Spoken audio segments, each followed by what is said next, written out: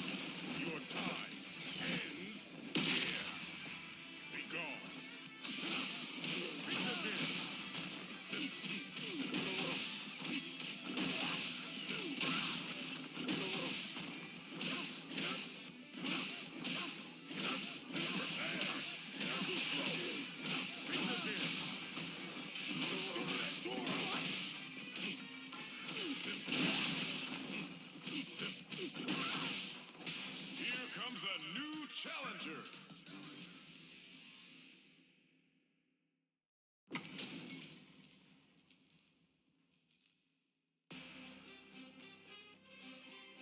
Round one. Fight!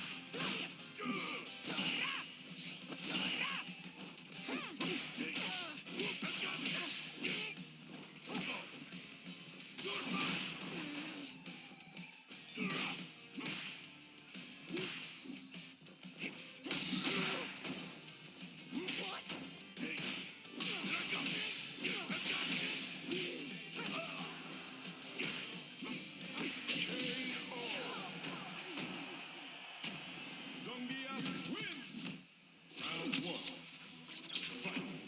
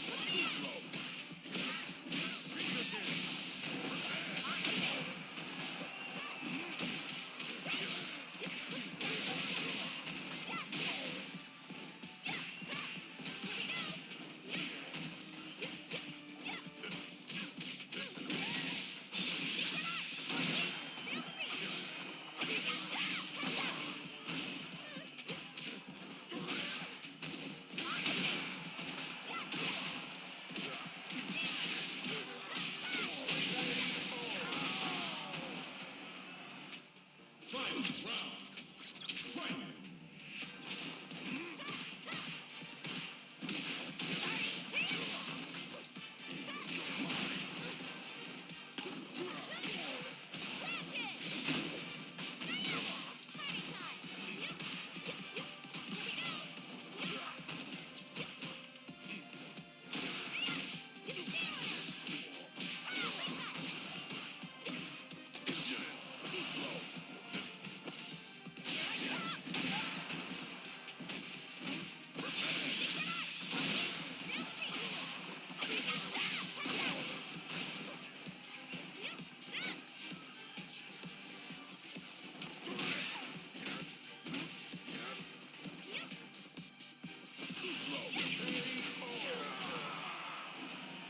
Kimberly wins! Round one. Fight!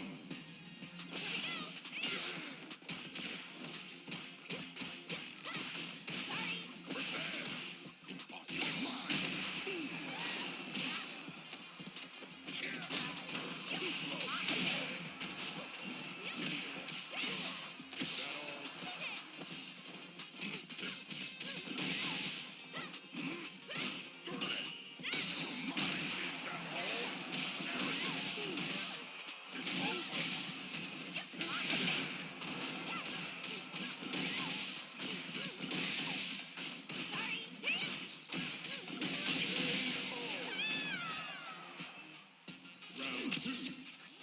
Fight!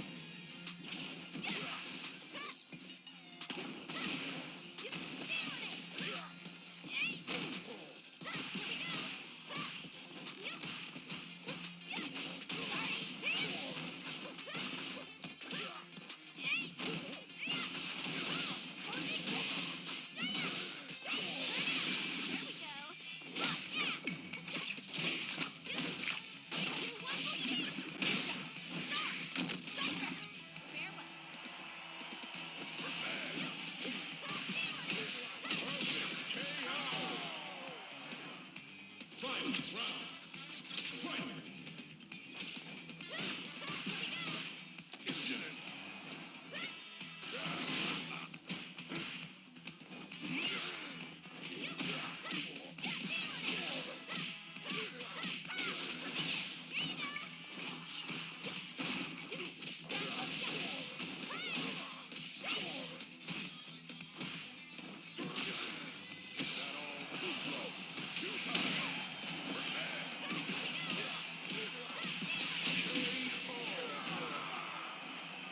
Kimberly wins!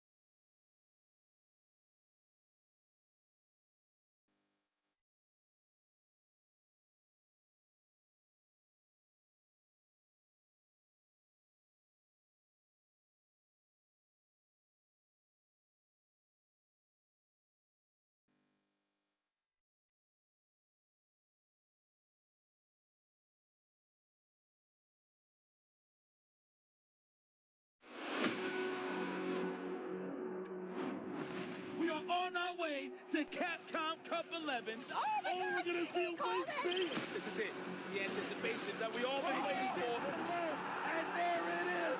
Punk gets his retribution. And an SPD, man up, perfect KO. Oh, Shahai said, the wake up OD, Dragon Punch, and Kusanagi. Tupoka coming in. There you have it. Into Matsuseki. We cast it. The perfect KO, and Shuto now books his place to Capcom Cup. Nash, that was so brave, and it doesn't matter because he gets clipped low. Noah the Prodigy, welcome to the Capcom Cup. They try and get something. Here we go. Oh, jump, jump. Oh, and he puts out Opera with the reset in grand finals. The crunch immediately. Tap on again. It's doing a ton of damage.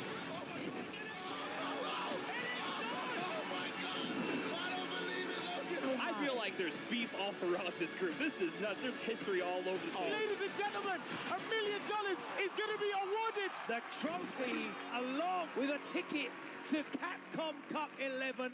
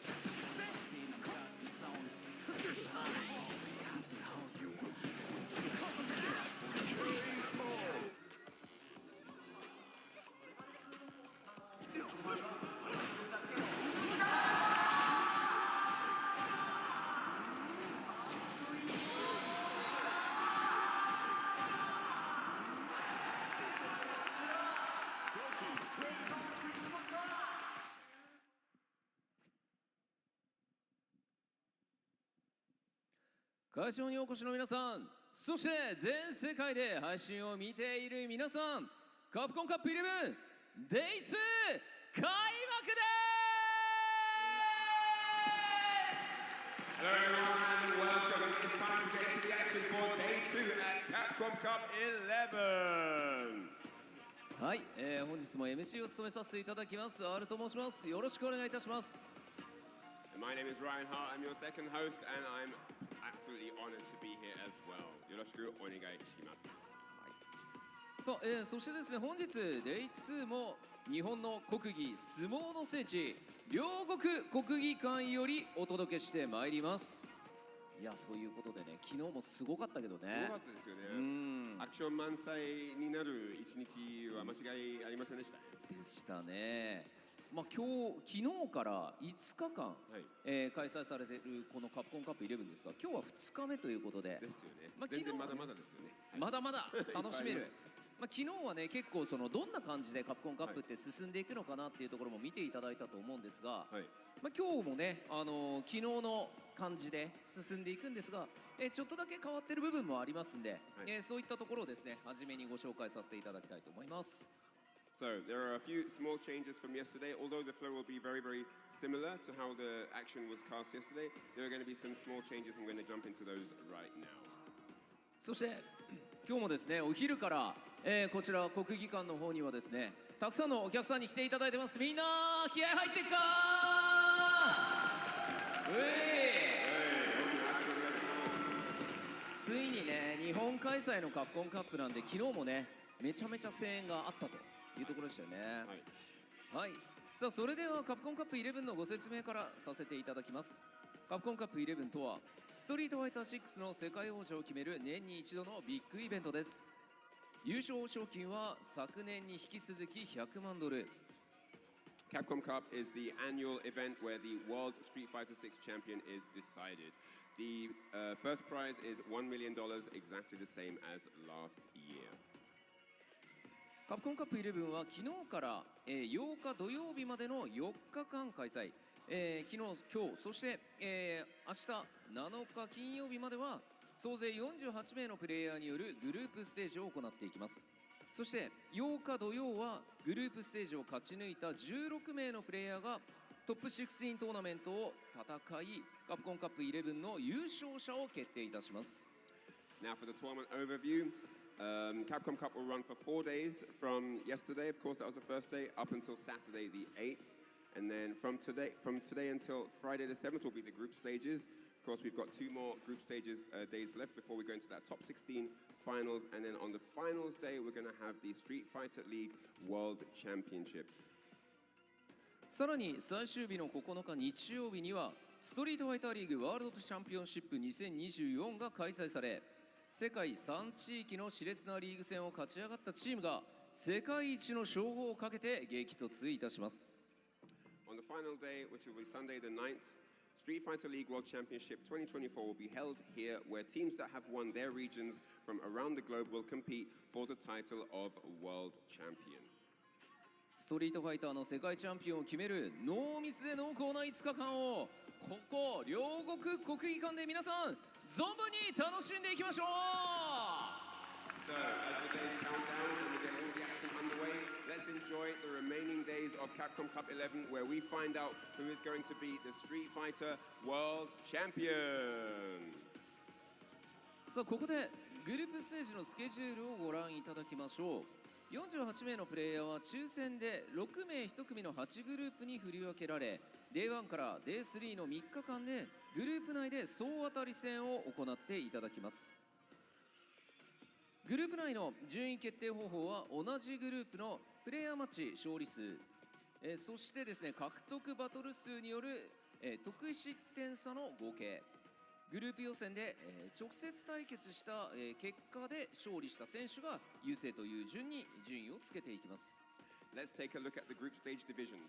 Match times for each group are shown on the slides provided, and the changes from group A to H will be around 7 to 8 seconds. As a general rule, So, looking at the group stage schedule, the first players will be on the winner's side, and the second place finishers will be on the loser's side. Players who then lose on the loser's side are out of the tournament, and then players on the winner's side that lose will drop down to the loser's bracket. All 48 players will take part in the group stages, where you have 8 groups of 6 players who have been assigned to these groups randomly and will compete in a round-robin format over the next 2 days. なお Day4 に進出できるのは各グループ上位2名のプレイヤーとなります。トップ16のプレイヤーによるトーナメントマッチは、こちらの2名を、8グループから集めてのトーナメントとなります。各グループ1位はウィナーズサイド、各グループ2位はルーザーズサイドとなります。ウィナーズサイドで敗北した選手はルーザーズサイドへ行き、ルーザーズサイドで負けると敗退となります。こちらがダブルエリミネーション方式となります。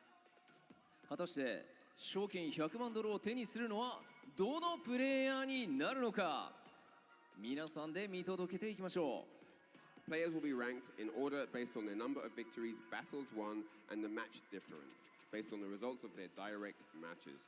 The top 2 from each group will go through to Day 4's top 16 finals. それでは昨日の Day1 を終えての各グループの順位表から見ていきたいと思います。さあこちらはグループ A からですね。 So now we'll take a look at the groups, and we start with Group A. 昨日は1試合した選手と2試合した選手がいますので、2試合して2勝している選手がやはり順位暫定1位になっているという感じですかね。 So there are players yesterday that had 1 match, and there are players that had 2 matches. And so the players that had 2 matches are quite far along, especially the ones that have got 2 wins and 0 losses, have quite the advantage coming into Day 2, where they only have to play 1 game. さあこのように B、C と、暫定1位は2勝0敗のプレイヤーが多いと。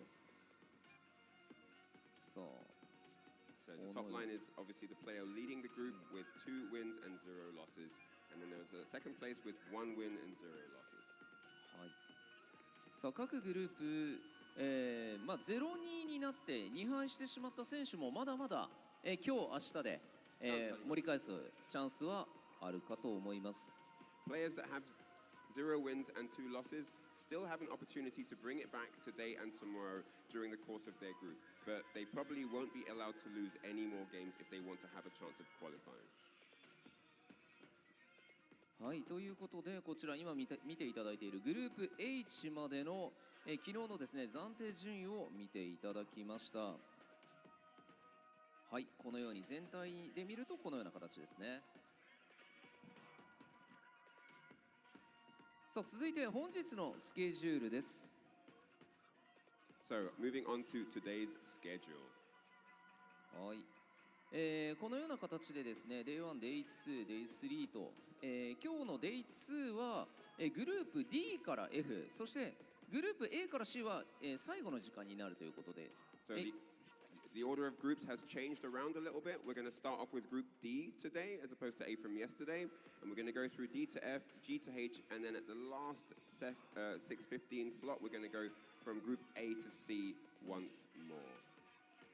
はい。大体3グループ、初めは D、E、F が終わったタイミングでインターバルの方を挟ませていただいて、その後3グループ終わった後にもインターバルが入るという形で覚えていただければ分かりやすいかと思います。よろしくお願いいたします。So after each group, we're going to have an interval, a small break, and as you can see, the 12 o'clock start for Group D and F. After that, there'll be a small pause, and then at 3:45, we'll start Groups G to H, and then again 6:15, Group A to C, and that is going to be the general flow of Day 2. そして今大会のスポンサー様のご紹介です。この配信は鈴木株式会社ほかふもふのお店 NTT 東日本オフィシャル PC パートナーのガレリアオフィシャルモニターパートナーの MSI とご覧の各社の協賛でお送りいたします。 And now let's introduce the very important tournament sponsors. The distribution is provided by Suzuki Motors Corporation and others. The event is brought to you by Fumofu's Shop, NTT East Japan, official PC partner Galleria, and official monitor partner MSI. Now we move into group introductions. Let's go. それではお待たせいたしました。早速参りましょう。まずお届けするのはグループ D です。それではグループ D プレイヤーの入場です。 And now it's time for the group introductions, the Group D to E. Let's get into the player introductions. まずは英国のカピバラ卿ブロスキー Hailing from the UK is the great capybara. It's Broski.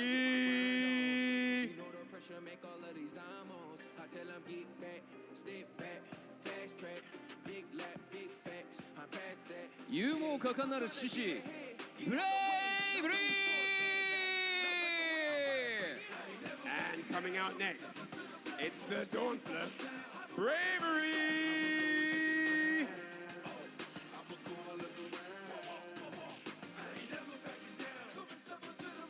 新鮮の外波的未来 VS バー A man who definitely has an appetite for victory today. It's the futuristic supremacy. It's VX Bow. ベストキッド from Chile ブラス At just 15 years of age, he steps onto the Capcom Cup stage. It's the young karate master, Blaz!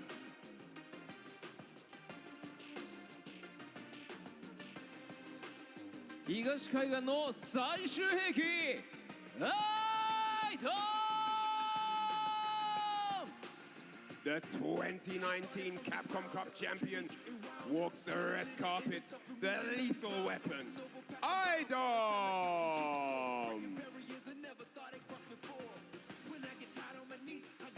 ソウルの腕自慢アームペラー From South Korea, the confidence incarnate, Emperor!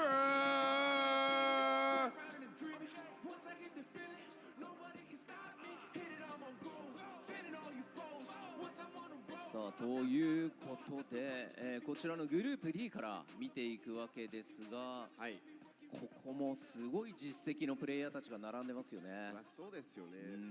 昨日も少し対戦しまして、はい、ちょっと経験増えた状態になってまして、そうですね。一体多分戻って動画を見てるんだろうけど、昨日のね試合見て、自分の試合も相手の試合も見て、はい、新しい対策をできてるんじゃないでしょうか。そうですね。さあそれではステージ6名の選手に集まっていただきました。皆さん今一度大きな拍手をお送りください。お願いします。さあそれでは、こちらの皆さんにですね、総当たり戦本日もしていただきまして、上位2名を選出する、戦いに入っていきたいと思います。それでは選手の皆さんスタンバイをお願いいたします。 These are the 6 gentlemen that are going to do battle momentarily from Group D, and 2 of them are vying for that spot in the coveted top 16 finals. But for now we're going to have the players to get ready on standby for the next match. そしてここからはこの熱い戦いを盛り上げていただく実況席の皆さんにお渡ししたいと思います。よろしくお願いします。 Alright, that's it from me and Aru here at the stage. We're going to hand over to the casters to call the action. Let's start the day. Welcome back to another day of Capcom Cup play. We're in Group Stage D on this second day, and that D may stand for dangerous depending on what happens here. My name is Seiko. I'm joined with my boy Vicious. Yo, let's get into this. You know, I was thinking about what had happened in the very beginning of day one in that group stage. I was very energetic, very excited, but now a little bit of anxiety is peering through. Why? Because of what these two on the stage had just said. These are the games that are ever so important for those that have gone 0-2, right? A single loss could really tarnish their shots at getting into the next phase of it all, into the top 16. But as it stands right now, the two players that are geared up into battle right now has to be Blas versus Emperor. They're currently sitting at a tie record of 1-0 each, and it's going to be a very explosive one to start things off because they were very impressive right out the gate. 100%. With their Shoto play, they have been showing different sort of styles, different characters as well. But I like the different ideas that they bring to the table.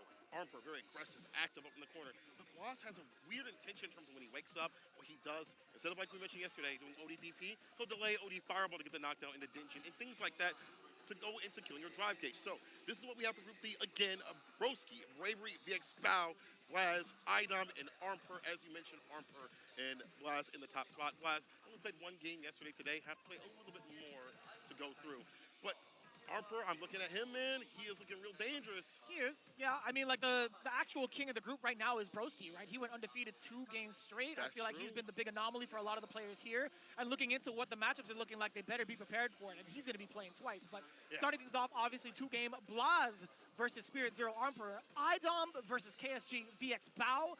Broski versus Blas. Spirit Zero Emperor again versus Premier Access Bravery. And of course, to round it off, 2 still criminally unsponsored Idom versus Broski. Yes, please hit them up. They definitely deserve it. Everybody good in the content and good in combat. But as you mentioned, we start with Blas versus Emperor. Very high in terms of how they're doing and out here in the brackets, but also their Shoto play, different sort of styles. Emperor has a Bison if need be. We've mainly just seen the Ken. Blas has a rotation of Ryu, Ken, and Ed possibly. Yeah, I feel like we're going to get into that in just a bit, but looking at the overall spread, right, with Broski sitting at the top, he's at a very dominant record. He's a +3 game differential because he went 2-1 against Bravery, 2-0 against VX Bow. Blas kind of following suit. He's at +1, or actually Bravery following suit at 1-1. VX Bow at 0-2, Blas with 1-0 as well. Idom 0-2, and Emperor at 1-0. You can see what the point differentials are just based upon their overall record within the set. So as you can see in this overall matrix, it was a lot of pretty back and forth. I think there was the most 2-1s that we've seen throughout the entire day one. Yeah, longer games, definitely. Much fun. And honestly, I think we'll get to something like this. I think this group will continue that sort of energy. I think we start off with a game that's going to be close. I feel like this game will be down to the wire. Wow. It was Emperor to start off the day for Capcom Cup 11, day 2. Let's get it. I was just thinking about the alt costume that Ryu has. I feel like there's had to be a little bit of inspiration towards like what we have on now, the Capcom Cup 11 jackets. But that's neither here nor there. What's here right now is game 1 of the day of Group D. Let's get it. Blas versus Emperor. get so much reward. One hit. Nice punish counter in the top two side switch out of the corners. Do not want to be there. Going to mid-screen regardless. Oh, he held on forever and a day. Armper shook his head of approval. He's like, you know what? I like that. I respect it. What are you going to do about it, though? You're going to give me a lot of chip. That's totally fine. Once I get out the corner, though, it's going to be my turn to play. And this sequence is going to get him his drive gauge back, but more so the pressure. Armper is so good at corner control, as we've seen from day one. Yeah, the chin rise and things like that. Does land the three-piece right there. Punish counter, mini kick, driver reversal to back it up a bit, but Blas worse off in that drive gauge department. That means Armor can throw out the only fireball if he wants to drive rush, just like that. Binds and confirmed. Even with the skill, he'll be able to kill. Just one bit of bar, level 1. DP gets it done. Excuse me. Ever optimal is Armor. Again, that corner control is something serious, man. We talk about what happens when it can throws you in the corner. It's been like a pivotal cornerstone of talking on the social media apps for so long now, and it's for a very good reason, right? Armor just has so much control and so much damage potential. But that's the second time Blaza tried to go for the donkey kick and gets punished severely, but now the punish is coming Blaza's way with that low medium kick to start it up. Armor not too shy to let that uppercut rip. Low forward again into the chin ride. Watch out, the overhead doesn't get perfect parried. Get out of here, get the side switch as well. Blaz with the meaty jab. Let's see that offense. Jabs continuously again and again. Here for the meaty overhead blocked out, but Armor with the walk-up jab gets a counter at the side from the Dragon Lash. He's got the bar at the bottom. One confirmed. He was looking for the crouching meaty kick. Gets perfect parry. Get back to the mid-screen again. I guess after that, pretty much at 0. Forward, yep, had to keep it clean. He had to keep it a true block swing after that. Yep. Oh, same with Armor as well. Blaz now in the corner, and it's still the sweep! He's hitting so many times down below where he least expected it. But man, from that range, that was such an educated guess. Wake up sweep. For a possibility of $1 million. Oh, big drop though. But he went for a throw? He went for a throw as a punish, Armor. Just a mini kick. I mean, he's been doing that continuously. Literally anything. That's one of those things where I think you're the other person. I don't even know, man. I don't know, bro. Early morning shakes. Get money out of this group nice and easy. Walk up against a tap parry. Unfortunate in burnout is Armor. Blast with the pressure. The bar at the bottom. You're about to drop. Do not get opened up. No cross the DP. Too late to do so. That's fine. Yeah, that was a little bit actually our mistake. If it had been a roundhouse donkey kick, which I think it might be, it's not punishable. Our mistake. But either way, Blaz secures the game. Armor, totally understandable that he would try to go for a walk-up throw. That was our mistake. Armor, he had it down pat the whole time, trying to go for that mix against Blaz, but Blaz was just too keen on it, right? Throwing in the mix-ups has everybody guessing. That roundhouse donkey kick, again, not too bad of a tool. 100%. And again, Blaz has played this character so much he's going to understand what Ken wants to do. ODDP on the meaty step fierce will get him some distance on the bust out. Knocking over the jabs and the chin ride, well spaced out. Interruption in between the string. Knew that was fake. Oy. And look at the corner carry after that, man. So much reward off of that perfect parry coming in from Armor. But Blaz now trying to scrap his way out. OD fireball to keep Ryu in check. I like this control again from Armor. Switching between the normals, switching between the fireballs. It is so ambiguous. Now the throw, even more so of a guessing game. What do you do about this, Blaz? The sweep comes in against the medium kick. Well timed for the punish. Oh my God, this worked out so much. Crouch me to kick at the chin ride. Finds the stand fierce. Perfectly done for the space trap. Drive rush. Trying to go for a throw. He texts. But Blaz does not have any bar to play with. A drive impact will kill, can play around that idea if he wants to. And he just looks for the low. Nice and easy and breezy. Armor trying to put it back on the board. He's a game on the board, I should say.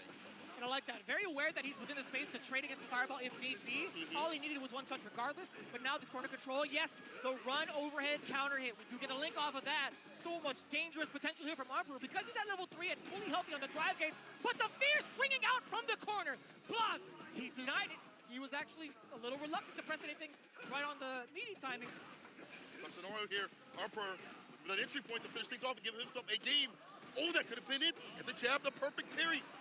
Cannot get past any sort of momentum at all. Tatsu actually able to get the side switch outside the corner, get himself some distance. The walk-up throw is still not over. Never count Blaz out, especially with Ryu and that big boy damage he can hit like a truck. Just don't let him do it. The walk-up jabs. So smart. If you had seen what he had done prior, right? He did a walk-up throw against a block donkey kick. A little bit different on the stats in terms of on block because he wasn't burnout, but still in a very similar situation. Ryu is going to be safe enough. I'm going to try to get this fix. He denied it a little bit by delaying that jab. Very smart. A big change up there from Armor. Game to game right now. Stand like it. On counter, it's the only type to drive rush. Ends it with the DP. Fantastically done. No conversion off the crouching and medium punch, but he's hunting for the next hit. He's going to get off the target combo. DP ender. Next. Or you. And think that's the first option, the first time we've seen that option exercised from Blas thus far. Overhead, man, a lot of trickery coming in from either the Jinrai, the step kicks, etc. And now he's taking liberties by moving forward, trying to throw in that counter poke with the crouching medium punch with Blas. He's still stuck in the same spot up until this point. Solar plexus destroyed.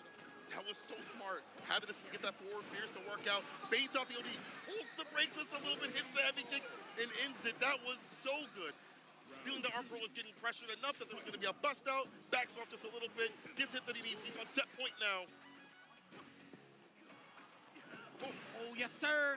And I like that he's testing the reactions. Blas is throwing out some of the lights to see if Armper will try to whiff punish. But to no avail. I mean, either way, Armper still has the momentum yet again. There's the throw. Where's the media? He denied himself so much of that damage. He's like, you know what? I think Blas is going to be going for an OD uppercut regardless. And the throw to end it. I like that, dude. He's thoroughly going through his wheel of options against Blas. So effective. It's crazy. Damn! Drive us so forward. That's how you feel? Start the game. In a sight, and this walk back right there was perfect. Gets the finesse and plus. Level 3, get the bar built right back up. Has him up in the corner where he's been able to express what Jin can do best. I'm liking this momentum. Armper might be able to seal it, actually. Oh, his counter back-to-back. Side switch as well. The throw heavily denied by Armper. It's a drive reversal. Keep him up in the corner. Yeah, had to drive rush right after that, but still in burnout. And Blas has been so good at taking advantage. Goes to the level 3, keep him in burnout as much as possible. Take a big chunk of damage away. Have the lead. Score game to win, Blas. Score game to win. Get up. Where's the anti-air? Finish it. The stand fierce to finish the job. Blas takes it 2-1. That could have been bad, but it's real good as Blas is able to find fist to face up for that corner space. That was the perfect time to let that level 3 rip. There was so much damage on the table that comes out of that. With the amount of control that he has afterwards, he could go into any sort of chip sequencing. Armper did not really have a vying chance to get himself out properly, right? Yeah. I mean, he was so in burnout. As soon as the level 3 ripped, he looked directly at the player cam. He was shaking his head and slightly admitting defeat, but obviously it's never over till it's over. But he knew the circumstances really well. Well, it was like you up your percentage of winning at the end of the round right there by putting in burnout. You know, you have the lead in terms of all the damage and stuff like that. And Blas had so many ambiguous moments like that sweep that he's been doing on Wake Up in the corner continuously. Makes it a little bit more hesitant here from Armper. All the way, Armper's corner pressure was good. You know, it was actually amazing. Top class, obviously. But to be able to break down that, Blas able to have some of that hesitancy every so often with that sweep that could be coming through. We'll have for the ODDP to work out every so often. That barely allowed him to stay solid, stay alive for a little bit longer. Yeah, but I also love the kind of things that Armper was showing off in the neutral too. He wasn't afraid to let it rip towards the very end, save us for nationals type of stuff, where he went drive rush low forward to get going. Like you saw the very beginning of that set, or like, I guess towards the end of that set. He looked like he was going to be in prime shape to take it all the way momentum-wise because we've seen what he had done to Idom the day prior. But I love the tenacity from Blas. I love the defensive decision-making overall. I cannot genuinely believe that he made the right choices against Armper over and over and over again on defense. And also, in unorthodox ways, a lot of people are so reluctant to press buttons upon wake-up, especially with somebody like Armper, who utilizes that meaty, or utilizes his variety of meaties very, very well, right? He was knocking on the door with a couple of lights initially. He would throw in a couple of mediums as well. So it's very, very interesting to see like how that kind of evolved from there. Like, you know, Blas, I don't know if it's like young man tendencies where they're just like, you know, I'm not really afraid of these options. Like theoretically this could work, so let's try it. Yeah, you know, I like it. Instead of going for like ODDP, I'm gonna go for a sweep instead, or even beyond just doing like a crouching medium kick, he's going for something where he knows he's gonna get a knockdown. So I'm gonna confirm it a crouching medium kick, maybe, possibly. Either way, Blas, like that energy, bro. Young man energy works out in the clutch, takes on Armper, and it takes us to our next match, Idom versus VX Foul Brother. What do you think about this one? So this was actually something I had asked Idom prior. I'm like, who are you fearing most when it comes to VX Foul? Like, who do you think he's gonna be putting on the table? He's like, you know what? I feel like if he decides to go with Bison, I'll be fine. But if he decides to go Ken, which he was advised to, I'll be a little bit more shook. But neither of those options are on the table as of right now. It is the Ed pick from VX Foul, which we did not get to talk to Idom about. So hopefully there is some sort of different strategy when it comes to the player-player matchup. Yeah, we'll see. I mean, is he ready for this? But then again, we talked about this yesterday. VX Foul, having a rotation of characters, might put him at not a high enough level to kind of fight Idom, who names his character. Matchup be damned. Yeah, So we haven't really got to see like the potential of VX Val. I kind of hail him as like one of the best in his region. Like he's, when we, Rich and myself were talking about it in like casuals during his matches with his friends in the region, in ranked circumstances, local tournaments, he is a god. But big time tournaments, we haven't seen him really shine just yet. DP on the wake up works out. Wasn't gonna die for it. Maybe put in burnout, but still a good bet right here. His head is very solid. I mean, he likes cycle power. That's like a big thing for him. He likes characters that have that cycle power sort of tendency. But I haven't seen him play this character in CFN that much. It looks like it's very informed right now. First round to him so far with the booker committed, but that jump in is like a dive kick. Easily gonna reach. Ends it with the hit grab. Stocks up 3 medals in totality. And a 4th one steals it. Could go for the 50 if he wants to. Oh, he might have tried. But either way, it was a dash up. It does get stuffed out. Let's see the dream. Double bounce. Corner carry on the way, but the damage is immaculate along with the meter build. VX Val going in. The slight delay on the micro step. Idom got caught reaching. VX Val with the meaty as a counter hit. Not necessarily meaty, excuse me. Delayed normal for the counter hit. Excuse me. Still worked out though. I like the timing, what he did with that. You know, not as damage as he used to be with the level 2. He's looking for that corner carry still, which Ed could do really well with. It's hard to anti-air that continuously. Again, slower DPs that this character has. On the ground, he does get the punish counter. Knockdown, kill rush for the Oki. Yes, sir. No drive rush right after. Got to confirm. We're starting to see some of the strategies develop. Idom is trying to take to this guy a little bit more against VX Val, but he's given him no remorse thus far. He's anti-air pretty effectively. I think he's only missed 1 thus far, but he's just been so dominant. VX Val has just been so hard to read. That OD uppercut, did anybody else see that coming? He had no reason to, right? He had so much help to himself, but at the same time, man, VX Val, he's really making this Ed work. Oh, that was just mad active. But the back pierce misses. The follow-up unfortunate. Trying to command grab. Full jump, calls that out. High enough to get the cycle blitz. This time he goes for the throw instead of the meaty. That's fine. Sets up for the fireball. Drive rush. Takes the throw this time. Idom more active on defense. This is something Manon can do. Be active against when you try to drive rush. You got the butt to deal with it. Another bust up, but this puts him in burnout. Right. Yeah, but he still gets the whole barrage, by the way, being able to lick back to back flickers into the level 3. I'm loving this right now for VX Val. On the board, finally, now sitting at 1 and 2 in the overall standings. Idom, this is looking pretty damn shaky. I can't. Yeah. I'm not the greatest mathematician here. But he's currently sitting at 0 and 3. You know, good luck is all I can say. But the way that VX Val came in today, having only 1 game today to have to play, knew how much he had to put on the deck, and has worked out this Ed to such a fantastic level. I mean, Idom does play Eds. We have quite a few Midwest Boxer that's out there. Shine when he plays Ed as well. Just to CH when he runs him in the tournament. But VX Val was so dominant with his pressure on Oki. Idom not making the right bets and not finding any reward on all of his conversions. I feel like, you know, obviously that's not big for Manon in terms of damage, but was able to land the command grabs that you like to, kind of puppeteer the player, like per usual. Didn't really happen this time. Yeah, there were a lot of things that were kind of throwing Idom a little bit off, too, from the way that VX Val had been controlling the space. It was very hard to even try to figure out whether or not he would actually go for any sort of like cycle snatcher, if he would actually throw out normals and whatnot. I feel like VX Val, he had a timer on him. When should I act first? When should I act second? Okay. I like that. Well, it worked out. I mean, there were some interruptions, obviously, against Drive Rush, but overall, in terms of the decision-making, it was hard to read when he wanted to do what. So, we move over to Broski versus Blas. As you mentioned, Broski in the top spot with the Aki is cool. It's very cool, this character. Very optimal. Even in the matchups where I think it's horrible for him, he is still able to eke out wins, even against Tia Kumas. He doesn't like to hear that, but he is so well-versed in everything, I feel, while still keeping up with the content. And Blas, as we've already seen, so different on his wake-up decisions.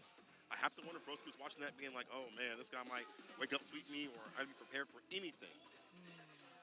Right, I think primarily when we talk about Aki and the way she kind of advances in neutral, I feel like being able to throw the fireball is pretty keen, but I also like the control that she has from some of her normals being a little bit further than most, right? Medium punch moves her pretty far forward. Broski's also very, very sharp when it comes to the utilization of crouching medium kick, being able to cancel into like a super if need be, but also he'll snatch a couple of raw like stray hits to kind of like keep Blas in check. But when those confirms come out from the side of Broski, be prepared for 1, the poison, and 2, if you're already poisoned, the big juggles coming in, right? For a combo video, you're watching. Broski, you know, obviously on paper, I think maybe this isn't the most fun matchup. Fight that Ryu can throw out the fireballs at a pace where you can't really keep up his Aki. Your normals can fight hers, but at the end of the day, your initiation is kind of hard. And his damage you can dump out kind of matches yours without having to put the poison on. You can fight her effectively. And the fact that Lost also has a kin as well maybe makes this difficult on paper. But again, we've seen Broski fight matchups that are very hard for Aki. He's such a main line with that character. He stays fine. Yeah, I feel like when it comes to the actual Fireball War itself, I mean, obviously she's not going to necessarily participate in it, but I do think she has a couple of ways to get around that. If he times it or reads it right, he could do an OD cool fake, which he's very keen towards doing. He could kind of slither through with a snake stance and also cancel it out to kind of reset the timing as the Fireball passes through. He could spiral over as well. Venomous Fang, you're right.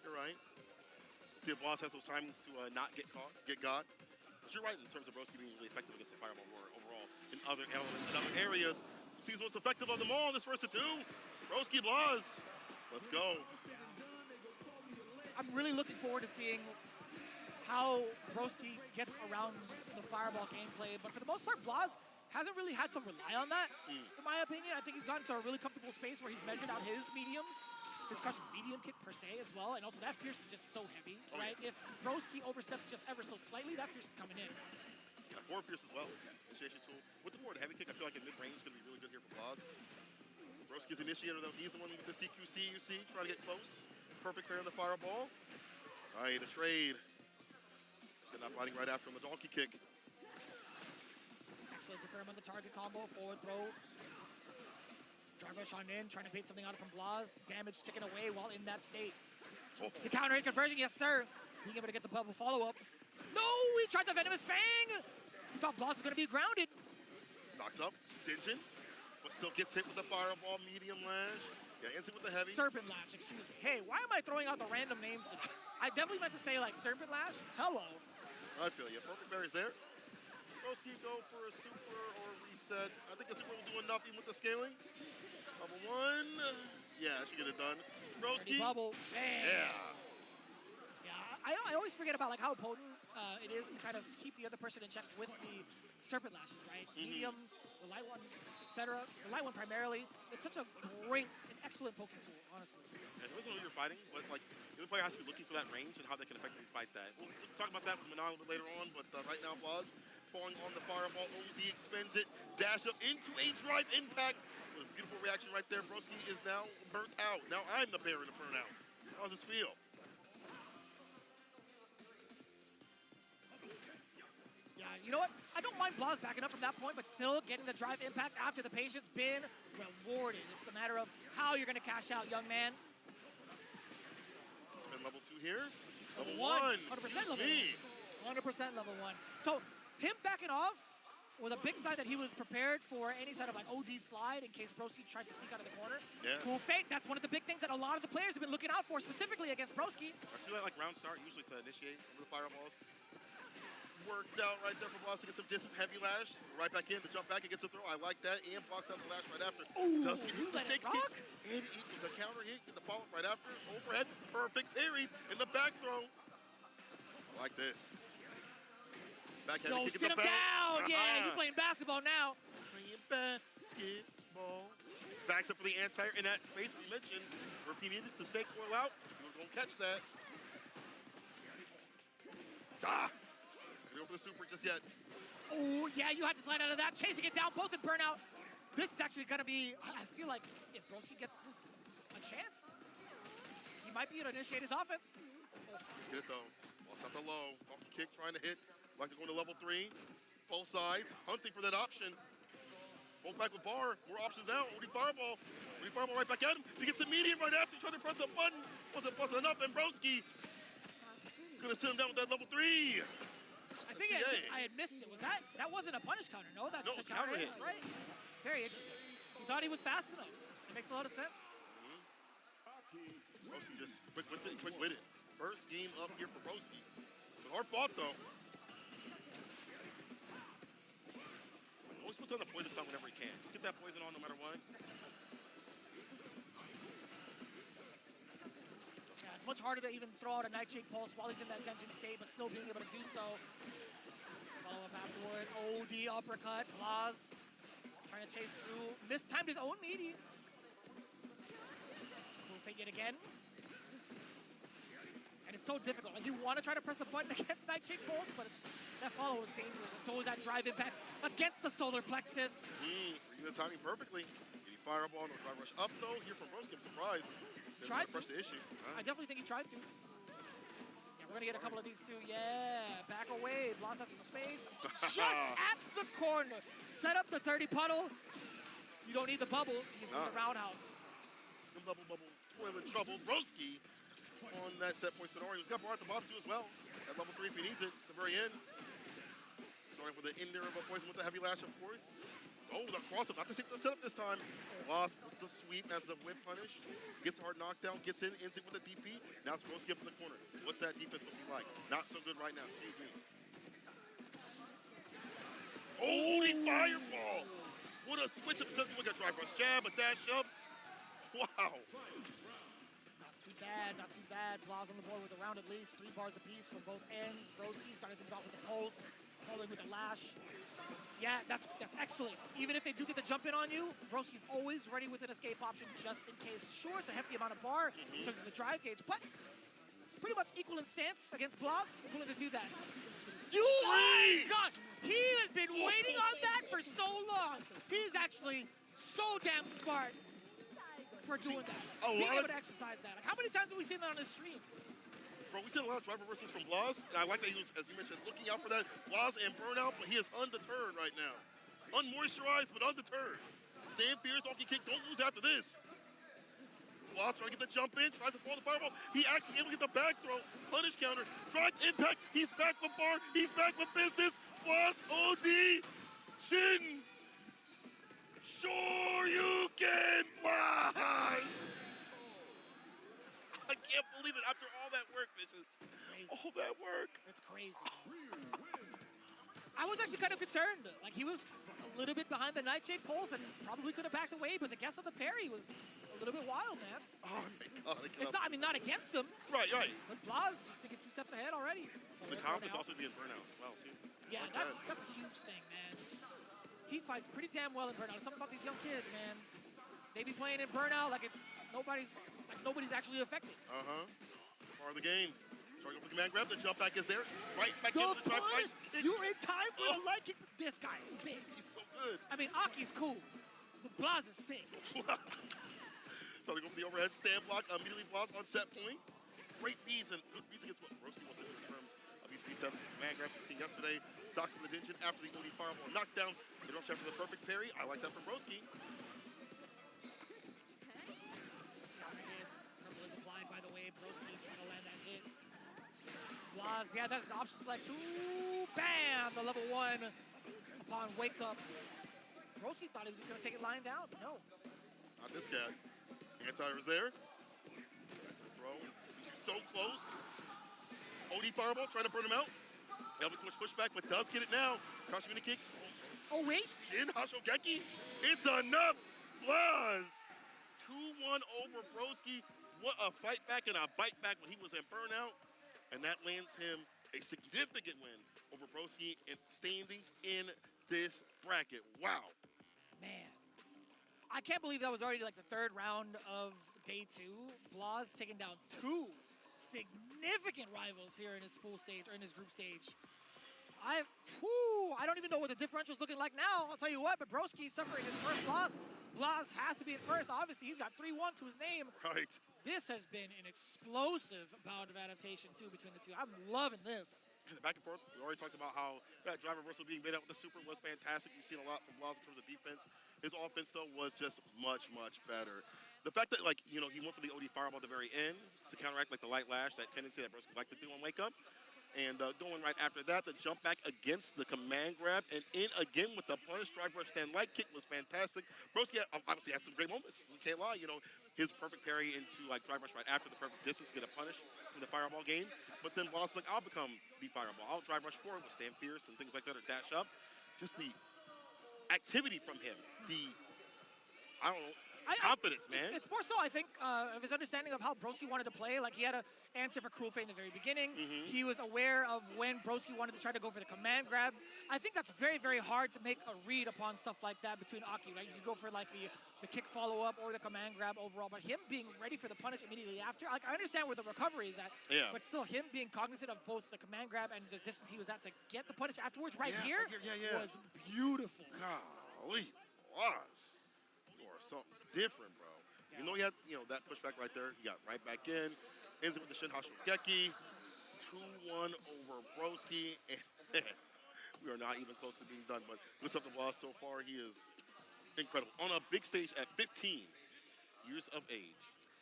Couldn't even imagine that. I mean, the closest thing to it would probably be like Justin Wong in my mind.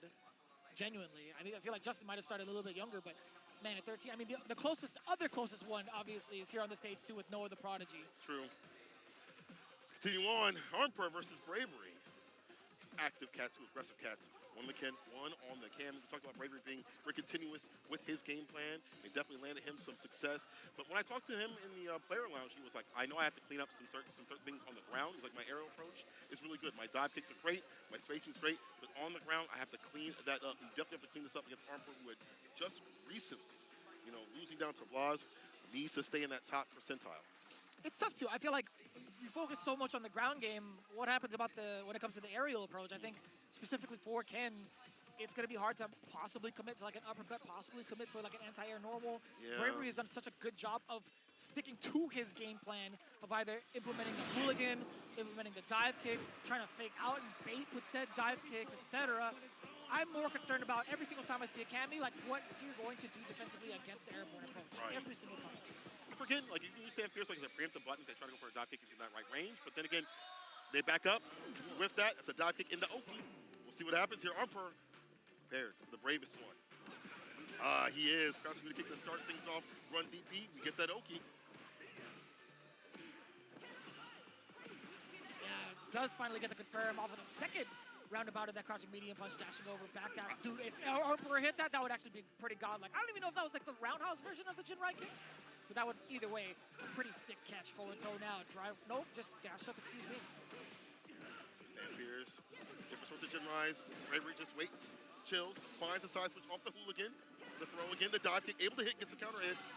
With extra damage, but more important, the corner carry and the crouch fierce to follow. Finish it off. Yes, sir. And I love the utilization of his crouching heavy punches, excuse me. He's done such a great job of catching all the delayed normals that a lot of these players want to do. Damn, you punish counter the stand jab, excuse me? Ready in the neutral jump, going up the throw. Bring that back to the outside that corner was too obvious. Harper getting blown up in the corner on defense. Stand fierce, finds himself out, does not commit to anything. I get it, the drop gauge a little bit low. Jinrai delays a little bit, dive kick able to hit. Crouching the kick a little too obvious. And that dive kick blows up everything. Stand medium, It really does. crouching medium kicks, whatever you want to throw out, it'll catch it. It really depends on like the standing medium range. I don't mind that as a tool, I feel like, because of its like hitbox range forward and upward, but that medium kick too, when he walks back and tries to delay his normal with crouching medium kick, you are far more susceptible. I understand how strong it is, like in comparison to like, every other character when you delay a normal like that, even like crouching medium punch, but Cammy just goes above and beyond that quite literally. Oh yeah. Bravery trying to fish with it. Crouch, going to kick able to hit. Nice, it goes after the target combo. A little bit okay right there. Hits the heavy. Dies, switch off the Dragon Lash. DP in there. All right, Armper. We want to see that patented break corner pressure. And we expect the counter hit that was there. If you said light kick would have been a better combo. We try to go for the medium. I was just about to comment on the paces from Armper. As soon as his turn was over, he would kind of back away. But I love the big opportunity now for Armper off of that with punish. From the spin knuckle, a little bit off the mark too, knocking on the doors despite being in burnout. Armper is now on the back end. Bam! Yes, sir! Not quite dead though, Bravery. He could make something happen with a hit, but it's the DP. A lot of confidence in that one, plenty of time. And Bravery, technically, he shook his head as soon as his jump roundhouse came out. He wanted to go for a dive kick on that. There we go. Delays the lights, gets the counter hit. Throw right after it. Here, another throw. I throw a few more times, hit a dive kick if you need to. This is fine. Reversal jabs, open them up. As soon as Bravery delayed, Armper was there. Finds the crouching kick into the Tatsu, to the corner. No enhancer, that's fine, just too nice and close. Oh, Perfect parry. Not going to go for the DP. Run DP. Now you get the Oki. He goes up with super. Reasonable. Very reasonable. 4-3. Damage in. Still living. More than enough, yeah. You know, Armper, I don't blame him for that at all. First bust out of the match, you know. Going to fireball. Surprise. The dive kick was the intention. Pull that up. Anti-air is there, though, from Armper. He's got that locked on. And using a Gen Ride to bait out some of these tap parry opportunities. Drop gauge almost gone. Delays, walks back, gets a crouching punch and a whip punch. Excuse me. Shibu Gen Ride. Armper. I like that too. Not willing to really press a button unless he sees one first on the ground, right? Yeah. He's really started to change up what his offensive pressure has been looking like. For the most part, he's been running a train on a good majority of the players here, but in terms of like what he does in the corner. But right now, we're starting to see him slow down just a little bit, like a slight notch, because of the fact that Bravery's been opting to go for the airborne approach. But the one time I feel like he decided to really try to commit to a button on the ground, does get blown up. Game to game right now. You know, I'm with you in terms of like how he's playing on the ground, how he's patient, backdashing every so often. Talking all this good stuff about Armper. Bravery already has him up in the corner before 10 seconds even happen. But then again, the side switch happens off the target combo. Dragon Lash into the DP. What a call out too. He did that immediately after a blocked crouching jab. Damn, that feels with mad meats. He's got the meats. Crouching kick catches the walk back. A lot of dash back and walk back from Armper. And Bravery sniffing some of those out every so often. Ooh, it's huge. Yeah, that's exactly why the burnout is there. But either way, yeah, single confirmed, didn't even matter. I love that. Bravery sitting on set point. Clean with the DPs against this cat. I see some more variants. Face off the DP for free in the corner. My turn to party. Stampers, that's what I'm talking about. The walk back Stampers to catch and try to TK dive kick against a throw or a button. Keep your ass up in this corner. You're dead. Side switch, level 1, let's get it done. Final game, final round. And I like that difference too. After a couple of chained lights, right? Keep yourself in that right positioning, throw that immediate sand fierce. I wonder if Bravery will try to go for the parry the next time he's in that situation. Oh, yes, sir. Be able to catch the landing recovery overhead. Successful, still trying to bait out. Perfect parry. Spin knuckle. Delay with that throw, though. A lot of backdash, a lot of space just to kind of guide out some of these dive kicks and jump ins. Well-taken combo! This is what you get. Starting for the back throw, puts up in the corner, still finds a jump in, and finds success into this super, puts this man to rest. Night.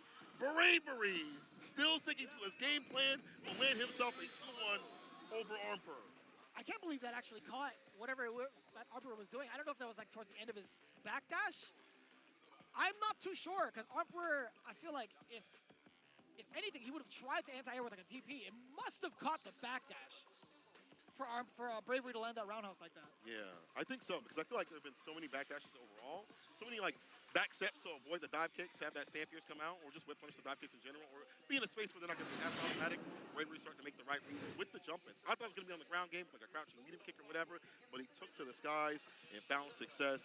Although Armper has some really good moments. I do like his ideas to DP when he should, the backdash and the stand fierce, as you mentioned, the chain lights and the stand fierce, get that pushback.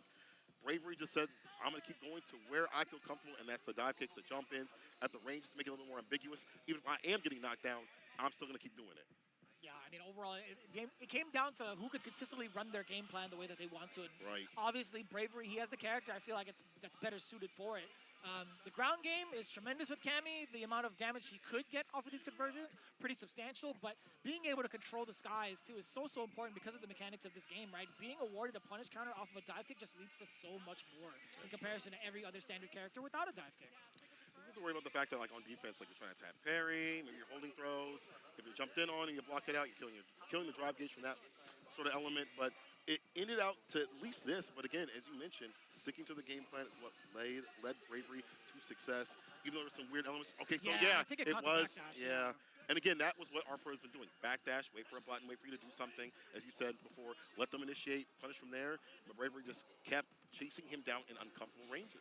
Yeah, that's smart too, because if you looked at the angle that Bravery was at, he went for like the attempted the back throw, right? I mean, Armper was already kind of cleared out of that way.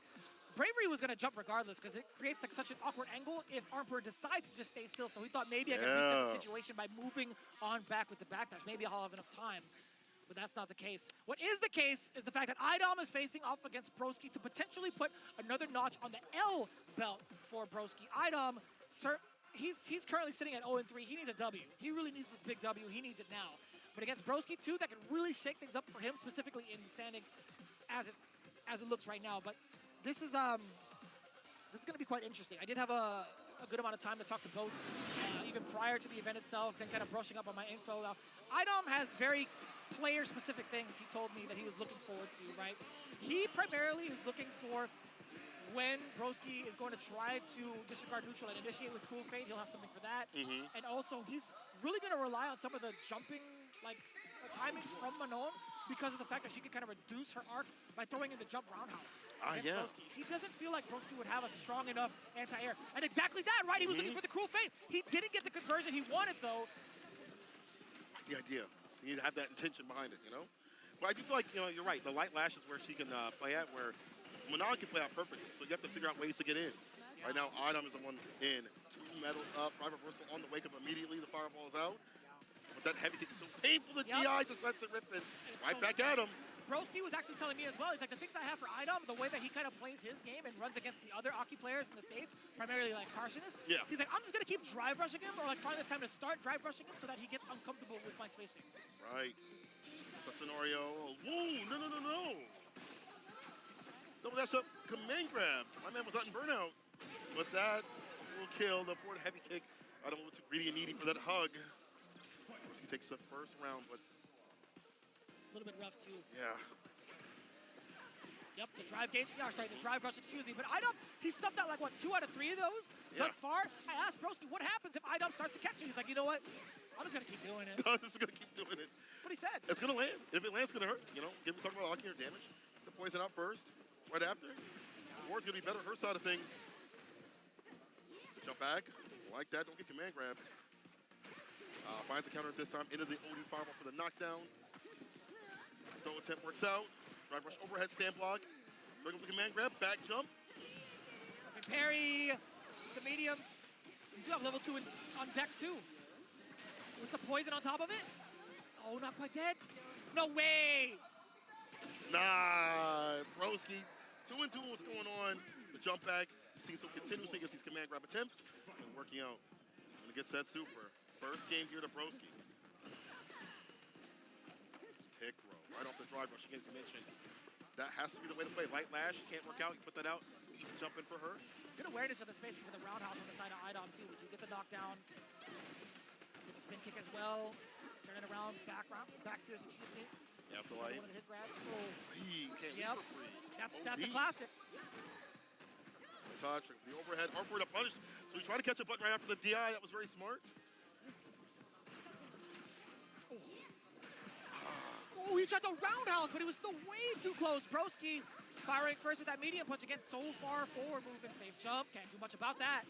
Well, reversal though, puts him up in the corner. Broski not allowed to party use, and he tried to go for the lash. Again, the DI was perfect this time. Had Broski built up level 3 by then, it would have been a whole different story. He would have been able to cancel through it. Oh, big punish! Giant punish, excuse me. Lands some 5 medals with that bar at the bottom, juicing up that level 3. God. Don't let him grab you. That was the meatiest back fierce. Oh, you gotta kill here. Please don't drop it. Dear Lord Almighty. Oh, he stays into him. He puts level 3 on with the medals. A ton of damage. Not enough. One more touch. Wake up, Super Broski. Big bet, no reward. Man grab to seal it and puts a final game between the two. I get it. What are you gonna do in that corner? One touch sort of territory. He'll go for a trade no matter what. Truly, yeah.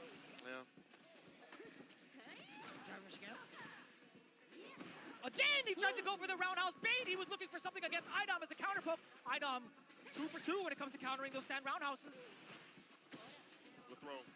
Attacks immediately. The lash. So Broski's actually being very confident in that light lash. Despite it being such a problematic thing, like it jumped on. The drive rush, it hides it a little bit. The throw. Drive rush, then medium kick, gets a crush, medium kick right after. The light coil, just to get that distance, to get the anti-air perfectly. finish the job, Broski, he'll do it. A much more of an aggressive round from the side of Broski. Not allowing himself to be susceptible to any sort of whip punishes, keeping it nice and compact. Also throwing in a couple of feints as well. Cruel Fate actually whipping the mark. I think Idom walked back just a little bit, a smidge. He did, he surely did. Yeah. Big jump set up. Where you going? Hold this throw. The fireball to lock him down. Prepare the jump in again. 2 covered with the light lashes, as we talked about. Cannot throw those out. Already landing 3 medals. Changing the landscape of the matchup. You're even more afraid of what could be coming through. Extra hit advantage off the drive rush jab. OD. Damn, level 2. Had to spend it, I guess. Better safe than sorry, that is for sure. Idom, although with the deficit in regards to the super meter, all tied up. Game for game, round for round, the final between the two now. At level 3 though, at the bottom, Broski. That's some devious empty command grab on the tap Barrington. The timings of the jumps have been a little bit ambiguous here. Too much here for Broski to handle. Light lash blocks it out. Heavy kick, not a punish counter though. He waits for him to flip out. Gets a command grab again. 5 medals. 1 more grip will be it. Grippers are strong. Oh, that's huge, and it went the other way. I don't know what happened. He had blocked one of the hits, but she moved on past the body. That rarely happens. And it had to happen on such a big stage. Idom takes the game. Wow, what a weird, wily interaction, but more importantly for Idom to be like, okay, that's cool, that happened. Let me get my punish, and let me get my win.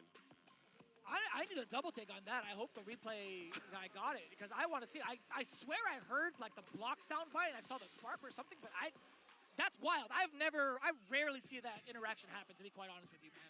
Yeah. I rarely see that. But let's take a look at the replay going into it, man. Pound for pound fighters, I gotta say, Idom getting a little bit shaky on them. Both their strategies, you start to see it really be implemented, right? Idom was looking for that Cruel Fate multiple times. Broski, he was looking to utilize the drive rush as much as possible to initiate his offense, but it came down to the reads overall towards the end of the set, and it was beautifully played out. Broski also being able to score some of these knocks down. He's been well-versed in this matchup out the gate, right? He's been playing against random for so long. So he's understanding some of the nuances that Idom is trying to go for, but didn't necessarily pay all the way through. Yeah, we talked about how like Idom was able to understand like the game plan of Broski and what he wanted to go for, like the Cruel Fate. That slight walk back we saw previously was such a good idea to be like, okay, you want to go for this in this space? I'm just gonna hold back just a little bit, get my little punish off. Obviously, the one that happened at the very end is a little bit different, but understands the matchup to a T. Idom on the other side of things changed up his timings when he's jumping in, when he's going in terms of like when he feels like Broski's gonna drive rush in, he holds him with the medium. It just felt like it was a different yeah, and okay, it did. He was crouch blocking is what it was. Okay. I see. That was actually so sick. Whether intentional or not, it was sick for Idom, but unfortunate for Broski. I'll tell you what, man. That was, whoo! I loved being able to see like character specialists duke it out the way that he did. It's unfortunate that they're in the same kind of like group stage, but man, that was rough. That was so rough. But either way, I mean, that's the way it played out. You're looking at the standings overall. Broski at 2-2 now. What a change up between day 1 and day 2, going from unbeatable to not being able to claim a win. Bravery at 2-1, DX Bow 1-2, Blaz 3-0 now at the top of the charts. Idom 1-3, at least one on the board, and Armper now sitting on 1-2. Yikes! What a switch up. The dominant switch from Blaz has been absolutely fantastic. It's good to see like that, that bite back. I like the Idom's trying to, get some of these W's on the board. Obviously not as in tune earlier in the day, but today he ends with a victory at the very least. Armper, people are starting to take it to Armper, so they see him as a problem, and you see a lot of strategies against him, especially Bravery out here in that 2-1 position. I don't think people really kind of rated him, but he is definitely highly rated out here. But Blaz, Broski are still at that top spot. Broski a little bit more different. He's at that 2-2 as you mentioned, and below Bravery, really not that far behind. Yeah. Not too bad, I feel like, from 3rd through 5th place, but Idom being on the board, there still is a light of hope to be found here in day 2 for Group D. But that pretty much sums it up, man. It was a lot faster than we had thought. A lot of 2-1s on the board. The only 2-0 that had occurred was between VX Bow and Idom. But still, these guys are playing so damn well, in my opinion. But speaking of which, the one who played the best overall, Blaz, with a very impressive record, is still sitting at 3-0. The youngest man, I feel like, here, possibly in the arena right now, if you're really thinking about it. Blaz I'm so impressed with his performance overall. And he also has a backup character just in case, right? He's only been utilizing Ryu in Chile, or sorry, not Chile, in the Dominican Republic. I had the opportunity to check out the way he's been playing Ed as well. But we're going to get a thorough interview with him in just a bit as we throw it to them, which should be happening real soon. I can't wait to hear what Blas has to say, standing by with Ryan Hart, if I'm not mistaken. Yeah. I'm just letting you guys know it might cut me off, but we're going to throw it to them real soon. We hope you guys have been enjoying your day thus far with Group D here in day 2. We still have so much more to come. Man, it's been ecstatic. So ecstatic. Absolutely intense. And again, Blas working out on defense differently. Definitely want to hear what he has to say about those wake-up sweeps and things like that, obviously with intention and purpose. But as you mentioned, only the first group stage that we've had for the day. We're going to be switching it over real soon, as you mentioned, to the interview. But I can't wait to see what comes after this. We have a lot more action, a lot more things to just drum out in terms of who stands where. It's a very pivotal day, a second day. I mean, a lot for a lot of people. Well, maybe not a lot in terms of getting money. What's your next block, by the way? Do you remember? I'm A. Okay. Yeah, cool. so a little bit. Cool. Well, you'll be seeing him in a little bit, myself as well. Let's take it to the interview real soon. Standing by, Ryan Hart with Blas.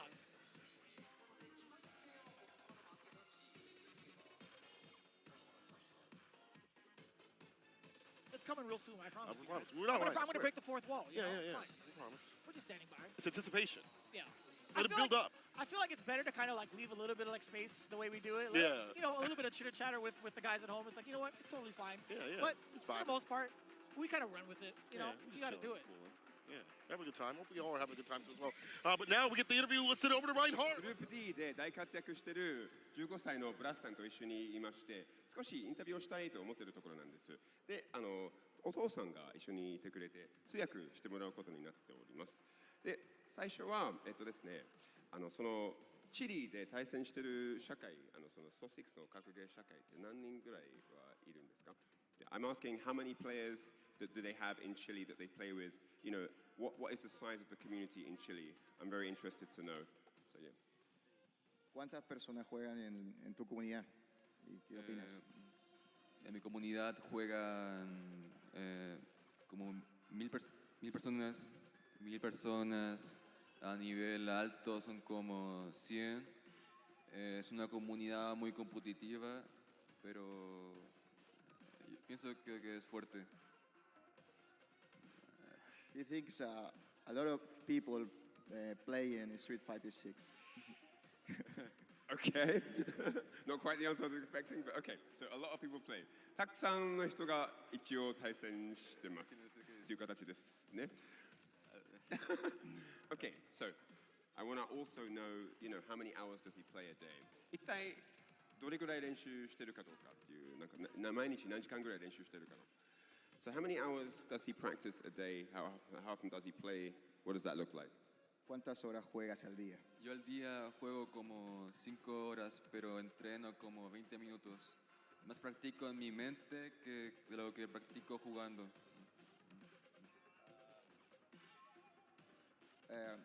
Practice 8 hours a day? It depends the day.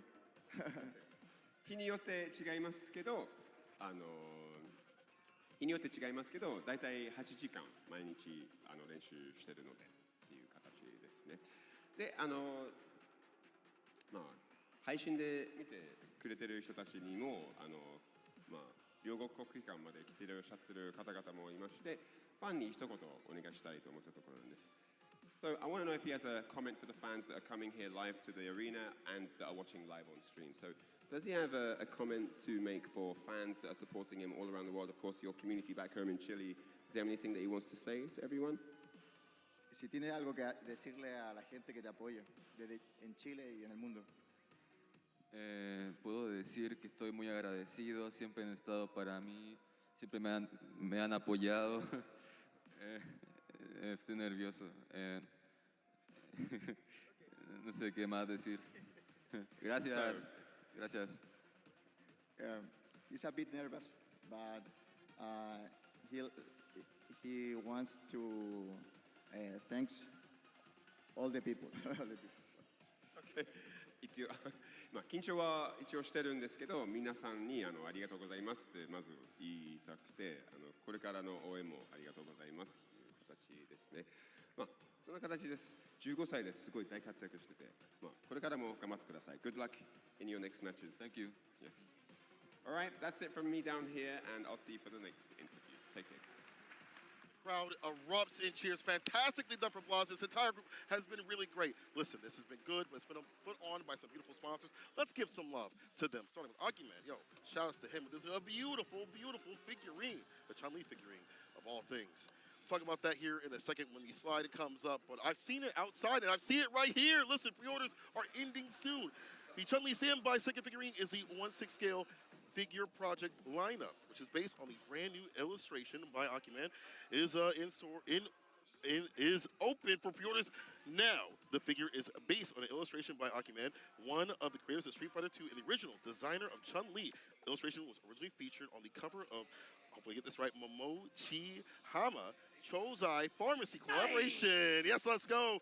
Medication record book, which was originally published in 2022. A new full-body version of the illustration that shows Chun-Li's beautiful and dignified standing pose from head to toe. It was created especially for this project and has been faithfully brought to life in the figure form by Japanese figure manufacturer Max Factor. I mean, if you have the original artist, for sure you're going to maintain that same luxurious and exceptional quality as you've seen from previous iterations. But man, this truly is up to scale when it comes to quality. You don't want to miss out on this. The pre-orders are going to be opened up on the 12th until the 12th of March, with the figure scheduled to be released in October within the same year. So be sure to order soon at the Good Smile Company online or at authorized Max Factory retailers. You guys do not want to miss out with this beautiful 1/6 scale. And of course, you can also punish your friends by playing Chun-Li in some of these arcade classics in the Fighters Pack as well, with Capcom and the Humble Bundle going on right now. You could throw out the spinning bird kick if you want to. You could throw out the Shoryuken. Also, whatever you choose to, you can still dive into a robust collection of Street Fighter titles, including Street Fighter V Championship Edition, as well as the Street Fighter 30th Anniversary Collection, with all of the arcade titles as well, including Mega Man and Final Fight. I'm actually a big fan of the Mega Man series, high key. You should also get hyped for the tournament season as you test your skills and also help support the Children's Miracle Network hospitals with this purchase. You should get hyped for these next matches coming up. We're actually going to take a quick break, but when we return, more Capcom Cup action will be coming at you. Don't go nowhere.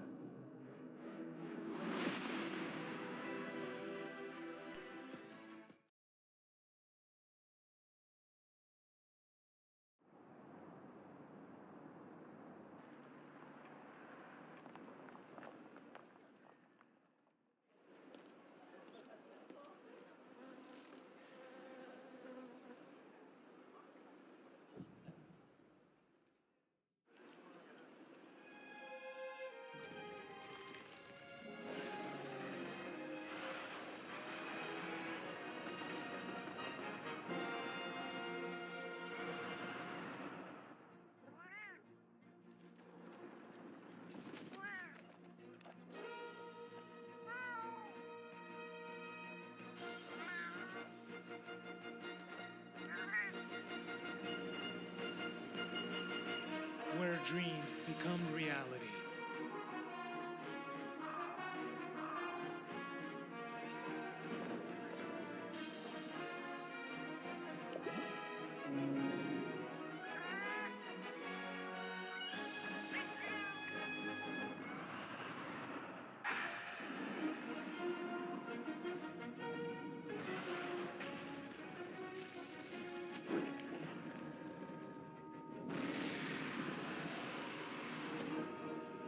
Monster Hunter Bridge.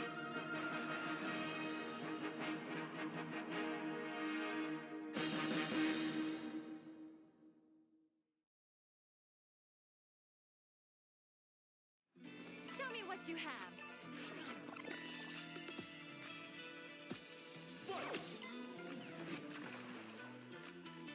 Right. How silly. Huh?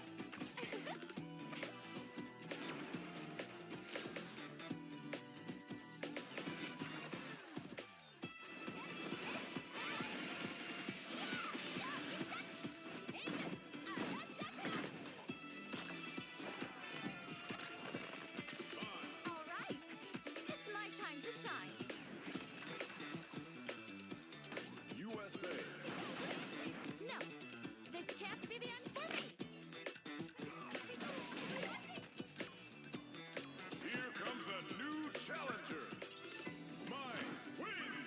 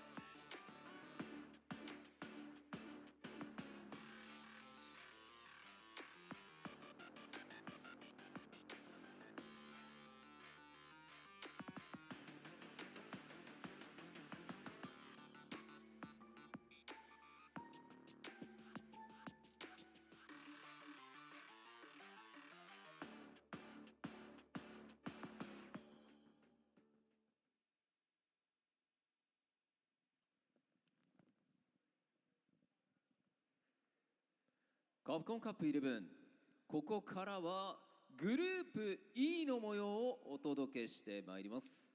それではグループ E プレイヤー入場です。 And now it's time to introduce Group E, and it's now time to see the first player from the group. Let's get it going. まずはグレンに燃える父親ミスタークリムゾン All the way from France, it's the family man, Mr. Crimson.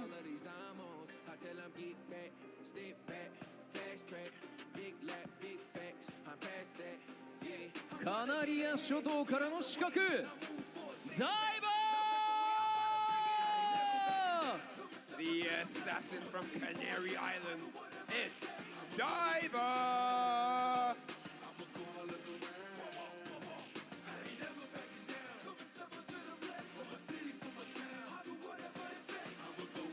進撃の重戦車フード The attack on heavy tank. Fudo!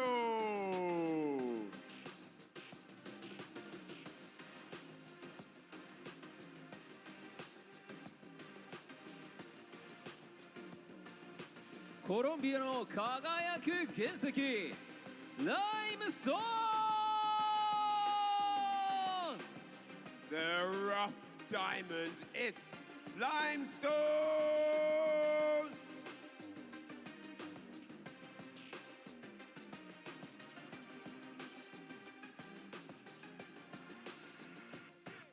シアトルのクラッシュカウンターヒーロークリス・CCH! Next up, it's the crush counter hero, Chris C. Hey!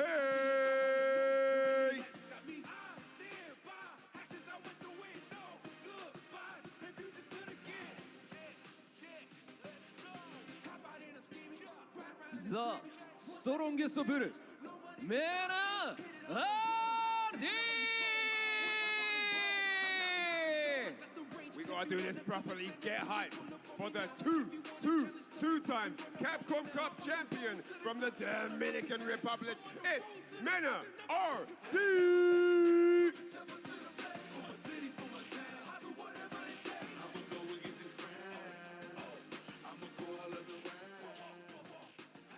さあこちらのグループ E もさまざまな実績と歴史を持つプレイヤーがたくさんいる中で、はい、それはそうですね。こっから2人ですからね。こっから2人って言われてもねですよね。その中で初日明暗が少しずつ色濃くなっていった今日の2日目で果たして誰が勝って誰が負けるのか。さあ現在ステージに上がっていただいた6名のプレイヤーによって総当たり戦を行い上位2名を選出してまいります。皆様改めて大きな拍手をお送りください。 And as you know, the same as yesterday, 2 of these chaps are going to qualify for top 16. They had a taste of the group yesterday, so they know exactly what they need to change in order to get the victory moving forward here on day 2. それでは選手の皆様スタンバイをお願いいたします。 I'd like to have all 6 players ready on standby. Thank you very much, gentlemen. そして、ここからの熱い戦いを盛り上げてくれる実況席の方にここからはお渡ししたいと思います。お願いします。 And now it's time to head over to the caster's desk as we get the action underway for Group E on day 2. Take it away, boys. And welcome back to Capcom Cup 11 live from the Ryugoku Kokugi-Con Shouse Drew Face. You already know myself, Wrench, along with Jammers. Jammers, thank you. You already know. I'm glad we're real loose already to start this off. Of course, me and Jammers always have a good time on commentary, and it's going to be an especially good time to hear on Group E with Manon RD, Fudo, and the like. It's going to be a great one, Jammers. Yes, myself and Yipes, we took care of this group for day 1 yesterday, but now I'm going to be alongside the homie Ringe, guiding you through what's going to be happening now. It was a little bit of a turbulent day for not only Group E, for a lot of the groups now, but hey, it's the middle of the packs, the middle of the story in terms of the group stages. So now you need to kind of rewrite your own ending, if so be it, because again, your fate is still in your hands. These are the 6 combatants in this group, as we had their player introductions before from the hosts, Ryan Hart and Aru there, but they are here and they've got a point to prove. We are going to have a look at the table for this group very shortly. But hey, what have we got up first in terms of the fixtures, Ridge? Indeed, we got Limestone versus Manon RD. That's what we're going to kick it off with. Of course, 5th in Limestone's place and Manon RD 2nd, holding down the group. Chris CCH and Fudo following that. Monsieur Crimson versus Limestone in the 3rd place. Manon RD versus Diver, and then Chris CCH versus Mr. Crimson once more to round it all out. You can see how the groups have been shaking out so far. Fudo, dominant performance in day 1. Double 2-0s to have a +4 point differential on top of everything else, while Mr. Crimson is trailing, Manon RD is trailing in 2nd place with Mr. Crimson, following that with an impressive showing yesterday as well. So Chris CCH is at the bottom of this group, unfortunately, with Fudo with the reverse sweep there, as we were talking about with the score. So Chris CCH is going to have to do some drastic changes in terms of strategy, maybe switch up the character entirely. Fudo, well, if it ain't broke, don't fix it. Keep running rampant, keep dominating this group, because again, I think he's got a point to prove, and he's actually in form. One of the strongest informed players as of recent in terms of not just only the Japanese community, but in terms of the international scene as well here, Ringe. Most definitely, you know. I just keep thinking about, oh, I love the character intros. I just keep thinking about how you use the word turbulent, like yesterday was turbulent. That's how I know you're a Rashid player. That's the only reason you use that word. Oh, okay, all right, whatever. I've been on some turbulent flights. You were a Rashid player long enough for that to get into your vernacular, all right? So wherever you may land now, I don't care. I've got a 49% win ratio. It doesn't count. It doesn't count. If you don't have above a 60%, yeah, it's got to be above 60. Otherwise it don't count. I was just a backup dancer. It's going to be Limestone versus Manon RD to kick us off, right? Limestone's going to be bringing Ken to the table. Manon RD, we saw yesterday, have a great performance on the M Bison. The best player on the M Bison yesterday, honestly. So we'll see if he can be able to run that back again. It's going to be an interesting matchup. I think this one is definitely a scrappy one. Both characters can afford to get really aggressive. We'll see who can bait out what going forward. Yeah, I'm very surprised that he's kind of like picked Bison and stuck with him for a little while now, Manon RD, but he is coming into his own, showing us that's why he is the strongest bull with that playstyle, and he will get the extension from the Psycho Mine and pop on another one. He's going to take the throw now, right? Manon RD is going to take the slow, steady offense, and Limestone waking up with the perfect parry, though, able to get rid of the mine and switch sides. Who was not ready for that follow-up, and now Manon RD able to poke back. So proficient at that. Backdash is there, Limestone. He's just going to wait for the bomb to automatically detonate, but a throw was there for his troubles. Good Shoryuken there as well, so he's going to have to pull a rabbit out of the hat if he wants to take this round, but Manon RD looking for a comfortable closeout here with any poke or drive rush cancel. Ooh, the second he got the counter hit, but no link with the light kick. Very surprised, and he throws for his life with the tech, but a trade on the fireball. Limestone, not enough health to survive that one. I'm going to kick it off with round two. Looks like he's going to start incorporating a lot more buttons than he did in that first round there, Limestone. Let's see how Manon RD deals with this first knockdown, and he will go for a knee press nightmare that will be punished. You know, I'm not mad at that because Limestone opened this round very aggressively, right? Like we said, in the previous round, it looked like he was trying to gather intel. This time it came out roaring, but he still baited it out. And Mena taking the throws now and still playing disciplined defense. Poke back at the perfect time. Here it comes.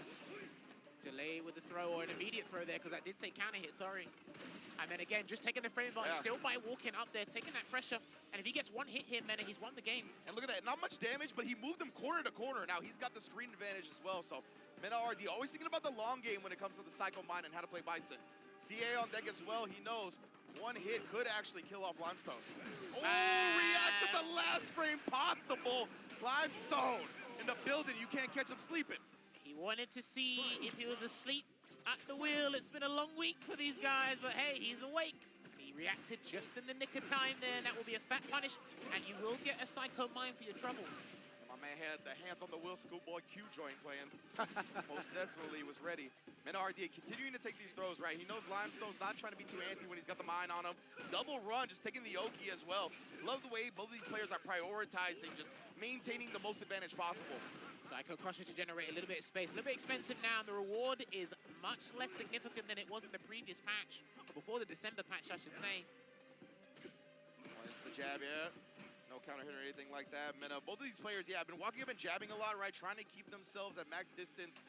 We'll see if Limestone got to bait that out. Look for a crouch medium kick punish on one of those. Oh, instead he's trying to drive rush behind a whip. That's an interesting idea as well. Punish, and it's got to be a level 3. It's got to be a level 3, my dude. He probably could have done a different combo route into Shimpu Jinrai, but I think this is much better for him in this regard. But if he guesses wrong on this interaction, he could be burnt out. He could lose because Mena is in CA proximity.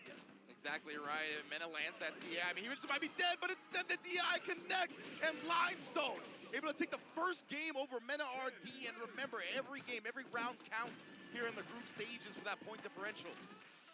That stand light kick punish conversion into the Super R3 was just the energy that Limestone needed there. Completely energized, reinvigorated it seems as well. Heck, maybe we can go a couple steps back. It might have been that drive impact he reacted to in the corner. Yeah, absolutely. I think got him to wake up.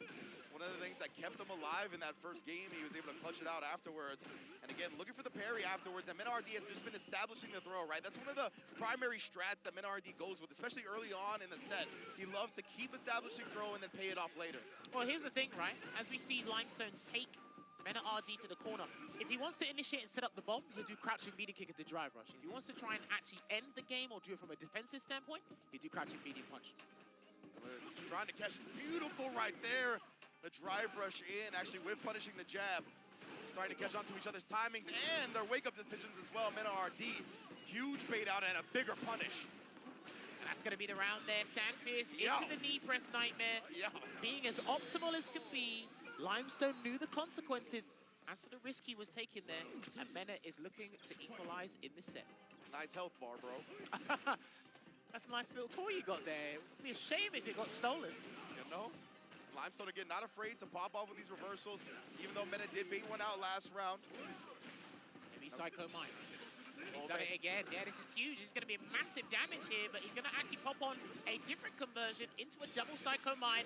Not deterred with the Dragon Lash Flame. Limestone is on that smoke today. I believe that's 3 straight wake-up invincible reversals right there. First the ODDP and then double level 1. So yeah, he is making Mena think every time he knocks him down. Oh, he didn't get the button in time because that looked like really late for the cancel there. But Limestone, lack of resource in terms of super art meter. He needs that drive gauge. He might need to do like a stand medium punch to counter poke that stand medium kick. Yeah, stand medium crouch medium punch as well.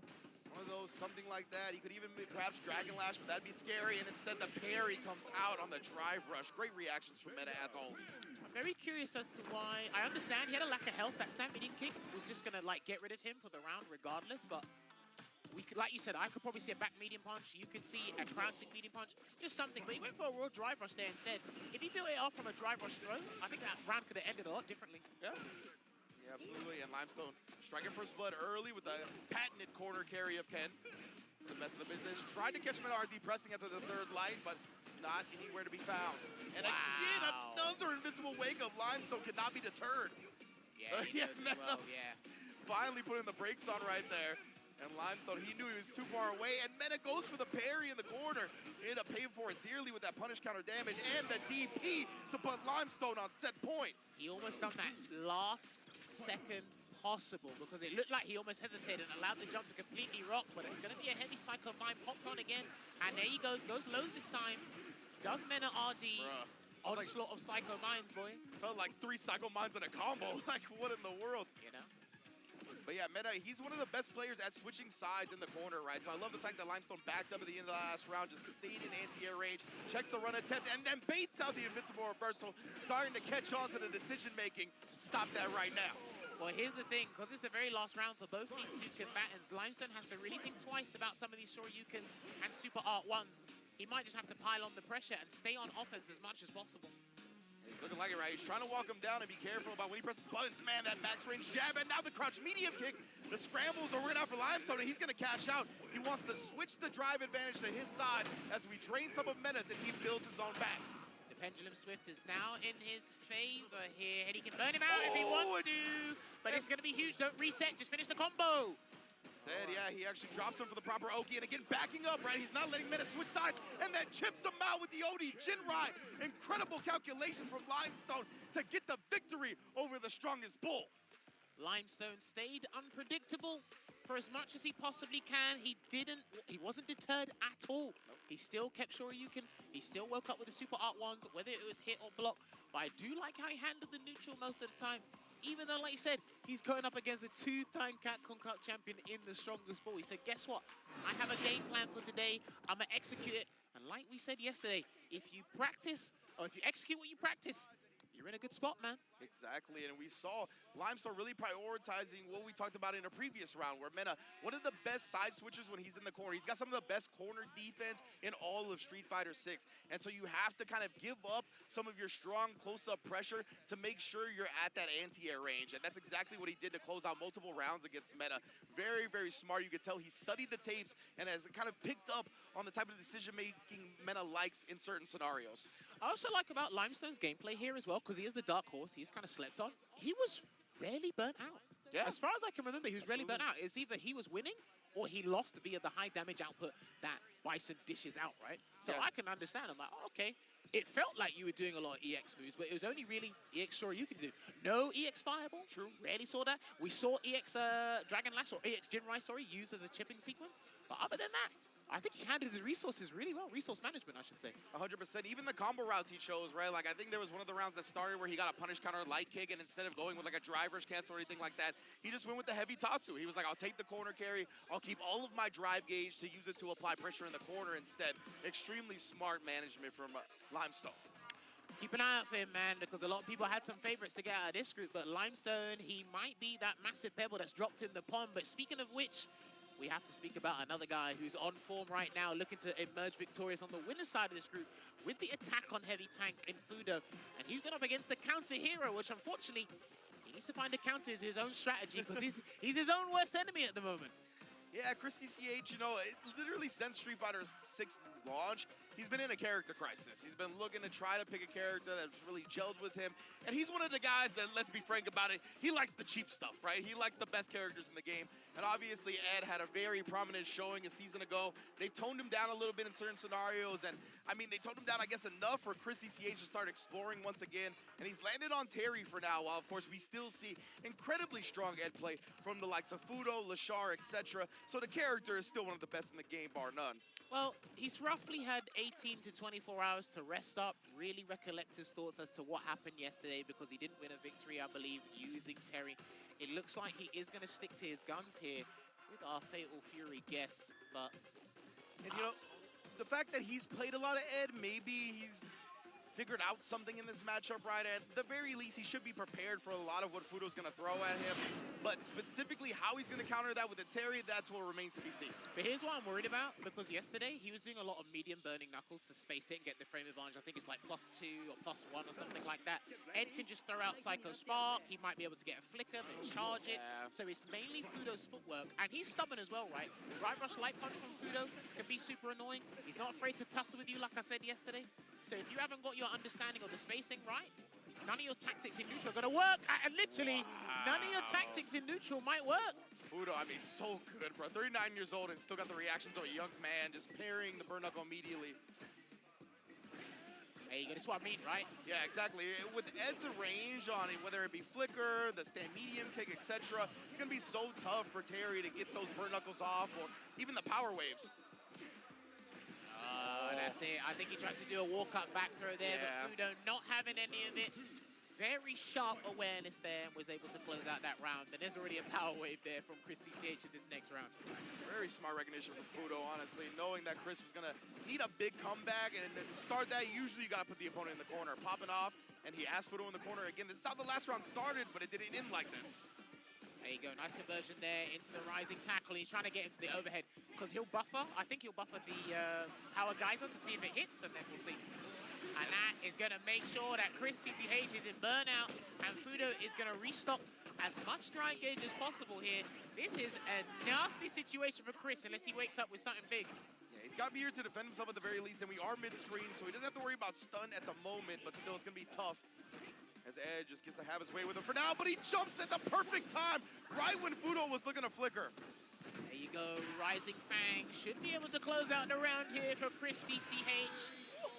He will have to exhaust that Super R option, however, he goes into this next round refreshed, and he can still be as aggressive as ever. Make sure you don't test Fudo's reactions, man, on that parry. That's one of the things, right? It's like, okay, you sacrifice 0 meter. Fudo doesn't have much either, so it might be even. But again, Fudo has that strong level 2, right? So he still has quite a meter advantage going into this last round. As long as he actually builds the level 2, which I'm sure he will by the end of it. Oh, there you go, medium burning knuckle there. Drive rush down, heavy punch. Such a powerful tool for Terry now, especially after a drive rush. It's going to be massive damage here into the Psycho Blitz for Fudo. Got him on the power wave and burn knuckle response here. Chris CCH, he didn't want to get burnt out, right? So he knew Fudo would keep applying pressure, popped off with the burn knuckle. Very smart in the anti-air trade there, but Fudo has 2 bars now. You got to watch out for the jab into the OD Blitz. Backdash is still available for Fudo, but he goes for an EX Psycho Knuckle, and it gets punished into the power geyser there. Because you know what it could have been? It could have been a backdash and he catches the delay, or he blocks and does the OS against Psycho uppercut there. That's what I mean. Fudo's not afraid to do that. If he needs it to be done and he believes it's going to get him out of a nasty spot, so be it. We stick with that decision. Yeah, and you know, honestly, I'm just so used to seeing when Ed's back to the corner, what a perfect parry on the power wave, and then DPing through it, though. Screw my last point. That was just too sick to ignore. No anti-air there. It's too far for the light cycle uppercut. Didn't want to risk it either. This is the downside of Chris CCH's spacing on the burning knuckle. These guys will micro-adjust their spacing and make sure they get a light punish at least. Precisely right. Fudo had been walking back a little bit more. That time he stopped to keep in range of the punish and then baits out Chris's wake up. This is why I think Chris should use stand medium kick more. One of the better poking tools in the game for Terry. Absolutely. Crouching, medium punch, drive, rush, cancel. It seems that, there you go. It seems that he's limiting his options unless he sets up real offensive pressure with Terry. And again, you see him, he's trying to implement those bird knuckles, but the range on Ed, all these options that he's going to be throwing out just completely stuffs the approach. Now, Nice again, perfect parry. Very You didn't nice. get that right. There was going to be guesses on guesses, and your drive gauge was not going to look healthy. Fudo, nonetheless, though, has him in the corner, tries to go low, does get the parry, he reaches a little bit too far. Backs away just in case, respecting any wake-up option there from Fudo. The perfect parry, he's going to close it out here. He's going to do a full combo into the Psycho Chamber, lock him up, and continue to make sure Chris stays at the bottom of this group. Oh, right, that was one apiece, my bad. Yes, indeed. Oh, yeah, Chris CCH did take the first game, so now we're all tied up. Kept one in the chamber. That was a very quick game, too. You know what? I actually thought we played a whole first. I thought these guys were playing for ages. That's how locked in I am. Yeah, most def. Fudo responding back. Now we gotta see what's Chris CCH gonna do. We saw a successful jump in early. I wonder if he's starting to think about that a little bit more. I'm not a huge fan of Terry doing the crouching medium kick side combo to drive rush because it can be exploited, but Chris seems to be believing in it and how it's been working out for him thus far. Indeed, and from this range here, oh, he's trying to walk up to him, but instead he's gonna pop off after the forward heavy punch connection. Nice, Oh, and he got the punch. confirm as well, and the Buster Wolf, not dead yet. Lovely stuff there from Chris. I like it, because I know that's a two-hitting move, but sometimes it's very hard for people to analyze if they're gonna get the hit or not to cancel into the power charge. Wow, and then beautiful spacing from Fudo right there. Seeing the same medium kick come out, immediate whip punish as well. Power wave putting a stop. Nice delay. There you go, catches him. He's gonna get the extension into the medium burning knuckle there from a meaty power charge. That connected off the light one. Fudo again continue to wake up with different options, right? We see the OD uppercut this time. Parry was last time, and then speaking of which, Chris CCH the one that busts out. Back dash there from Fudo. Forward throw there from Fudo. Can drag him in. Not gonna do it just yet. Still doing it. Yeah, you want to see if Fudo's gonna parry again off that drive rush cancel, I think. And there you go. That could have been a level 2. That could have been a level 2, but I don't think he canceled it early enough, Rinch. Yeah, let it go. And he actually did reach, tried to throw Fudo into the losers, but nah. Fudo able to tie it up and force a final round. He likes to do the quick burn a lot, especially the EX version, but I'm really not sure if he didn't get the input in time for the power geyser. He had the meter there, definitely. Yeah, and it would have killed, so I'm sure it was just an execution error. Nonetheless, right there, you see the spacing trap after the big heavy kick. Just puts out the medium punch and Fudo walks into it. Chris CCH, huge cash out. Is he going to drive rush in though? That's the question, and he will drive rush in because he's trying to burn him out here, and he's got the resources to do so. And Fudo knew that as well. Super clutch perfect parry from Fudo to protect this drive gauge and keep himself alive and healthy in this round. Careful, because Fudo actually has resources to get rid of you. If you're not careful, Fudo will win. Oh, that's gonna work, that will work, that will work. He got the enhanced range from the drive rush, and it does move you forward to level 3 anyway. There you have it. Beautiful stuff from Fudo right there. Drive rushing in, and like we talked about at the beginning, 39 years old, the reactions are still there, baby. They do not go as quickly as you may think. Sees it come out as soon as he drive rushes in, cancels into the level 3 to blow past any projectiles and put himself another dub on the board. Now, we do see, or we have seen from EWC, and probably slightly before that, a lot of the Ed players, Tachikawa, I know, was one of the first people to do it. They do drive rush, and then you do level 3 just to extend that range. And so if you have a forward advancing, a very good forward advancing level 3, just do drive rush against a projectile, then input your level 3, because it's going to be canceling, what, the 11th frame anyway, so it's nice and early. You should be able to catch it there. And because that was the only time Fudo did that, you're not really going to expect it, especially after Chris CCH was feeling a bit more comfortable throwing out some power waves, and EX power waves was getting some decent results outside of the thing you spotted as well when Fudo perfect parried into the EX reversal. Yeah, exactly. And we saw, I think after a couple of throw techs as well, like the power waves would come out, it would actually beat Fudo trying to start it with the fireball and whatnot. So I think Chris was definitely confident in that, and Fudo had that intel in the back of his mind, and he was like, I'll save the counter play for when it matters the most, right, in this sense. So beautiful stuff from Fudo. That's what we've come to expect from a veteran of his caliber.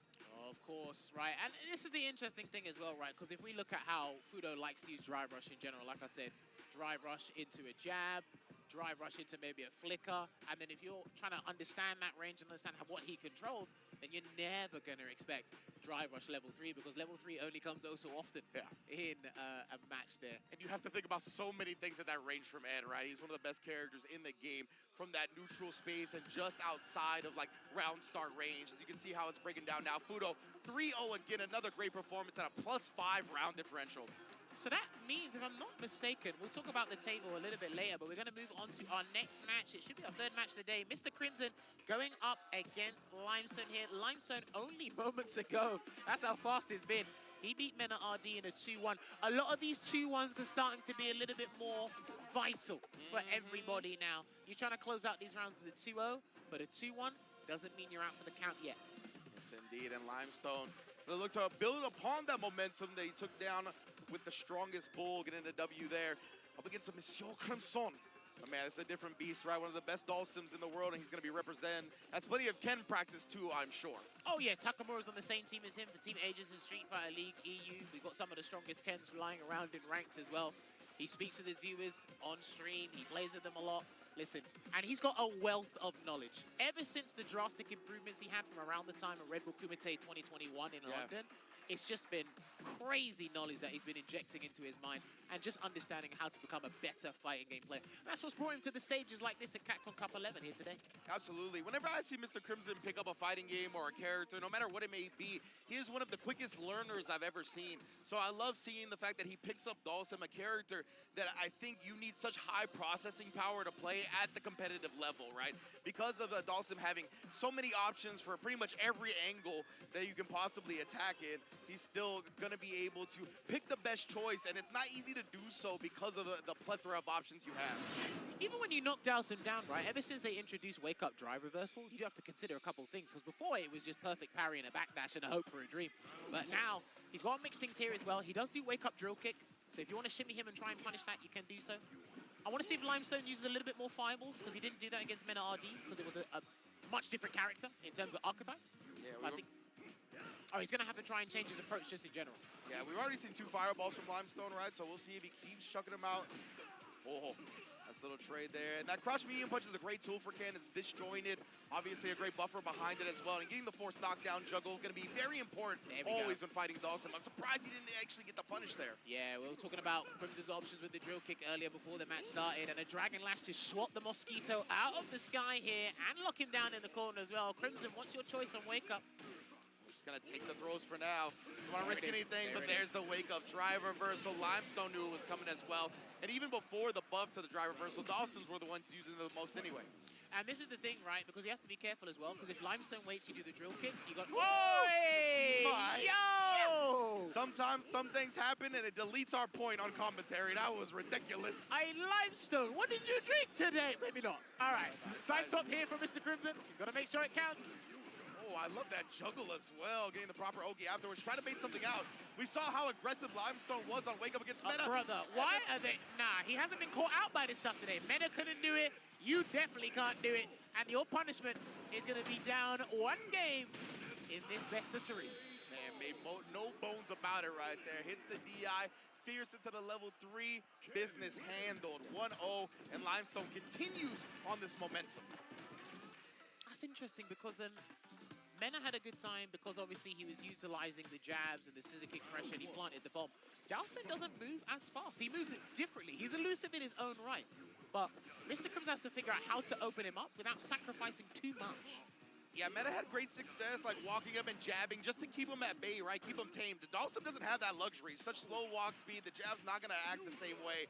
But he's off to a great start here in this round at the very least. Trying to get that perfect parry. Had a great defensive sequence there from Limestone. Low on drive gauge here, but at the expense, he's able to get out of the predicament before Crimson throws him right back into the corner. Yeah, that was a clean punish on the stick kick attempt as well, but Mr. Crimson actually avoids the punish counter throw by dashing out of that parry, so well done from him. Teleports in. Good throw tech there from Limestone. Oh, beautiful teleport right there, and Limestone, a little bit strange. Maybe that was an execution error because of the teleport on the other side. I don't know. Now you have to remember as well, he swiped Crimson out of the sky when he tried to do a float before, so I don't know if he's like kind of like hell-bent on trying to get him out of the sky every time he does that. You can't commit to some of these dangerous answers because Crimson still has aerial actions, right? The teleport, the yoga comet, all this stuff. Absolutely. Good block of the overhead from Crimson as well. Now he's going to be able to establish that space that he wants to play at again. And more importantly than the space, the pace and the tempo of the match. Oh, yeah, okay. Every time he sees him actually start rising up for the float, he'll immediately go for drive rush light punch. When you said hell-bent on getting him out of the air, that was accurate. Like, there was no type of thinking. Like, that is what he's looking for 100%. He wants him to play honest on the ground so he can crouch fist one of those limbs again probably later. Yeah, exactly. And Limestone just throwing this man till his health bar is gone. And we're going to do it again. Yes, and Mr. Crimson knew. Slide afterwards. Perfect spacing after the tech throw. He's got to keep him here. You want to watch out for your drive gauge, Crimson. Throw. And he's got one of the most dangerous corner pressure in the game, by the way. Don't sleep on this character. He's got tons of situations that give him massive frame advantage. Most definitely. And you can see the previous game against Mena is really affecting Mr. Crimson's decision-making, not going into the full super chip. Avoids, and somehow, some way, the scramble. Too much frame advantage on the drill kick. Yeah. He actually spaced that incredibly well, very meticulous with that spacing there, but that was actually to his own demise. Yeah. And that's what Burnout does inadvertently in this game. Crimson trying to throw afterwards, just 2+ for it to actually connect. But yeah, you can tell, whenever Crimson knocks him down, he's giving him a lot of space because he saw how much Limestone woke up with invincible reversals against Mena, but he's completely changed the game here up against Mr. Crimson. Again, trying to catch him throw ticket there, but Limestone hasn't really bitten the dust just yet. No, still, look at how disciplined on defense he's playing now up against Crimson. Because it's Dawson, that's why. Exactly, right? He knows he can afford. He knows that Dawson isn't just going to explode his health bar. He can afford to play these disciplined defensive decisions, and now the late tech does get him out, but the landing recovery gets exposed, and Mr. Crimson is going to expose that all the way to a W on his side. There you go. Merciless Yoga is going to get it here for Mr. Crimson to equal things out here, and I understand we take our risk assessments. We understand the risk reward here. But like I said, I can't stress this point enough. If you sit down in training mode with Dalsim and see what he gets after that throw, it adds up and it's annoying. Every single situation is annoying afterwards. 100%. And Limestone, players end up getting a little bit greedy sometimes, jumping out of the corner, wanting to make the opponent block their jump in, and it's susceptible to landing recovery because of that. If he empty jumped, he wouldn't have gotten hit. That's a classic mistake a lot of people make after some spacing situations from Crimson, right? He'll do a buffered crouching heavy punch and drive rush cancel behind it because you want to dash in or drive rush in, and he's got the space and the timing ready. Yeah, nice spacing trap, playing against the opponent's expectations. One of the most important parts of fighting games. He jumped in instead of backing away, waiting for Mr. Crimson to trade a limb there. I think he should back away and let Mr. Crimson throw a limb, but he might float instead. Right now, Crimson is not being too antsy with the limbs, though, right? This is a very disciplined play. We saw one there and then crushing the run. He's in. All right, there you go. Going to get the snap kick there. Off of the Jinrai. Good blocks there from Crimson. And the down back median kick conversion gets it there. He had to wipe the sweat off his brow because that could have gone south real quick. Mr. Crimson, he has not been caught asleep at the wheel when it comes to the overheads as well. As, oh my goodness, played such good defense and then baiting Limestone into the throw. There you go, look at that. And nasty, nasty, level 3. You've got to do the level 3, my guy, yeah. After that sequence and baiting the throw finally, interesting that Limestone's choosing this round to tech. Very interesting there. But he's on his last legs. Unless you do something like dusting that Takamura would do with Ken, I'm not sure if you're going to come back from this one. Yeah, he's going to have to pull something out we've never seen before. Mr. Crimson in prime position, full screen advantage as well. Let's get the knockdown, but that leaves him so low on drive. Good luck, my friend. Monsieur Crimson taking the set 2-1 over Limestone. And, you know, he was teching even early on, right? We didn't see Mr. Crimson punish it outright as we did here. He was a little bit late on that first float heavy kick. But Limestone, the thing that surprised me the most about it is he was picking defensive choices a lot. He was being active, but none of it was invincible reversals. There was no ODDPs this time. It was all like either parry or tech throw. I'm surprised that even at the end, he didn't start looking for those DPs or the level 1s like before. This is what I sometimes can't fathom about how rapid defensive decision making is. It's like, okay, you had all this idea and all this understanding. Maybe it was specifically tailored for Mena RD before, but this time, maybe you're worried about the aerial threat that Dawson poses. But you swatted him out the sky with the Dragon Lash. You did drive rush light punch to get in and make sure you get the force knockdown. So then in certain defensive situation, you're like, okay, all Dawson can do is throw and then apply pressure afterwards. But then you're going to give Mr. Crimson enough information he needs to kind of build that momentum. And then if you try and switch it up, he already has an idea ready that's laid on top of that. So exactly, and that's one of the, premier parts about Mr. Crimson, right? He is a long game planner. He knows how you're going to adjust to what is coming, and he can beat you to the punch a lot of the time. That's what's made him so successful on a character like Dawson. And again, keeping his dreams alive of getting out of the pool with that big dub over Limestone. I definitely think the Limestone victory against Mena RD might have shaken up this bracket just a little bit in terms of what can happen in the group stages for day 2 tomorrow, because that'll be the final stage of the group stages here, so you don't want to miss out for that one. But we are here with day 2, twitch.tv/Capcom Fighters. I know the guys in the European region, they're waking up, or probably it's super early for you guys right now, but hang in there, people. I want you guys to stick it out. So up next, we are going to have the strongest bull coming back on the stage with Mena RD going up against Diver, the assassin from the Canary Islands. He's been sticking with the Dictator thus far, Mena. Are we expecting a swap here? I don't think Geef's a good idea against Ed. Definitely not for me. Yeah, that'd be a little bit spooky for sure. And, you know, obviously you mentioned we're all here on Capcom Fighters. Want to give a big shout out to the re-streamers as well, the co-streamers for this event, the likes of Sage and the likes of Tenno Media with the homebrew stream. Always holding it down. They're going to be here all day as well, bringing y'all the action for Street Fighter 6 and Capcom Cup. And now, like you said, it's going to be Mena RD versus Diver. Mena obviously going to be looking to bounce back after that loss to Limestone. We can't afford any L's here, especially when it comes down to point differential. So he's going to be looking for a dominating performance, and it looks like he will be sticking with that Bison up against the end. And it's funny to me because, sorry to cut you off, just because of the SFL US, we saw Blanca and Geef, right? We didn't see a lot of Bison, but that is who he's putting a lot of his chips on here at Capcom Cup. Renee traveled to Japan early for some extra practice. Bison and Geef, and I think Ryu, probably the characters he used the most, but Diver did lose to Crimson yesterday 2-0 until he beat Chris CCH 2-1, so he's going to need a 2-1 or a 2-0 here again. If he can do this against Mena, this will be chalked down as a very bad day for Mena in the group stages. Most definitely in Diver. Oh my goodness, actually just kill rushing in, catching Mena RD, looking for the parry on the flicker. Oh, and a meaty stuff with the projectile. That's full combo. Safe jump there as well. Whoa, okay, feeling super comfortable right now. He's going to cash everything out for that Psycho Storm to close this one out in the first round. Okay, Mena's been caught by surprise by a few eccentric playstyles, or these strategies that are coming out in these early rounds from Diver and Limestone. This is good stuff. Representing well here, Devil's Reverse. That could have been an uppercut. That literally could have been maybe even a double uppercut there from him.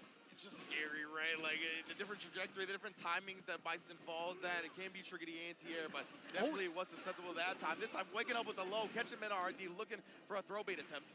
Oh, okay. It looks like he's going against the grain here, Diver. Really trying to shape Mena RD off the comfortable game and what he's used to expecting with Ed.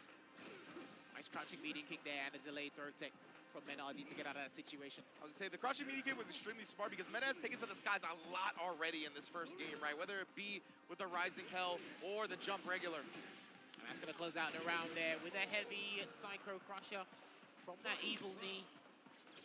And it looks like Mena RD's got an abundance of resource to work with, and I think Diver did his drive rush second, yet he still won that interaction.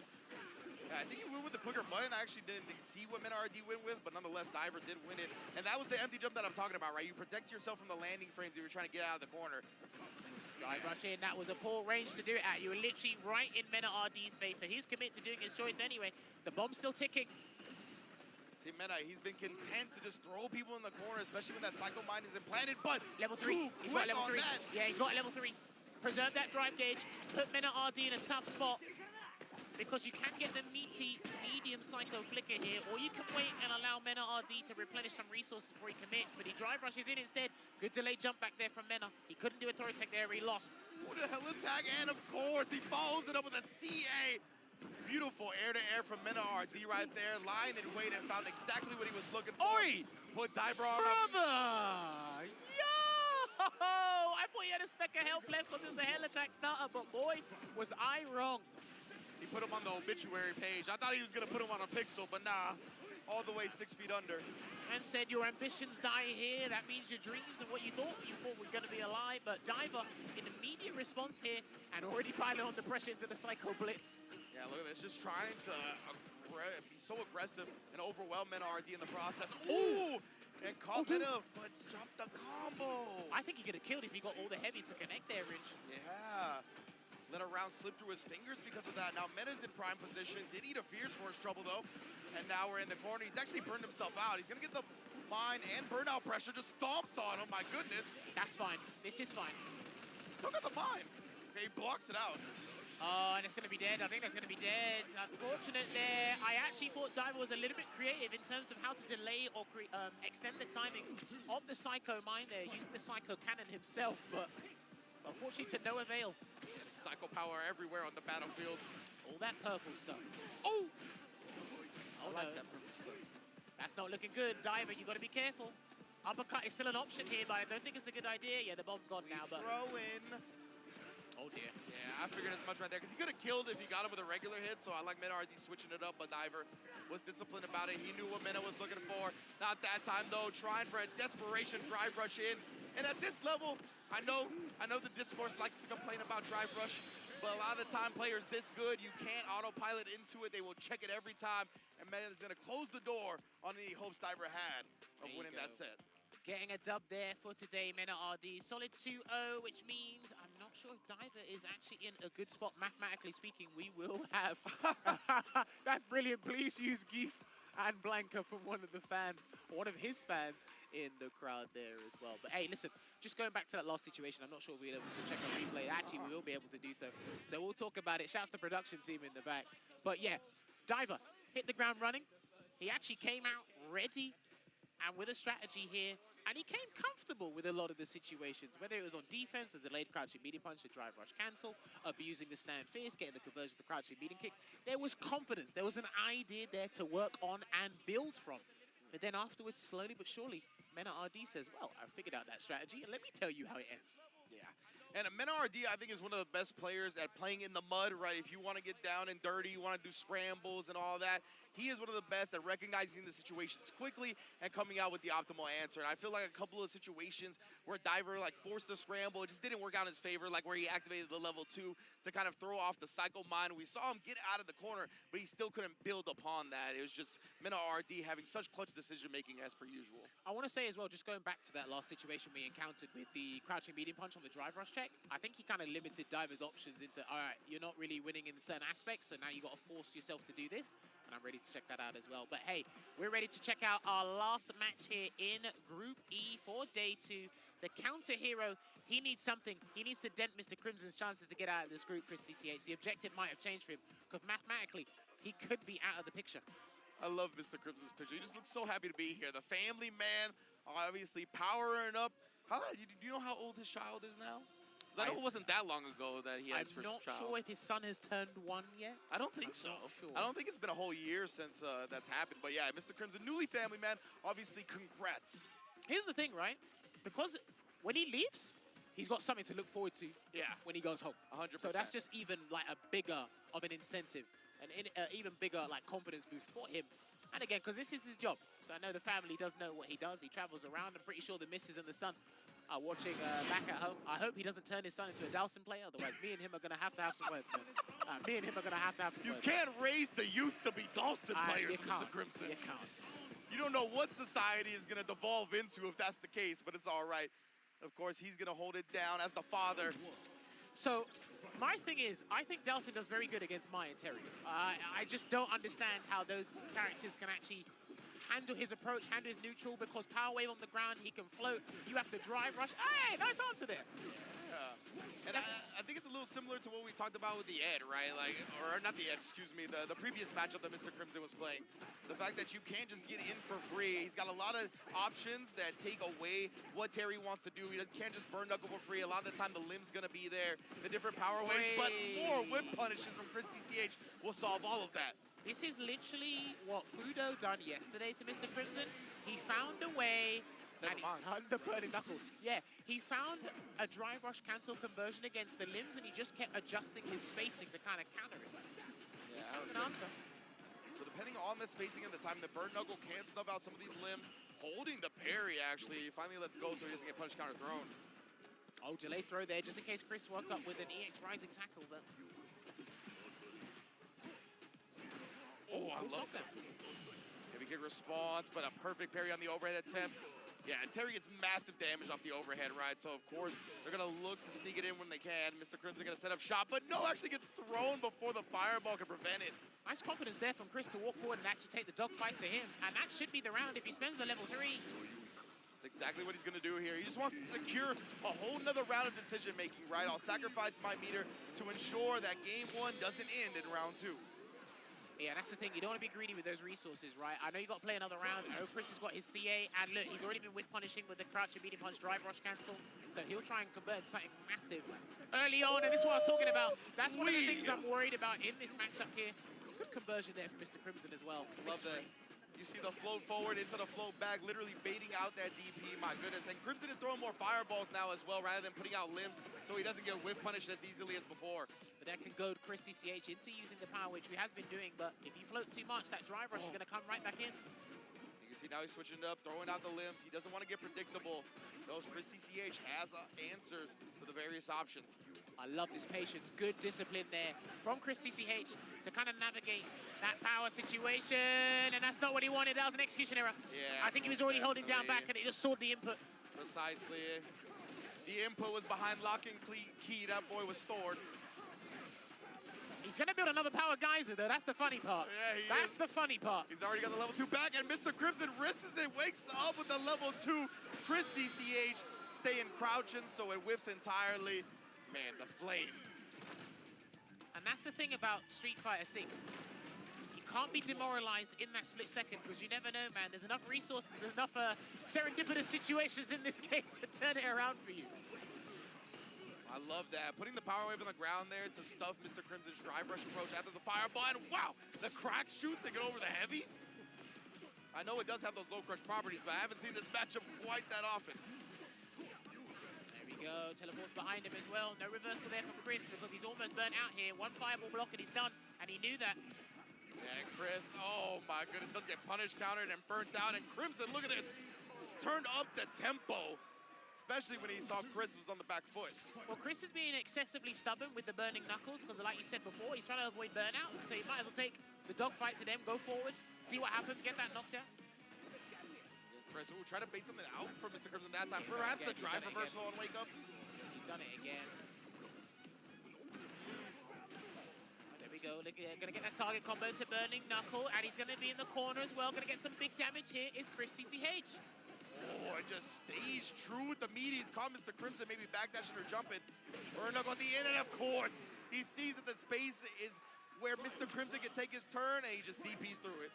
Oh, this round's gonna be rough. If you get your spacing wrong, or even throw the wrong fireball, Chris is in there. Yeah, you can see Mr. Crimson, he's hesitant about throwing anything out now.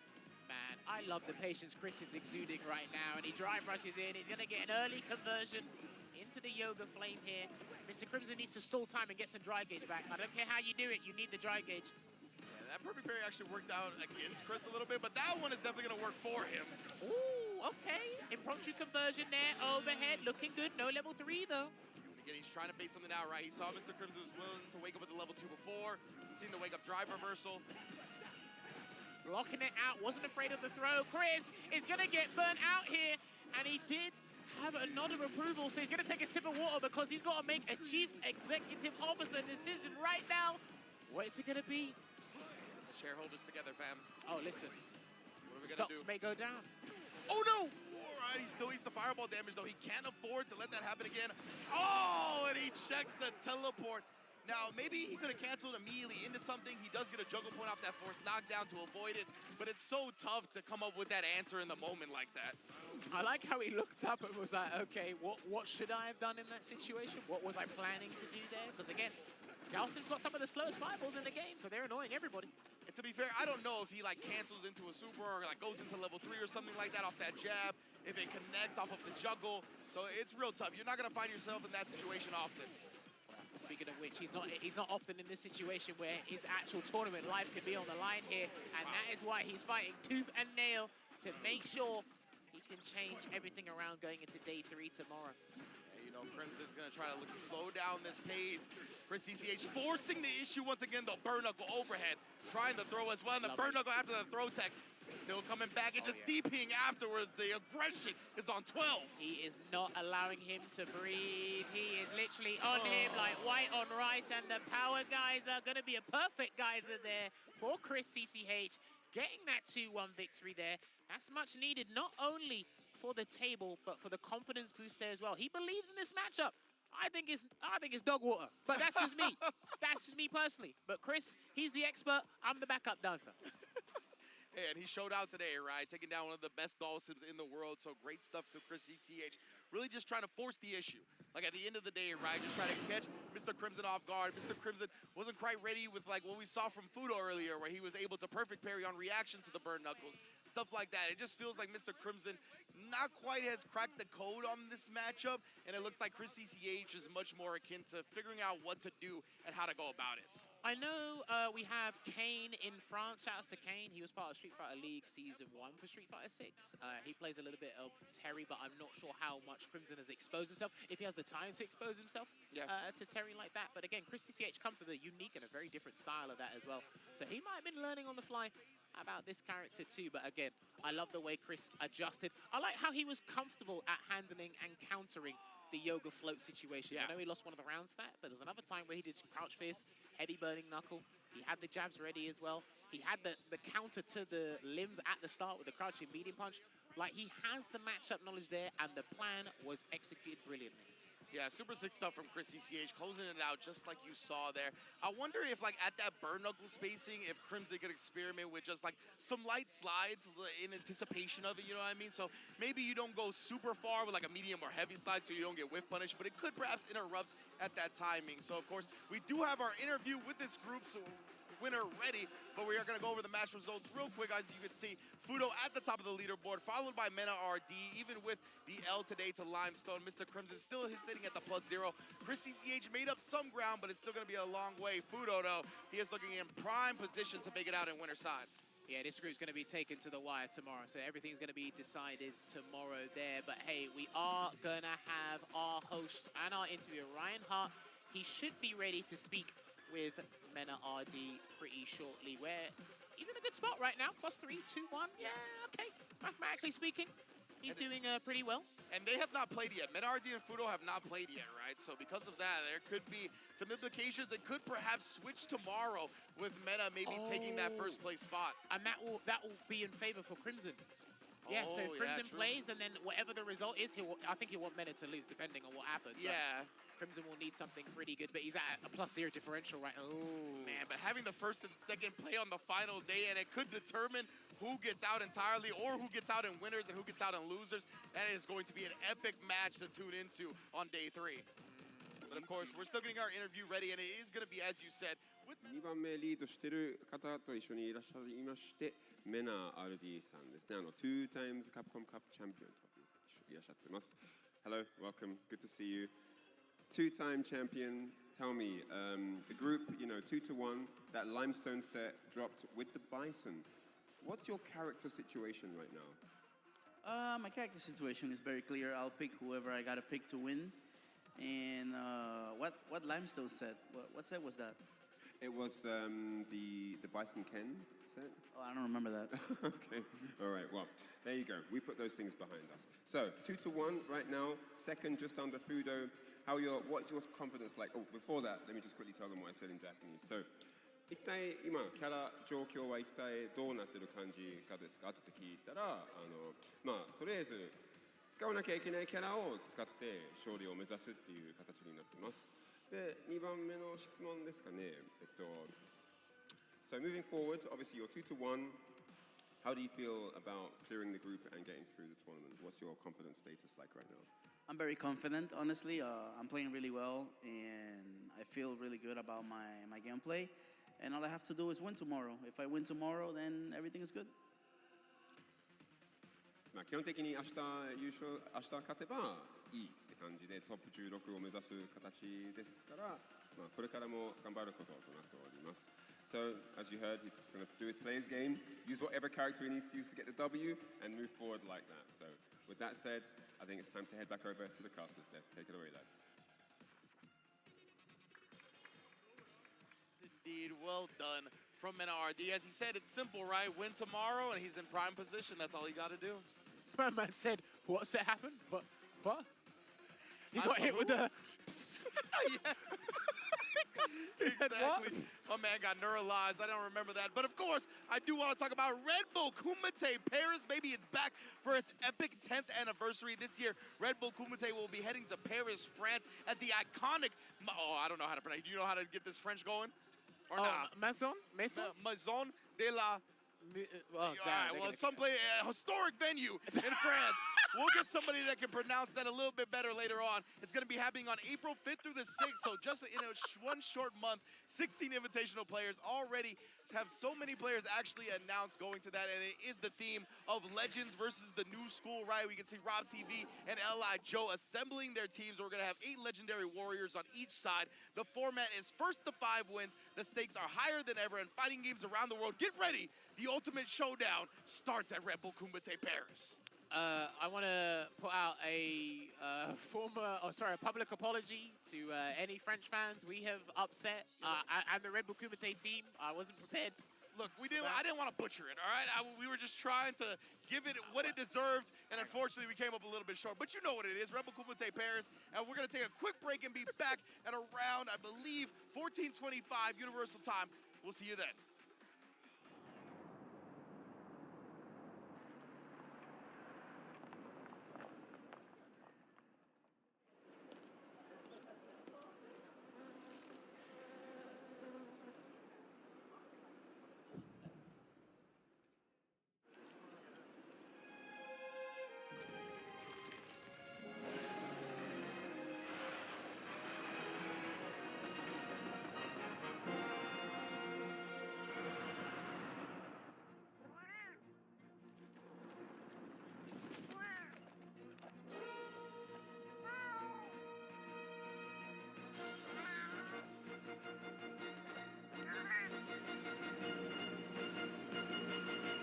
Where dreams become reality.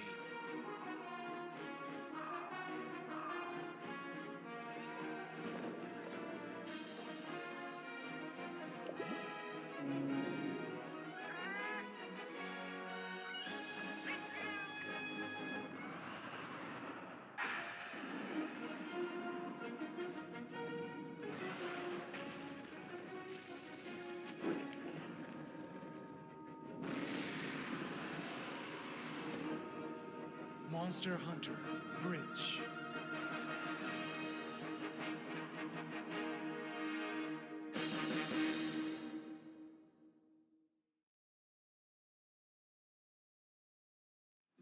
Show me what you have. What?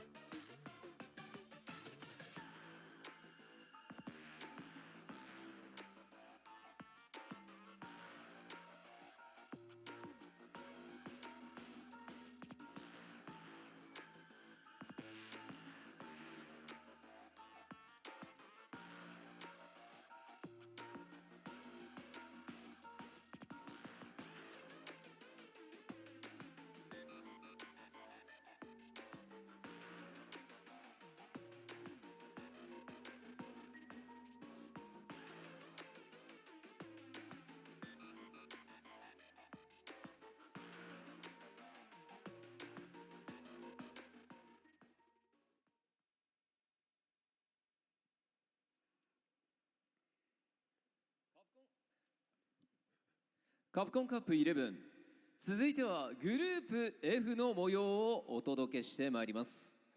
それではグループ F プレイヤー入場です。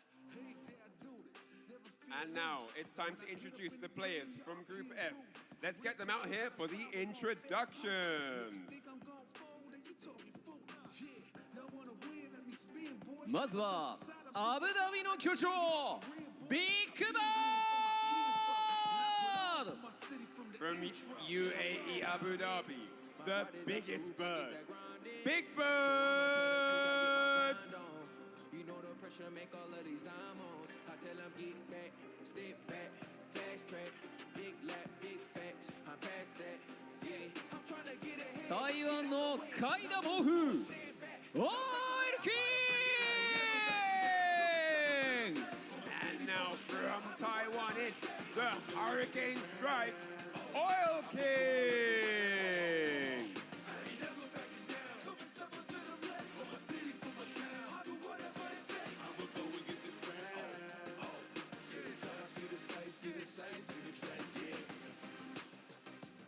Singapore の天才シャーン Next up, it's the Singaporean maestro, Xian!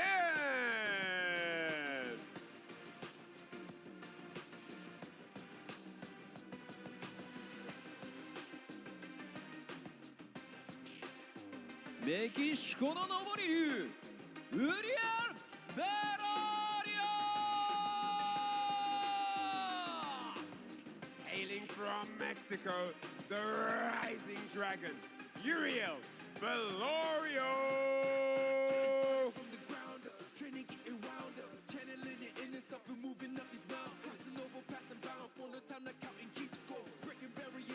Because クリームシーマンジャー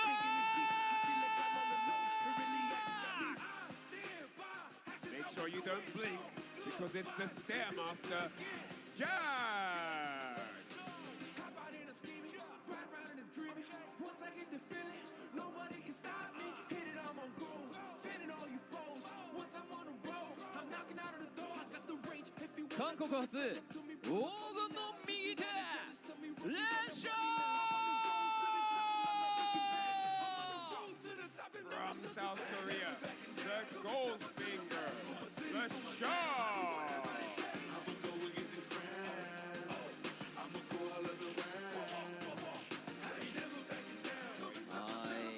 こちらグループ F ももうすごい出てくる人みんなすごい人ばっかりというね。そうですよね。はい。キャラノミクスもいいしね、今回も。そうですね。キャラクターもばらけていて、そんな中で、昨日は支援がね輝いていたというところもありますが、ビッグワード倒し、2-0で勝って強かったですね。すごかったです。さあ、そしてこのジャックも今日も絶好調。クールジャック。そして。こちらの6名の、プレイヤーによってですね、ここからグループ F 総当たり戦を行っていただいて、上位2名を選出するその2日目となります。明日が最終日、今日の勝敗でまた総当たり戦の星取り票が変わっていくという状況です。So yesterday we saw, of course, Yen take the leading strides 2-0 in that score count for the group. Today we don't know what's going to happen here on day 2, but we are along for the ride and everything in it.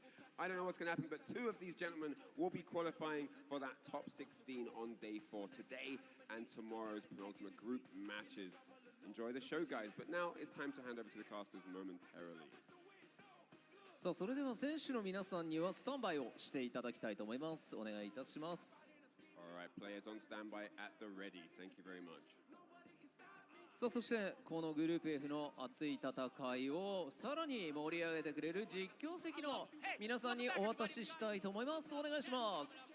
All right, and to call the action, we need our very important voices of Ryan But looking at the stat line, which we'll see in just a bit, man, it is so tightly close-knit. Before we get into it, obviously, my name is Vicious. Range is doing double duty right now. He's killing it. Yeah, I had to go over here, but, you know, it's all good. We're back at it.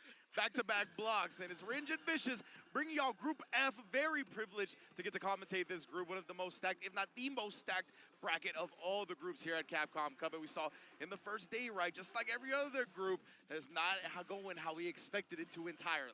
Right. I mean, we've seen a couple of mix-ups in terms of character selection as well, but just looking at the current roster, obviously this is all Rob TV's fault. Yeah, it do be like that. Shout-outs, Rob, but, you know, maybe not shout-outs to you, Rob. Maybe not shout-outs Depending, after it's all about perspective nowadays, if you think about it. Big Bird, Oil King, Cien, Uriel Velorio, Jack, and Lashard, man. And we saw Jack take down Lashard yesterday, right? An incredible performance and going at 1-1 overall, as I believe he did fall later on. Okay, we're actually going to get the results right here on the screen now, right? Jack did fall to Oil King despite defeating Lashard 2-0 as well, right? So you can see the round differential. It's very close going into this. Xian had a dominant performance yesterday, has a +3 off of a 2-0, but Big Bird at 1-1, Jack at 1-1, and both +1. So this is going to be a big day to determine going into the final day. No doubt. The only person that's only going to be playing once this time around for today is, in fact, Oil King, which leads me to believe that he might be sticking it out with Rashid the entire time, just looking at the matchup spread. Before we get into that, obviously, Uriel Velorio to start us off against Lashard, going to be pretty explosive considering how much work has been done in preparation. Jack versus Cien to follow suit, obviously going to be pretty explosive. Big Bird versus Uriel Velorio, it does not stop when it comes to the animosity between the two as well. Lashard, then Oil King, as well as Jack again to round it off against Big Bird at the very end. And Lashard, you can see he is 6th in the group right now. Who would have thought Lashard going into day 2 would be last place in the group? You just don't see that being a reality. But we are going to get our first match. He's going to have an opportunity to make up some of that ground and rise in the ranks. The Goldfinger himself, DRX Lashard, going up against Uriel Velorio, the Rising Dragon. This could be an explosive match, to say the least. Yeah, I feel like that's all the way through. There's just different varieties of explosives that are going to be used in regards to how they play it, right? I feel like Lashard has done a really great job of trying to contain some of the wild variables that have been out in, like, Street Fighter League Japan, out in his World Warriors as well, or in general, right? I think he's done a great job of trying to stop things that get out of hand. But Uriel Velorio, he does not give a damn. No, not at all, right? He is one of the aggressive kings when it comes to Street Fighter 6. He's, honestly, people will try to say just wild, not calculated or whatnot. No, he is very calculated as a player, right? It's just in an aggressive nature. He's looking to force decisions. He's looking to up the tempo, but he does it in such a smart way, and he knows when to put the brakes on. He knows when he's annoyed you enough to actually start getting into the mud with him, and he cleans it up real fast out of that. I'm glad you talk about like the numbers and the mechanical aspects of it all too, but when it comes to the emotions, he does not really fret, I feel like, in that regard. He's always having fun no matter what. We have a lot of experience with this cat, being able to talk to him in and out of tournaments. He's having fun through and through, so how do you even like try to dampen or dishearten the type of tactics and strategies he's looking to implement in a type of matchup like this, especially with so much on the line? You gotta feel, I think, Lashard having more pressure on his shoulders with a chip on his shoulders going forward into game 1. And speaking of, let's get into it. Uriel Velorio versus Lashard. And to your point, how is Lashard gonna deal with this, right? I think he needs to start hot early. I think he needs to shut down some of the things that Uriel is gonna be looking for. He's holding the parry right there just to see if Lashard was gonna let the flicker rock. But yeah, he needs to get a hot start, slow down Uriel, and try to force a pace that he's more akin to. Now we see the more aggressive style coming in from Uriel Velorio. He was shaking hands just a little bit in neutral, but now it's Lashard trying to strike. It's mostly going to be the counter poke way. He's looking for ranges where he can easily snipe out your limbs. Here we go. I want to see how Uriel kind of deals with that, right? He could get the step kick. There's dragon lashes. Ken's has different ways. And the jump, of course, the classic, to just get past something like the flicker. And Lashard, we saw him get punished by that a couple of times from Jack in the matchup yesterday as well with the jumps. Yeah, I wonder if Uriel taking some notes in regards to some of the jumping angles he can take advantage of against Ed, where he's not going to be as sharp for the anti-air. But right now, there's a lot of space between the two. Lashard initiating the pressure, drive rush back-to-back into the forward throw. He gets the follow behind the spark and lead the charge with that. And a very slow match, right? We're already in the 30 seconds. Both players trying to fill each other out in this first round, get a sense of the decision-making. Immediate drive reversal to take away the plus frames. So smart too, he's backing away. He doesn't need to necessarily hold the corner up close. He could back away and do damage that way with some of his elongated limbs. He could even go for trades against the fireball if Uriel is too predictable. But from further ranges, yeah, Uriel is hugging the corner. He doesn't mind that being at the deficit, but we got 12 seconds. Back-to-back jump! Exactly what we were talking about. He's got bars to his name, Ridge. 3 all the way through. You know he's gonna spend it. What an explosive start. Incredible stuff from Uriel right there. He saw the time was ticking down. He was going to be forced into a decision. And the jump angles, that's what we had been setting up. And that's exactly what he was looking for. Now busting out. No free drive rushes here. Tried the DI. Thought maybe Lashard would advance behind it. But Lashard keeping his distance and punishing outright instead. Ooh, that was the smoothest continuation of that combo. Speaking of which, even more so, we got the trade combos coming in from Lashar. This is exactly the situation that we were looking for, that he was looking for a little bit earlier on, because look at how much damage he just gets to stack over and over. The throw is coming perhaps from the side of Uriel Velorio. He was thinking about it as well. Yeah, indeed, right. Double prong there, just protecting himself from a throw and potentially getting a back throw, right? That's what he was going to need to really turn that last round around. So tried it, but Lashar stayed one step ahead. Now he's going to look to establish the fireball, nullify his projectile with a flicker. Yeah, I was going to see, are we going to see some step kicks coming out, Dragon Lashes, jumps? We've seen all of those from Erdio so far. We'll see if he can find the right answer here, but tried to sneak in with a throw, and Lashar's not going to have it. Yeah, you noticed that aggression coming out when Lashar was at the orange type of like gauge with his drive gauge, right? You knew Lashar was going to try to set the pace with some of the sparks. So Erdio, he's looking for a little bit more of a drive gauge differential right now, but at the moment he's at a live gauge differential. This is going to be a big opener to the corner. You go. Watch out for these. Overheads blocked correctly. You always got to be aware when you're going to be left inside that crouch medium kick range from Ken. They are looking to reversal with that button every time if they can get it. And right now, Lashar stuffs everything that Uriel was trying to escape the corner. And again, one thing that I've been really impressed with many of players here at Capcom Cup already is that they're not obsessed with getting close quarters Oki in the corner. They're rather back up and keep the opponent jailed properly, right? They're going to put themselves at distance to anti-air, to shut down a lot of your options. And it's a super great strat with Ed because obviously he has the flicker and a bunch of options that you can still apply pressure with from that space. He truly does, man. The amount of normals he has at his disposal, the special moves as well, it's all designed and catered to try to keep your opponent contained. And I do like the pacing overall from Lashar to really recognize when to utilize it, right? Absolutely. Lashar, this is what we talked about. He needs to be the one to control the pace and the tempo of the match if he's going to have success against Uriel Velorio. And Uriel, big backdash, and actually does end up getting the back throw even after flubbing the combo. We like that.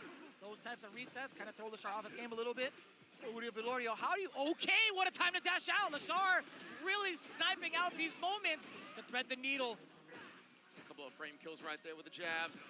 Trying to space everything perfectly. Uriel tried to catch him, doing something off the fierce, burns him out afterwards. Oh! Back to back with the Dragon Lashes and does challenge, but it's too slow of a super to actually beat the jab. Uriel recovers in time and puts a dub on the board. Phenomenal. Still keeping it safe with the lights, right? That level 1 coming in at 13 frames, not going to be quick enough. Uriel Velorio now off to a fantastic start up until this point. We get the roundhouse starter for the punish counter. The side switch as well, so deep with the uppercut. Level 1, obviously going to be parried now. Lashar, a lot of damage being dumped out. I like Uriel risking that when he has a round lead, right? Obviously, you were going to pay dearly for it, but that was going to be a big momentum switch if it did work. It does not, but he's got a round 3 if Lashar does close this out here. Tried that air-to-air. Again, these jumps have just been so annoying for Lashar that you don't even see the uppercut happen a lot of the time. Yeah, and it's so smart that Uriel had that read to go in with a jumping light kick, too, and now the Jinrai explosive level 3. Lashar pretty darn close to getting that burnout against him. But we'll see right now. Lashar is going to opt for any sort of reversal with the OD uppercut as he drive rushes through. No! He actually catches Uriel Velorio slipping with the counter hit, mistiming his opportunity on offense. That was sick. Sick read from Lashar right there, right? Uriel went into the the drive rush and tried to bait out something. Lashar read that and just woke up with a crouch medium punch, knowing that he wasn't actually committing to anything to burn him out. Man, keeping the strings tight, still within enough range to get that light. Double bounce. No, he missed it. Just slightly, ever so slightly, to get the rest of the proper continuation. Yeah, still great damage nonetheless, though, and still a dominant position for Lashar to be in here in game 2 and close out that set. Uriel is going to burn himself out to try to force this offense. Oh, and an immediate perfect parry with the full punish afterwards. Lashar's in the driver's seat. Oh, all the chip. He wanted the level 1 after. Just panicking in the moment to avoid the death that was inevitable. Lashar looking clean on a bounce back after that rocky day 1. Looking a little bit rough on the side of Uriel Velorio, now sitting at 0-2 in that regard, too. In that very last segment, it was very little hope, in my opinion, in regards to the range that Lashar was going to be playing at, the chip damage that was going to come out eventually. Yeah. Lashar, I'm loving the way that he's playing right now. He feels like a lot more confident as a player. But granted, we only saw him play 1 game, so yeah, kind of hard to really thoroughly back that statement. 100%. And yeah, I think Uriel was just so concerned with the chip outright because, I mean, Ed does have a tremendous chip potential. So I don't know if he was expecting like a drive rush and he thought that Lashar was just going to try to bulldog him down from that range. But Definitely was a bit of an ambitious reversal level 1 after the fireball. Nonetheless, though, that's the type of things that happen on these stages. But big stuff from Lashar right there, being able to bounce back. He's obviously one of the favorites, not only to make it out of this group, but to go extremely far in the entirety of the singles tournament here at Capcom Cup. So I know a lot of his fans that we see in the crowd already holding up the Lashar signs, they're going to be feeling a lot better with this start today, too. Yeah, but Valorio, I mean, he's still going to be very much so in the running. He has another game to play later on against Big Bird. I was actually kind of surprised. We're more so used to seeing Uriel take some more like explosive reversal. I mean, that was one of them, but I feel like in more like close quarters combat, and when Lashar's trying to go for like a strike throw mix up, he would bust out with like an OD or like a level 3. There was an opportunity where I felt like he would have been able to do so and get the round back, get the game back, etc. I think that was in game 2 of round 1, if I'm not mistaken. But either one of those, and either way, it could have gone Uriel Valorio's point.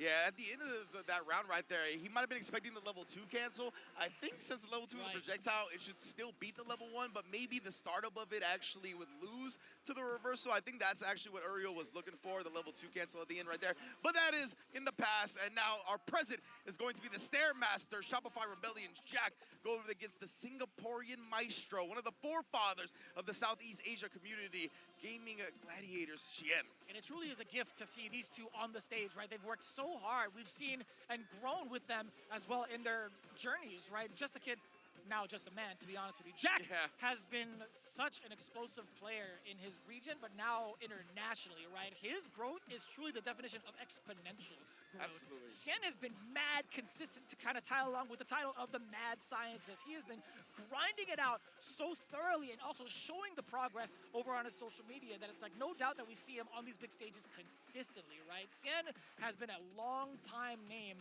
for all of the FGC heads that have been following along way further on from Street Fighter 6, but just a kid, Jack, excuse me, I gotta get used to just saying Jack now. He has been a true staple and a household name throughout. Yeah, he's only gonna get older, right? So we definitely gotta try to fix it now. It's gotta be Jan at one point, right? Yeah, for sure. Xian, though, as you mentioned, I think one of our most valued members of the community, honestly, right? The way he goes about figuring out games, being able to honestly push the meta forward in anything he touches. We saw, obviously, the Street Fighter 4 Evo Championship with Gen. Once a slept-on character, really woke up everybody to that, and he's done that time and time again. Jack, with an incredible victory yesterday over Lashar, gave him a nice start. Did fall to Oil King later, and let's see how he does up against Xian here, where he could establish himself a nice lead to maybe get out of the group, while Xian has been dominating so far. Truly, yeah. Jack actually has this opportunity to kind of dampen Xian's overall record, right? This jump in is absolutely critical to start things off. He's gonna apply the pressure here, and Kenshi then reaching off of the plus frames from the drive rush jab. Oh no, I have to imagine that was supposed to be an uppercut, but... It's either that or maybe like a crouching heavy punch as well. Oh yeah, on top of her. I don't really trust trying to cross-cut with Jury sometimes because of the jump arch of certain characters. That's a good point. Oh, but Jack, not gonna need that. Found the corner anyway. Gonna be able to close it out with level 1. Yes, indeed. Nice work. And it all started off with a very properly timed jump in against the fireball from Xian. Kind of a little bit of an introductory phase, but we'll see what the adjustments are going to be made. Counter hit, just beat him to the punch, or I guess to the elbow. Going in now, back roundhouse, hello. Yeah, Jack either jumping or backdashing right there. Trying to escape. You see the fireball feint, so tricky with the strings. Try to catch Jack pressing a reversal button, but instead we got the parry once the light stream comes up. Whoa! My man's got all the combos I've never seen. It's so clean, man. I love seeing those type of links into the light kick. You heard the flash, and that's a perfect. Xian with a huge rebuttal, also maintaining 3 bars to his name down below.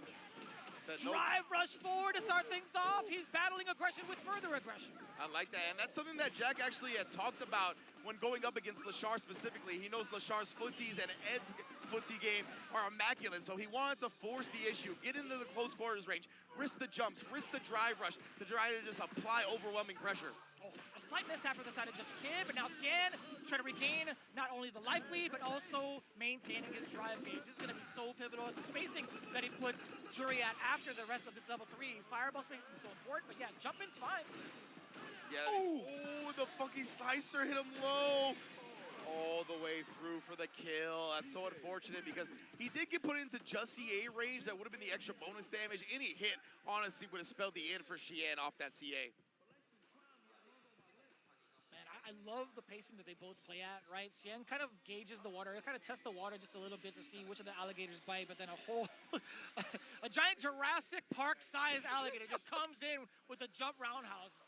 Jack, I want to say, also adapting to what Xian's been throwing down on the table too. It's very, very close-knit. I think Xian, I feel like he might go a little bit more passive going into this round.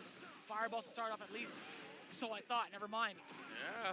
Still looking to switch it up. That's the thing with Xian, right? He's such a good in and out type player. Always mixing up the rhythm, never really autopiloting a specific tempo in the match. And because of that, it's very hard to catch on to his decision making, catch on to when you can actually find whiff punishes and anticipate certain options. Oh. Give me that. Just like that right there, right? Using the forward advancing. You know, I don't mind that. I like seeing players kind of like not know exactly what side to block on when it comes to the incoming, so they just kind of jump and get that reset either way. Yeah. Well, not reset, but it's a knockdown, but it's very difficult sometimes. I'd rather do that than eat a full combo upon landing, right? Precisely.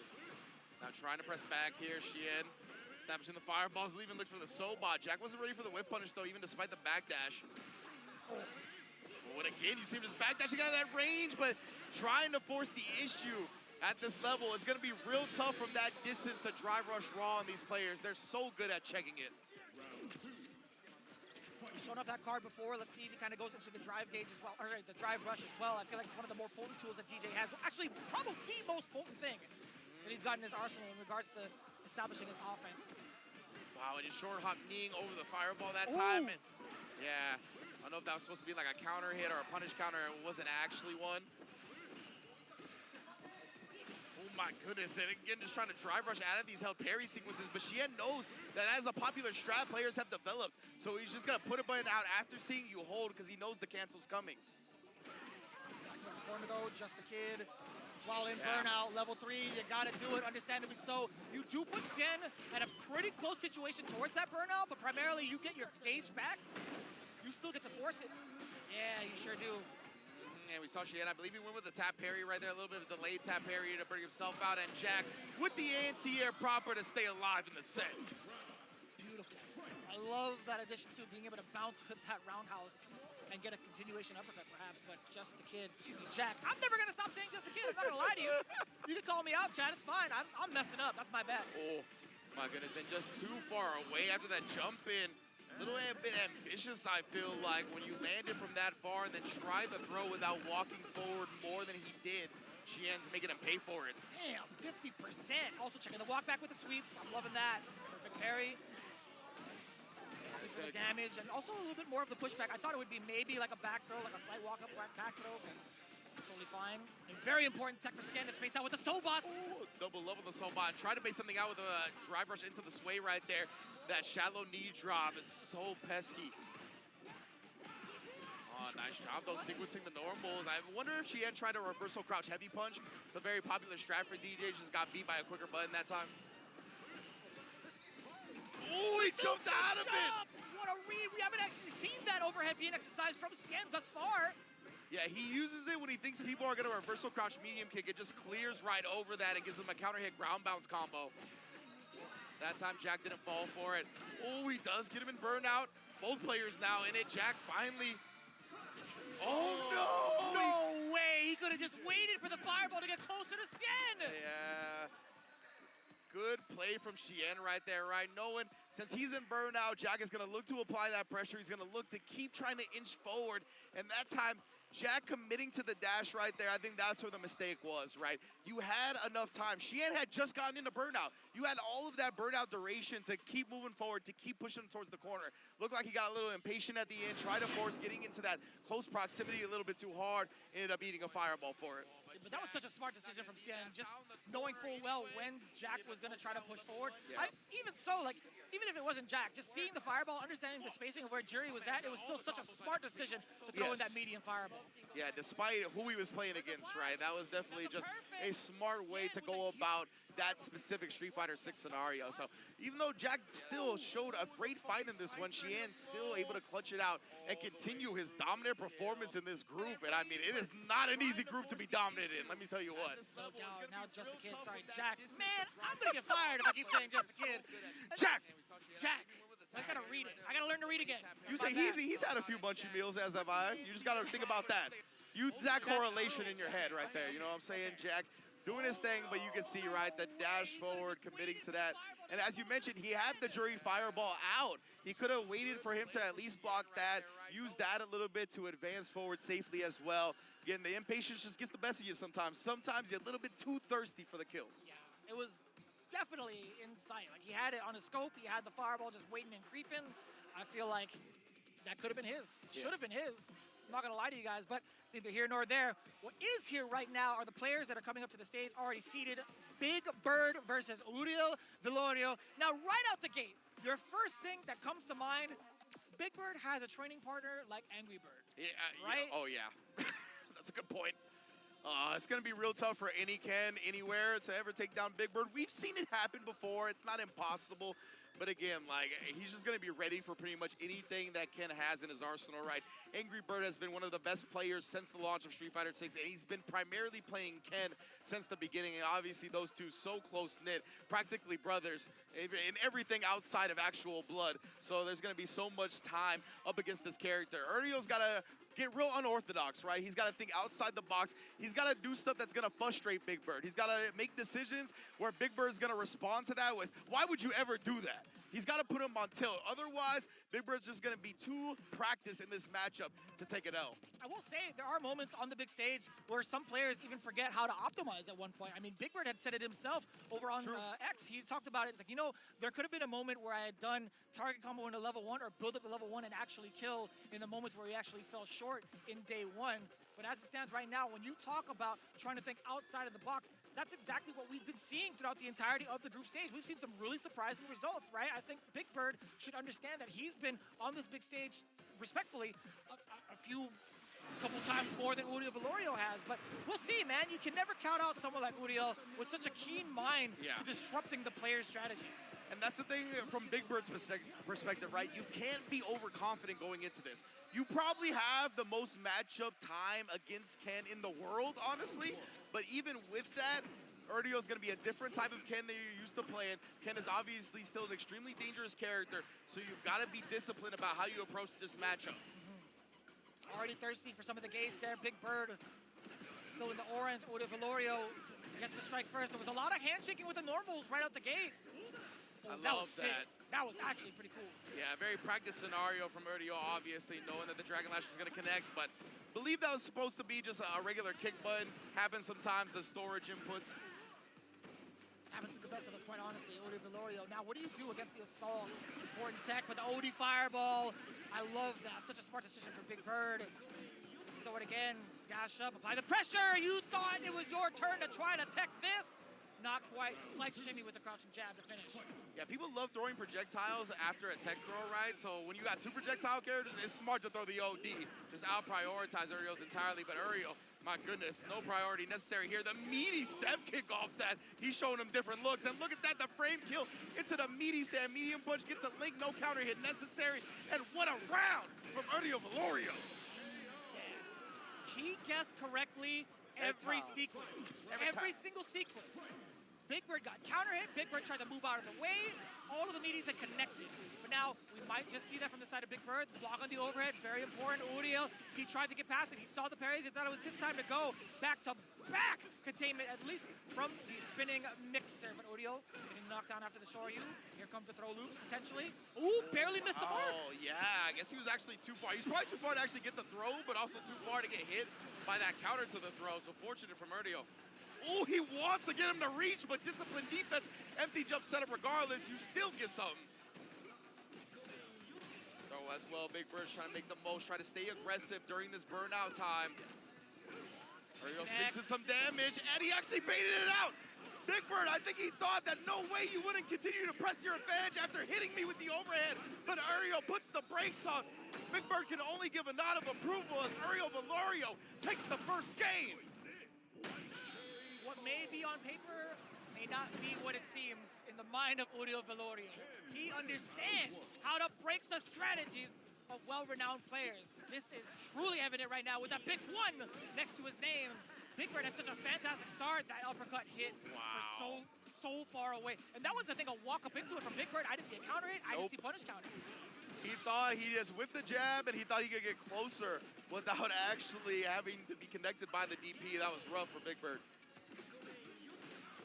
Now Uriel back against the wall here. Big Bird looking like he playing a little pissed off, if I say so myself. A little bit annoyed. I think he was angry. He's Angry Bird now? Oh, my man, yeah, he had to absorb the brethren. Side note, does Angry Bird go by the angriest bird on his title also? I don't think so. I win. He's the robot, Okay. but I like the angriest bird. Should have been that way. All right. A lot of pressure coming in, too, from the SR. Dashing up, too, still in hands. Not going to make the most of it. That counter poke was so pivotal for Uriel Vilorio. Not just for the switch on the counters, right, switch on the sides, but also being able to reestablish the pace while he gains more of that drive gauge back. Indeed, and we saw the first hit of that target combo, and Big Bird was able to punish it with a jab. If Uriel actually committed to the second hit, he would have beat it, but something to think about going forward. Oh, there she parries afterwards. He's very low on drive gauge as well. He's going to spin it. He does the level 2 to keep one bar and still get the burnout. Very optimal play. Oh, he tried to throw, and then he resets him afterwards. Uriel Vilorio. These are the type of decisions we talked about. This is what you need to do. Throw off Big Bird's game. This is not how Angry Bird usually goes about sequencing his offense. This man is actually the GOAT for that. That is sequencing that nobody can ever be prepared for, in my opinion. And he's looking to finish it off right now. Uriel has the upper hand with this corner pressure. Big Bird getting the heavy spinning mixer on the other side too. Not gonna let it rip just yet. Obviously, he's still got a long way to go first. All right, punishes it, and of course he's gonna cover his bases if you jump out of the throw. I still got that. Baits out the ODDP as well. Big Bird got all the resources in the world to send this to a game 3. Man, oh man, what an answer from Big Bird right there. I was a little afraid, honestly. When it hit to round 3, I thought it was gonna start getting away from him. I thought Uriel was gonna be able to tilt him successfully after that previous round and the way he won it, but Big Bird showing why he's got a finalist at EVO, finalist pretty much everywhere he's ever competed. And I love the coverage over in the corner, right? He had his option select down just in case the throw had whiff. And also the big read on the drive impact, double drive impact to erase the drive gauge from the side of Uriel Vilorio. He's seeing a lot of gray, and he's gonna see a lot of damage. Either chip, either throw, either way, you're still gonna have to block the mix. Please get Ken some lotion, brother. He's looking way too ashy to survive this round. Still didn't build up a level 1 because it happened at the very beginning. So he's got to hold all this. And I love that Big Bird didn't immediately go to a DI, right? He really maximized that burnout time. But whoa, fakes out the safe jump, and Uriel waking up with a button. He's got a shot. Oh, never mind. Trying to fake something out, and Big Bird was more than ready for it. Wake up crouch, medium kick, set point. Not enough moisturizer on the table. I'll tell you what, man. He was great forever and took so much damage and spent so much time in that corner. Wow. That punish kind of within range to get the forward medium punch link, allowing you to get the Eagle Spike into the setup for the SR. That was a counter hit down below as well. That was so sick. Really, the Ken experience was shown off right there, the way he beat the Jinrai. Because it looked like Uriel did actually go for a follow-up, but it got stuffed by that medium kick. Throw, all he needs is a strike or a throw one more time. Uriel woke up with the backdash, drive reversal offensively. Beautiful from Big Bird right there. And when it comes to the drive reversals, we've seen it a couple of times, right? When you try to drive reversal a drive rush cancel string in reaction to the drive rush cancel, if they go with a light, your drive reversal is not gonna work. You have to commit to the fact that just drive reversal out of the button. As soon as you see the button, as soon as you're in that block stun, you have to immediately commit to the drive reversal to get him off, and that's exactly what Big Bird did. Super well done. So smart. That's the closest match we've had thus far, by the way. Even yesterday's matches were a lot of 2-0s, but this one, again, could have gone either way. But looking at it, too, it's been a real game of inches in regards to the way that they've been encountering each other, both in the neutral when they get closer to start to shake hands with the normals, but when it comes to the corner game from both ends, man, it is terrifying. It is truly a suspenseful thriller the way that they've been fighting. Yeah, both of these characters and both of these players as well, just masters at manipulating their opponent, and in the corner, their offense is suffocating. And you can see it on display from both sides here. And of course, remember, this went to the final game. I'm not sure it went to the final round, but this is all about round differential. It's all about the points that build up to it, right? So Big Bird is gonna need these clean victories to try to establish a victory out of here. Yeah, on the offhand too, with Uriel being now 0-2, he's still scraping a couple of wins within the set to at least have a fighting chance going into game 3. But Uriel, he's gonna be done for the day. I do believe Big Bird is gonna be our final matchup. Before even that happens, we have Lashar versus Oil King. Now, you and I have talked about this. Oil King bringing out the Mai. I'm like, yeah, you know, I'm not too familiar. I'll be real transparent with you. I mean, she's only been out for what, maybe like a month or so, maybe a couple of weeks. I can't do the math. That's not my job. But I'll tell you what, though, what is my job is to talk to you about Lashar and his progress thus far. He's the one that we call one of the, the gold finger, right? Generational talent, right? The definition of that. But for the most part, I'd imagine Rashid just might be the choice either way. Yeah, I'm definitely expecting Oil King to start with the Rashid, right? I think he's going to be familiar with the Ed matchup enough. Ed is an extremely popular character in Asia, so he's gotten plenty of experience against it. And his Rashid, that is his tried and true, right? That is the character that he made his name on in Street Fighter V. So that's the character he's going to want to continue with here to start. Maybe I think Maya's more for like the Guiles or some of the other characters that perhaps could sprout up throughout Capcom Cup. But right now, we're going to see the Rashid most likely. And I feel like it's a matchup we've seen quite a bit. Like, there's so many players at the top level playing both of these characters. It's going to be interesting to see who gets the upper hand in this specific match. Yeah, I mean, just looking at it, this group alone, you will see that numerous times over throughout the week. But, man, it's been so difficult to call consistently. I think everybody's been playing with certain expectations in their minds and been kind of secking themselves out. We saw that kind of happen with Lashar previously. He only had one game to play and he got shut out. Now what happens when he gets to recover from all that time to think and watch how he lost to go into something like this where he has to play over twice against someone like Oil King. Now, Oil King, looking at it as well, he's in a really comfortable spot, or a decently comfortable spot, sitting at 1-1, being able to now get away from the mirror matches throughout the entirety of the week. I think that's pretty important to note, right? He doesn't have to rely on a different type of look. He gets to now run his game plan the way he wants to. Man, the intros rock as well, pleasing the crowd, pleasing the viewers at home. Lashar versus Oil King, and as you mentioned, both I believe 1-1 at this point. So we're gonna see here who is actually gonna establish a lead going forward and put themselves in prime position to hopefully make it out of this group. We can see both players starting off nice and slow. This is all 2 out of 3. You don't want to commit and cost yourself a lot of life for a reckless mistake. I love that from Oil King. He's just been taking that sweep conversion off of the punish counter, really setting himself up for prime Oki afterwards. That medium kick is such a great counter poke tool as well. For multiple ranges, you could have certain conversions, but that roundhouse is just so pivotal too. To get that as you were talking about, enhanced whirlwind for the enhanced movement. Lashar, he immediately moved forward as soon as he saw the whirlwind. We'll try to base something out again, right? Oil King had gotten that previously off the drag rush cancel light. Lashar looking to not give him much room here. He wanted that big starter with the fierce. Got a couple of the sparks too. Lashar, he's looking to push the agenda. He does have the last deficit. Oil King, big chillin'. He missed his conversion. That could have been it. That should have been death. So unfortunate right there for Oil King. And man, Lashar is going to have a big opportunity to bring this one back now that Oil King is in burnout. He's got 2 bars. He's trying to bait out a super. He doesn't want to just commit. You can see, right, jabbing with true strings and then waiting. Trying to get the DI. Still too far from the corner, though. The wall cling is not anti-aired. Again, Lashar, he's had trouble, honestly, anti-airing throughout Capcom Cup as we see another jump and connect at a level 2 build. So expensive. He had 2 opportunities for lethal. Oil King's just going to wait. My man had the idle animation. That's it. My man Rashid was dancing over there. Come on, let's pick up the pace. I love the voice line that comes out of Rashid when he's just standing there, too. And Lashar, yeah, we got to find some answers to this aerial game. Whether it be air-to-airs. He's tried to dash under a few times as well, but we've seen him getting beat to the button once the opponent lands after that. It's been a real tough go of it. Really feels that way, too. We're talking about the containment. Okay, wait a minute. He still can't snipe out Oil King. He's had so many free escapes out of the corner. Needs to jump all the way down, actually. Got the punish counter. Oil King had pressed the button. You know, my man Lashar was like, what am I supposed to do, Ringe? I tried uppercut, I tried air-to-air. You told me both of those, they didn't work. Oh man, no whip punish on that attempt. Had to be an execution error. I'm gonna chalk that one up to whoopsie daisy. Yeah, man, Miss Daisy's not happy about it either. Oh my goodness, and Lashar obviously gonna ride all of that to an easy round win. 2 bars for the side of Lashar. Could be a very explosive start to this round if he lands 1 solid heavy into the blitz. And as it stands right now, Oil King, he was trying to snipe out that limb. He missed his opportunity with a sweep, a little bit too slow.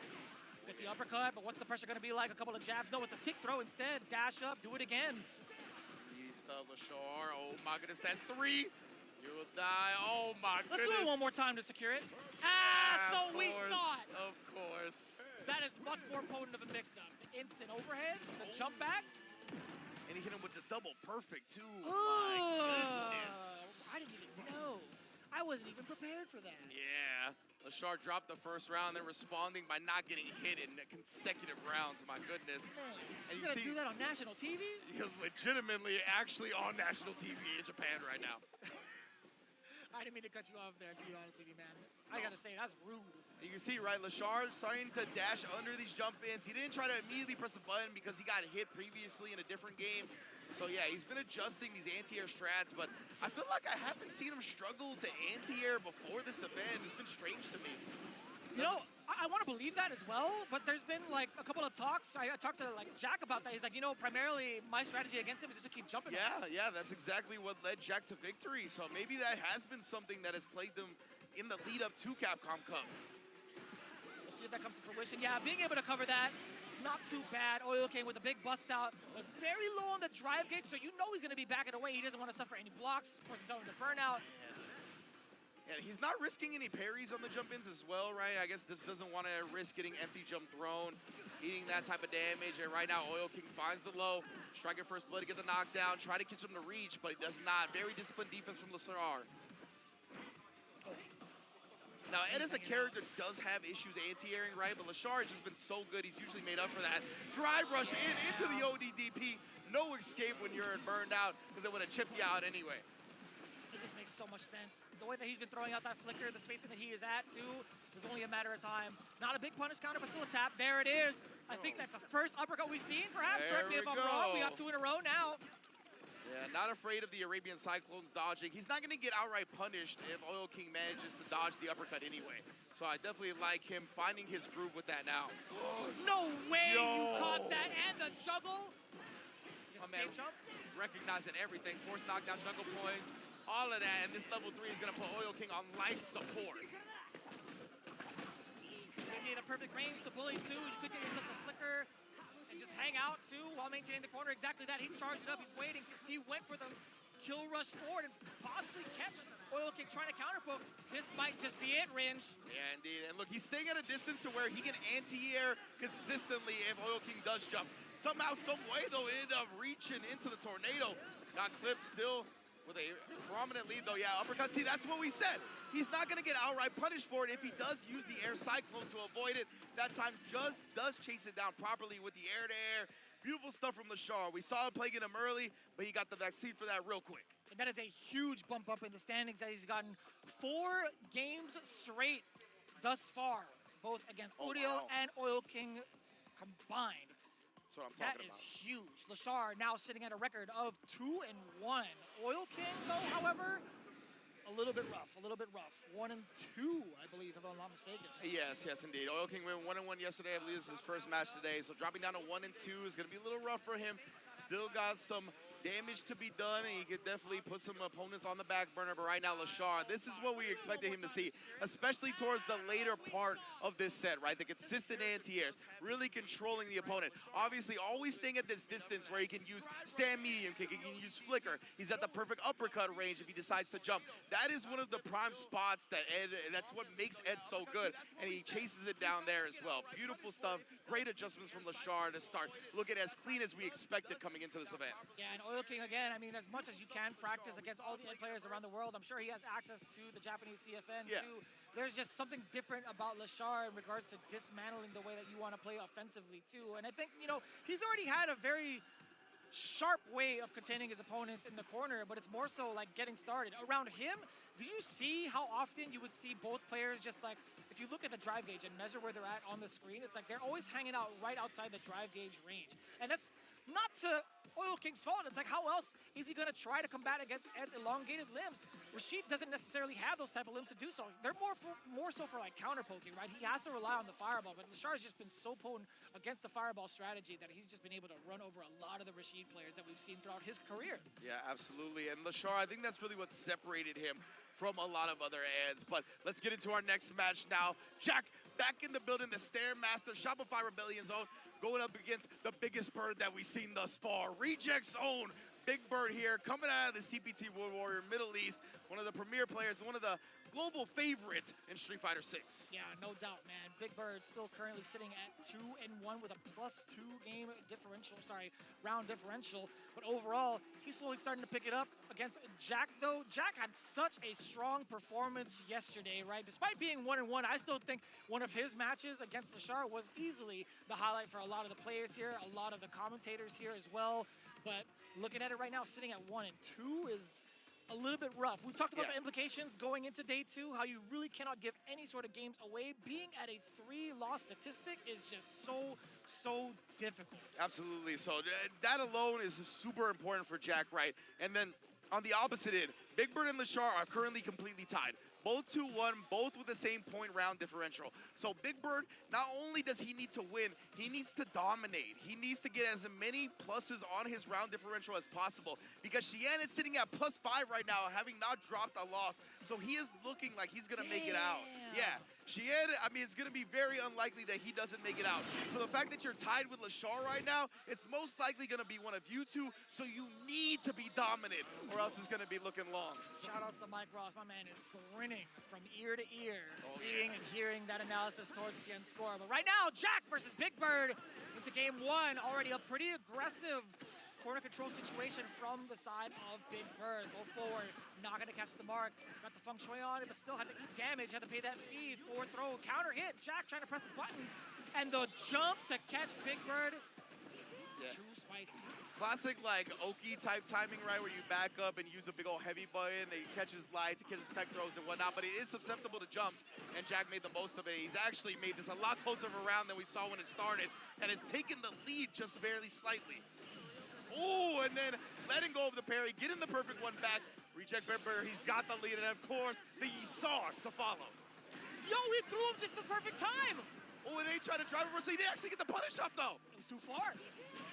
Remember, drive reverse was only -6. He's a 7-frame crouch medium kick. I'm a little surprised Big Bird went with that option. But yeah, I think he was just too far for the 6-frame stand medium punch. He tried to go for it with whatever he could touch with, I guess. Yeah. So I'd never seen that normally even try to be like a way to try to contest against drive reversal. It's just too slow, as you had mentioned. Yeah. Very interesting. And now Jack starting off well, as we've seen time and time again. And remember, like I said, going into this, Big Bird needs to dominate. He's exactly tied with Lashar right now, and with Xian having that lead, it's most likely going to be Big Bird or Lashar, not both. That was meaty as hell. Again, same exact route, or at least the same starter. It's going to be more than enough. You already know it. Being able to close it out, that's the round that Big Bird needed to boost his confidence.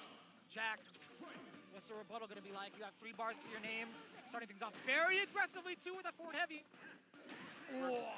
Yeah, I think it was an execution error. Maybe he wanted something else, and then he just walks into the crouch medium kick. Is huge for Jack. He's not going to spend any meter just yet, and Big Bird risks the DP. Man, that could have been deadly. Oh, and he does it again, and we're going to get to see that now. And now that he did it on the second time and gets that one baited, it's going to result in burnout after this level 3 as well. Jack, at this point, he's got to seal it, right? He doesn't care about the level 1, and he also has so much fireball to back it. That block string spelled death no matter what. You started off with a meaty fireball. That is indeed checkmate. Indeed. Just locked him up, strung him up. And Jack was able to chip him all the way out. Big Bird, of course, already readying up. I like Jack taking a moment, compose himself, not let the adrenaline get too much in control. Oh, that was almost such a clean whip punish from Big Bird, slightly late. That time, though, knew Jack was going to be sniffing for a forward throw. Yeah, still being able to cover the whiff throw. Jack trying to jump out of the way. He selected that parry. Drive rush right into the fierce from Big Bird. A couple more throws will do it as well. Meaty crouch medium. A perfect time to set yourself up for that perfect parry. Yeah, I think it's so interesting how that held parry meta has kind of evolved. But right now, Jack able in the scramble to catch the crouch medium kick. Yeah, both players not committing to anything off of that, right? They're both very low on drive gauge, so they didn't want to send their OD projectiles like they had previously. Now Big Bird able to close out that one. I was trying to gauge the distance as to why Jack decided to kind of like not pursue anything else off of that combo or off the crouch medium punch. I actually kind of blinked, to be honest with you. Yeah. But I would imagine maybe he tried to hope Big Bird was trying to do something antsy with his meter, but either way, Jack now starting things off again. We're on the east side. Indeed. Is this your neighborhood or are you in the wrong neighborhood? We're going to find out real quick. I never know geographically with the Midwest, but we'll talk about that later. Now parrying, just protecting his drive gauge at any and all costs. And yeah, he did avoid the punish counter throw there, so good stuff from Big Bird, but doesn't matter. Jack maintains control. Renko kicks in the building. Set point. And he's been waiting on that forever, Ringe. How many times has he tried to do that? A big opener for the side of Jack being able to snuff out the drive rush. That aggressive start. Oh, this trade is everything. You get the Isar, you get the corner, and you also get a lot of damage possibly to the drive gauge. Unless he finds the right parry. But Big Bird is happy with getting the Isar out that early because he can potentially build another one, right? If he's even gonna need to right now. This is a good position to be in. Fakes the safe jump, goes low with the empty, and Big Bird's gonna be able to build to another level 2 here. Are we even gonna need it? Instead, level 1 for the kill. Big Bird keeping his hopes alive. He's talked about trying to dominate. That was pretty much his big hopes to at least set himself apart from Ashar. But hey, man, at 1-1, we'll definitely take it. Jack has made it so close. I felt like that last game between the two still could have gone either way. Despite how it turned out towards the end of it, Big Bird seemed pretty comfortable. He managed to get his strategies going on offense. We'll see what adjustments need to be made now from the side of Jack. And to be fair, there was a slight mishap from that instant overhead, right? The jump medium punch allowed Big Bird to really seal the deal off of that. It could have been a different story had it connected properly. Yeah, that's a great point, right? Yeah, Big Bird got clipped crouching in that instance, something you don't often see. And because of that, the dive kick did not connect afterwards properly. Good job, Jack, letting go of the parry right there, not getting punch counter thrown. Oh, that had to be an execution error. What he could have tried to do off of that. Yeah, no way he was trying to do full screen overhead in response to the fireball, and man, Jack, he's got to immediately put that out of his mind, have that short-term competitive memory, and let that round go and look to play pristine going forward. I'd imagine he tried to charge up for a fireball, perhaps. I'm not too sure. Yeah, most likely try to nullify it, right, with a stock like a Fuha, and just ended up not getting the Fuha to come out. Perhaps. It is a different direction, though, right? So I'm just kind of confused either way. Yeah, sure. All right, think about it. Oh, yeah, split kicks. JCVD, eat your heart out. Big tech throw as well. Oh, beats him to the punch right there, but dropped it. What?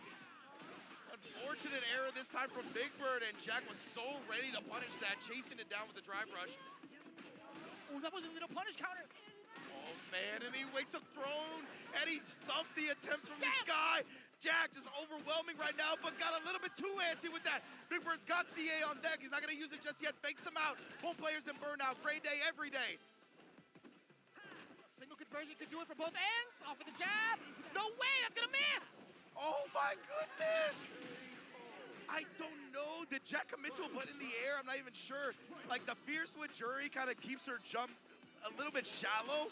Like, she doesn't travel as far as she normally does. So maybe that's what Big Bird was plotting on. Very strange, but all that meter is gone now. We're in the final round. That's kind of rough. I can imagine so. I mean, like, just because of the angle. Oh, no. This could be the start of Big Bird's victory. Back-to-back punish counters with significant damage behind it. This is kind of tough. Oh, man. And Jack, yeah, he's got to do it right. CA, when you're that low on drive gauge, you got to bring yourself back into the match. Give yourself a real shot at following up this CA with proper offense, and you need the drive gauge to do it. Fuha, beautifully spaced. Ooh, and the burnout with the string. Oh, but he's burned out himself. That might just be checkmate. Isar is going to chip him out. Big Bird, 2-1 over Jack. In an instance where we thought he could have had the upper hand, especially after that burnout sequence, it was just too expensive. So scary, man. Honestly, like, such a scary set for both sides. Big Bird able to clutch it out at the end, but only, I think, a +1 on the rounds. I feel like every single game went to the last round, so it's going to be a bit of a tough one. Maybe a net positive +1 or +2 rounds. I'm trying to think what happened with that level 3 as well. Maybe it was the fierce read. Maybe he had, like, been moving forward a little bit, so when he did another quarter circle forward, he got super instead of the spin mixer, the H spin mixer. Oh, okay. Could have been a couple of things for sure, but regardless, Big Bird did not let that carry over into the next round, right? When we talk about the short-term competitive mindset, you can't get bogged down by execution error. You can't get bogged down by your opponent making a decision that you find wild or dumb. Like, Big Bird just puts that in the back of his mind and plays his game going forward. He really did too. You could actually see that towards the end of it. You see him kind of play patient and call out Jack's decision to kind of go for something not necessarily irrational, but something high risk with an OD uppercut, right? Yeah. 2 back-to-back punish counters to lead into the corner. That is going to spell instant confidence for Big Bird, especially after how much bar he built up for himself too. Man, yeah, I always love seeing the command normal hop over the jury fireball. Sorry to all my jury players out there, but he actually did do the fears too. So he did do the jump fears. I have to imagine, I don't know, Big Bird like leaned back. What do you think it was? I think it was exactly what you had mentioned The with the heavy forward spinning into mixer. the heavy spin I think mixer? so. Yeah, I think you're right then. So most likely was looking for the heavy spin mixer, but if you were moving forward, you might have get super instead. Nonetheless, Big Bird did not let that affect him, and he took it 2-1 to keep his dreams of getting out of the group alive. Man, what impact that makes for Big Bird. And also Jack, man. Jack was coming in pretty confident. He was looking rather strong in comparison to day one, now sitting at 1-3, but that doesn't necessarily spell him out of it, question mark? I mean, it depends really on how Cien performs going forward. Yeah, 100% right. Cien dominant, 3-0 right now, +5 advantage. See Lashar at the +2, Big Birdie, like I said, yeah, he only gained 1, so +3 there. So yeah, there's gonna be so much still to come when it comes to seeing how this group is gonna shake out. Whether it be Big Bird securing that second place, whether Cien keeps going with an incredible performance that he's been on so far and being able to maintain that first place position, or if Lashar can gotta sneak up and may have some dominant performances and make that difference up in the round differential. Man, Cien is absolutely balling right now. Despite what it says on the score right now, it is indeed 3-0. But as it stands, we're going to be standing by with our most recent winner. It's going to be Big Bird. I do believe he's going to be on an interview right now. Question mark. Period. レベル2で削りで倒しました。So, great performance against Jack. Chipped him out there at the end with the level 2. How do you feel about your performance today compared with yesterday? I mean, I feel like I played both days really good, aside from some small mistakes I've made. I think I've made also small mistakes today against both of them in the first game, against both Jack and Uriel in the first game, which costed me 1 game each, which could come back haunt me. And knowing my luck with Capcom Cup, it is going to come haunt me. But I think I'm playing pretty good so far, and win or lose, I just want to play my best, and I don't care about the result, to be honest. で聞いたのは、今日と昨日のプレーを比べてどう思いますかって聞いたら、やっぱりその試合の最初になんか1試合目はいつもなんかちっちゃい間違いとかなんかミスとかしたりしてるんですけど、結局勝ったりできてるし、まあ結局勝てばいいっていう形で言ってるんです。で、次の質問ですよね。In these kinds of events where you know who you're going to play, like round-robin formats that are, taking place over a few days, where you kind of know who you're going to be coming up against, just for the people that are watching that may not understand much about, what the pro life is like in that sense, what is your process for preparing yourself over the next day, knowing who you're going to go up against? How do you get yourself ready? Whether that's something that you do in training mode, do you watch replays? What's your personal process? I'm not a complicated kind of player. I'm very straightforward, even with the way I play. So when it comes to preparations like this, I don't do any notes. I don't watch replays. I mostly try to watch the matches in front of me, like when they're playing in front of me. And that's when I try to see their defensive habits, offensive habits, what they like to start with and all of that. Because watching someone's replay, you're watching them play at home. And it's not going to replicate, they're not going to replicate the same play style that they play at home in tournament. And on top of that, I don't like overcrowding my brain with a lot of info, which could, come down to nothing at the end. So I like to watch them play and in tournament and just make sure I'm ready for the matchup. It's very, very basic and straightforward for me. Interesting.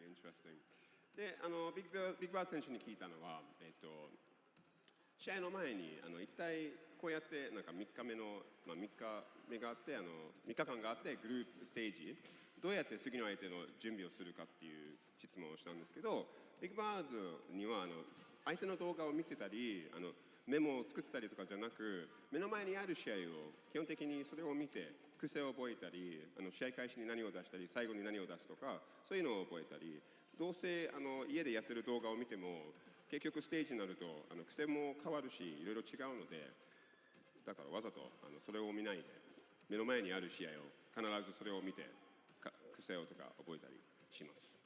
そういう形になっております。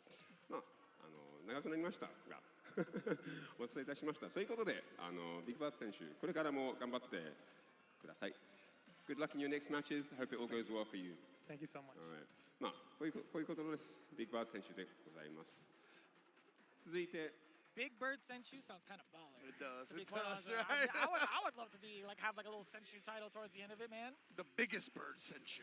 Yeah, man. Oh, man. That's pretty cool, man. We got to figure out how to do that. We got to figure out the Japanese language going forward. But as it stands right now, that is the conclusion of Group F. And of course, we have to thank everybody that's been involved and supporting us throughout the entirety of our journey here at Capcom Cup.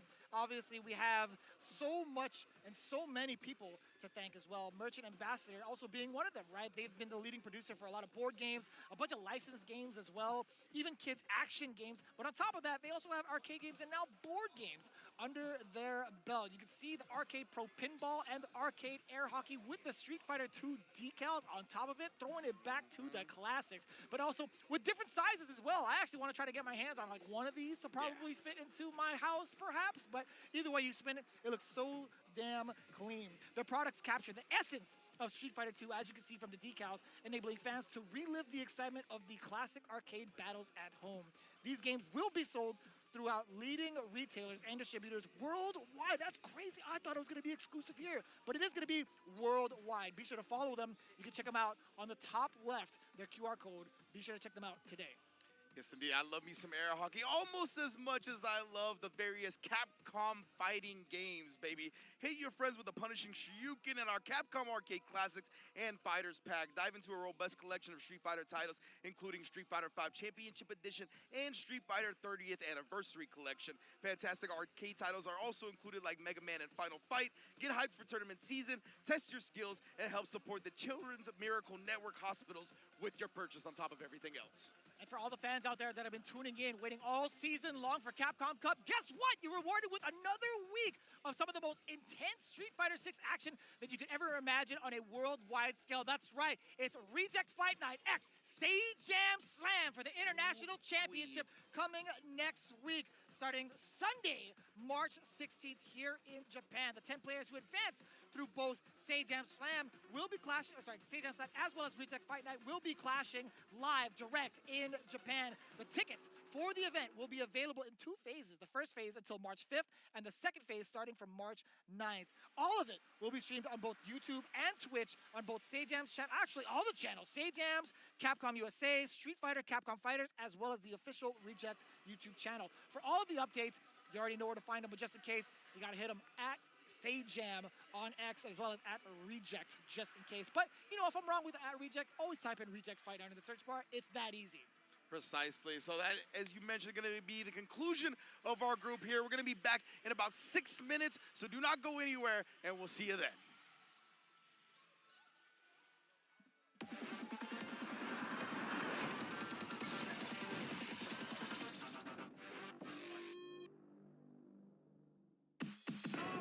Yeah, come on. Everybody come alive real quick. Battle of the strong, survival of the fit. Take your best shot, hope you don't miss. Yeah, come on. Everybody come alive.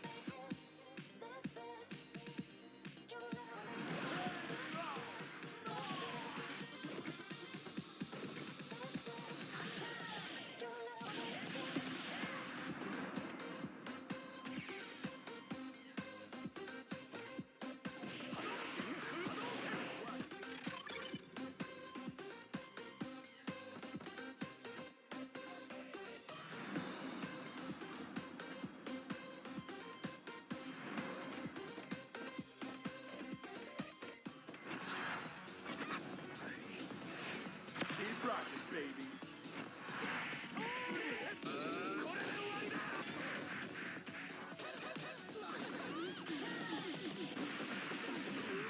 Are you okay? Next location is Osaka.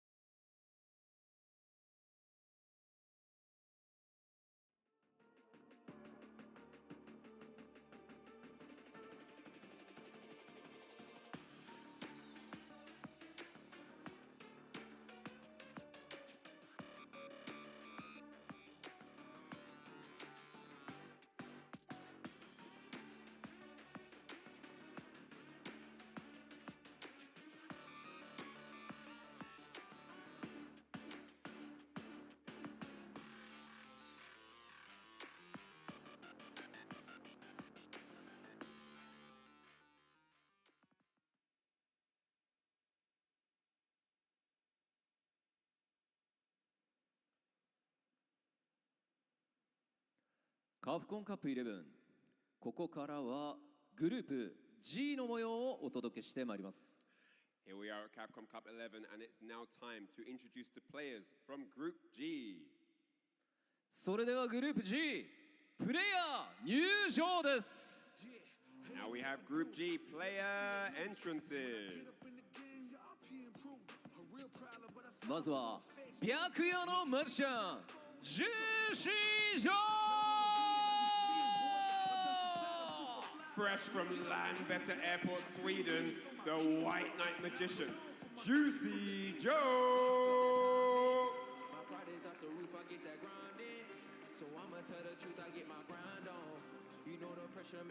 フランスの若きヒットマンキルズユー。 The young man from France, the young hitman, it kills you.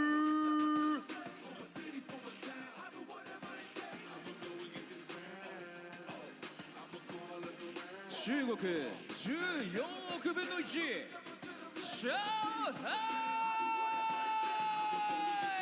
Multiple time Evo champion, EWC champion, the king of China, Shanghai.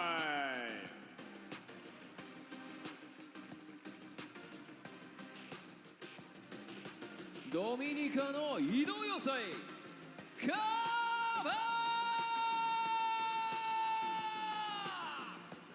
The juggernaut from the Dominican Republic, it's Kaba!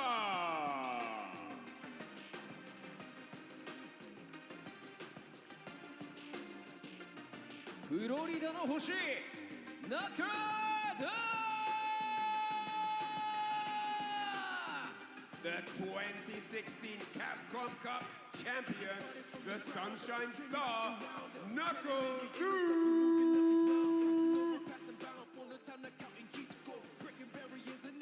姿勢の本よネフュー。 Also from North America, the intellectual nephew.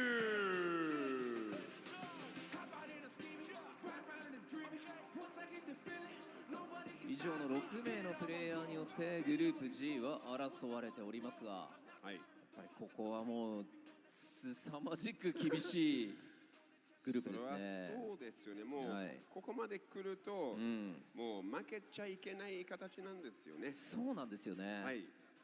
けちゃいけないんだけどとんでもない相手ばっかりという、はい、さあそんな6名のプレイヤーがステージに今一度立ちました。この6名で総当たり戦を行っていきます。その2日目、そこから上位2名がトップ16のトーナメントに選出します。皆さん今一度大きな拍手をお願いいたします。The 6 players from Group G, they went head-to-head yesterday, and I'm sure they've done some revision and they've come prepared to stomp the competition today on day 2. These are the 6 chaps, and of course, as you already know, 2 of them will be going through to the top 16. それでは選手の皆さん、スタンバイをお願いいたします。All right, with that said, all players ready and prepared on standby, please. Thank you very much. さあそしてここからのグループ G の熱い戦いをさらに盛り上げていただく実況席の方にお渡ししたいと思います。お願いします。So with that said, with all the amazing action to come, we need our voices and genius minds at the desk to call the action. So let's get back over to the caster's desk.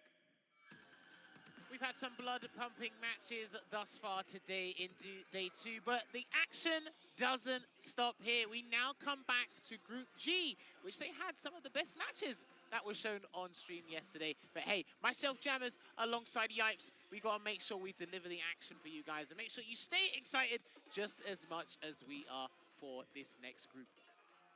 Yeah, man, listen. At the end of the day, we all shook off the kinks on day 1, so I feel like everybody's more comfortable now. So let's see who is going to deliver. I'm excited for all this high-octane matches. The key guy that I'm looking at, you already know. I don't want to be the favorite here, though in terms of favoritism, but Kaba's definitely my guy. But again, man, it could be anybody's game. So let's see how it plays out. Well, let's not forget, right? We got rising star Juicy Joe. He has a fantastic 2024 leading into this. He feels super confident with some of the fixtures he has today. Killsu didn't get the results he wanted yesterday. We saw Mai show up with not only Nephew, but with Zhao Hai as well. A lot of people really enjoyed the Zhao Hai versus Juicy Joe match, Mai versus JP. That's something we're going to have to delve into in the future. But yes, only 2 guys can make it out of the groups. And this is what the fixtures are looking like today for day 2 in Group G. We're going to have Kaba kicking it off, going up against Nephew. He fell by the wayside with Mai against Knuckledew yesterday. I don't know if he's going to try and repeat that again and see if he can get different results, because I believe the definition of insanity is you keep trying the same thing, expecting something different. But Juicy Joe goes up against Kaba and Knuckledew. I was speaking to him a little bit earlier, but we'll go into that when we get down to it.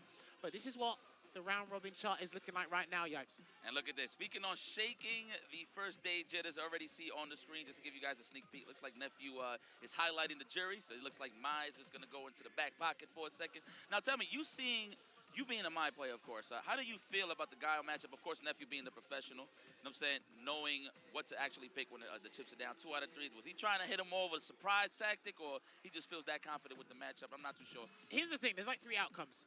Because you've got 2 Guiles in your group, you either pick Mai against both of them, see what happens. You try Mai against one of them, then swap to jury, or you don't pick Mai at all. And it looks like he's gone with the middle option here. He tried Mai yesterday. It's not going to work.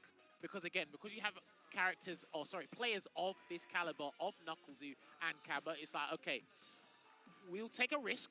Whether you call it a calculated risk or not, we'll take the risk, see if it works, and then you just go, look, this just isn't going to work for the next day. And because your tournament life is on the line, you've strictly got to stick with what you know best. And Killsu has a very different perception on the matchup. He says, well, Guile versus Jury is 5-5. It's not that difficult. But again, it's like, here's my European perspective, here's the American perspective, here's the JP perspective. So Killsu wrote out the matchup as well. So we'll see if Nephew's going to be confident, because he needs the dubs now. He needs the dubs. And just to round it out, right, it's more so like player style, player clash styles, right, instead of actual character matchups. So I can agree with that. Man, shout out to everybody at home. Hope you guys are enjoying the show. Hopefully y'all awake. That is the main thing here. Hopefully you guys grab a cup of Joe and just sit back and relax. Please let everybody know at home we got some fire matches. Kaba versus Nephew, the Juggernaut versus the Intellectual. Shout out to the Capcom boys in the back end. Good choices in terms of nicknames. I feel like you spice it up a little better. That's just me. I like bars, so, you know. Oh, yeah, listen, some of these nicknames we see, don't worry, we've got plenty of juicy nicknames coming up for you later down the line in this group as well. But yeah, Nephew and Kaba will be kicking it off here as well. We'll talk about Zhao Hai a little bit later. Okay. Nephew and Killsu do need a win today in this group, because they didn't get any wins yesterday. We'll break that down as we come to it. First game up, it will be Guile versus Jury. will be Nephew going up against Kaba. Kaba ranks. There. The good old Belmont outfits. I see you. Yeah, it's Rocket. Let's go. Opening gambit time. Already pressing the issue right now with Nephew, but a counter pokes here from Kaba. Give me espacio, por favor. All right, gonna get the dive kick to connect, and there's a bait there. Gonna be a massive punish here for Nephew. Now remember, Kaba was training a little bit of Juri in Japan as a backup character just in case, so he might have a little bit more of an insider scoop of what's going on, but right now it's not really working out because that is gonna be an opening round with a perfect here. Nephew firing on all cylinders here, Yipes. Yes, yes. Don't let go of the steering wheel. I like that from Nephew. That's like the best thing a Guile player wants to see, somebody slow down, right? All right. Absorbing all of that pressure. Trying to master block stun. What's up, brother? Oh, that's all good. One thing I really like about Kaba's gameplay is when he utilizes standing heavy kick. He likes to utilize it after throw tech when he's got level 2. Couple of situations I hope his opponents have studied where they can try and win punish his standing heavy kick usage. He's been counter poking a lot on block with stand phase too, but the overhead lands here. Juri. Level 3. That's what I would have done. Man, this is a wash. Oi, oi, oi. He wasn't playing around. It looks like he was experimenting for whatever reason yesterday, but this time he said no backsies to come and take this. Not bad though for a day one to try it out, but this is where we want to see Nephew at his most comfortable. The pressure's on, of course, Nephew on the burn up, but the counter put with the overhead. Smart choice. Gotta watch the noggin there. Kaba ranks. Nephew with a quick breadstick there to start it off. Well, this is it. He was able to get a knockdown, anticipate a throw, send him to the corner, get a punish on a blocked flash kick as well. All the stars aligned, and when they do that, please, please, please take your chances, because you're never going to get another good one like that. Damn, it's like in the midst of the analytical side of things, this man caught a straight foot in the gluteus maximus. Well, Kaba, he was looking a little bit out of character there, but I feel like that's what you needed to wake up a little bit. Let's see how you switch it up here. Not even a sonic boom in sight. It's just that much respect at the perfect parry. For me, with Kaba, he's actually one of the guys who can be patient without throwing a sonic boom the longest. Like, he can actually wait for a long time without throwing. Correct. That is true. He's most of a slugger. I guess that's the name sticks with it, right? The Juggernaut. Just plow through it for the offense instead of projectiles. I get you. Wow. Play there. Just wait for a flash kick just in case. That's why they stand heavy punch and then a drive rush cancel instead. Which is pretty smart, too. He caught him blocking high, so no real threat of the flash kick, right? That was very nice. Set the tone. This is the parkour tour is what I like to call it.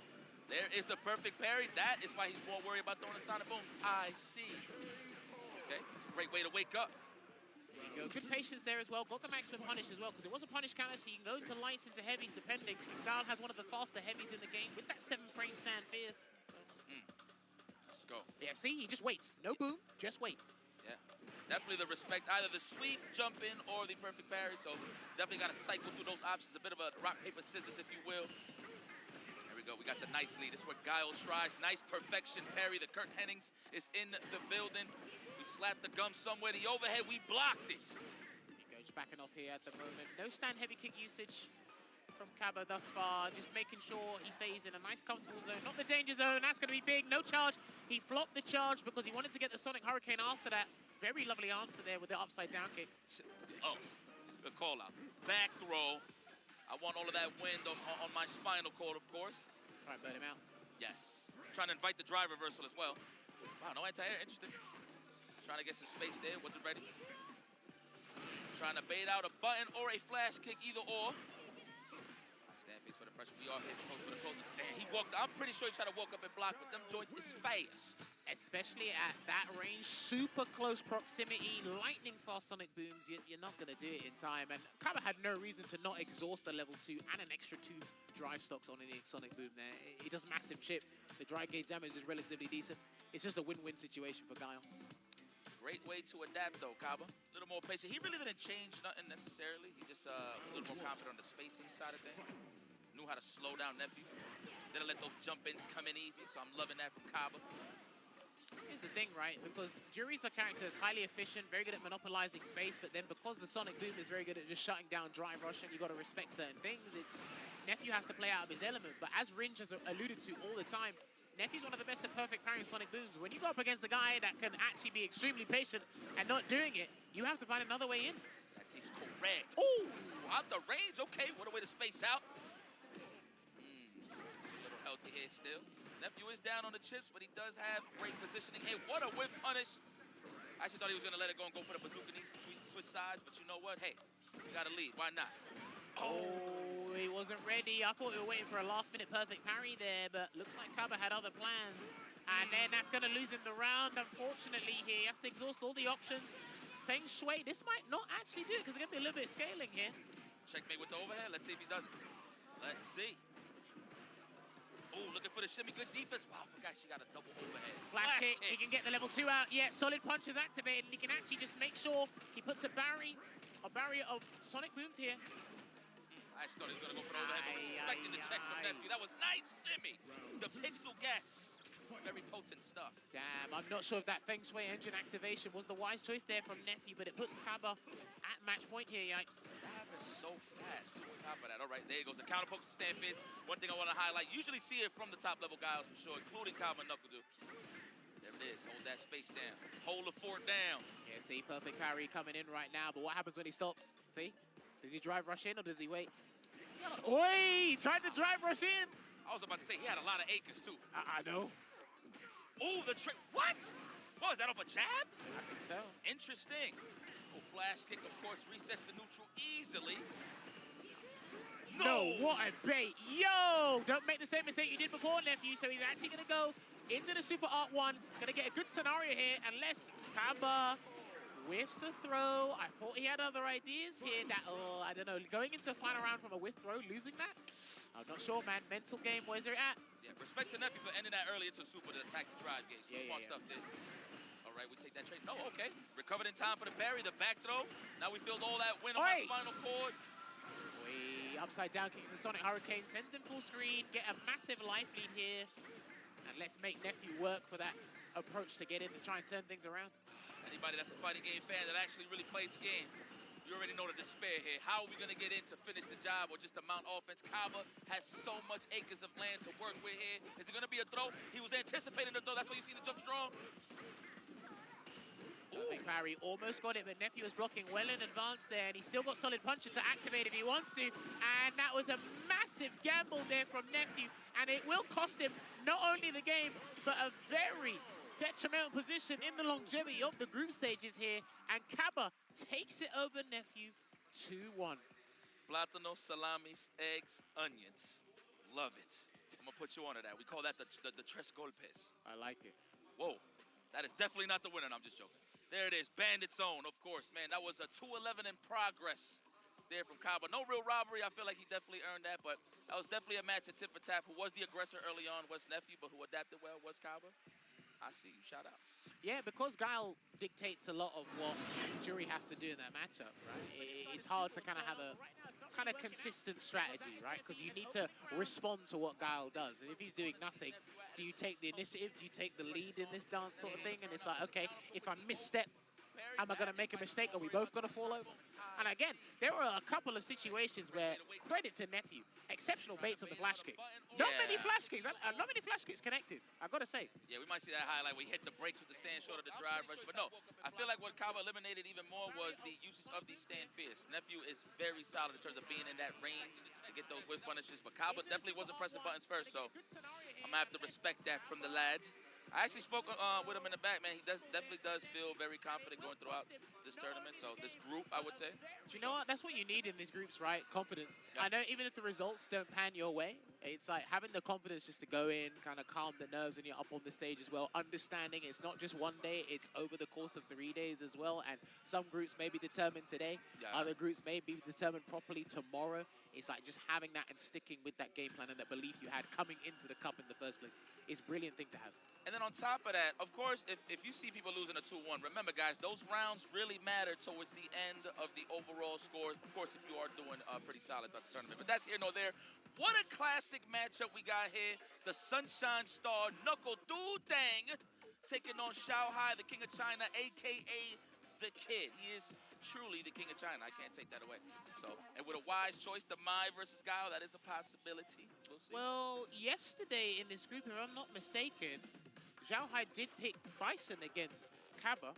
Yes. So remember, because there's two Guiles at an exceptional caliber here, if you pick a character against one, that's an indication against the other. Yeah, Obviously, if you want to go down to the nuances and the nitty-gritty, of course, okay, Bison works against Kaba, it may not work against NuckleDu. Only because NuckleDu has a Kami as a backup, and his Guile style is much different. Yeah. And this a lot of lore here, man. For those that follow the Street Fighter 5 side of things, the old school Canada Cup, shout outs to Canada Cup, of course, back in the day. But a lot of taunts and a lot of shades was put on the side of NuckleDu going up against Xiaohai. So, you know, when you see these matches, when they meet again in a new iteration of Street Fighter, you know, those mixed feelings kind of tend to come in. They come rise. Yeah, they come through. See, there you go. So he's picked Bison. There you go. So he must genuinely believe in that. I was very surprised when he picked Mai against JP yesterday, but it looks like he's going to lock in with this matchup. I think they're going to do a button check just in case first. But yeah, Xiaohai, I mean, what's there not to love about this man right now? Had a fine form of last season with the EWC champion, as we alluded to before. He qualified via the super region of China as well. I think, for me, Xiaohai's like flavor of the month. Yes. What character's flavor of the month? Because let's not forget, he has a very solid Akuma. People forget he got second place at UFA 2024 with Kami. He had the combination of Ken and Bison, and I think a lot of us have noted that down. That might be a character combination we can't sleep on in general. Yes. You know, it's kind of crazy. Wheel, the great Ken and Bison. Excuse me, Vega. You know, we on the side of the land of the rising sun. I'm gonna have to get hit. Oh yeah, that's Vega. true. That's true. That's true. It is. So Vega. I am curious about what character NuckleDu's gonna come into this with, only because again, you're looking for a 2-0 here. You do not want a 2-1. Xiaohai is already on 2-0. If he gets a 3-0 here, leading into tomorrow, because I think this is his only game today. Yes, this is Xiaohai's only game today. So if he gets that 3-0 and then just rides the wave into a 5-0, because a lot of the guys in Group G do not want Xiaohai getting 5-0. That's what they don't want. This man got China on his back. NuckleDu, how you feeling, baby? This is something that you familiar with? I mean, you know, in a good time, of course, Guile had definitely a great advantage against Bison, but you know, we got that OD Psycho Crusher now.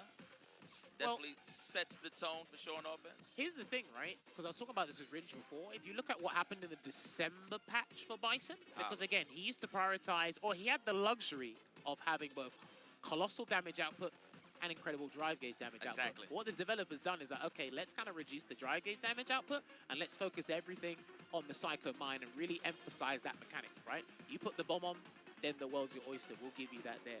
And then what's happened with that scenario is EX Psycho Crusher is used less. Because before what it did, it took a one drive stop, it goes through projectiles, as we know. There's a couple of things he was doing a little bit extra, right? So now they're taking it away, giving it a thing. He can use EX Psycho Crusher against Sonic Boom, and we know Xiaohai, he flinches at any projectile, whether it's a super Psycho Crush or something. So he's got a strategy here. We'll see if it works. Let's see how the footsies are going to be played here. The staggered legs from both of these guys. That's why I call footsies now. Shout out to Chris Page. You can see the back and forth, the staggered legs. There it is. I can't even get away from that now. Oh, the jumping. All right, here we go. We're going to plant the heavy back fist combo for the Psycho Mine here. And he goes for an early overhead just to check if NuckleDu's going to be awake. Oh, speaking of wake. On the wake up, what's for breakfast? No counter hit, so that was definitely in favor of NuckleDu to block. Not really receive any more damage here, but we are stuck in the corner, suffering on the drive gauge side of things. So I feel like we're going to see more standing fierce in a minute. Or Psycho Crusher, I should say. He can do it, but you got to be super. Wow, that's going to be massive there for NuckleDu. He's not going to spend on the Sonic Hurricane extension there. Just go back to the neutral. Nice. You can do a jab back fist there, but sometimes you have to bank that it's counter hit. That's what Nemo is very confident in doing, or was very confident in doing at a certain point in time in the competitive season before. Well, you could do it more solid with the drive gauge. That's guaranteed drive. Okay. Excuse me. But yeah. But let's see though. Xiaohai already very comfortable. Okay, NuckleDu looks like he's trying to download a little bit. I feel like he should just play his game. Oh man, never mind. That is his game. It's Sonic Boom, of course. There you go. Immediate rebuttal there with the flash kick after being countered with that EX Psycho Crusher there from Xiaohai. Gets this German suplex. Let's go. We got the lead. We're gonna sit here. Let's park. Yeah, he seems super comfortable. He's not afraid to use light scissor kicks, stand medium punch, or stand medium kicks. Try and trade with a couple of booms, maybe get some straight hits. No big swings just yet. Love that from NuckleDu. The walk up, block, and fight the offense, and then go for the counter poke accordingly. All right, looking for that counter hit. No dice. Xiaohai, great defense, walking him down. That's what he's trying to snipe out. The low forward or the standing medium kick. That way you get a counter hit, punish counter, etc. It's a flash kick, reset the situation. I think that's good that he's able to walk him down without having to exhaust any resources, not to overextend there with a drive rush overhead or something. He's just cool, calm, and collected here. Knuckledu's kind of comfortable playing at this same pace as well. Right up the glutes. Oh, caught him moving forward just to hit him with some offense. 2 throws, get the 2 grabs? Yeah, 2 grabs. Oh, you've been in this vortex. Oh, of Many course. bites. Oh, a 3rd one. Overhead? No, 4. Okay. This is the game we play. That's why you have to make those decisions in terms of the rock, paper, scissors. When are you going to backdash? When are you going to flash kick? But at the end of the day, I like how Shanghai did not stop pushing the initiative. That is the best way to open somebody up, man, especially a character like Guile. Well, here's the thing.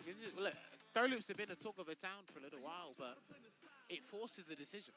Whether you like it or not, where you're like, you know, I can take 1 grab, I can take 2, guess what? Still forcing a decision. Yep. You're not going to be, I'll make a decision after the 4th grab, because guess what? The 4th grab's got rid of you. I look at it like this. Throw loops in this, and right now, it's just, obviously you invite the throw. Obviously don't wake up with the parry, but it's more so how long can you survive based on how healthy you are. And you've seen everybody represented throughout the weekend. Well, so far through the week, excuse me. For me as well, when you get throw loops, you got to look at it as 2 gauges, right? So there's your health gauge and there's your mental gauge. Yeah, okay, The not mental even the drive kick. the mental gauge is what no one can see. It's like, oh, please, can you stop throwing me, please? the hidden ball? Can you stop throwing me? Well, I feel like everybody on defense is shadow boxing before, and then it actually happens. Well, it looks like he will stick with the American Soldier here. No character swap. That's a big decision to make in a 1st or 2 in this environment. Knuckledew will be playing Juicy Joe later as well, so he does need a win somewhere here. You know, I was about to say it wouldn't be a bad pick if Knuckledew picks Cammy here, but he does want a little more control and not take those risks against Shanghai because he will whip punish the hell out of you and space out those dodge kicks. You can be offensive with Guile, but you can also have that passive approach. With Cammy, I think, like you said, he has to be a little bit more aggro. Oh, nice. Wow, okay. With the fierce, right. Nice. Okay, accomplishes the burnout and then get the stun as well. Looking good here for Knuckledew. All me to knock him down. Sweep ender, there it is. Now we're gonna go for the throw. Looking for the shimmy. Oh, that's enough cash. Level 2, let's put on a show. Yes, 2. Wow, really? He's out. What? He's out. Wake up. This is and pop the bomb. Take a guess. And you know what? He didn't have a flash kick. I don't think he was expecting Knuckledew to do that either, because I think he was going to try and react after the throw was going to happen. So we're not scared of ACL or meniscus? Back roundhouse? No. Wow. Why not? No, because you needed to throw before you kickstart anything. I understand what you mean, but he needed to throw to kickstart anything. That's true. That's facts. Dash after the upside down kick, even though it's -8, there's the perfect parry. They're going to be a nice little combo. Didn't get the perfect flash kick there. Not like Knuckledew did not get that. Talk about making that decision. There you go. Yeah. Heavy knee press on the delay, and then here comes the second bomb. Knuckledew, what's your choice? And he tries to run away. The up forward was denied. Back dash or up forward got clipped regardless of what was the option. Shao high. Match point. What I really don't like is when you think it's time to escape and the Bison blade catches you, and then you just go into Cypher Crush at the animation. That is the panic button, I will say. The background. There you go. Yeah. Nice. Lisa was a counter hit. Knuckledew's just trying to find space. Nice conversion. I like that he waited just a second, a little bit longer, just to see what Zhao Hai would do, so he can get a punish kind of conversion on the whip punish there. Watch your legs. Good defense. Okay, my man Fuzzy did walk it back. Yeah, nice! Got him. For my country. There you go. Exuding the patience. And when you do that, you get heavily rewarded, but that means you got nothing left in the super tank. So if Zhao Hai gets back in and plants a bomb, you're in so much trouble, young man. Here we go. Don't overextend Knuckledew. He does have healthy drive gauge with some OD reversal. Nice. Bazooka knee. No, not even. Oh, he wasn't in range for it. There you go. Stopped him in his tracks with the drive rush, with jab, and then the jump. I'm very surprised he got Zhao Hai to flinch in a situation like that, but boy, was he ready with the anticipation there, Knuckledew. And he's made it one apiece right now, Yipes. Yeah, we need more diapers, dude. Let's go. Well, infinite supply if he's first place at the end of the weekend. Yes, and he's looks like he's comfortable, which means we might be moving forward here to drop a deuce on Zhao Hai, hopefully.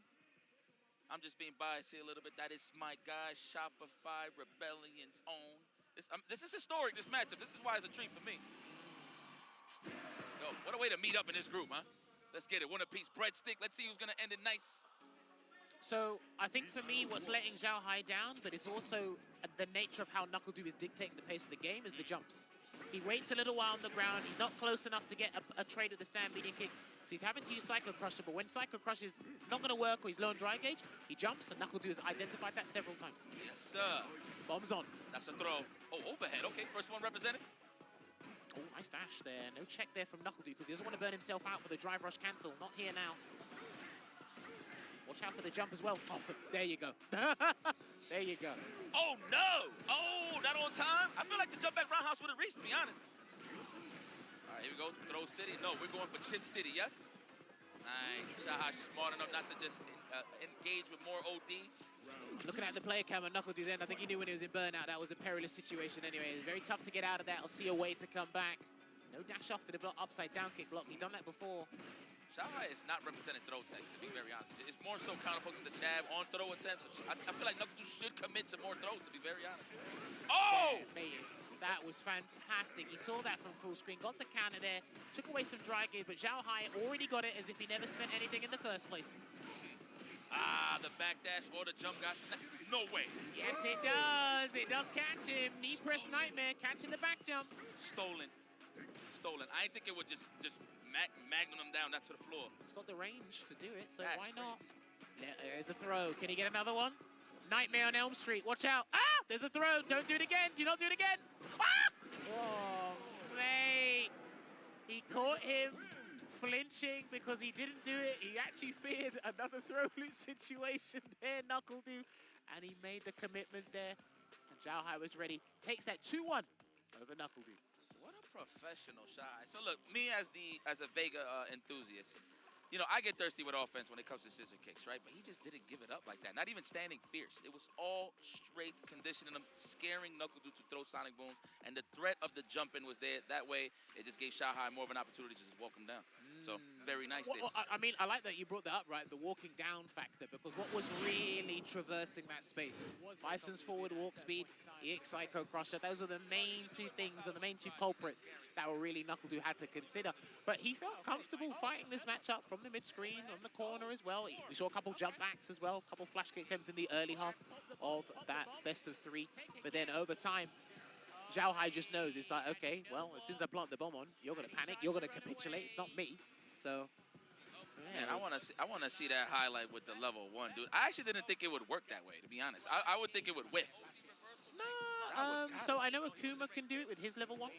If you try and jump back and throw, he does level 1 and catch it. I know Mai can do something with a special. It's not a super, but Bison, I'm pretty sure I've seen it happen before with the super art 1. It's just, in a situation like that, most people wouldn't think to spend it there, but it always has good corner carry. That was bars, by the way. Don't think I let that slip. Shout out to my man Lee Chung in the back. I'm going to point him out in this next time we see the stage. You're going to see him. But yeah, man, great match. I mean, at the end of the day, of course, I was saying that was a bit historical, a bit nostalgic for me, and I'm pretty sure for the people that's watching at home. So, Zhao Hai, man, the kid, the king of China. It is what it is, man. He's here to deliver. Well, we're going to be moving on to our next fixture here in Group G. It will be the man representing Sweden on his back, one of the strongest players to hail from Sweden. It will be Juicy Joe stepping up against Kaba. We're going to take a quick look at the match results right now. Zhao Hai 3-0. He should not be playing anything else today. No, that is right. So 3-0. Kaba's 1 apiece right now. Kills you 0-2. Juicy Joe 1-1. Nephew 0-2 as well. So this group, if Zhao Hai continues to play like he is right now, be in exceptional form, it's going to be a fight for second place between the remaining 5 competitors in this group. We'll see. Man, how to pick, man. We'll see what's up. Let me not even throw no predictions now. Let's just let that play out. Of course, we can tell who, as the tournament progresses, when we get to the top 16, that's when we can kind of figure out who has the better shot at winning Capcom Cup. But at the end of the day, man, the group stages is what matters the most. Every game, every round matters. So let's see what both of these combatants bring to the table. The White Knight Magician. Listen, I had to go and find out. I still need to find it. If that was the nickname he used in Street Fighter League EU, I'm pretty sure it wasn't. Absolutely not. He had to use something different. I can't remember if that's the one he recommended before they turned it down. but he's going to use this nickname here. And he's gone up against Kaba. Now, I actually did a lot of training with Joe before we came to the Cup because he was helping me get better at the game. Because I was asking him, hey, let's play. I learned some JP. Let's see how you're getting on. Obviously, he didn't know my objective because he didn't know I was coming. I knew he was going. Yeah. So I was like, hey, let's just play. But no, honestly, one of the finest JPs we have on the planet right now. He felt super confident in both his fixtures today. This is only one of them. He feels that Kaba will play Guile here because of the momentum and the confidence he has right now, and because he feels confident in the Guile matchup, Juicy Joe was saying. He's not sure about NuckleDoo. He's expecting a Cammy, but he wouldn't be surprised if Guile came out when he faces NuckleDoo later either. Yeah. Well, I mean, he's well equipped though, so he is definitely comfortable. I mean, I feel like any JP would salivate to go up against Guile, but again, it's a player clash, I would say, at this point. So we'll see what's up. Of course, Kaba definitely has a lot of experience, just seasoned in a lot of matchups. I haven't really seen Kaba really having like troublesome matchup experience. It's just more so, can he make it count early on so he can keep that momentum moving forward? We'll see though. Juicy Joe, I ain't gonna front, I'm a fan, man. First time. Now, mind you, I've seen his results from the World Warriors before the SFL. So to have that privilege to watch him in person and to see guys like Problem X have that much confidence in him, it just showed a lot that this guy is very skilled, man. So I don't know, is this his first, he plays Street Fighter 5? I don't think so. Okay. I don't think so. If he did, then he probably wasn't at a point where people were still at the highest level. Okay. I think because I think he was playing other fighting games before he jumped onto SF6, and then he really took SF6, you know, hit the ground running, played the game, and it was being successful with flying colors, man, because again, he's been doing well for himself. And like we said, it's great to see him out here. And you know what? Juicy Joe's a player for me who can win you over. Yeah, that's what happened with me. That guy's nice. Oh, JP with the Barbra Streisand. Now, one thing I really love about Juicy Joe is his situational awareness and movement, especially when he doesn't have to worry about the aerial threat. Guile doesn't have a dive kick. He can't change his jump off. So when you look at Joe's movement and just his control of understanding of the screen, then you get to really see what makes this guy shine as a player. I want to see what's the punish from Guile. Never really seen it. I've seen it with other characters, but perfect parry, full screen on a departure. Would it be drive rush back fierce, I would say? We'll see. You can do that. You can probably do upside down kick as well, but back fist might be better because it keeps you standing. Yeah. So let's go. Chuck them bones. Now, yeah, we respect it. Are we anticipating a jump in Kaba? Is that what you're thinking right now at this very moment? We'll see, of course, respecting the stand fierce range. Not much worry here on the low forward. Can't get much off of him. Your blocks. He's got to be careful with the Stribo. I can't remember what version it was. I think it was the light version. If Kaba has level 1, you do light version. It's -10, so you can punish with the level 1. Okay. So you do want to be careful with that. But also, whenever you watch this matchup specifically, when Juicy Joe sends Guile away and they put the departure above their head, watch what Guile does. Always watch what the Guile player does with the departure above his head. Nice check. And there we go. Watch, see? Above his head. Yep. Oh, gotta think about it. Wow, met him halfway. That was smart. Kaba obviously trying to close the distance, but he met him halfway. That was smart from Juicy Joe. Now he can switch it up and just back off next time in that situation. Yeah, see, you see what he means? He's dashing and sitting right under the port and waiting for it to block. And I remember Juicy Joe was telling me, you have to learn how to perfect parry in this matchup. Because if you can't do it, this is going to be easy pickings for a guy like Juicy Joe. Ooh, burnout. 9 seconds on the clock, though. Does he have enough time to chip him down? Are we going to foul those nails down? The flash kick. Level 1. Level 1. He wasn't ready for it. I think he was in two minds about committing to it as well. So it will be a timeout here, something we don't often see. Quite rare in Street Fighter 6. You saw JP giving Guile credit? I never seen that. He was like, you got it, you got it. Oh, there it is, perfect perfection. Parry. And we got that corner control ready. This is when Kaba is comfortable. He got so much acres to play with. Oh, empty jump there. Okay, interesting. It exploits the dead zone there for the crouch fist anti-air. He might have to do that again. I think both these characters can do it to each other, yes, actually. Correct. The dead zone, I like that. There we go. Set it up. Set up shop, the parkour tour. The respect of all the purple stuff. You don't see one sonic boom in sight. I like the pace he did. Obviously, parry all day, build the meter. Because I don't want to give you free damage trying to throw a sonic boom and getting you to block when the departure's above my head. I don't want to give that free stuff to you. There you go. So you're just waiting it out. Super patient here. And patience is often well rewarded with a lovely conversion there from Kaba. He's almost about to build Super Art 3 as well. Oh, nice. the jump in. I think he's dead. That was a reaction for sure. I don't even think that's a guess jump. Level 3 for the finish, absolutely. For my country. Now, really impressed with how Kaba handled that matchup, because here's the thing. There is a way you can defensively condition JP players, but you have to drill this matchup into your head, right? Because he was super patient, Juicy Joe's going to get comfortable. Throwing the phantoms, popping out the departures, trying to really do something there. And then Kaba, all you have to do is pick one moment, whether it's one drive rush or one jump, and he's going to think, damn, like, why didn't I see that? It's because he didn't do anything before. Now that could be, maybe that will slow Juicy Joe. That's probably what Kaba wants, right? To make a pick twice. Of course. So we'll see. Sometimes less is more, you know? I like that. Yeah, man. Yeah. Watch the cabeza.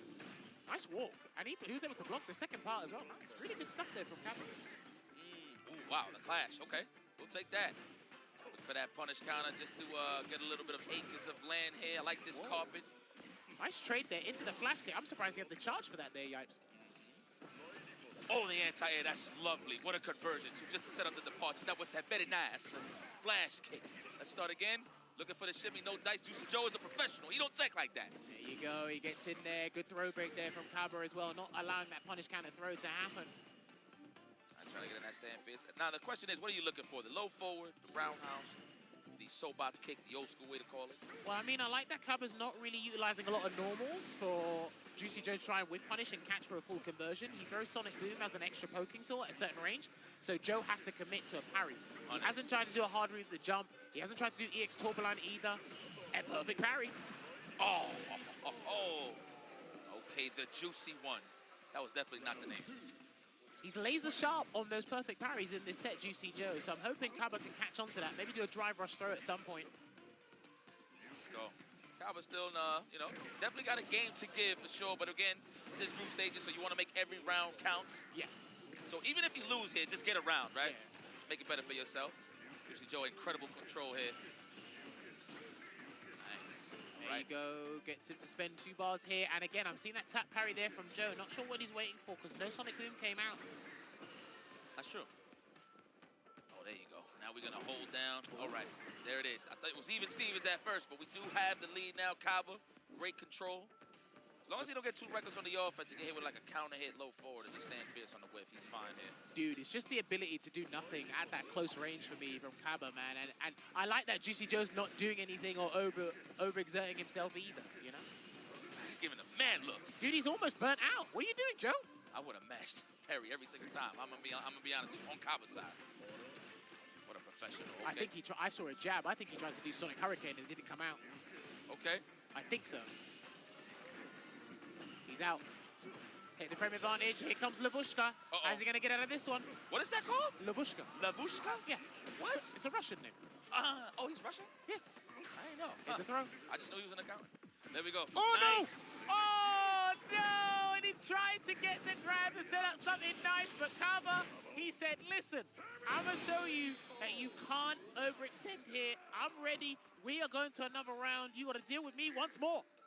Absolutely. Nobody want to deal with a guy. You know, that could be a morale booster or can demoralize you, I will say. Well, there's only one way to find out, and the only person who can answer that question is Juicy Joe.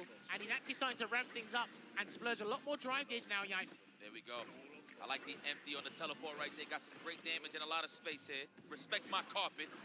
Woo, 3-piece. I like that, with the stalagmites and the spikes from the air coming through there. Another back throw, so he's going to do the situation once again. I think if you see that situation again, it might be a flash kick or just commit to the drive rush regardless, so it won't be punish counter. He's below the comfortable threshold, so I'm not sure if that's going to come out, so he's going to have to deal with this. I don't think he's going to block this one. And he does, successfully, but he gets burnt out for his trouble. Remember, you get punished in some way, shape, or form in Street Fighter 6. Hey, man, listen, your reward for blocking is more blocking. I'm just saying. Well, there you go, Joe. Whatever, you know I'll root for you. I'm a fan. I ain't gonna lie. I could be biased here, but I'm a fan. I can't hold you. Be nice. Well, careful. The bias is slipping out of you. Saw it dripping out of the bottle there.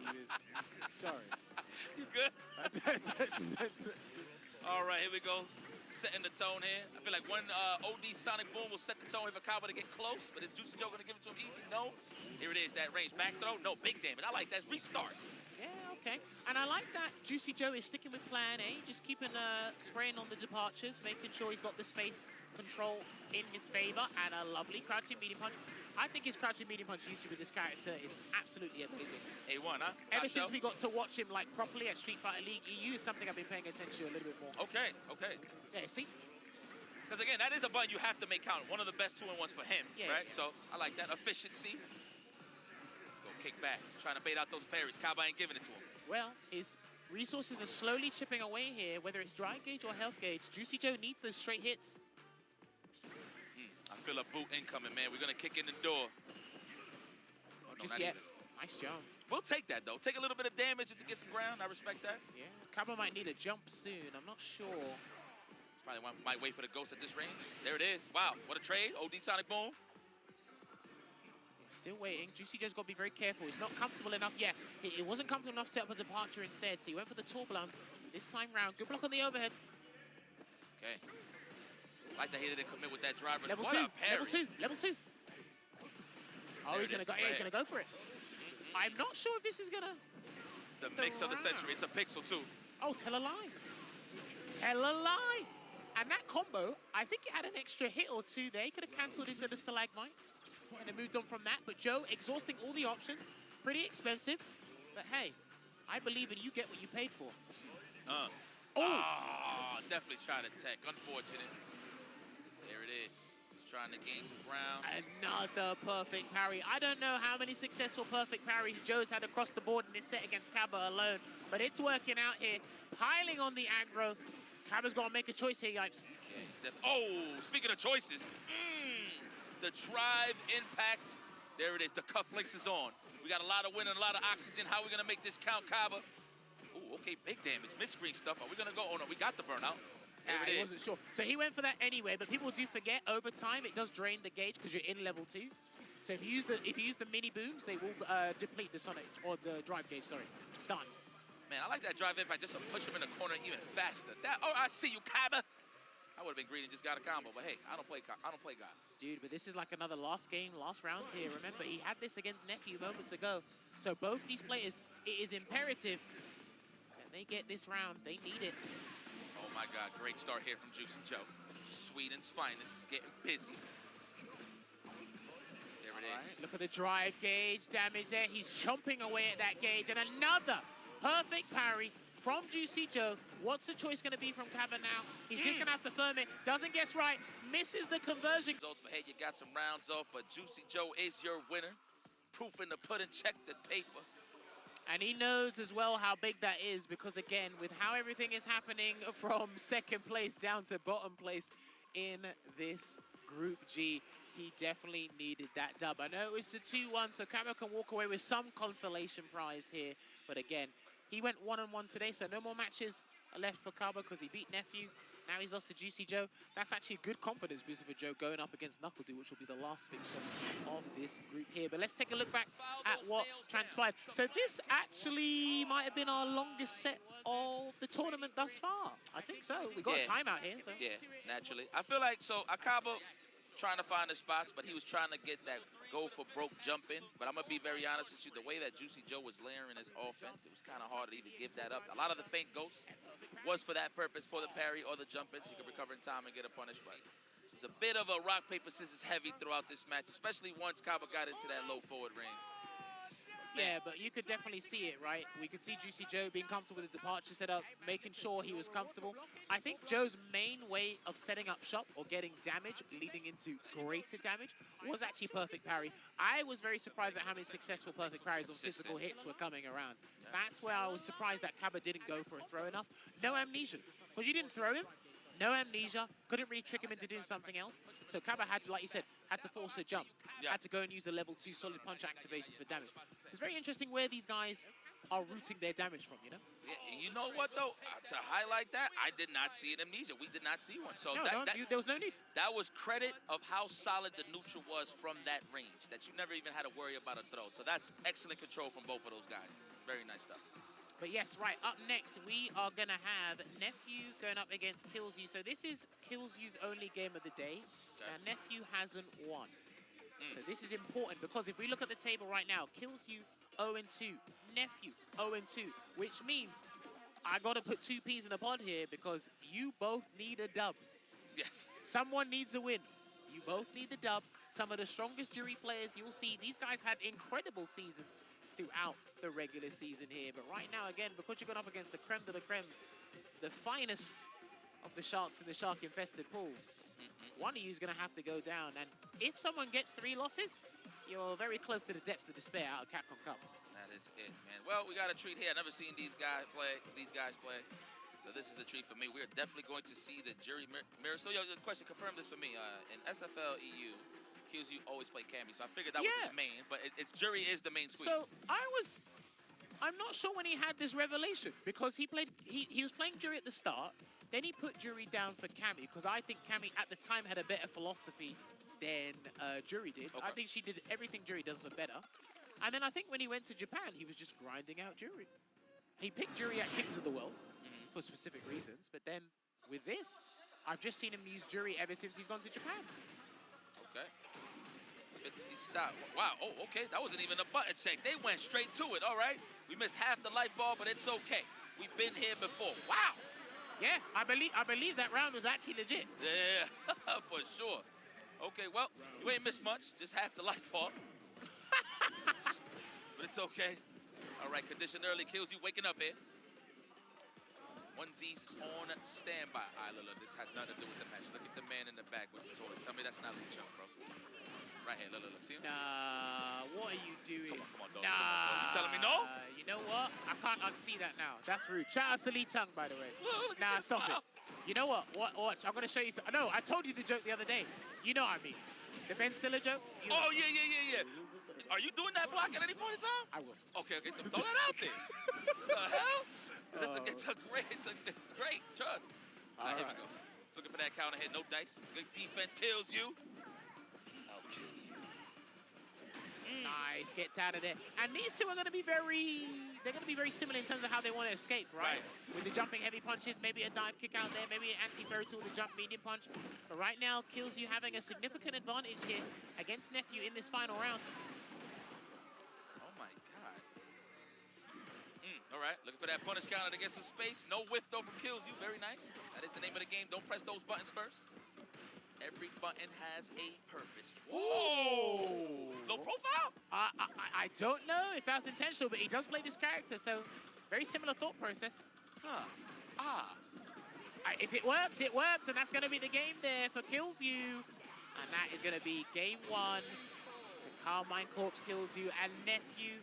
It is not looking good, man. It's like he's one of the smartest players, one of the best players in North America, but some of the strategies I'm seeing thus far, they're not working, guys. Yeah, it's definitely not working. I'm going to be honest. On No Neutral, he was my dark horse to definitely whoop some ass. I'm going to be honest with you. So this is definitely the Nephew that I'm not used to seeing. But again, the level of competition here at Capcom Cup, I'm not surprised. Of course. Damn! Another perfect on the board for Liquid's own Nephew. I need Dark Neff to show up, man. I need him here. He's going to miss. He's in the back of a milk carton right now. I'm going to be honest. Well, listen.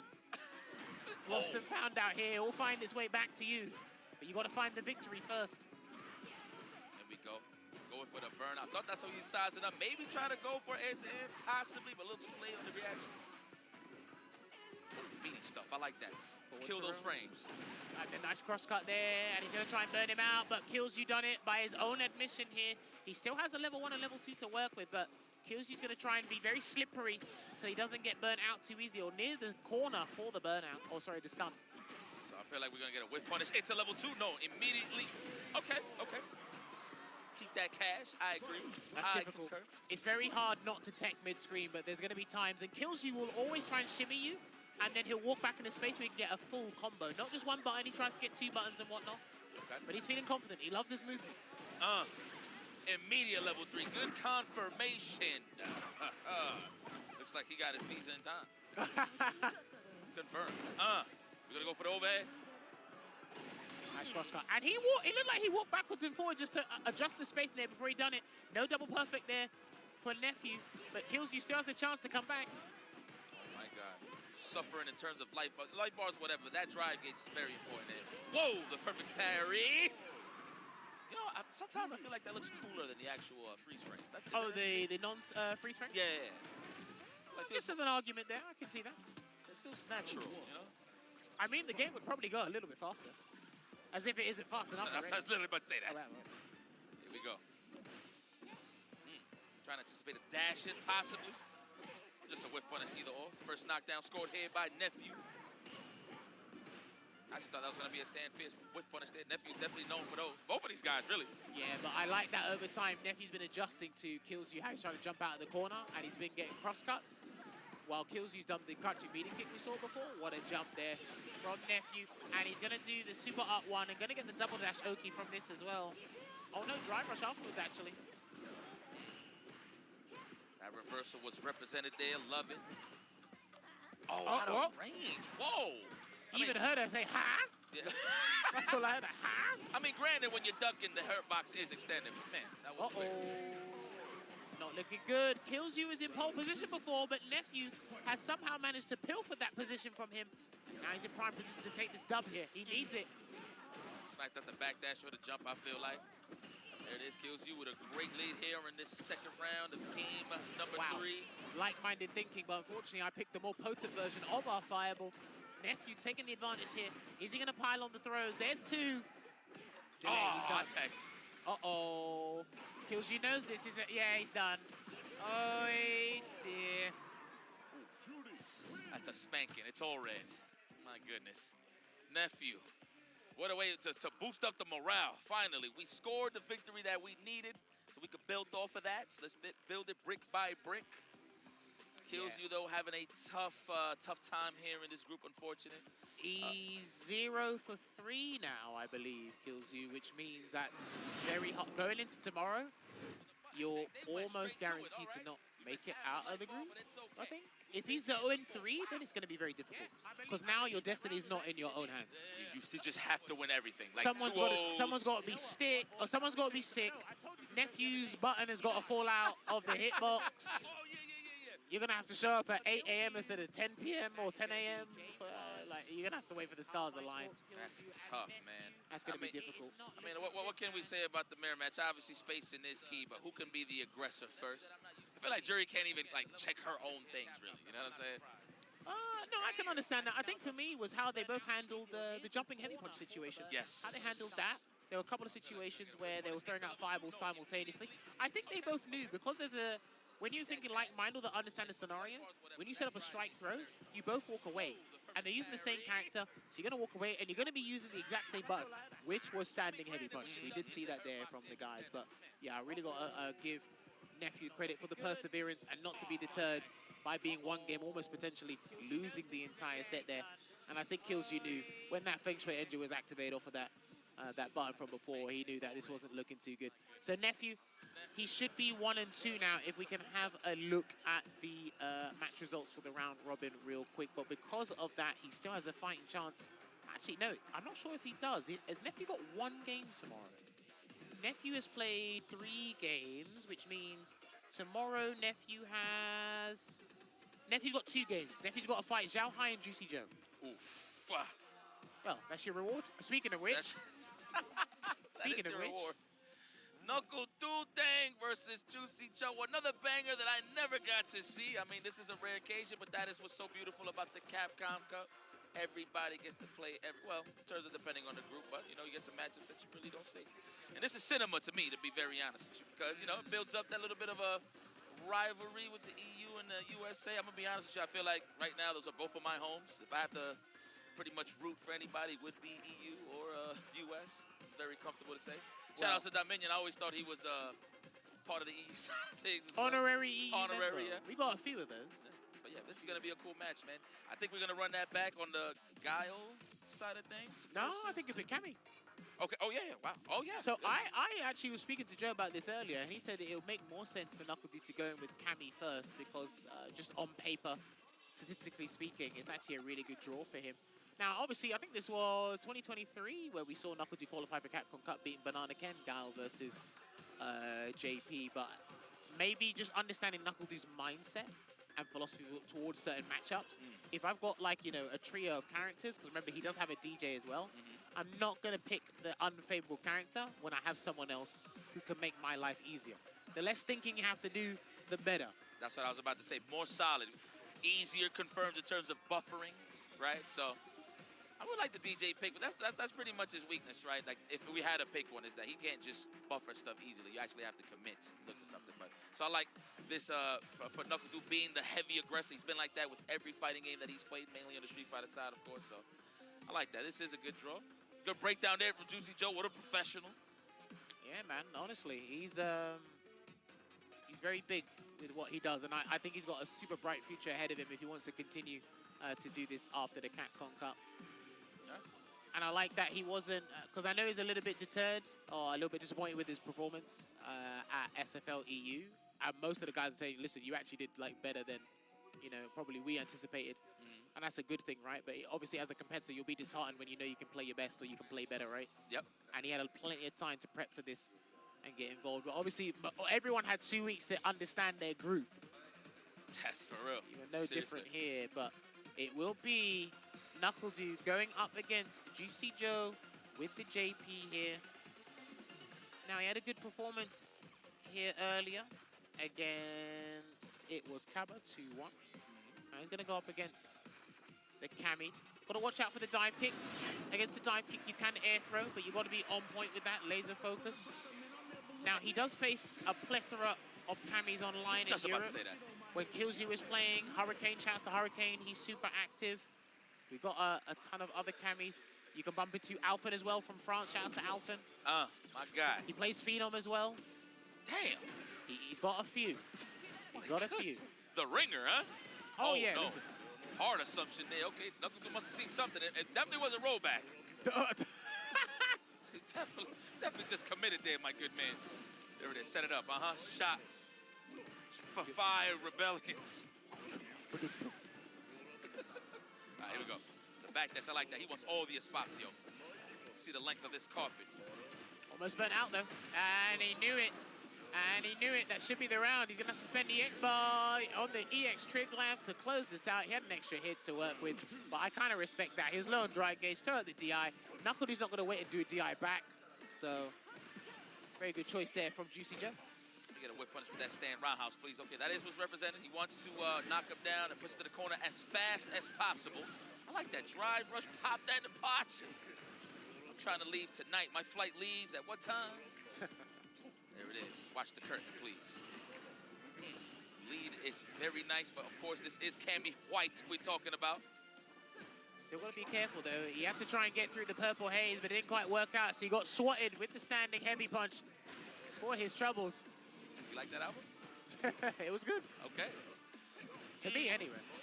I like that. Oh, okay. Trying to force a dry gauge, but he actually burnt himself out in the process here, Juicy Joe. He can do a button into level 3. Oh, he's lucky that didn't combo. There it is. That's what you needed.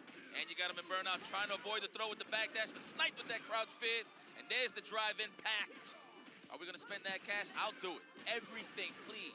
Let's acknowledge that this man is a killer. We need to go to the next round. Is that enough? Yeah, that should be. Should be, survey says? Yeah, it should be fine.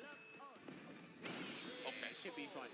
Now, also, we've got to give credit to NuckleDu in that situation because he walked forward to try and get as much dry gauge as possible so that when he gets the hit, he can do a double drive rush cancel instead of one. Because if it was just one, I don't think he would have got the kill. That's right. People do tend to forget you walk forward, you do build that drive gauge pretty fast. That is true. That's why some people are walking forward more instead of doing a dash in a situation because the dash doesn't give it to you. Don't give you nothing. And you're inviting normals for the counter poke on top of that, right? Ow. Breakdowns. Drive rush roundhouse. Trapped in the corner here, not looking good for Joe, and he swats his way out, but no level 3 to generate some more space here. So it's going to be out of the frying pan and into the fire if you're not careful. Nice cross cut. We was ready for that. NuckleDu with a nice lead. Caught the recovery on the sweep. Unfortunate for Juicy Joe. Nice technical. We're still alive in the game. Careful, there's a throw. He's got to be careful what to do next here, Joe. And he's deer in headlights. He's not sure what to do, and he tried a perfect parry. There's a throw tech. There's so many looks NuckleDu can give him right now, especially the fact that he is super healthy. The burnout on the side of Juicy Joe. However, we do have a chance trying to activate target combo to level 2, but NuckleDu is out of there. Low forward, he's going to chip him. Oh, wait, level 3. Level 3, I thought Knuckle had a chance to chip him, but I'm not sure how much level 2 does on that situation. So it's going to be the CA version of interdiction here, and Knuckle he hasn't got a mountain to climb. He can still win this. Oh my God, the burnout. Don't get too thirsty. No, he could have snapped the trick lab again. Oh, brother. What are you doing? I know, where's the pickup? Oi! And he still had the discipline. He did not crack in that scramble situation.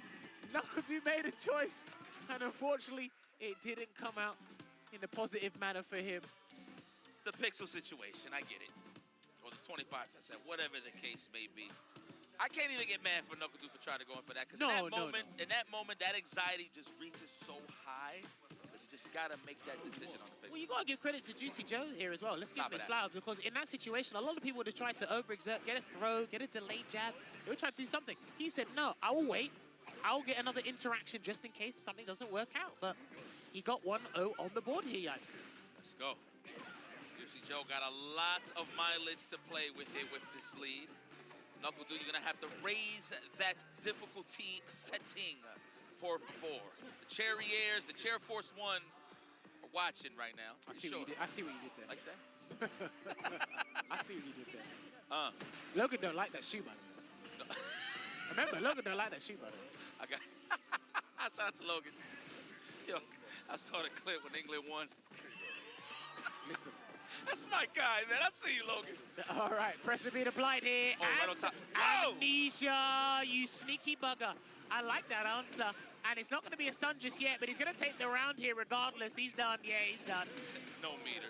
Yo, Juicy Joe riding high, but let's not celebrate prematurely here, because I know Knuckle-D's got something to offer to keep him in this dogfight. You know, with every departure, he gets slapped with every check. I'm pretty sure he's saying to himself, man, I should have picked Guile, huh? We'll see. Should he? Who knows? Who would think after the first loss he would pick it? You say that, but he's not doing too bad here. It's just Juicy Joe is more tailored towards the matchup, because you practice your bad matchup. You have to study them. Oh, he's going to side swap. He will side swap from this Labushka here. Okay. A little bit greedy, but gets the positional advantage. Throw again. Can he loop it? He needs that. Every throw is a victory on the drive, Gage. You get healthier. Woo, the space trash. Oh, he had the right idea, but slow button. Could have been a cross strong, would have been a better option. He's going to get another level 2 ready and waiting here. And there you go. He can call it. He can definitely call it, but he's got to be careful at the position where he does it. Oh, jump in successful. Try to tech there. Knuckle didn't commit with the conversion. Jab, back, jab. Oh, yeah, lockdown. Lockdown. Yeah. Oh, we found a pocket? We alive. I thought he was setting up the air-to-air for the jump, but he's going to get chipped anyway. Run! Okay. Oh, no. Wait, Amnesia. Oh, he can still do level 3 here. Knuckle needs to find a way. Ah, and he got caught again. Trying to get a throw tech or in a clutch situation. He couldn't make it out on top there to turn things around. But Juicy Joe with the double victory, not just against Kaba, but against Knuckle as well. So that actually puts him in such a conducive spot in Group G here. Going into tomorrow, looking supremely confident here is Juicy Joe. Juicy Joe. And this is the debut for the Capcom Cup, right? Yes. Wow, okay. What a way to start that off.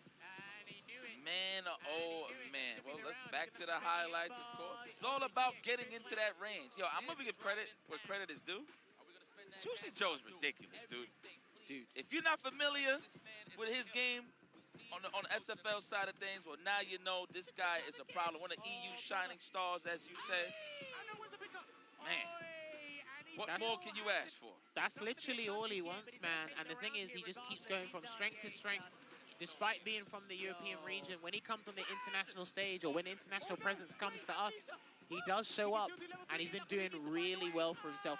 And the thing is as well, like I said, he anticipated the character lineup he would expect from both Kaba and Knuckle. He prepared accordingly, but ultimately what he really had his eyes set on was Zhao Hai.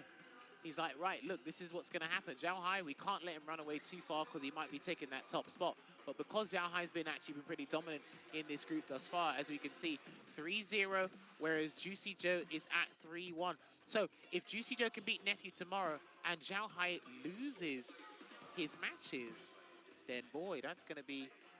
Okay, right, yeah, so right now, he's in a good spot because of the round differential, I Okay. believe. That's what's separating, because obviously he's got one loss. Xiao Hai's got no losses, but I believe it is the round differential. So if Juicy Joe can win against Nephew, and Xiao Hai has a, unfortunate situation in the fixtures tomorrow, then Juicy Joe could get out of Group G on top spot. Damn, okay. You know what? I can't even say I'm surprised. Juicy Joe Xiao Hai, definitely. It looks like we have an interview. Let's kick it off to Ryan Hart. I believe. ちょっと行いたいところです。そうですよね。3敗0、3勝0敗というところですね。今聞きたいのはですね、今のこの間出た知らぬい前のキャラ、一体どう思ってるのでしょうか。聞いてみよう。So Shanghai has got 3 wins and 0 losses in the group so far. But first off, I want to ask him what he thinks of Mai in Street Fighter 6. So, what do you think of Mai in the game so far? I think he's so strong. I think she can top 5, top 3. Good neutral game, good ES fireball. It's the different style in Street Fighter 6. I think so strong. So I choose her. ですね、知らぬい前は、ともかくトップ5かトップ3ぐらいまで入る強さは一応あって、それですごい防御も硬くて、飛び道具、そう一応下挑戦出して追いかけるっていう戦術がすごい強いっていう形ですね。Shanghai, you are amazing at King of Fighters and you're amazing at Street Fighter. I want to ask, for the people at home that don't know about playing multiple games, how do you balance playing 2 games at a top level? How would you go about doing that? How would you advise people do that? Before maybe 70% for King of Fighter and Street Fighter maybe just 30. But now 95% for Street Fighter 6. Yes, maybe. I think Street Fighter 6 now is the best fighting game in the world. It's so interesting. Everything it have. So I want to be strong for this game. 上海選手に聞いたのはですね、上海ストリートファイターもキングオブファイターズもすごく強くて、そのキングオブファイターズのエボ大会優勝してる上にさらに EWC とかもスト6ですごく活躍してて、そこも優勝してるので、同時にどうやって一体いろんな格闘ゲームを同時にやることってどうやってバランスしてるんですかって聞いたら、やっぱり昔は 70% キングオブファイターズ活躍してて 30% ストリートファイターで、今はもう 95% ストリートファイター6になってる形なので、なぜならストリートファイター6は世界一の一番面白い格闘ゲームですっていう意見なんです。そういう形ですね。Good luck and thank you very much for your time and I wish you all the best in your next matches. Thank you, thank you. そういうところで引き続きカプコムカップ11ファイナルズをお楽しみください。Right, that was actually a very good. That is a champion mindset, champion interview. He said, look, man, my ratios before with my other game I was talking about with Street Fighter 6, 70-30, but he said, nah, listen, 95% all in, baby. Practically, he's all in. And guess what? I mean, you can tell by the results he's had over the past year. But hey, listen, we cannot make an amazing event like Capcom Cup happen without our lovely sponsors. So first, we've got to give a shout out to our guys at Suzuki because it is standing behind the people who love to and endeavor and challenge and pleased to collaborate with Street Fighter to deliver the joy of the game to as many people as you can. This time, we'll be putting our booth in place on the second floor of the Ryugoku Koguki-kan, the venue of the Capcom Cup 11, to showcase a special edition bike, GSX AR, tuned by Jury, themed by her character as well. Check this out at the Suzuki official SNS. I've actually taken a picture with this. Vicious has taken a picture with it as well. It's actually really good. If you're here, come take a picture. Of course, we see that clear as day, but do you know Roto Z? Roto Z is an eye drop brand in Japan and cool eye drops for anti-bloodshot and anti-fatigue. That is a fact. I wear those myself. Prevent eye dropping frames and fight sharp with Roto Z. And now, Roto Z is corroborating with Street Fighter 6 until March 10th, 2025. You can get Roto Z Man suit costume. Fire, okay. All right, much appreciated to all our sponsors that have been involved. Shouts to all the viewers at home. If you're waking up, if you're staying up late, we appreciate you coming to join us here. Now that concludes Group G. We should be transitioning over next to, I believe it should be Group H. So what we are going to be doing is we're going to take a short break, and when we come back, there will be some Group H action here. Remember, we're only halfway done. We're nowhere near done. It's only day 2. So make sure you stay here on twitch.tv/Capcom Fighters. Get a snack, get your drinks, and we'll come back with some more top-level action here at Capcom Cup 11 in Tokyo, Japan.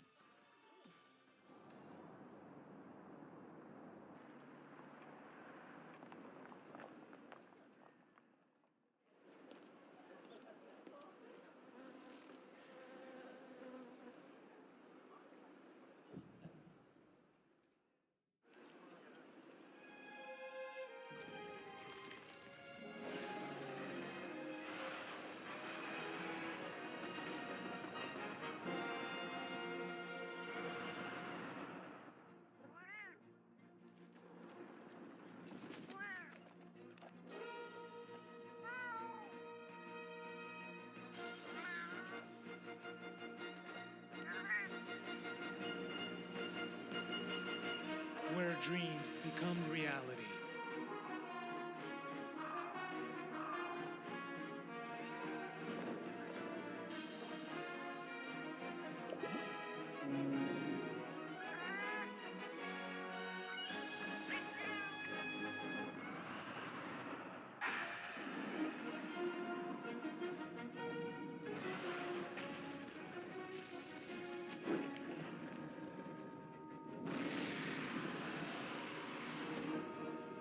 Monster Hunter Bridge.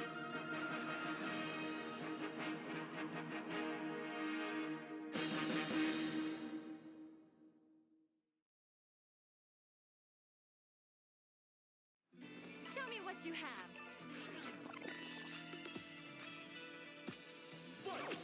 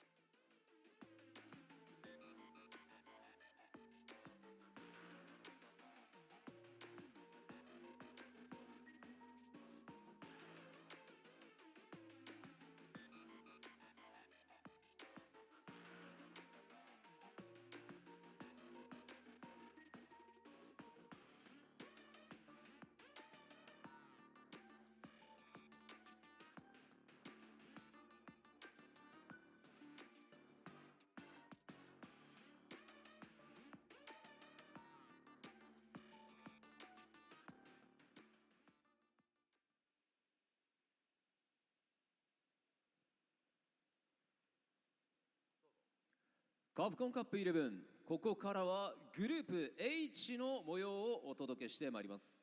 Capcom Cup 11, it's now time to jump into Group H. それではグループ H、プレイヤー入場です。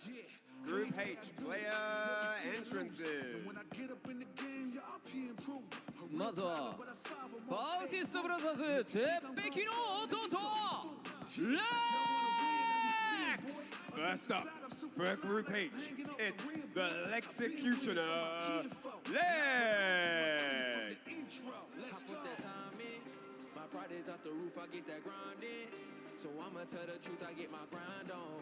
You know the pressure make all of these diamonds. アラビアンストリートファイターマシーンハングリーバー The robot from UAE Abu Dhabi, the Evo Street Fighter 6 champion, it's Angry Bird!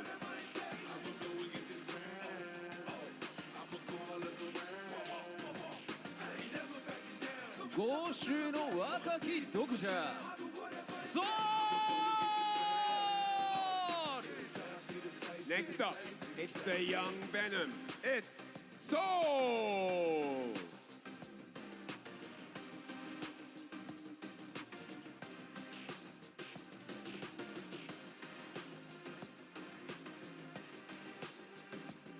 ブラジリアン土技術ラススタイルジェニーニョラス。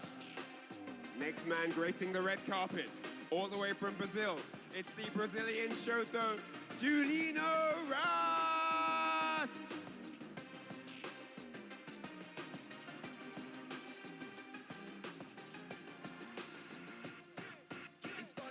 シュラその思考シュート We saw his deadly Akuma on stage yesterday. It's the Asura Shudo!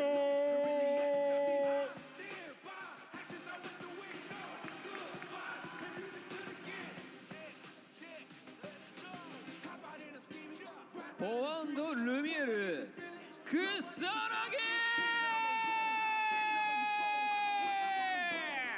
Last but not least for Group H, he's here from France, the UFA champion with Ryu, the speedster, Kusanagi!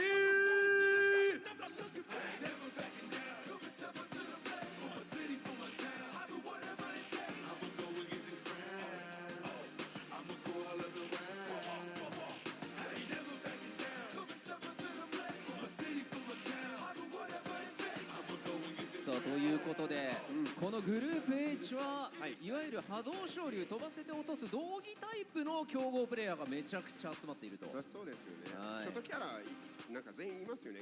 同期剣竜もそして揃ってますんで。あれもいますからね。新しい主人公ど忘れした。ルークね。ルークもいるということで、さあこちらの6名のプレイヤーによって総当たり戦を行い、このグループ H 上位2名のプレイヤーを選出していきます。 So that's it. The 6 members of Group H, as you see, all on the stage, will do battle here. Yesterday we had an interesting bout where we saw some amazing matches go down. Today is going to be the continuation of that action, and 2 of these guys are going to get one step closer to that top 16 on day 4. それでは選手たちに今一度大きな拍手をお送りください。 Give these fine chaps a big, massive, hearty round of applause. それでは選手の皆様スタンバイをお願いいたします。 Alright, with that said, all 6 players, please be prepared on standby. Thank you. さあそしてここからの熱い戦いをさらに盛り上げていただく実況席の皆さんにお渡ししたいと思います。よろしくお願いします。 As amazing as the matches are, we need these great minds and voices to cover them for us. So with that said, it's time to head over to the caster's desk to start the matches for Group Hey! What's up, y'all? Welcome to day 2 here at Capcom Cup 11. I am joined by my longtime brother, Mr. Yipes. What's up, Sari? I can't believe we're in Japan together. I know, this is great. And this is my first time, too, so I'm just, I'm basking it in, man. You know what I'm saying? Beautiful time to be alive to watch some Street Fighter 6, especially here at the Capcom 11. So I'm excited to see how this plays out. This is a banger of a group, I must admit. You know what? I have been watching on the back end in terms of being in the green room when it came to the Angry Bird pool. And I'm just saying this because I'm a big fan of Angry Bird. But there is a lot of killers here, of course. We're going to see our fixtures right here. But what I'm looking at, it looks like Shudo and Angry Bird. You know what? I'm not surprised with this result here. Yeah, I mean, Shudo has been killing it. It's just day 2, but he's already played yesterday, and, like, honestly, I knew he was good. I mean, I commentated his match at CPT Singapore when he won the entire tournament, but to be this good is ridiculous. Like, the way that he's been playing against Angry Bird, who else did he play yesterday? He played a couple of people. I know he definitely played, well, besides Shuto, he did play Lex, I think. I could be wrong. Again, I'm still trying to get familiar with this He played Kusanagi yesterday. That's who he played. My bad. Let me look at my notes. Oh my God, and we are in day 2, right? We are in day 2. So are they playing again from what I'm seeing, or am I tripping? But you know what? Either way, I'm not even tripping. At the end of the day, we're gonna get some fire matches. Lex, of course, so proud of this brother, SFL delegate, of course, Angry Bird, SFL delegate. Soul is somebody that I'm still trying to get familiar with, so I'm excited to see this match. And Juninho, of course, I'm hearing that this man is a Shotokan warrior, Shuto, no stranger to danger, and of course, Kusanagi's my personal favorite. And here are the tale of the tapes. We got Kusanagi versus Juninho. Rise, all right? Want to see that one? Looks like we're going to get a Shotokan battle with that one, so that's going to be fire. Then we got Shuto versus Soul. Lex versus Juninho. So it looks like Juninho is going to be playing twice today, which, you know, I feel like that is the best way to go to stay warmed up. And, of course, Kusanagi, Angry Bird, okay, playing against him as well. So he's going to, so Kusanagi's playing twice as well.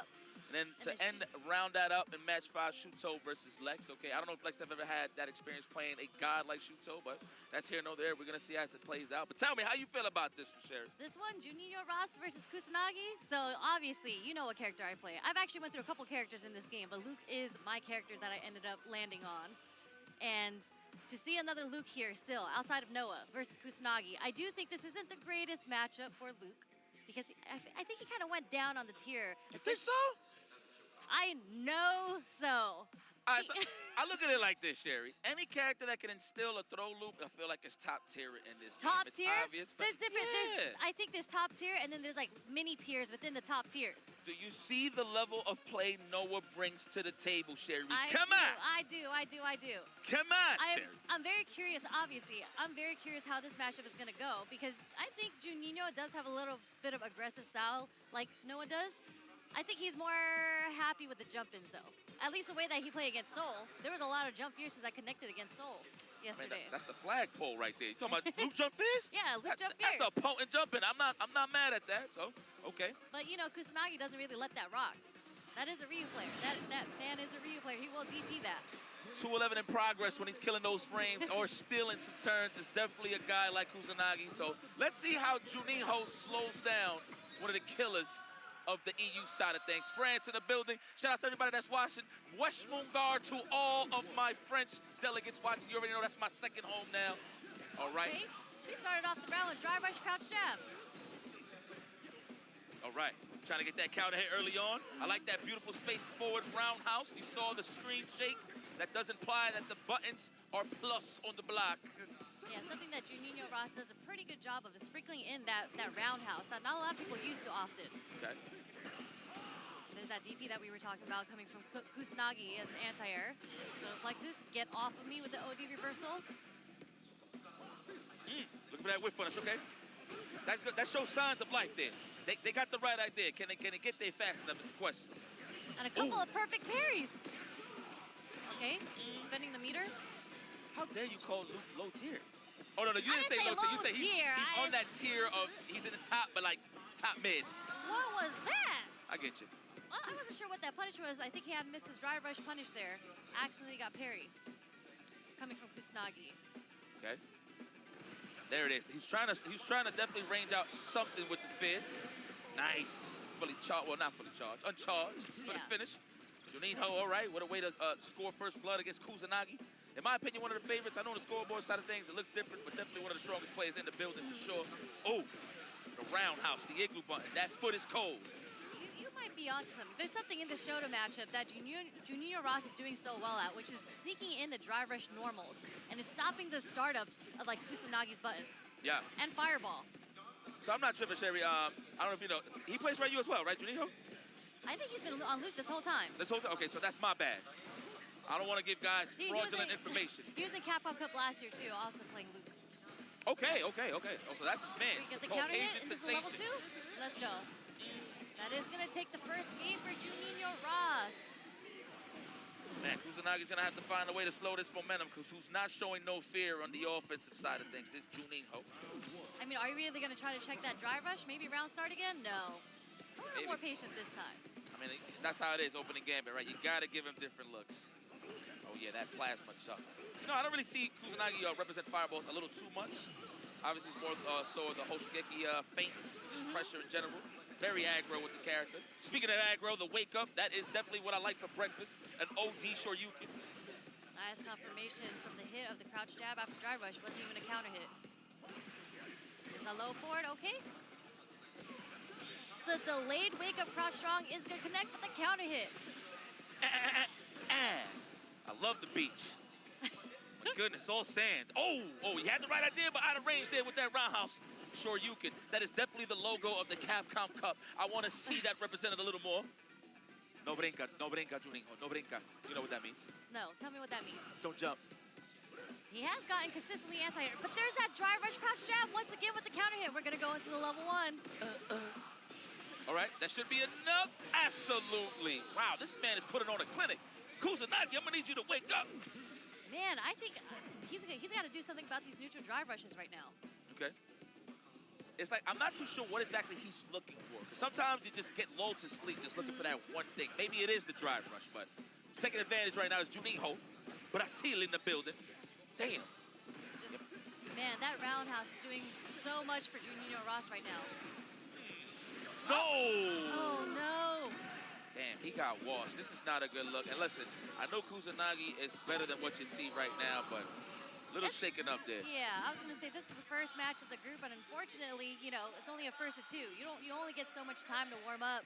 I felt like we didn't really get a true display of kind of how Kusanagi typically plays, but that's a testament to how strong Juninho Ross is. He didn't give him a chance. Man, that's the thing about just fighting an opponent, right? Well, especially in the world of Street Fighter 6, like your awareness have to be on 10, right? Looking at all the minute details. Of course, Kusanagi's trying to score that first throw, the first knockdown to get the party started, but here's the highlights. The drive rush, as you highlighted, for sure was unchecked. Unchecked. Counter hit many times, actually. Yeah, man. I mean, that's just the ebb and flow of this match, man. Whoever gets that corner control. But I feel like on the damage department, on the explosive side, who could always mount offense is Luke. Again, if he does get the Denjin popping, that is what amplifies the offense for Kusanagi. But again, he couldn't really get the throw loop action that he's so known for. So. Yeah, I mean, yeah, that's like you mentioned, Kusanagi's so known for his offense, and I felt like his back was against the wall for majority of these rounds. So he just couldn't get it popping. I don't know if it's nerves. I don't know if it's the grand stage. This is probably the biggest stage that he has been on in terms of really representing himself and just knowing the level of competition he's going to deal with. But that's here nor there. Kusanagi, please keep your head up. It's not over yet for you, my friend. Not at all. So let's see. Well, I'm going to look at that score and I'll speak on that end when the time comes. But here it is, Shuto, Japanese favorite, the land of the rising sun, loves this guy. I'm talking about every time you step onto the stage, everybody's happy. But so, though, the young Venom with the Aki. Okay, the cuticles are beautiful. Yeah? Very well manicured. There you go. No, a thing or two, man. You know, I'm a little nervous. So I mean, my hands are a little dry right now, but you know. Oh, it's not hydrated? It's not hydrated. Okay. Fair enough. All right, as the buttons are getting set here, I wonder what type of pressure these guys are feeling right now.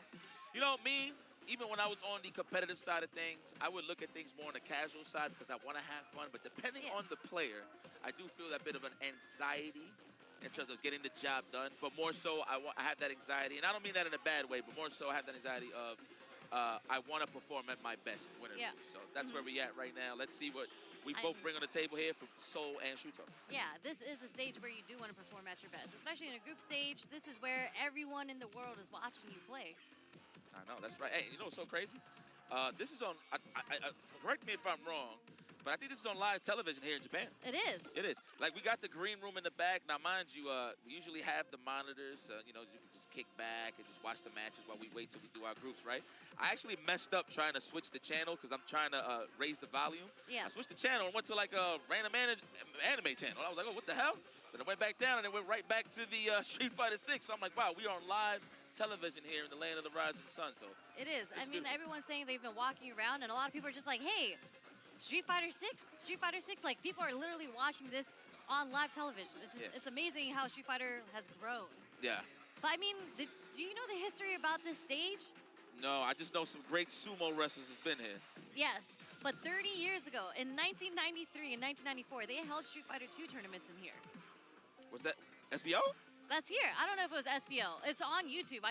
Justin's actually the one who sent me the YouTube link, but they were playing a Street Fighter 2 tournament in here, and it was so full. It was all the setups were on the floor here, and there were so many people watching in the stands. That was in 1993. That's fire, as it should be. That's dusty history right there. You gotta love it. That had to be championship edition. Championship? Yeah. Damn. Okay. Well, I didn't know that. Well, hey, shout out to Justin Wong. He's dusty like the rest of them. Where you at? You 45 now, Jay? I know the homies are watching right now at the home, bro. Hope you guys are enjoying the show over there on that side as well. Shout out to my boys, my guys. Jay, don't worry. I'm gonna have my time to take a dookie on your name. Now that I'm over here, we switch roles. Here we go. Opening gambit time. Unfortunately, I felt like Sol didn't have a great performance yesterday. I think it was kind of similar to what happened against Kusanagi, what we just saw against Junior Ross. He really get a chance to breathe. He was just getting walked down in the corner the entire time and didn't really give Aki a chance to shine. So hopefully... That is one of those things about this character, man. Look, the game been out for 2 years. I'm still learning this matchup. And it all depends on the player, right, that you're dealing with. Who's going to be the aggressor? Who's going to be more on the patient side of things? I could never tell if that's an overhead or not. That's an overhead. For sure an overhead. Let's go. Oh, setting up the tone. Oh, my God. The Toxic Crusader is here. Oh, but the bust out, what a way to represent. If there's any character that can shave down that health bar against Kuma, it is definitely Aki. Especially when you're burnt out. There's a lot of plus frames coming your way. And it lands into the fireball. Or Roundhouse gets the counter hit. Sol takes round 1 and game 1. Let's go, man. That's it, man. It's time to play. Put the snacks down. You know, I know everybody's been spoiled on the green room side of things. Oh, wow. Missed it and puts himself in danger. That's unfortunate. Walk into that stand fierce. No confirmation, no drive gate. Should have just committed. He's healthy on it. Okay. But Shuto is poisoned. The hit's going to get the poison off of him. Okay. It's a meaty setup. All Okay, day. crouch strongs. I like to call that the kill of the frame, the homicide of the frame. He is indeed frame killing. There's an overhead, but gets parried. Demon flip. Trying to see what he's trying to bait out there with the demon flips. The overhead's going to connect on his end. Is he going to go into the super? Level 2, I would say. No, he is going to spend that cash. He is never cheap on the first date, I see. Okay. I would like a salad. No. You're going to eat this burger because I know you love hamburgers. A burger? At least a steak? I think a salad. I'm trying to save some money. I was going to say a salad nowadays, I think, costs more than a hamburger. I mean, I love salads, especially if there's balsamic vinegar involved. But here nor there, okay, set the tone with the poisonous stuff. Nice escape with a dry rush into the air fireball. Gets perfect parried. Just going to take him into the corner. Take the throw. Oh, looking for the ship. He should have just committed. You already seen him walking back. Okay. Throw on the parry attempt. Oh, what a whip punish. No throw, huh? There it is. Okay. Tried to hit the OD cool fate, but got hit on the startup frames. So's good. He got so much cash. One hit, even though he is down on the drive gate side to really make it count on a 2 drive rush side of thing. But I feel like fall back, wait for it to be green, and then go for a confirmation for the finish. So we'll see. I think we just have to poke a little just for the critical art, because I do think the next hit, if you dump all your meter and everything, you should be able to kill Akuma. 100%. That's Glass Joe right there. That's the glass cannon. Oh, that clashes with fireballs. I didn't know that. I thought it was a physical attack. But but it was an OD fireball, so unfortunately it traded. Yeah. Oh, okay. Learning something new every day 2 years later. Ooh, nice anti-air. I wonder if you could have set the puddle right there to poison. No whip punish, but nice perfect carry coming from Shuto. Forward roundhouse disconnect. Poisoned. no anti-air. Thought he was going to put the upward whip. I don't know the names like Jammers do. I don't know the official names either. Well, I know what's going on here, I promise you. Oh, wow, what's the punish? Oh, multiple hits. It is multiple hits. You actually have to DP, and this was demonstrated yesterday that DI doesn't always punish Cruel Fate, especially OD. Let's go. Did you know facts by Sherry Jennings? All right, get Skull whooped. I see you, Soul. We want to try to answer back. We need a breadstick here because that donut is kind of, you know, powdery. What's a breadstick? That one right there, that Shudo guy. And a donut is the 0 on Soul side. Is that what it is? Correct. A breadstick and a donut. Okay, I understood. Yeah. I thought, is that off? I feel like people would get that, no? I don't know. If you randomly mentioned donuts and breadsticks, I don't know about all that. But what I do know is, this man is getting mauled in the corner, took the hit, that way he don't get splattered into the wall. All right, the poison. Soul? Just what? Was he trying to jump out the corner? Maybe a delayed jump there? Or backdash. Or backdash, okay. Yeah, call both options. Man, you're starting to see the defensive options from a lot of players. I mean, you see it, it's just those raw hits where you don't see counter hit. They definitely just trying to get the squeeze out of harm's way. Actually very surprised. This is a really great performance by Soul, and there's some things that I think Shudo maybe doesn't have the matchup knowledge in. I'm very surprised he went for the DI against the OD Cruel Fate. Telling you, man, this is a character. I know Shudo has a lot of experience going up against Aki out here in Japan, but like, again, it's not necessarily the character matchups, it's the player matchups at this point. Very true, very That's true. how I feel like. Let's go. All right. Oh, no. Yeah, it gets hit by the second hit of the OD Fireball, but doesn't matter because Shudo recovers, gets the hit, closes out the first round. It is set point for Shudo. I wonder if Shudo thought that it was just a regular fireball from Aki. He was just trying to perfect parry and demon flip out immediately, but it wasn't OD. So it's a possibility. Try to A to air, try to hit him with that ghetto hell attack. I don't even know the name of that.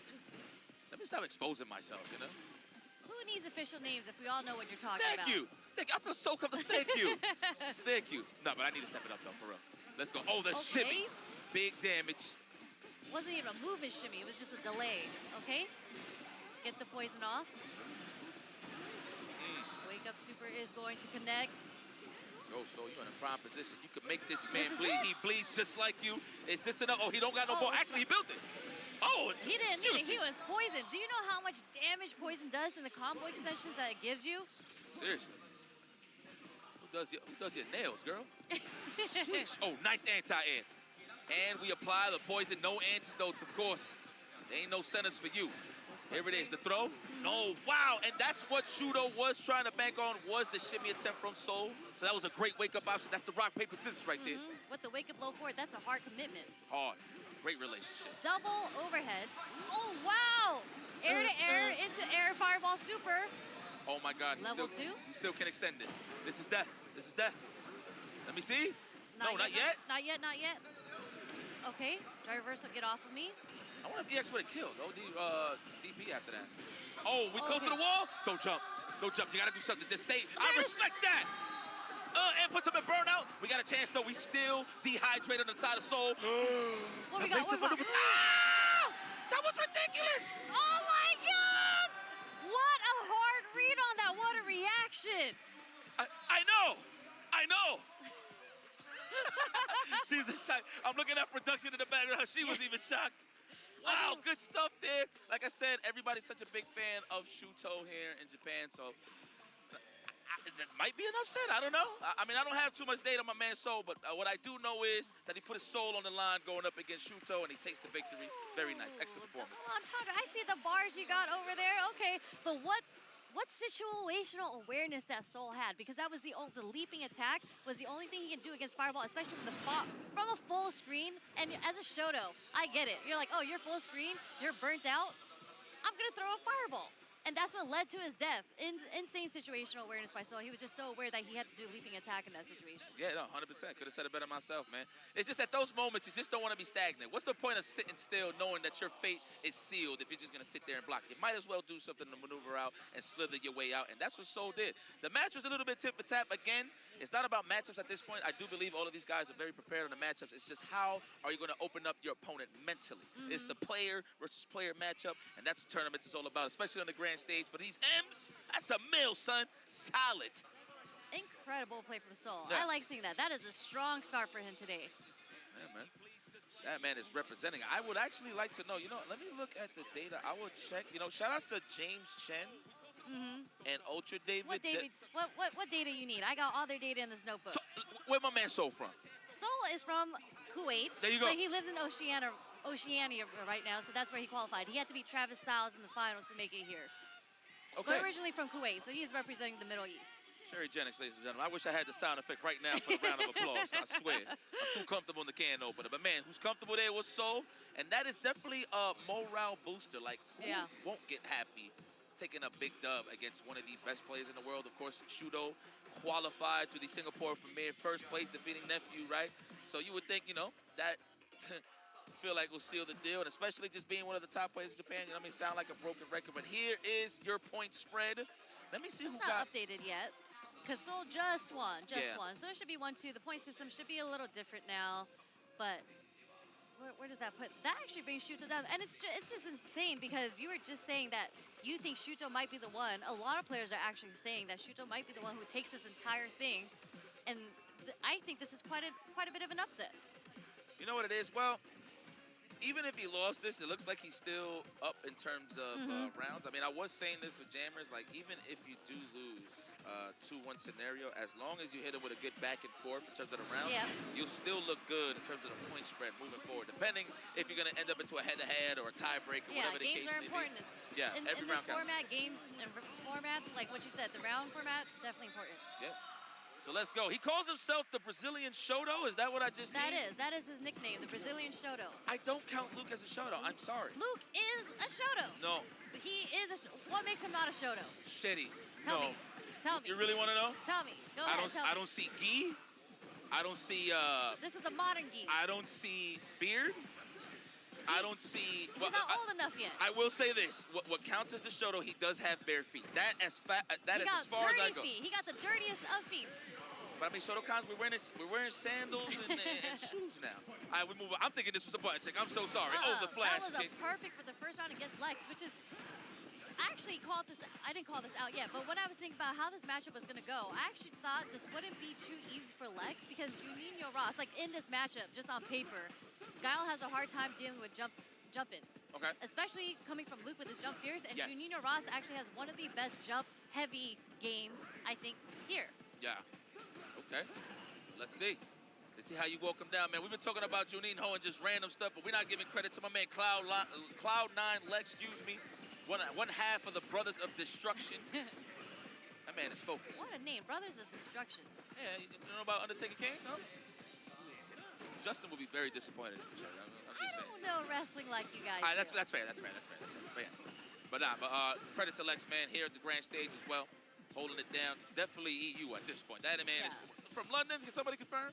He's been there for a whole year. Yeah, he told me why. He's out there too. Besides love. Yeah.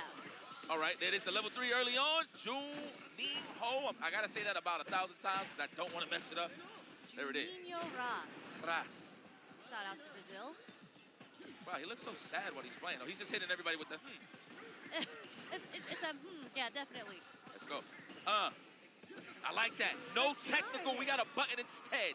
See, that's what I mean. That was real Shotokan style. A crouch strong into the fireball to end the round. Real Shoto-like.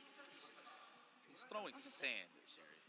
It's called Sandblast, but it's a fireball. But I'm just saying, a lot of that actually didn't come from the jumps. It was a lot of counter hits off of the low forward and the strongs. And is he really, you see the contemplation? He's thinking about going to Bison. I don't think so. No? Well, you know what? He has a month Bison.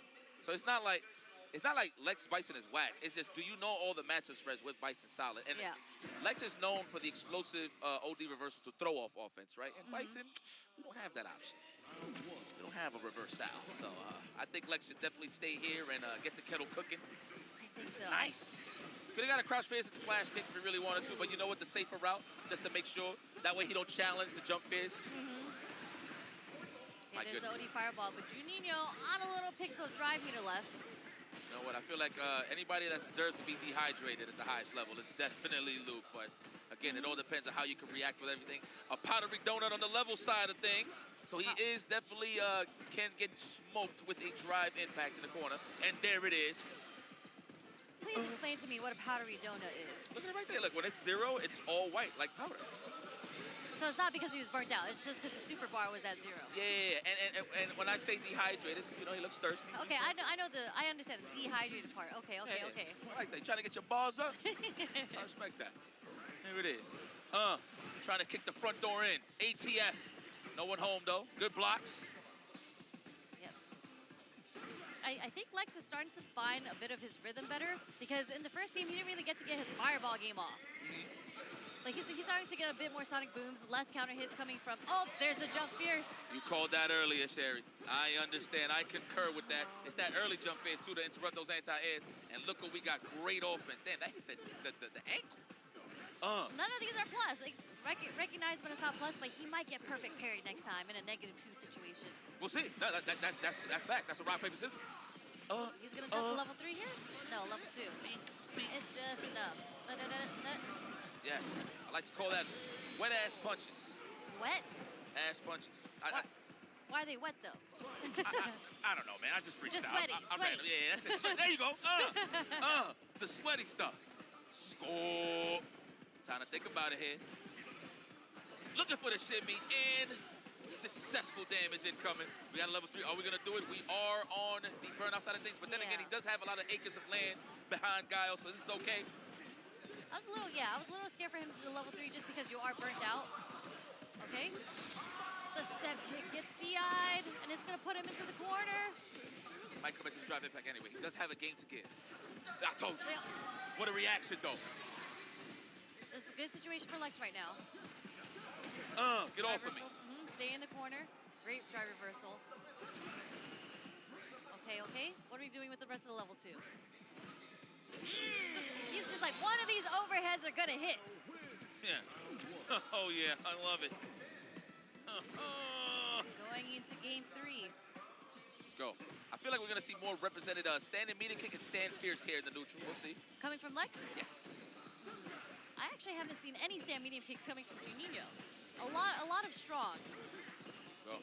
Now we had a great situation here for Lex to abuse the drive. Yo, that's 3 times already, bro. That was an early jump fierce too.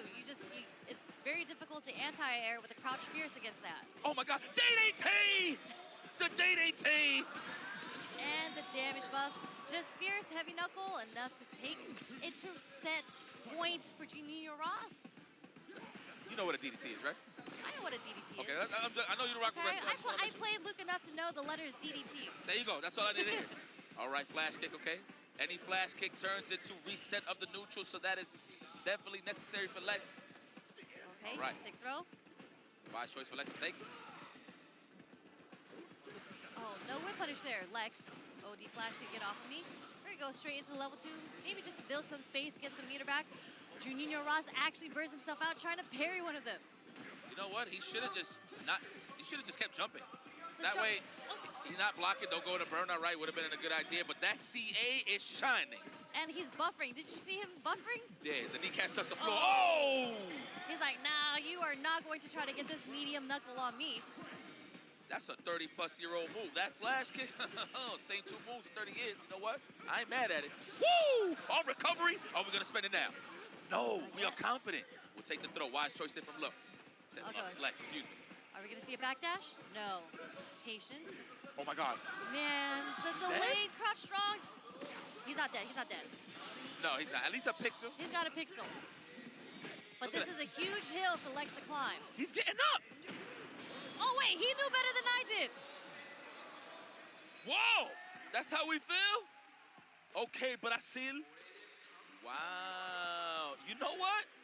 I actually thought he was going to survive, but hey, I don't play Luke. So too.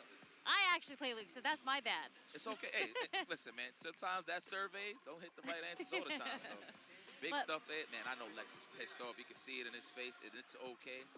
But it's time to kick back and think about it.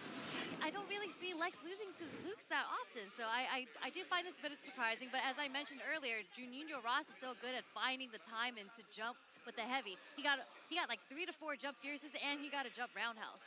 Yeah, I think that's what deterred him a little bit. I mean, I like how Lex usually likes to look for whiff punishes, walking back with a looking for like a whip punish with a low forward into a flash kick immediately or a stand fierce, right? But I think what deterred Lex the most was the threat of the early jump fierce from Luke, so I do agree with you on that one. Good call.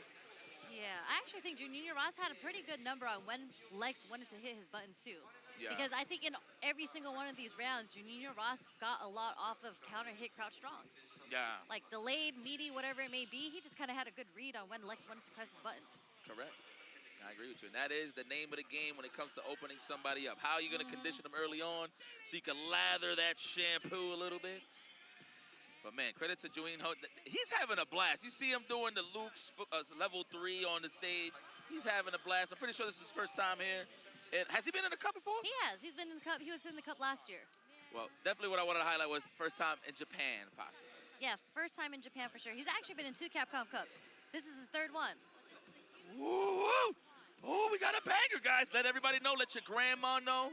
Let everybody know we got a banger for you guys. We got Kusanagi versus Angry Bird. I mean, the last time I seen these guys play wasn't SFL EU. Angry Bird was literally the MVP of SFL EU. The only guy that can actually defeat him at the time was Kusanagi. He was one of the only ones to actually hit him with that L.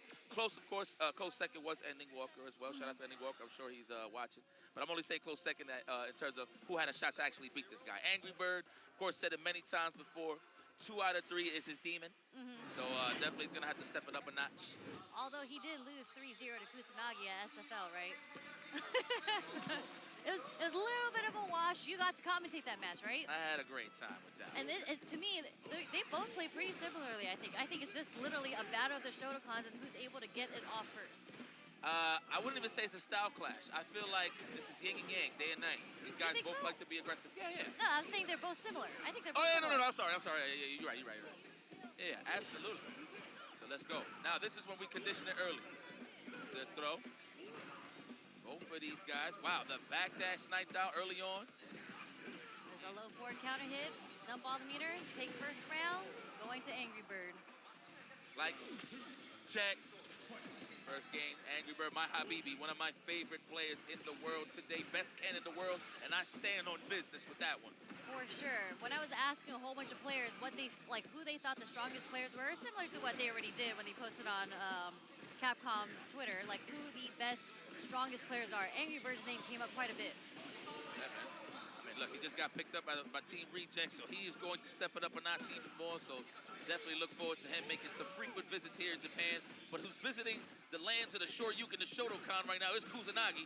They are trading some buttons right now. He's trying to confirm something into a level 3. But speaking of level 3, what a finish. The General Rai sensation himself, Angry Bird, closes this out. He takes a sip of water with confidence, which means he finished the job. 1-0 for the obvious. Angry Bird. Habibi. Kusanagi, though, how you feeling? Wesh, baby. He went straight into it. I was thinking maybe you should go to character so I can take a breather, but, you know, start off strong with the counter hit stand jab against the step kick. Yep.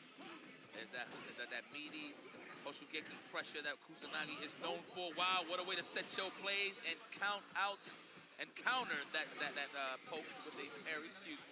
He punished the shimmy with a crouch fierce. That's how you knew he was ready. I don't know if he was looking for a delayed crouch fierce or just a shimmy or a DP, but regardless, nonetheless, he finished his job. Nice quick round for Kusanagi in the second game.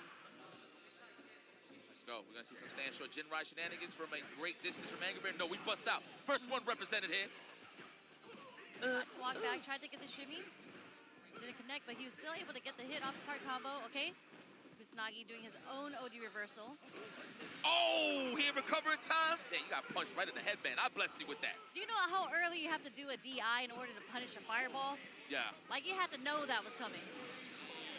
And the jail situation for the checkmate. Very nice. Angry Bird with a chance to run with this one. Damn, this is a speed run.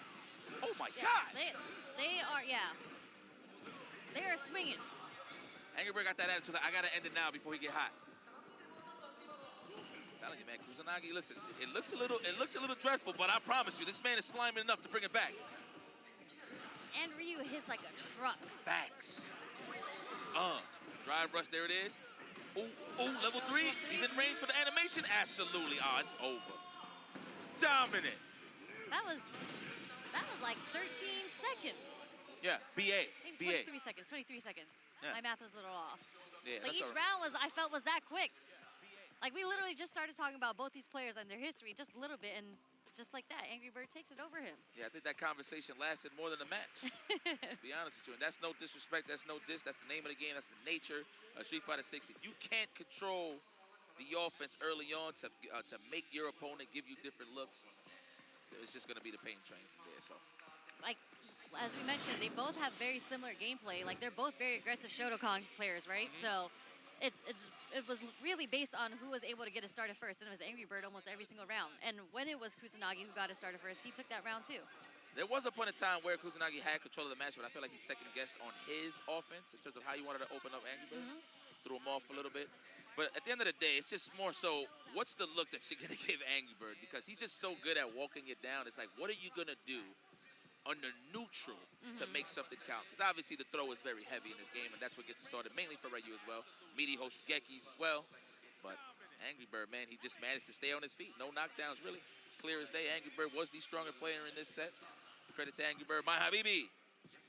Moving forward, never backwards. Incredibly strong player. And I do feel so happy for him because when Street Fighter 6 first dropped, he's one of the strongest players in the world for sure, right? And I think he had to take a step back, personal reasons for a little bit. And I don't want to say his performance went down, but he just wasn't able to dedicate as much time to Street Fighter 6. And I think he has come back fully. Yeah. And just to see him back on this big stage and performing just as well, shout out to Angry Bird, man. That's a good guy. That is a great guy, great human being. And look at he's going back to form. You can see that he got a little bit. So he was already 2-1. Is this the updated one? I think he was already 2-1. Right? No, it was 1-1. No, it was 1-1. So he just got the W. Okay. Yep. Yeah. So credit to him. Used to do him by check. Funny enough, I asked Lex, so before Capcom Cup, I had mass spammed all the players' DMs, and I was just like, I got a couple questions if you guys are willing to oblige. And of course, Lex is the homie, so he answered one of my questions. One of the questions was, who do you look forward to playing? And he actually said it was Shuto. So I'm glad that I get to commentate this matchup specifically because he said most Akuma players actually thinks it's in Akuma's favor, but he's played against Akuma so much, he says he knows this matchup in and out that he actually thinks it's in Guile's favor. Okay, Lex. Well, you're on the grand stage to prove it now. So we'll see. This man is a crazy raccoon, right? Yeah. That's Shuto, baby. Formerly known as the modern Marisa. Indeed. In the early stages of Street Fighter 6. Yep. Guy's here, man. Shuto found his comfort zone with Akuma and garnered great results. That's why he's on this stage today for a quick M, possibly. Let's see. It's only day 2, by the way, ladies and gentlemen. Please tweet it out. We live Sherry Genix IFC. I told it down here, Capcom Fighters. Capcom Cup 11 has been a slobber knocker, a banger, if you will. I hope you guys have been enjoying the show. So many incredible matches. Definitely, fantasy brackets are all messed up, per usual, of Capcom Cup. So many great players right now. That flash kick hit from so far as an anti-air. Okay, back into the neutral. I wonder if delay flash kick just beats every... Well, I feel like flash kick in general just beats every option on the demon player. Because you think if he demon flips, his hurt box just gets so much wider. So if he does a delayed flash kick, it'll hit most of the time. Is that what you're thinking? Well, it's more so because Akumas could switch options in the air. So I feel like just to catch all of them, just delay flash kick possibly. Yeah. But yeah. Level 1, yes sir. Flex those. Off the crouch strong. Lex right now, first round of the first game. Oh, that is a great opener. I've seen Lex do that many times, but credit to Shuto for blocking that. Okay, there goes the dive kick pressure. That's what I mean right there on the delay. Because it could have been a fireball, right? Still with a hit. That's right, that's right. Let's go. What does he say? Shorty? Shorty? I hear shooting. Shooting. Shooting. Shooting. Oh!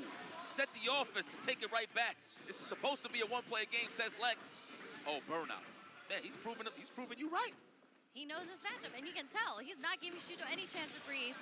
Wrong cancels. He did cancel lights. I'm wondering if he thought he could cancel into critical art, but just didn't get it. 100% trying to do it. A little bit too late on it. It's so much and nice. Like, you would have think right then and there he was just going to drive the impact. mental stack. Exactly. Exactly, Sherry. Which Lex is, if you give Lex a chance to be on the offense in that way, which is also a very good strength of Lex's, I feel. Like, he's just not an offensive player. He can switch it up between defensive and offensive. Yeah. But when he's got you in that situation, especially as Guile, you're about to take a whole bunch of pressure from the normals, from the spacing, and the sonic booms, and what he does right behind him. Break that down. It's how can you hold the real estate? Now, Shuto, how you feeling, my boy? Okay, that's how he's feeling. That's how he's feeling. Wow. All right, the OD stuff. Oh no. That's how he's feeling. That is a Lex kind of special, especially when he has the lead. He does tend to bust those out. He does the OD Sonic Flash Kick just to try to get some pressure off of him. Putting all of that pressure in his back pocket, trying to regain some of that control on the drive gauge. The DP, there it is. Back throw. Tried to, but we wake up super. What a scumbag there, Lex, and I mean that in a good way. There's a Sonic Boom game. Back into the neutral fireball game. Okay, what are we looking for here? Sweep? Oh, whip punish. There it is. That was such a far whip punish on the stand medium kick, too. You know what? Seeing these guys play, they make me feel more like a scrub because I don't really see these guys throw sweeps like that. They really care for their life bars. I'd be throwing some sweeps sometimes. Me too. That's how I feel like I'm a scrub watching these guys play. You know, when they start moving forward on you, you kind of just want to clip them with the low, you know? Right, and then you want to disrespect them a little with the sweep. Yeah, right. And you get a nice little okey. Yeah, why not? But these guys, they don't really show that out here, man. For real, for real. Unless, of course, it's a raw whip punish. Shuto using demon flips to maybe try to bait out something coming out from Lex, but Lex not biting. Okay, counter hit, fierce. Properly spaced, too, at that range to take his turn back. Whoa! That flash kick is potent. Okay! Caught him on the way. Oh, it did say punish counter, so that's possibly a tap parry there. Sobot, okay. Match point for Lex. You know, I ain't gonna lie, man. I think Lex is pissed that he lost to Juino. So, like, that's why he's in prime form. I mean, you can tell by his face right now. He is not having it. Yeah, he is in serious locked-in mode. As you should be, though. Yes. Right next to the crepes. Let's go. Let's throw him over there. Let Akuma have a taste of those crepes in that corner. Oh, booch. Nice block on the overhead. Looking for that counter hit. Shuto, no dice. Oh, that's enough. Okay, excuse me. That was proper, I should say. Not enough. Oh, excuse me. The anti-air DP into level 3, leaving Lex with only a little over a bar. Okay, jump back. No, he's going to build to the level 3. Oh, no, he dropped it. And that's crazy because that was the right idea for Shuto, but credit to Lex for the empty jumper. Both of these guys are just dropping the potato here. That's a hot potato. Exactly. That's enough? No. Okay, next hit wins for both.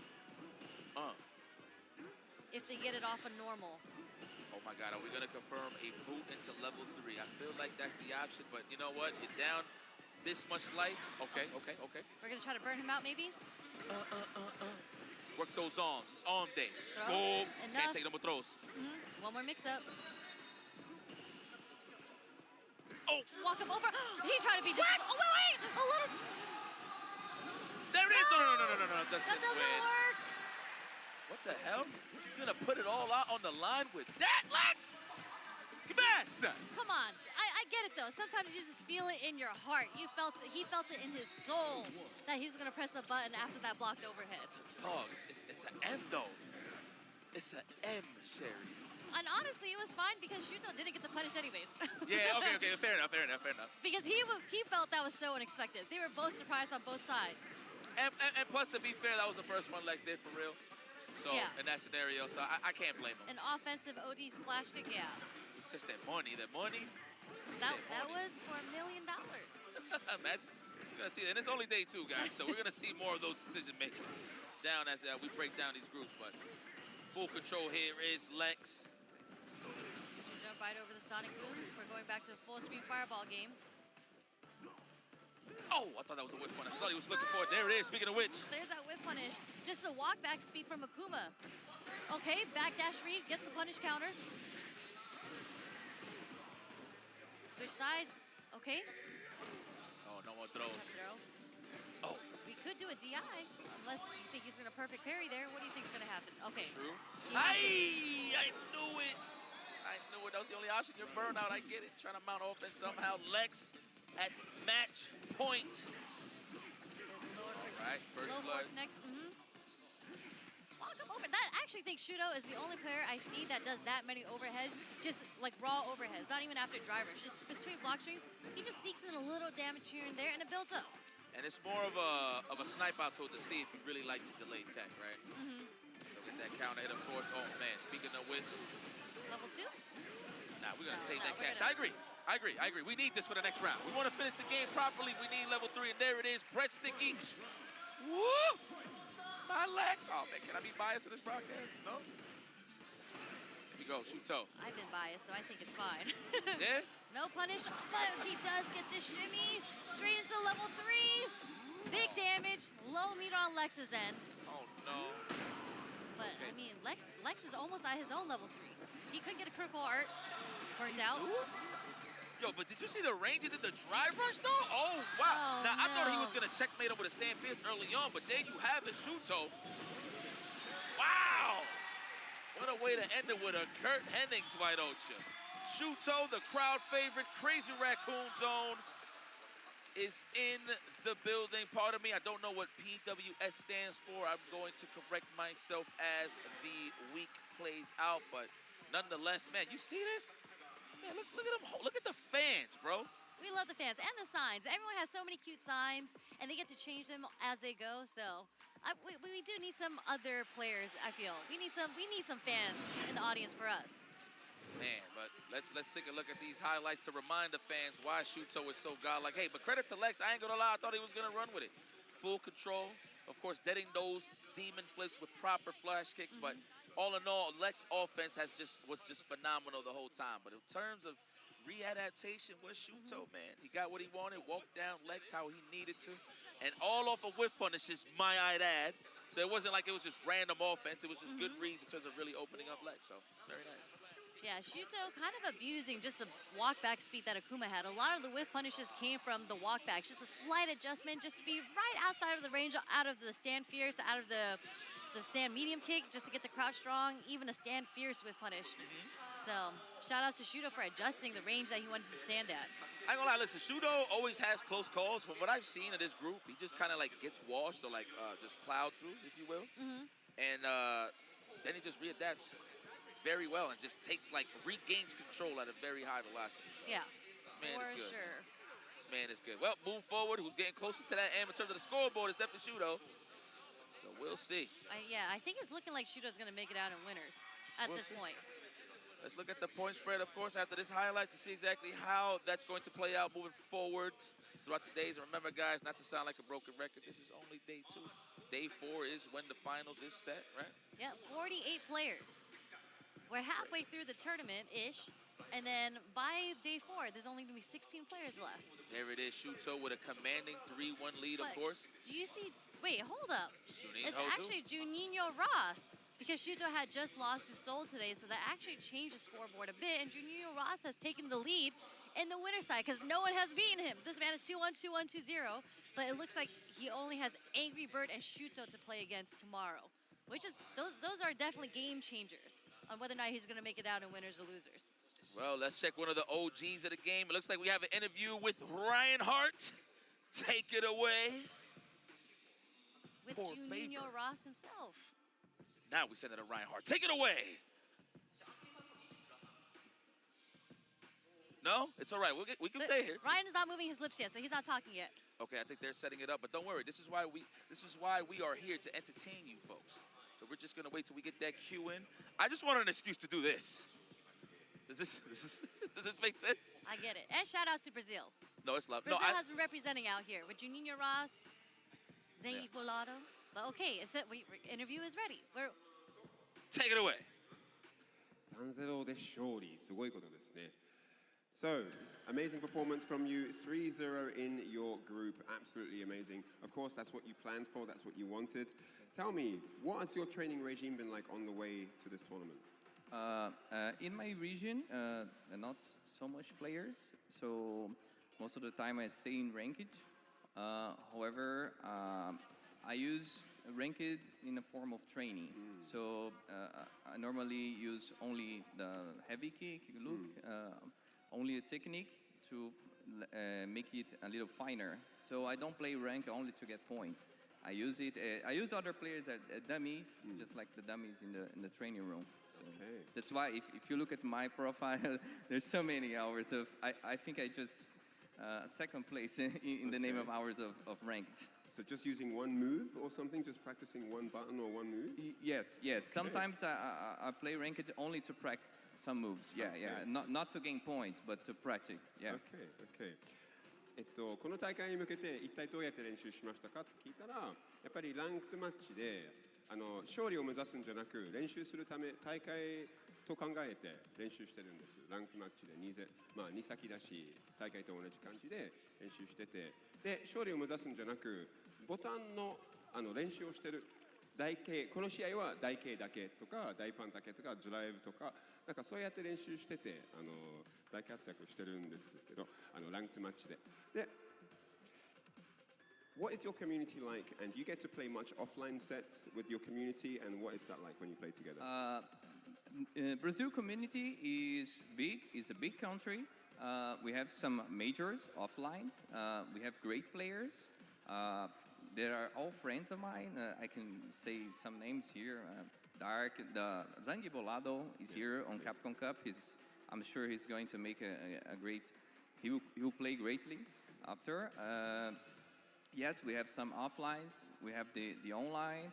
We're expecting maybe a CPT event some in the future. That would make us very happy because everybody could go there, not only experience the fight, but also Brazil, which is a very beautiful country, very good food. You guys are gonna love it. Okay. で、ジュニー・ヨラスさんに聞いたのはそのブラジルの社会で一体どんな形になっているのし誰と練習してるんですか、オフラインで対戦できるだろうかっていう質問を聞きましたら、やっぱり強い人たちいっぱいたくさんいてザンギフ今回のカプコンカップ来ていらっしゃってるザンギフ・ポラドさんもその強い一人からですね。あとなんかいろんな選手たちもいて一緒にたまにオフライン練習したりとかして国自体もとても綺麗ですしぜひ来てくださいっていう形になってるんですけど最後に聞きたいのですが If you win this tournament, what would it mean for you? You know, obviously you come from a community that traditionally doesn't have a lot of footing in the fighting game community, but coming here, such a prestigious offline event, what would that mean for you personally? Well, it means everything because we've been training so much for this time and we came from so far away and winning this would mean everything for us. It would change the region. Everybody will come there to play, so everything will change. It's not only about the prize money. Much more will be generated if some Brazilian wins this tournament. So we're training. We're doing our best to get the farthest as possible. I just cried when I saw my name on the first place here. I know there's still matches tomorrow. It appears I need to beat one of those monsters, right? So I can qualify. But I think I made it very far this time. But tomorrow it will be the real match. Yeah. Yes. 本番がありますね。で、最後にジュニア・ラス様に聞いたのは、もし優勝できたら友人や友達の目の前で家族も見ていらっしゃってるし、もしみんなの前でこのでかいカプコンカップ優勝できたら一体どういう意味を持ちますかって聞いたら、やっぱりそのブラジルの見る目も変わるし、賞金だけ目指すんじゃなくてなんていうの、もうそのブラジルの FCC 社会も、一生変わることもあるし。なんていうのもうずっと練習してきて、それの価値も出てくるからすごい練習して勝利を目指す形となっております。ということでインタビュー終わりですね。これからもカプコンカップお楽しみください。Well, listen, man. Credit to Juninho, of course. A shout out to Brazil. I know that is a long troop, so. I like that he's explaining that, knowing what's on the line. It's not really about the money. It's what we could represent and put ourselves on in terms of the region. And he's just trying to put Brazil on the map, man. Everybody's friendly. But speaking of friends, we're not trying to make no friends over here on the Capcom Arcade Classics Fighters Pack. Yes, hit your friends with a punishing Shoryuken in our Capcom Arcade Classics and Fighters Pack. Dive into a robust collection of Street Fighter titles, including Street Fighter V Championship Edition, that is a classic, and Street Fighter 30th Anniversary Collection. And fantastic arcade titles like Mega Man and Final Fight. I'm gonna have to get this. Get hyped for tournament season, test your skills, and help support the Children's Miracle Network hospitals with your purchase. Wow, nice. Love. And not only that, We have SteelSeries. Whether you're on PlayStation, Xbox, PC, or mobile, SteelSeries has you covered with unbeatable software and hardware options so you can pursue glory at the highest level. The SteelSeries Arctis Nova Pro is the official headset of Capcom Cup 11. Premium high-fidelity drivers and sonar software make the Nova Pro ideal for any fight you take on. That's right. There's going to be a lot of fights moving forward. We're going to be moving over to Group A. First match that's going to be setting it off is Salvatore versus Punk. So stick around. Don't go anywhere. We're going to take a quick break, grab some snacks. Just kick back, Sherry. It's been a pleasure. We'll be right back with some more Capcom Cup lock-in.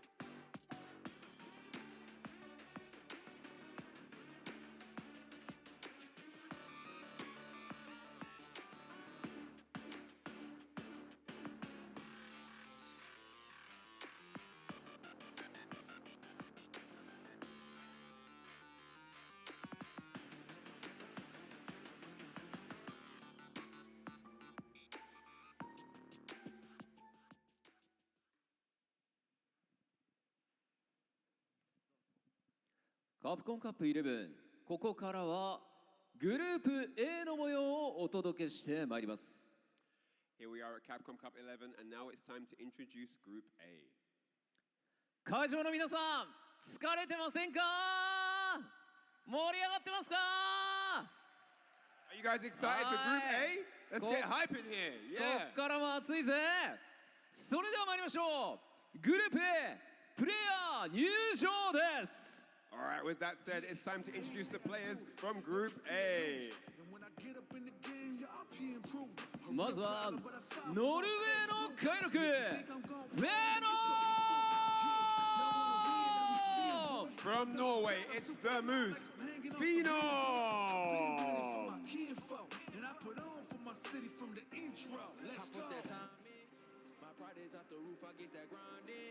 So I'ma tell the truth, I get my grind on. You know the pressure make all of these ブリュッセルの静かなる鷹高村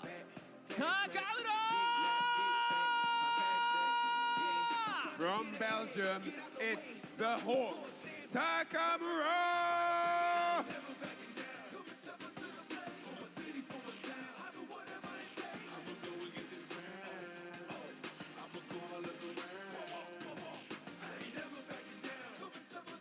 Hong Kong の熱き負けホットドッ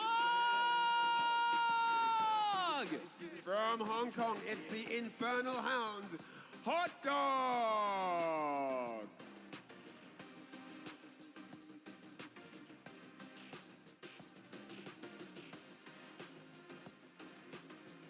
Venezuela の救世主サルバトーレ Next up, it's the savior of Venezuela, Salvatore.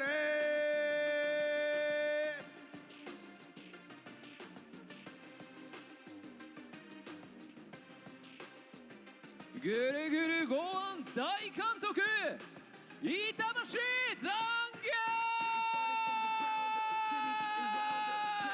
Next up from Japan, it's the Command Grab Master, the meal ticket, Itabashi Zangief!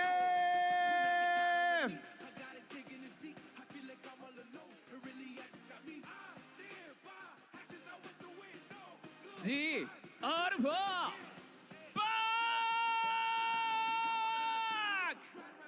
Last but definitely not least in this group, it is the Evolution World Champion, the Alpha Pong!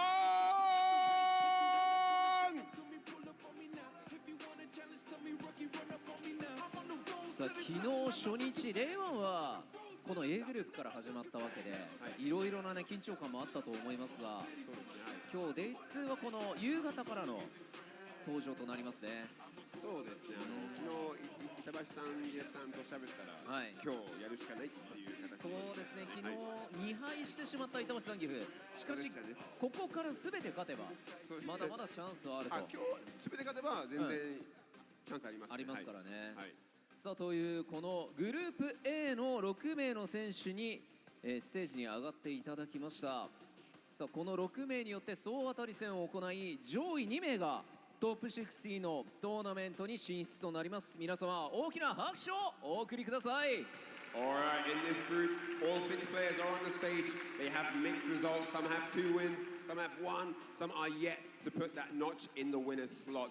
Today, they know exactly what their missions are, and it is all to play for. 2 of these guys will move into that top 16 slot gradually. So here we go, and now to call the action, it is time for the casters momentarily. さあそれでは選手の皆さんはスタンバイをお願いいたします。 All players, please be prepared on standby. Thank you very much. そしてこの熱い戦いをさらに盛り上げてくれる実況席にお渡ししたいと思います。実況席の皆さんよろしくお願いします。 That's it from me and R here down at the stage. All that's left to do is have the players get seated and set up as the casters call the action. Let's take it right back to the desk to get started. What's that smell like? Group Stage A, aka Ass Beatings, on the way. My name is Nicole. I'm joined with Sherry. How you doing, sis? I'm good. How are you? I'm fantastic. Because the match that we are about to see, Some of these players got to step it up. Some of these players are sitting pretty right now, but we'll see what happens, what could occur. We could see some blow-ups. Salvatore, for me personally, has been a explosive one. Only playing one game, but to his name, to his fame right now, he is cooking up the competition. So is Punk, as we expect. But again, we could see some shakeups. Who knows? I mean, it's only day 2, right? So there's still a lot. I say today is where you kind of determine the trajectory of where everyone's going to end up. Today is where players are walking away knowing whether or not they have a chance of making it into the top 16 or they don't, but they have the chance of messing up someone else's chance of making it into top 16. That's true. That's true. Look at this list of absolute titans: Phenom, Takamura, Hot Dog, Salvatore, Itabashi Zangief, and of course the Alpha Punk. Yep, and we go as we're going to the first match. I don't know if you guys saw who came onto the stage. We're already starting it off hot. Yeah. Going to the first match is going to be Salvatore versus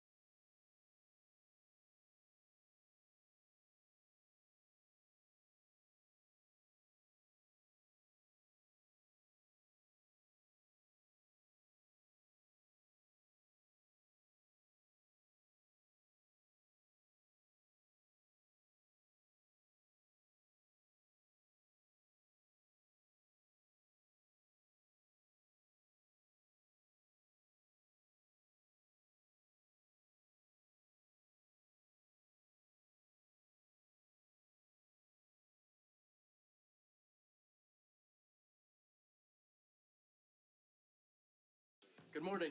We did it! We won! Fructus takes you from shower prep to real-life confidence. Let's get started. Put Fructus to the test by Garnier. Trying to look for a punish counter. Hunting for that option that Jinrai is able to drive impact. You see him trying to sneak those in every so often. Punk wise to the game. ODDP will hit. Takamura has to be careful. The drive gauge not looking so good. But the shimmies are looking real strong. The crouch fear starter. Jinrai, DP ender. Tick throw. One more guess. The shimmy is too strong in this game. So many options that Takamura is presenting in the corner. Crouching medium punch. Crouch fierce. What he's doing on wake up. It's so much just mental noise. Nice check with the stand jab. Okay, again, here we go with the whiff punish that we were talking about.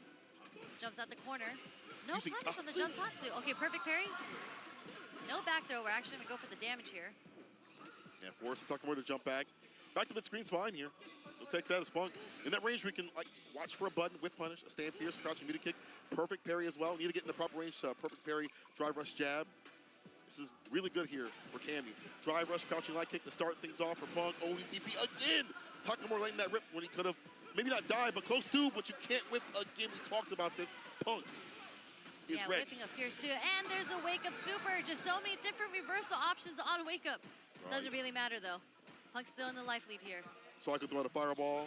Level 3 would have caught that immediately. No real Oki on that. Oh, he has the combo, but too short with the buttons. Drive impact kills the drive gauge. That one combo may have sealed his fate if he land a drive impact. Takamura puts himself in the corner.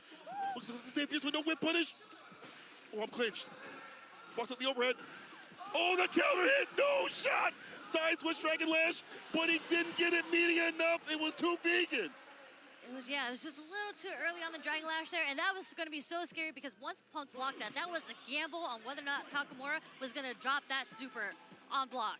Who knows what would have happened if he had blocked that Dragon Lash. That's a different universe I don't want to be in. Final game, final rounds, what we get right now. Bar at the bottom, Flash and who lasted. Oh yeah, level 3 now here for Takamura. ODDP Punk, want to let that rip, get that punish. Punk standing in the perfect range, looking for the low forward or the strong for the whip punish, but the dive kick is going to get it. Crouch fierce thought was a throw. No go, Bozo. Ends it with a DP, level 3 on the side here. Punk, the walk back to bait out that crouch. Going to kick the anti-shimmy tool, getting anti continuously by the Alpha. Punk, for the level 3, takes it back from the brink of the beat. Bow! Amazing, amazing, amazing recognition from Punk right there. The fact that he had stayed in the range where he was going to do a shimmy, yes. And Takamura has demonstrated before that he's willing to wake up low forward if you're going to shimmy him. And that could have changed the tide on that round. But Punk stayed right outside that range where if he was to wake up with the low forward, it would whiff, and indeed, that's what happened. And then you get whiff punished. That is a marquee match right there. That was insane. There was a world where Punk would have lost if that Dragon Lash would have hit. Let's take a look at the replay here.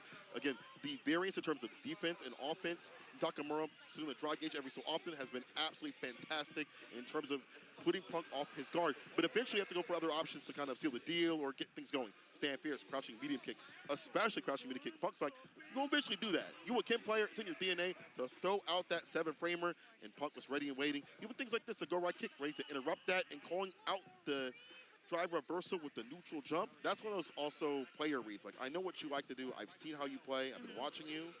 Very fantastic stuff for Punk to route this back from the brink. Yeah, I think the way that Punk kind of switched it up was a lot of the first game, Takamura got a lot of mileage because he kind of understood when Punk wanted to press stand strong. He was able to perfect parry in neutral so many different times. And I think Punk kind of stopped allowing that to happen by just not pressing any buttons. So what he would do instead is rely on movement versus pressing buttons. Yes, right. Like that's your bait, is using your movement, your walk speed that character has. That she really excels at. Look at that, the walk back, and even the slight duck and delay. Like just in case that would have hit, he was ready to block it out, regardless. So that was definitely the intention right there. You see the punish right after the reaction, and Punk even kind of patted himself. He was like, "Oh God," because definitely he got close, brother. Yeah, I would actually like to see the last interaction again because you just mentioned how he crouched and he stood. Yeah. I actually think he stood at the point that Takamura did the low forward because I think if he had crouched, he Yeah. actually would have, because his hurt box got expanded, he actually would have blocked and he wouldn't have been able to whip punish that. So I actually think he stood there to make sure the low forward whip punish, and he was It's able almost to like a crouch bait to afterwards. do that. He got up to bait it out even better. Ooh, and he covered his bases by just doing it a little bit earlier and then waking up with it or standing up with it. That's a good point. That's a good point. So I would love to watch the replay on that. Yes. Once again, just a little slowdown.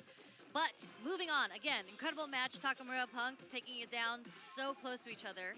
Last match of this pool, we're going to see Itabashi Zangief versus Phenom. Itabashi definitely needs to get some games in his pocket right now. It's looking along for him. Phenom, a lot better. We saw taking down the very strong Salvatore. And we'll see if he can have that same sort of momentum against Geef. Now, with Cammy, I feel like Cammy does a really good job. Her reach is so good. Stand medium kick, dive kicks, things like that. There's some tools that Geef can present in that matchup, like stand medium. I think his light buttons are good. I feel like the exchange rate in terms of like the reward on hit is so good for her. And the Oki, and now you can't jump cancel SPD. So in terms of defense, you suffer even more. The throw loose. Yeah, but I actually think on paper this is a bit more in Zangief's favor. Okay. Because you can't really do dive kicks against Zangief. Like jumping in on Zangief because Larry is such an easy way to anti-air. You kind of negate the aerial approach that Cammy is so strong with. So a lot of your focus has to go down into the ground game. That Zangief actually does a pretty good job in with like whiff punishing, whether it's with stand short as you had mentioned or even sweep. The thing is, when I talked to Punk about this, because Punk did play against Itabashi Zangief yesterday, and he did so well. Yeah. His main tool that he used in this matchup, which is what I'm wondering if Phenom's going to use or not, is actually roundhouse. Yes, heavy stand kick. roundhouse. Yes. Yeah, because you can't get punished. It's not that fast, but if you're with punishing monster like Punk is, and Phenom is very, very capable of doing so as well, it is going to be the stand roundhouse here. Geef can't do anything about it. Other characters could. It is minus. Actually, I think they buffed it. Yeah, they buffed it to -3. Zangief really can't do anything about it, and it's a low. So if he's charging fierces and whatnot, you're getting hit. I'm pretty sure it beats that. It is a low, right? What's also good about that is even if it doesn't, the crouching medium kick could counteract right after that. -3, if he tries to dash up, bam, crouching medium kick. So like yesterday, that heavy kick as well is like right outside the ranges you mentioned for staying medium and other butts for the character. So as you mentioned, a very prominent tool to see if Itabashi can work his way in, try to go for the running bear grab. Did not work out, but we'll get the 3-piece off. Yeah. Wow, that was pretty far for the connection for the fierce to hit. Okay. Double dash throw. Wake up charge fierce is going to beat the meaty. There's that crouching medium kick low, though, as we mentioned. If heavy kick don't work out, I got a crouching medium kick to do so right after. And that stand medium kick also makes this a pain in the ass. A neutral jump against the fierce. Too many of those. I got an option for that. All that range. So not strange to see that as a neutral jump opportunity. Yeah, neutral jump roundhouse has been working out really well for Phenom. And thank you, Dr. Danny Fan, for correcting me. That indeed is not a low, so it does lose to the charge fierce. Okay. Shout out to the Seattle scene. Hi, Danny. How you doing? Drive reversal. Phenom in burnout. But not out of options. Get about half health. Can maybe hit level 3, get it back. In terms of his drive gauge, the knockdown is there. Nice. One of the easiest moves to whiff punish in this game. Uh-oh. Equalize with the SPD. But Phenom's able to get his meter back. Okay. OD dive kick not getting much from it, though. Trying to catch the stand medium kick. There's the anti right there. OD Laureate into level 2. Dash up. OD SPD is enough. Yes, sir. Itabashi. A bit of bar at the bottom. That's what I mean. Like, the aerial approach just does not work well for Cammy. You really have to catch him off guard to not get anti-aired. And that led to a level 2. It's like, hopefully that you can like clip like a stand medium kick, right? Like, clip that button. But as you mentioned, that OD Laureate saves it, but it's going to save you now when you're up in the corner. A little too far, but Phenom pressing crouch jab just in case to cover his bases and does get the counter hit. Zangief's buttons are a little slow. Hey, cross-cut DP can't lead for free. Drive reversal, offensive style to put him up in the corner. Looking for the fierce, but had committed. You should have signed a prenup. Yeah, drive rich crouch fierce. Phenom was holding up. He was trying to get out of that corner as fast as he possibly can. Don't want to be there. Not your hood. Okay, Itabashi going to take some time, go into the character select screen, take a breather. He's going to go through his notes. But damn, I forgot to button and then drive rush SPD. My bad. Let me correct that. All roads lead to SPD again. Let me take the left road instead of the right road. Yeah, okay. Got it. This guy, Itabashi. You definitely see a change in demeanor. Not smiling, not as jovial, not bouncing up the seat like, hey, I'm having fun. Now it's, oh, God. Yeah, and unfortunately for Itabashi, I think he's having a very difficult time closing in on Phenom. Like, he hasn't, a lot of Zangief's offense comes off from like the headbutt mix-up, but he hasn't even been in range to get a headbutt off. Soda's been trying to get driver Stand Fierce. That hasn't worked out. Even normal Stand Fierce hasn't worked out. As you mentioned, he's trying to get him with other buttons, and Phenom's just too far out in the range. And maybe he needs to look for a stand short. A lot of it, yeah, he is trying to Fierce a lot. And again, Zangief's buttons are very slow, so Phenom's finding a really good way of walking forward and doing a crouch strong and stuffing the beginning, the startup of a lot of his buttons. Holding parry, keeping the bar up as much as possible is Phenom. Crouching medium kick, but that's fine. You take that. That's no big deal. Don't take that, though. Holding north and not go south. Man, not want to hit the ground. Has been consistent with these neutral jumps. Oh, God. Does a lot of damage. Yeah, nope. First TP also. Headbutt still hits the 3-piece. Drive, rush, impact. Oh, what? What? Okay, Inabashi gets to pick up with the ODSP after the crouching medium punch. Regardless, Inabashi penning on the wall like Picasso. Just like that. That was such an incredibly fast first round. Dry rush, stand jab coming from Phenom's end. Does connect. He walks in with the confidence. Now Phenom initiating a lot more with that crouching medium kick. Oh! Don't try to meaty me, he says. Not when I have level 3. You better respect it. Only for my loyal fans with the slam. Inabashi with the level 3, just a lot of drive gauge. We're going to collect the rest with the drive rush mediums, the stand Fierce. But Phenom, again, too far out the distance. Gets his hard knockdown off the sweep. Sweep right back at him. Janitorial dudes are being done from Inabashi. He is wiping this man on the ground continuously. One more touch. One hit. Slow, yep. He's just walking forward, walk block. Oh, he went for the hole again. Phenom! This isn't enough yet. I've never seen this cat run that. It's not, but it equalizes to get the bar back and get in green. Play his way. Inabashi and burnout. All it takes is one bad move right here for Phenom and SPD as a reversal possibly. TKOD dive kick deletes the armor of the stand Fierce. Phenom on set point. Yeah, with no meter, with no drive meter, it's kind of hard for him to anti-air, especially Cammy, because you can't rely on OD Lariat anymore. True. Not that on the option on the table. It's looking long for you. Set point. Phenom. Empty jump throw. Tech. Charge Fierce. No anti-air there. Oh. But the SPD in between the block stream. Yeah, you're too close to me. Get away. Throw? No, it's a crouch Fierce instead. Resets the pressure with a TK dive kick. After a few presses of buttons, you see them reset that pressure, get that punish counter, that follow-up, the stand Fierce as a defensive tool. And again, Phenom just resets back to neutral. He goes for the backdash, gets right back in, avoiding these sweeps every so often. Yeah, really, really nice adaptation on Phenom's end. Because he's gotten hit by so many SPDs between his block strings, he's introducing a lot of backdashes in between his block strings. And even earlier, he did a dive kick in between and was able to get the punish counter. Yes.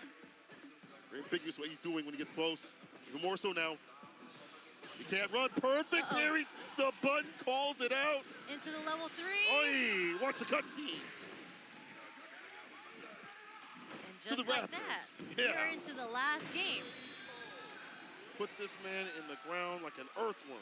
What is in his notes that got him so that got him this match? I think he started switching it up a little bit more with sprinkling in a bit more standing medium punches as Zangief.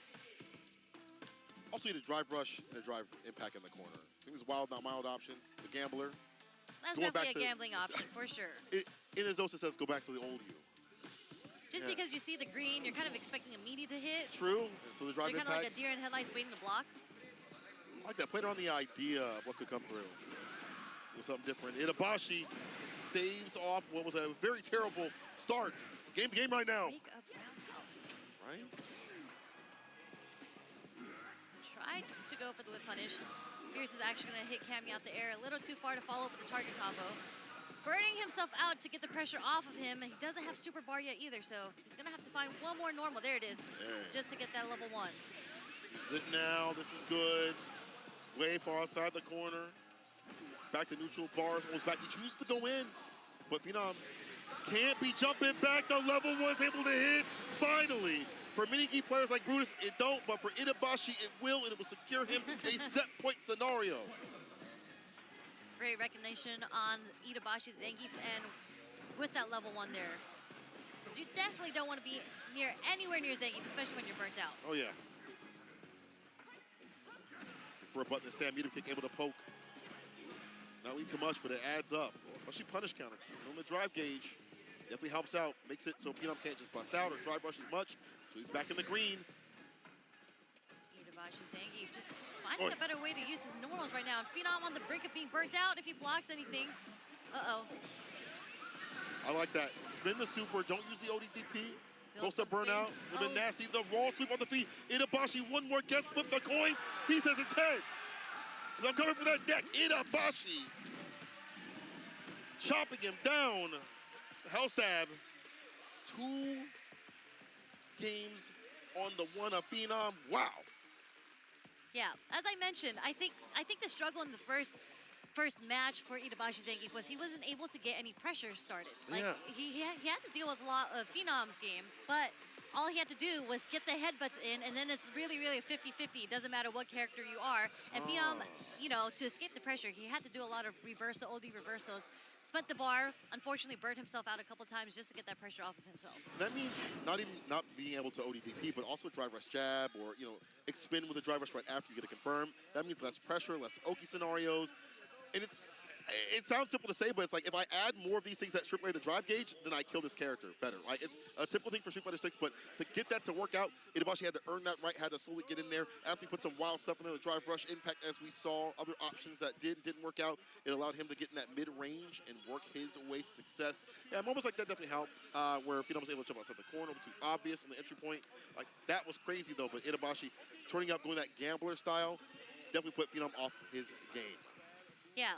And I say even in the first round, Phenom, he did a really, really good job of reading when Itabashi Zangief wanted to do the fiercest. That's why he got a lot of mileage off the neutral jump roundhouses. I didn't see that too often in the last game. True. Man, Itabashi definitely needed that as much as possible. Phenom, unfortunately, taking a heavy loss right here. A 2-1 sort of scenario. Could have been way worse on both sides of things, but look at that. Catching the jump back with the level 1. You rarely ever see that get done, right? I feel like a lot of things get whiffed for that. And fortunately, as I mentioned, some of the other key players doesn't work out, but for Itabashi, had the proper spacing and timing. And as you mentioned, strip away that drive gauge, gets the hell stab to finish things off. 2-1, and that ends out the entirety of this block. Indeed. What an insane... I mean, there really hasn't been any group so far where we're just like, oh, yeah, there wasn't many exciting moments. It's pretty boring, yeah. There's been upsets left and right all day today in every single group so far. And I'd say the upset today, I mean, just Salvatore taking on Punk. Yes. And was able to pull the win there. But look at that. Now we have Salvatore as leading in winners in this group at +3 points. Ain't a single person that has a fantasy bracket that has worked out at all. If you said it now, you're a liar. Phenom with 2-2, Pokemon with 2-1, Hot Dog with 1-2, Salvatore, as you mentioned, 2-1, Itabashi Zangief 1-3, and Punk with 2-1. There's a lot that needs to get done tomorrow. A lot of things that need to get fleshed out. In cross, I rely upon you for the math for that, of course, but tomorrow's going to be devious and dangerous. You guys do not want to miss any of the action. Obviously today, as we're not done with all the Capcom Cup play for day 2, but tomorrow especially, let's look at what we have right now. Salvatore in that winner side, Takamura in the losers, and Punk doing not too far behind. Not too far behind. So his match is tomorrow. Tomorrow is the last day. So there's still a chance for Punk to get out. He is going to have to play, I think it was Phenom and Hot Dog tomorrow. Nasty matches. So it's not going to be easy. No, not for anybody, of course. And we see how Hot Dog is able to turn up like volume and get better and better. And wow, the match is only going to get better and better out here. As they've been ridiculous. I feel like last year was great, but this year has been insane in terms of calling out who's going to make it, the absolute adjustments, the meta rising out here, and some of the players falling that we didn't expect. What it all goes to show is, hey man, Street Fighter 6 is great. We're going to have an interview real soon. Let me see who's over. There's that Salvatore. I think it is Salvatore. I mean, it should be Salvatore. He had a hell of a performance today, but I think they're still taking some time to set up. Reinhardt's, you know, dusting off his glasses right now, wiping away the oil, getting the mic ready. So we got a little bit of time. So again, this is just day 2 of Capcom Cup 11, y'all. We have 2 more days to go, and by the end of the next 2 days, someone is going to walk away a millionaire. I'm going to walk away in them DMs. We're going to walk away over to the interview. Let's pass it over to them. On your performance so far, absolutely amazing run there. Of course, 2-0 against Punk, you know, the world champion. Tell me, how do you feel about that? Had you prepared for Punk specifically? Why were you able to deliver such a dominant performance?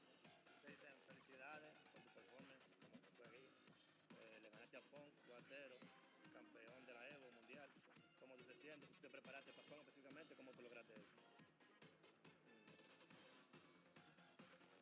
Nervioso. Tranquilo, habla conmigo. Háblame en español, háblame yo. 緊張してます。少々お待ちください。 O sea, es muy importante esta victoria porque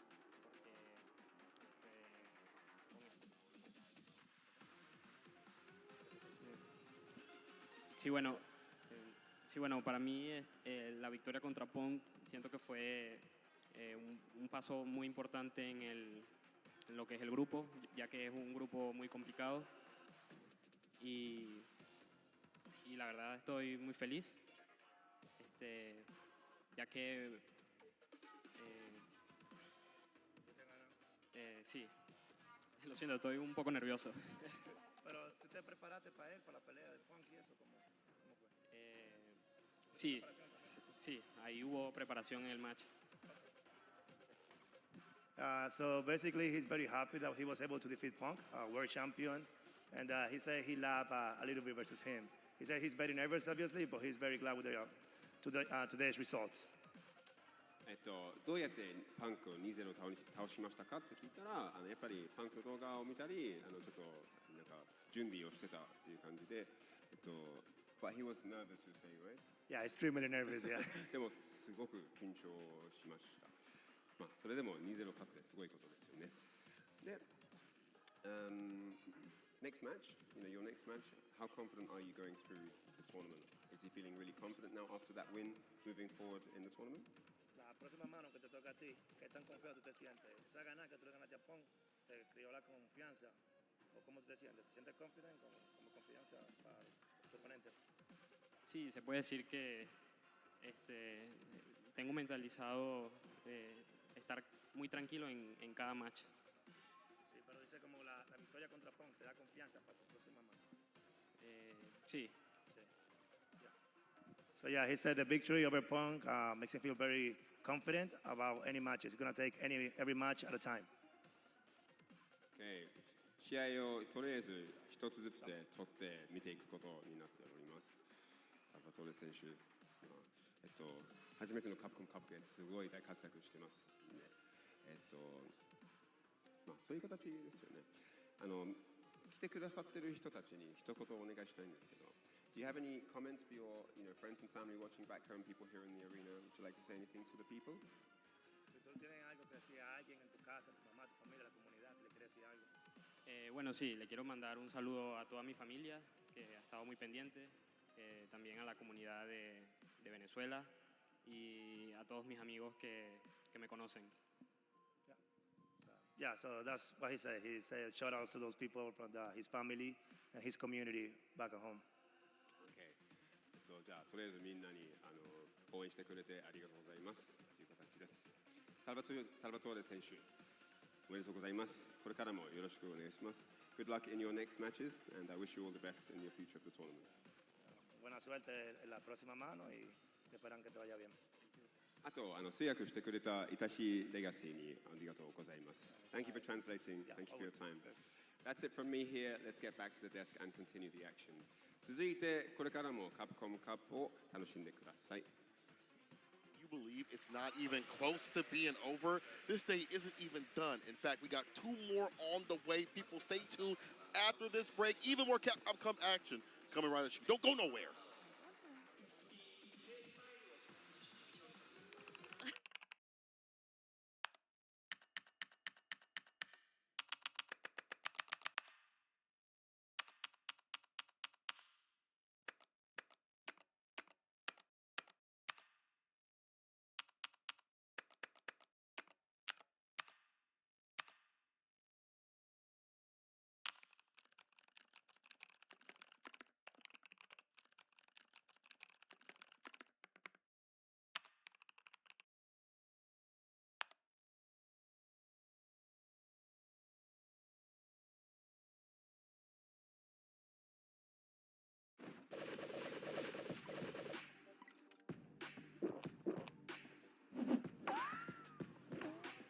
Red Bull gives you wings. Red Bull Kumite, Paris, 10-year anniversary.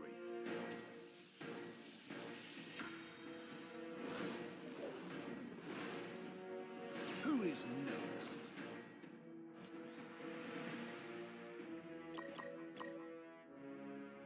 Big Bird. Kusanagi. Bonchan. Get your tickets now.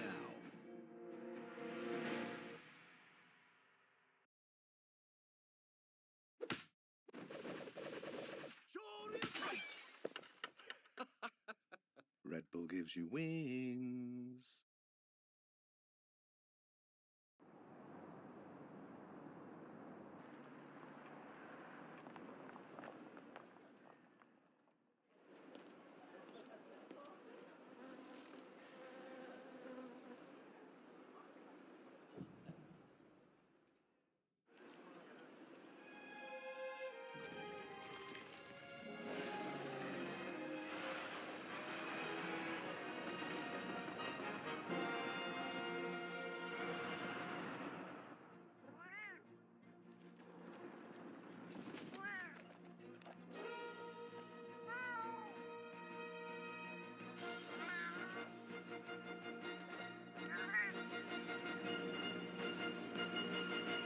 Where dreams become reality.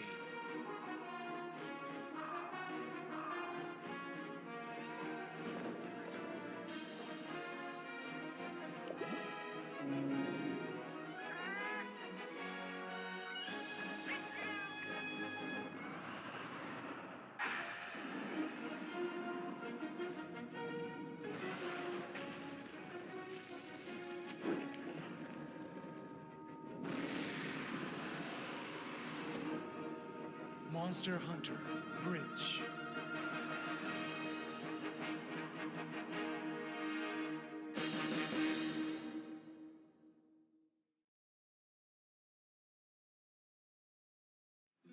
Show me what you have.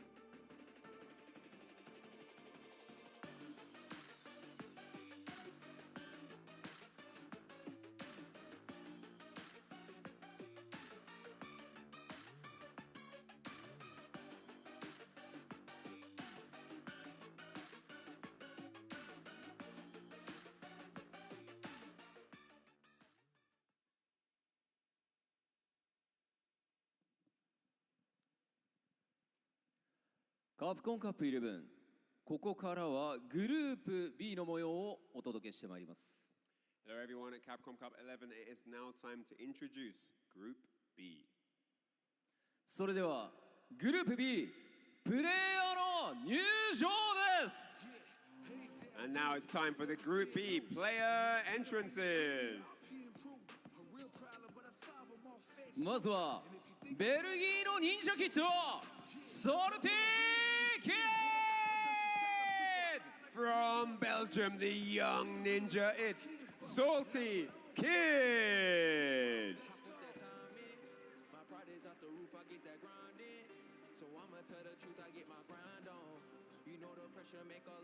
Bangladeshのトラ、サイハニック。 Next up, it's the Tiger, Sai Anik.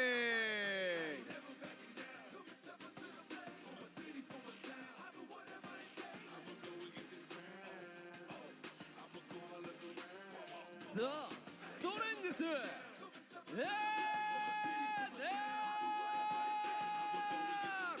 From South Korea, it's the Strength, NL.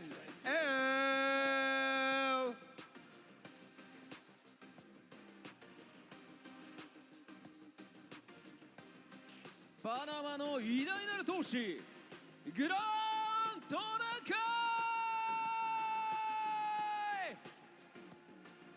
Next up, the Great Will, Grand Torakai.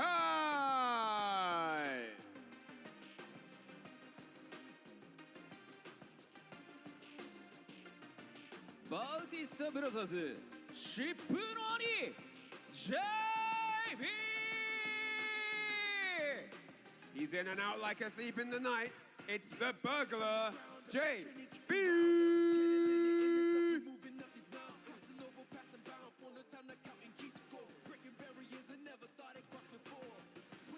カリフォルニアの白い暴走特急、ノーザ・プロセ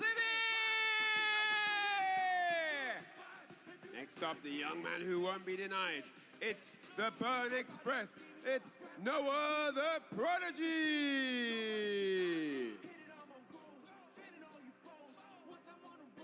さあこの B グループはかなり攻撃的な選手が多い印象ですよね。そうですよね。昨日ソルティキッズずっと大活躍して、キンバリーのねソルティキッドは2勝しているという中で、ゼロ敗ですね。はい。デイ2どうなるか。さあゆっくりとノアが手を振りながら今ステージに。これで6名のプレイヤーが揃いました。We saw lots of action from this group yesterday as Noah takes the stage as the 6th member of Group B, which are now all on stage ready. I'm sure they've only got tactics and winning formulas in their brains right now as they are ready to do battle here on day 2. さあこの6名のプレイヤーによって総当たり戦2日目を行ってまいります。3日間のうちの2日目となりますが、その中から上位2名がトップ16のトーナメントに進出となります。皆さん今一度大きな拍手をお願いいたします。 And as the group progresses, today is an extremely important day as we start to identify who is going to be going through into that top 16 finals. And it's all to play for here today and of course tomorrow. それでは選手の皆さんはスタンバイをお願いいたします。 Alright, if we could get all the players from Group B on standby and ready to start the matches. Thank you very much. そしてこの熱い戦いをさらに盛り上げていただくために実況席の皆さんにお渡ししたいと思います。実況席お願いいたします。 Alright, with that said, it's time to get Group B underway. So let's throw it back to the casters to start the action. Thank you very much. And welcome back to the Ryugoku Kokugikon live from Tokyo, Japan. Myself, Ringe, along with Sankola. What's good, family? You already know we got the second to last block of the day. Group B with some of the heaviest hitters in the building. 100%. No other Prodigy, JB, and also people with something to prove like Grand Torakai. It's going to be some hot action. You definitely want to sit down for this one and enjoy all and every bit of it. As you mentioned, it's Group B, second to last right here. We switched things up a little bit, but it is day 2. See who gets through and who might be joining the stands like some fans. Don't want to be doing that million on the line. You don't, man. You don't. And only 2 people out of each group can make it out, right? As you can see right here, the group participants, Salty Kid, Onic, NL, Grand Todokai, JB, and Noah the Prodigy rounding out this star-studded group, of course. And we saw some intense action on day 1. Of course, Salty Kid letting it be known. Might be the youngest kid on the block, but he might be the one to watch out for the most. Having the grand total of +2 after the 2-0. But Noah the Prodigy also has the same exact point differential with only 1 game played, right? With that dominant performance over JB. Incredible start for him as well. JB did bounce back from that loss, earning himself a 0 differential while at 1-1. Grand Todokai looking to bounce back from that first day, and NL trying to make some headway while Onic looking to put a dub on the board. Definitely should do so because, again, day 2 is going to get more devious. Even try to get through on that day 3. At this point, some of these people will know that they won't be not making it through. Salty Kid, though, I want to highlight him. I mean, he did some fantastic stuff yesterday, exploding and exceeding expectations. We saw him play the Mika before, obviously the Poison right after that, but now has been so good in the mix of opportunities with the Kim. What we're getting, though, to start things off is Grand Todokai and Noah the Prodigy after that. JBNL, Salty Kid, Grand Todokai, Noah, and then we see whatever that is at the bottom right there. I don't know what that's supposed to be. Yes, indeed, a file. Yes, a PNG has been corrupted. It's a new character. But JB after that and Salty Kid, I think actually that's supposed to be C right there for Noah the Prodigy. Gotcha. That second to last one right there. So we'll get that, of course, when the time comes. But yeah, we're going to start with Grand Todokai and Noah the Prodigy. And we'll see if Noah can carry that momentum, right? Yeah. Not only did Noah defeat JB, who was his captain in SFL US, right there. but he also retweeted the tweet of JB being like, you sitting down, lock in to sit down and not play. So Noah, you already know he's one to pop off, and he let it be known that he's coming not only to make it out of the group, but wants to make it out in winner's side. Oh, 100%. A lot to prove for him, not only in the streets of right here, but in the streets at home. You know, people watching him. You might say what you want to say about Noah, but he got here for a reason, right? Yes. He is a strong competitor, a strong player, and he definitely deserves to be out here. And the way that he plays, the way that he bulldogs, makes you uncomfortable. And then when you try to do something on defense, he makes it worse. We saw it yesterday with the jump back, medium kick. Perfect button to do so against a drive reversal opportunity in the corner. And then jump back OD fireball. Not only is that safe, it just catches things with the fastest and the quickness. However, Grand Todokai, as we mentioned, from Panama, shouts to them. Absolutely. And their growing esports community has something to prove out here with his JP. Played this character since even when the nerfs had happened to him. Yeah. The crouch fierce nerfs, the other things that had happened in terms of damage scaling, they brought some of that back. This character is now in some people's top spots, at least top 10s. And Grand Todokai is definitely top 10, top 5 for the JPs. And we're going to get that classic duel of Luca jump heavy punch versus JP crouch heavy punch, right? We'll see how that all plays out. But yeah, 2 stars right here, 2 up-and-comers, even I'd say beyond that, 2 established players right now, Capcom Cup, CPT veterans here. And Noah the Prodigy, as you mentioned, probably the best player in Burnout in the business. 100%. I shouldn't say probably, yeah, definitively the best Burnout player in the business, the Burnout Express himself. And yeah, I've seen Rob TV, I've seen Incross highlight a couple of things, right? That Noah's style is even more potent in big stages, right? Because he doesn't get affected by it. He's gonna play his game no matter what. He takes the flip-flops off. He's got the socks on stage. He might as well be back in Lompoc, right? That is insane. The socks out on stage in public, that's insane. But the way he has been so comfortable in these big scenarios, as you mentioned, the lights on him makes him even more emboldened to play better. When the people don't like him, shouting that back at him on Twitter, he's clapping back. He is emboldened by that, gets stronger, gets powered up. It's like a Zenkai boost. And when he gets set loose out here on this big stage, it's only going to be worse for the competitors. In the reverse of things, though, Grand Todokai has had that hump that he had to get over. I hate the game. I don't like what's going on with it, yada, yada. And then finally figured out it's me. I have to change the way I'm approaching, how I'm thinking about the game, and it led him to qualifying for Capcom Cup. But as you mentioned, it's going to be how can I deal with the aerial approach of that jump fierce, even jump heavy kick, dangerous to deal with. Yeah, 100% right. Grand Todokai, as long as he can kind of slow down the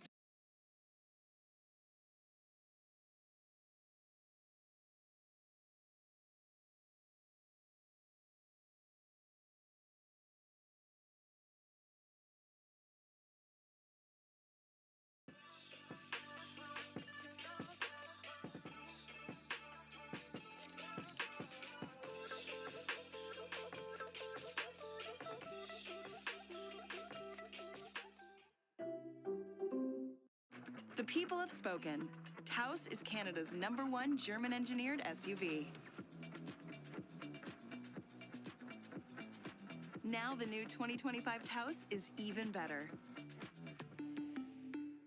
Mindset is so important in stuff like this, Yes. right? Especially Yes. going up against somebody like Noah. Noah is one of those players that will induce Salt with the quickness, Oh, right? yeah, You're like, immediately. man, I gotta deal with all this. He's not really even thinking, like, where are these parries? He's just parrying and neutral, all this. You know, definitely he does a lot of things that can get you really angry. So you Yeah. have to work on your mindset. And if Grand Totokai has made that journey, then that should benefit him greatly in this set.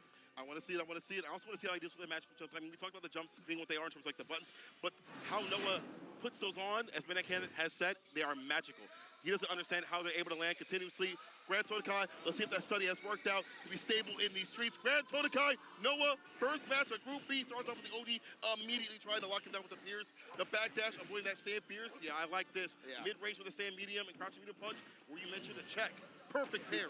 And look at that now, parrying the stand fierce. I really love how aware Grand Totokai already is of that stand fierce range. Noah obviously bully balls with that all day, every day. And Grand Totokai, you gotta put the departure up, but now respecting the ODDP, that could cause trouble, and now you already reaching. I would have liked some more disciplined defense, because now Noah's got to lead just like that. Got to make him earn it with a couple of throws first. Like reversal of all things. A lot of R being expended right here. Trying to go for the sweep. The neutral jump was there. Needs a punish. He dropped it again. Gets a drive rush throw. That's a punish counter. Burns him out with a jab. Finds the target combo on point.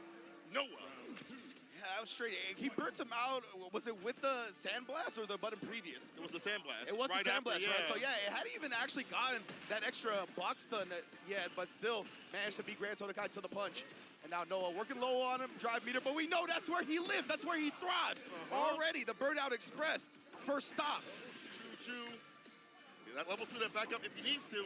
Can Grand Totokai get the size which he can, and the departure to land appears. There it is. Just make it snap. Wall splat, stand fierce, departure, harass continuously. I like that jab, that long range on that, more than crouching right. Finds the follow-up. Oh, but yeah, the extended block stun right there from the spike and being in burnout. Actually, it was 2+ for Grand Totokai to get the throw, but it don't matter. He wraps it up regardless, and we are all tied up in game 1. Bringing it back to the break and a lot of more to work with. Noah the Prodigy might go for even more drive rush shenanigans, of course, to bring himself out. As long as he gets the bar at the back, he will back himself up with it. Starts off with the knuckle and the heavy finisher. You can't keep reaching, dog. Hands and arms inside the vehicle. He's already paid dearly for that, but he does side switch, and this is going to be big. He's got a big opportunity to take advantage of Noah with the level 2 while in burnout. How are you going to get out of this one, fam? Just locked down. You got to guess which way. No escape from there, and he gets opened up low. Now the OD departure as well, but he gets air-to-air out of it. Perfect, but don't back though. Yeah, do not DI that. You would have got level 3. Immediately that's the Noah's Prodigy special right there. The fireball trying to walk him down. He loves that heavy flash knuckle, right? Because if you try to DI, he'll just cancel to level 3. But Grand Totokai looking strong, and he tried to chase him down with the knee. But the spacing from Grand Totokai since round 1 has been immaculate. He's been aware of the stand fierce range, aware of the different drive rush potentials, including that forward momentum knee. Immaculate play so far. That is insane. He studied where Luke wants to be and where Noah wants to be, more importantly. Backing him ever so slightly to find the perfect buttons and where JP would like to extend the stand fierce, stand medium, crouching medium punch as per mentioned. You'll take that trade, keep him out. Long distance relationship. It's not you, it's me. No communication issues here. Oh, OD. Actually gonna burn Noah out again, and we usually say, right, this is where he lives, this is where he thrives, but it's been a bit of a struggle because JP is one of the best characters in the game against people in burnout. 100%. No one would like to have the bar at the bomb to back that up, right? Be able to have like a super, interrupts the charge knuckle. I like this for Grand Totokai. Go in, but here's a knockdown, a chaser for the plus frame. Stand fierce, did not body confirm though. Yeah, exactly. Noah, he got in a couple of hits here and there, but nothing significant made out of it. Oh, and then the parry after the trade. A Noah classic, honestly. Yeah. Chaser for the ult. He goes for the stand fierce this time. The throw is fine. Noah's running this back with the quickness to sweep. We've seen that. The catch the backdash here from Noah continuously. And here's a level 2 coming through. Man, these level 2s are going to haunt Noah's dreams tonight as he looks for the parry. Grand Totokai knew, now that you have that available, now that you ain't in burnout, that's definitely what you're going to go to. Noah knows you rock the blue stuff in the wrong neighborhood. It's not good. Yes, sir. Running wrong colors out here. And Noah got the goosebumps. And there it is, that crouch medium punch again. It's not even checking drive rushes, but it's being such a menace in the neutral game. It's definitely making Noah hesitate, and then he tries to parry the spike, but just teleport throw. The whip! Caught the recovery of the button right there. I should say the follow-up button on the counter hit. Amnesia comes through against the drive rush throw. Too many options right there, Noah. Not staggering enough. What's that scenario? Looking very long for Noah at this point, but the neutral jump does catch the extended crouch medium, and you already know that level 3 is going to come out, so he's able to build back out of that burnout and get his green stuff going. After this, yeah, far back rim at before Odie Farm. Who wants some more drive rush opportunities? Again, Grand Tokai with the walk back. Finds again from up the stand Pierce. As we mentioned, Manu walk back. Finds another level 2. Haunt this man's dreams forever. Put him to bed. Wow, man. Grand Tokai. What a performance to start the day in Group B. I just heard Mama Tokai screaming from the stands and does it for Panama. You see the elation. But you gotta give credit to the situation. Be able to walk back, find the perfect punishes. The timings were fantastic. Man. Yeah, I think it really comes back to that journey that we talked about with the mindset, right? He was at the end right there. He was below 1 drive gauge, and it would have been very easy for Noah to burn him out. Yeah. And in situations like that, right, you tend to risk something as the player that might get burnt out, whether it be parry, whether it be OD amnesia, whether it be super, and he didn't do any of that. And Noah did try to bait something out, so he walked back. Grand Tokai got that space, and that's what allowed him to establish that combo into level 2 again. So just the discipline and defensive decision-making from Grand Tokai, I mean, wow, very impressed to open this one up. There was one where he woke up sweep and it didn't work out, and then he does the sweep again. Again, that showed me the intention to catch some of these jump backs, dash backs, whatever it may be for Noah to reassess. He's watched what happened previously to JB, the jump back medium kicks, the baits on the drive reversals and things like that, and said, I'll just delay a little bit. And you see the pop off in the top left corner here for Grand Tokai. Well earned, well done from Panama, putting pain on Noah. Absolutely loved the opener for this one, man. What an immaculate day of Street Fighter it's already been. Second to last group of the day as well. Second day of group stages. We're getting all the drama. We're getting all the drama storylines for day 3. Ooh-wee. It's going to be a great one. And we got another great one on deck. Coming up next, it's going to be Cloud9 JP going up against Falcons NL. This is going to be a barn burner, bro. Oh, yeah, he was salty yesterday. He was mad as hell. JB? He's like, he got jumped in on. He was like, man, I'm salty as hell. So we'll take that sodium out on NL unless NL fights back and bites back, which he has been able to do so. You see that 1-1 right there. I want to highlight NL real quick. Been able to kind of scale back and be better on defense where I feel like he's kind of faltering. EWC, LCQ against like Lashar, kind of getting pieced up. And I feel like that was kind of a turning point for him to strengthen the Akuma. Akuma's kind of a hard character to play despite all the good tools that he has at his disposal. Using them in the right way takes a lot of work at high level. I just see, this is my first time seeing JB say he did the hair. My man, okay. Relax. He knows where his bread is buttered. I feel you, as a fellow hair fellow myself. True. But great stuff. Great stuff. And you can see Grand Tokai really bounced back, gave himself, I think, a 0-point differential after that dominating performance, along with Noah having a 0-point differential now as well, or round differential, I should say. But yeah, between these two, right, they're really going to be looking to try to establish themselves in that upper echelon of the results here. And it's going to start right now, obviously, as you said, NL struggled a little bit on day 1, but not out of it completely just yet. So he's still going to be in prime position as long as he keeps these dubs flowing to make it out of the group. And same story for JB, as you said, salty in the first day. And a lot of people, you could tell, were, the nerves were flowing in day 1. They want to talk, man. We be like, hey, you good? And they just walk away and it's like, all right, I'll let you go, bro. That's how it be, though. Day 1, definitely about the nerves, about trying to establish yourself. How far are you going to expose some of these game plans? In the day 2 is where it really comes down to if I'm going to survive or if I have to ruin people's day on day 3. Whatever it may be, we're going to get here. JB, going to him, though, even though this matchup isn't really that much in favor, I think, of Rashid, I feel like the dive kicks delete a lot of what you want to do as the anti-air approach. Just try to go for like a medium spinning mixer. If you go for the demon foot dive kick, it blows it up damn near every single time. It is just a horrifying thing to see a demonic character approaching the skies continuously. But for JP, I feel like he's played this matchup so much, so often against Punk. You have Samurai out there. It's a million Akumas, of course, if you are in the U.S. So he's going to have some matchup knowledge, if not a lot of matchup knowledge. So NL better present something different. Yeah, I wanted to highlight something similar, honestly. The fact that, Rashid, we've seen a lot of struggles with the anti-air, right? Whether it be anything that can alter your trajectory in the air, Rashid's got a problem with it. Whether it be Cammy, whether it be DJ, or, of course, the Goki, a.k.a. Kuma here, right here. Let's get it popping. JB versus NL, game 1.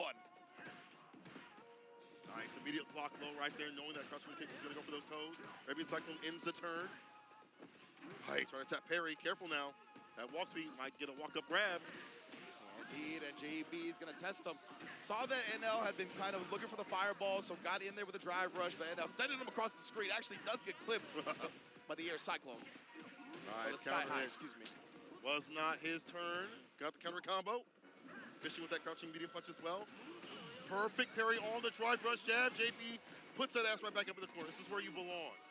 Indeed, this is where he's trying to shut him down, but NL, that forward medium kick, one of the most potent tools in Akuma's arsenal. even after the nerfs that have happened, that snap kick, good establishment tool with the counter hit the trade, delays the cross kick to get the low. Fantastic. Goes for level 2. Isar. See, he's got the enhancement. Oh, yeah, he didn't want to follow it up because he knew he was going to follow it up right into the tornado. Puts the pressure on him, trying to save a bit of that drive gauge with the parry. He's looking for the perfect, but man, the DI, it was definitely unpredictable. JB finds it and rides it all the way to the victory.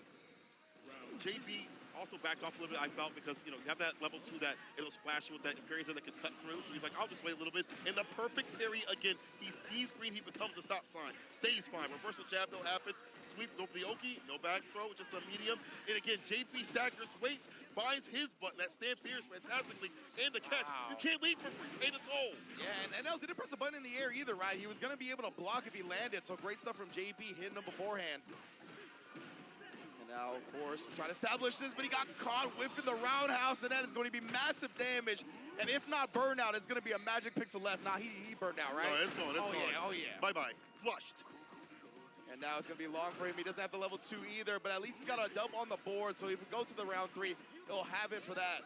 Oh, that chase down as well. No easy escapes, even with the wall clean, even with the sky high. Hot pursuit. This character's got that need for speed with that walk speed. Always able to track care where they're at. Final round between the two. Charge up fireball to have that barrier. That's why you can't let the fireball initiate like you like to as Rashid.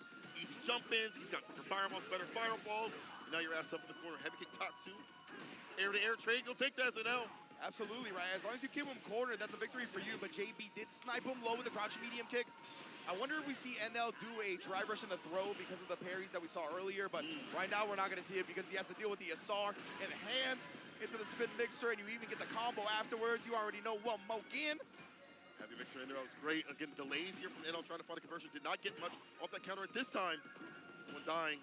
NL trying to find the appropriate way to just enter in. He can't drive rush trap. We saw how guys been perfect parries. Get the fireballs down.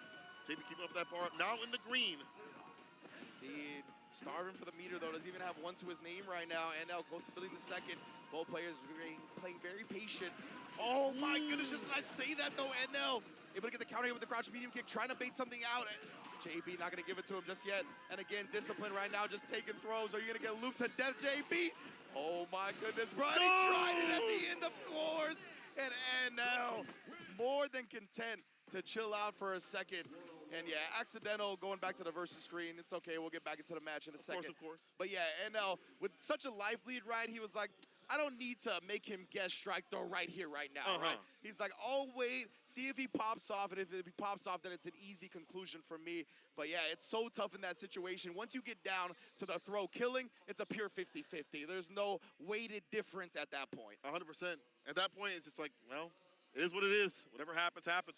So like most people be like, well, I backdash early or whatever, but to be there, it just feels different, right? You're getting so looped after a couple throws, you're like, damn, now I'm in the verge of dying at that point. And honestly, it feels like to be able to get walked down, it's the danger, the fear of that crouching medium kick. JBF doing a lot of preemptive stand heavy kicks to catch that, clip that, and then NL responds in kind with fireballs, drive rush jab when he catches it whipping, things like that, looking out for the button right after. You know, you talked about, oh, I would have backdashed earlier. Well, hindsight's 20/20, no, right? Of course, like, yeah. All the armchair, right, I'm not saying you did. Yeah. That's the armchair quarterbacks at home. But yeah, of course, it's always better to not be in that scenario in the first place. Of course. You're always going to find yourself in unfortunate scenarios in fighting games. That's just how it goes. And now already we've established the corner. What are we going to do with it? Oh, the walk back stand pierce confirmed. Yeah. And you saw JB, he walked forward to try to call out NL, like hesitating for a second. Yeah. But wasn't quick enough on the trigger, got counter hit, and NL has already found himself at set point. He's not even set, he's flight time with that. Trying to get for that walk up, back to possibly switch it up a little bit. Perhaps. And then with that big stand pierce, can control the corner, but we're going to the corner. Let's see what Rashid can do. Meaty. And now. That's Sappy looking for that counter hit. Ooh, beautiful spacing from JB, though. Clean whip punish on the big heavy attempt. Now he's got to keep riding this. I know he wants to keep that meter in his pocket because he's found himself at a deficit, but no, the pressure. Actor works out here for now. First option. That could have been a throw. Drive gauge gone now with the drive reversal to get some distance. Yeah, and now JB's going to be willing to use the level 2, right? Because it's a burnout. Oh, my goodness. NL could have canceled that into CA. Oh, my goodness. He's going to get a combo off of that instead. The wall cling, you are dead. That is game, set, match. Falcons and L. Perfectly plotting, right? JB had consistently been going to the wall cling, trying to combo that with the sky high to escape the corner. NL had been trapping him there, but not getting anything significant until now, right? Beautiful intel and adjustments over the course of the set to make sure he scouted that and made JB pay dearly. That was fantastic in terms of like the corner pressure too as well. We saw previously. We saw that JB won that walk-up back throw. He walked up back to hit that stand fierce. Perfectly done for the corner to call that out. And after open the throw, that's what you want to do. You want to be a little more active. After like the first or second one, after that, you're like, okay, never again, not me. Never but that, you can play around that though. Never That player plays around that. Oh, man. So yeah, we'll take a quick look at the replay here. JB, he was off to a solid start, right? He actually took the first round, but that's sometimes all the opponent needs, right? That first game, that first round can be intel, and that's what it looked like for NL this time. Was able to really.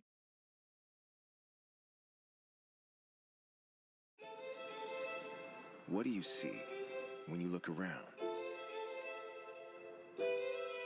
Amazing ideas, the latest trends, things that change lives. For those in the skilled trades, it's a world they help create. Discover more than 300 careers and the unmatched feeling of saying, I made that. Learn more at canada.ca/skilled-trades. A message from the Government of Canada. All things you have to worry about, but when it comes down to the player aspect, NL has been hyper-focusing on that. We see it in the match. We see him get some big dubs on the board. 2-0 on JB. We knew it was going to be a hard one to play, but in the way it happened on the ground, of all things, the ground game, insane.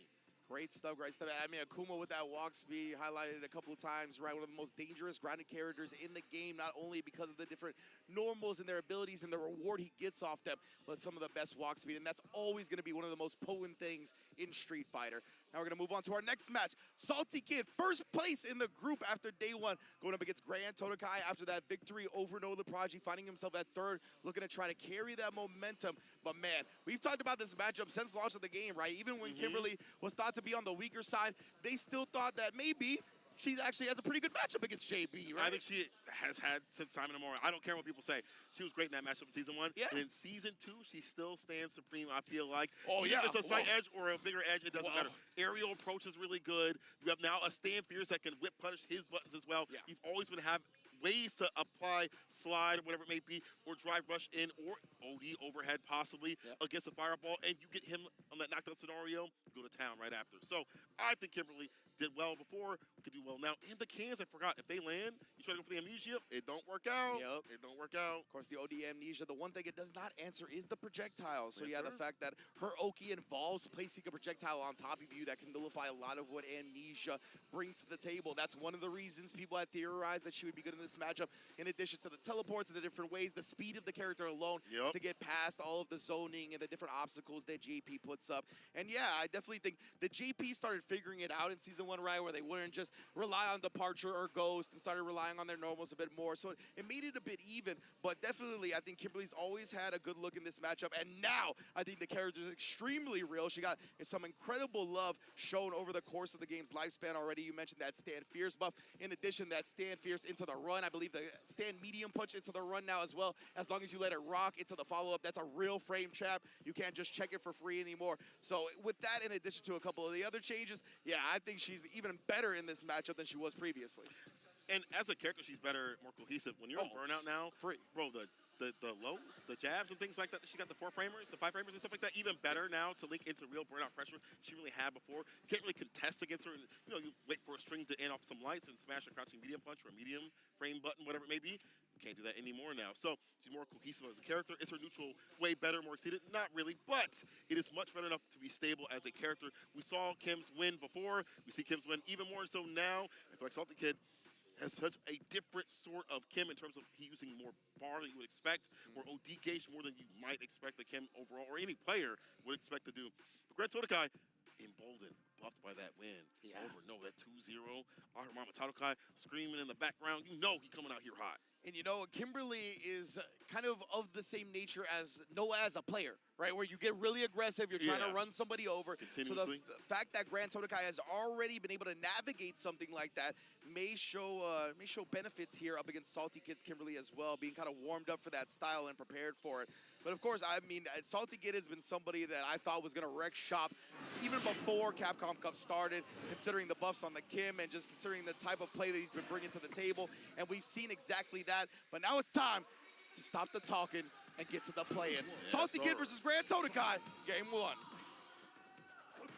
Stand medium already, but there is the side and the throw applied right after. Look for that punish, gonna be nice. Amnesia sets it up right now, gets a side switch. He'll take this and back to mid-screen.